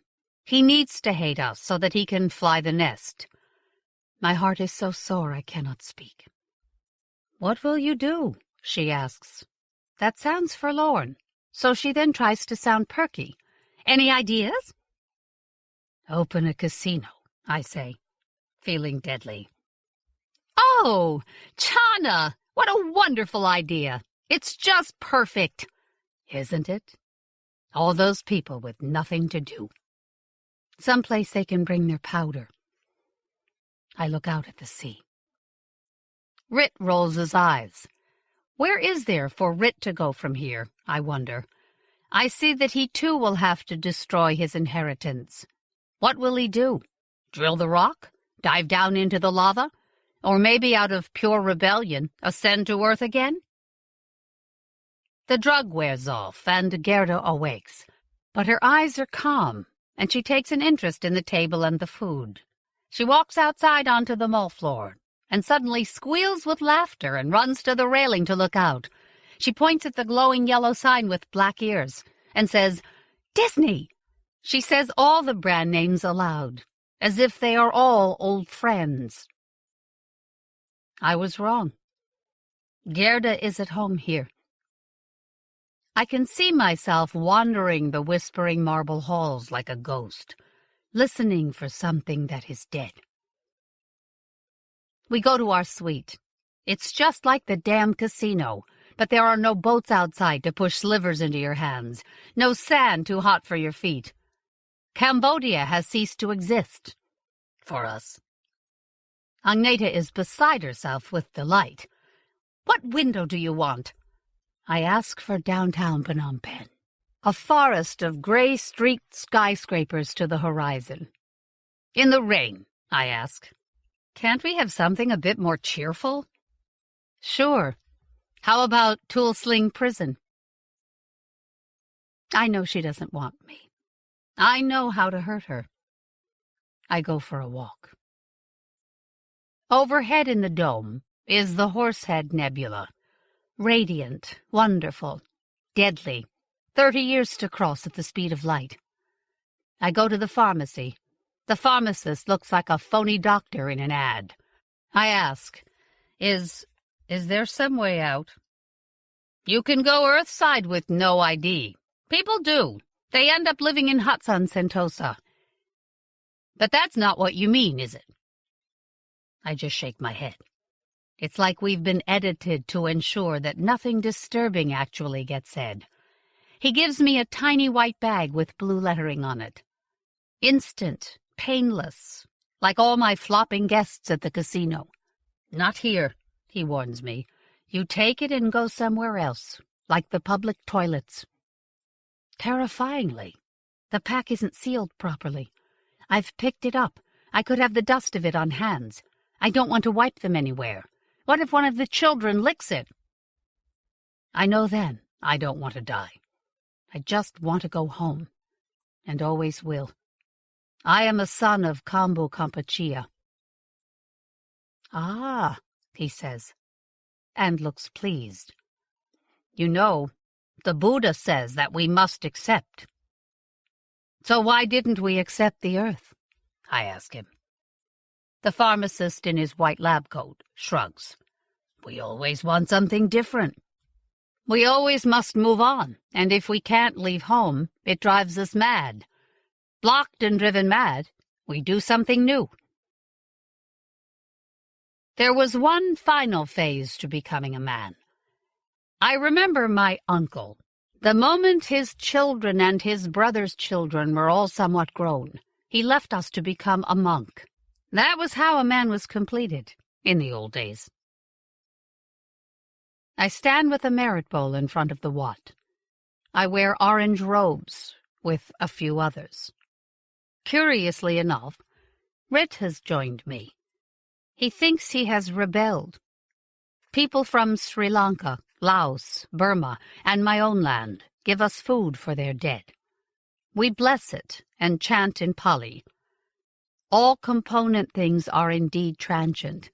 They are of the nature of arising and decaying. Having come into being, they cease to be. The cessation of this process is bliss. Uninvited he has come hither. He has departed hence without approval.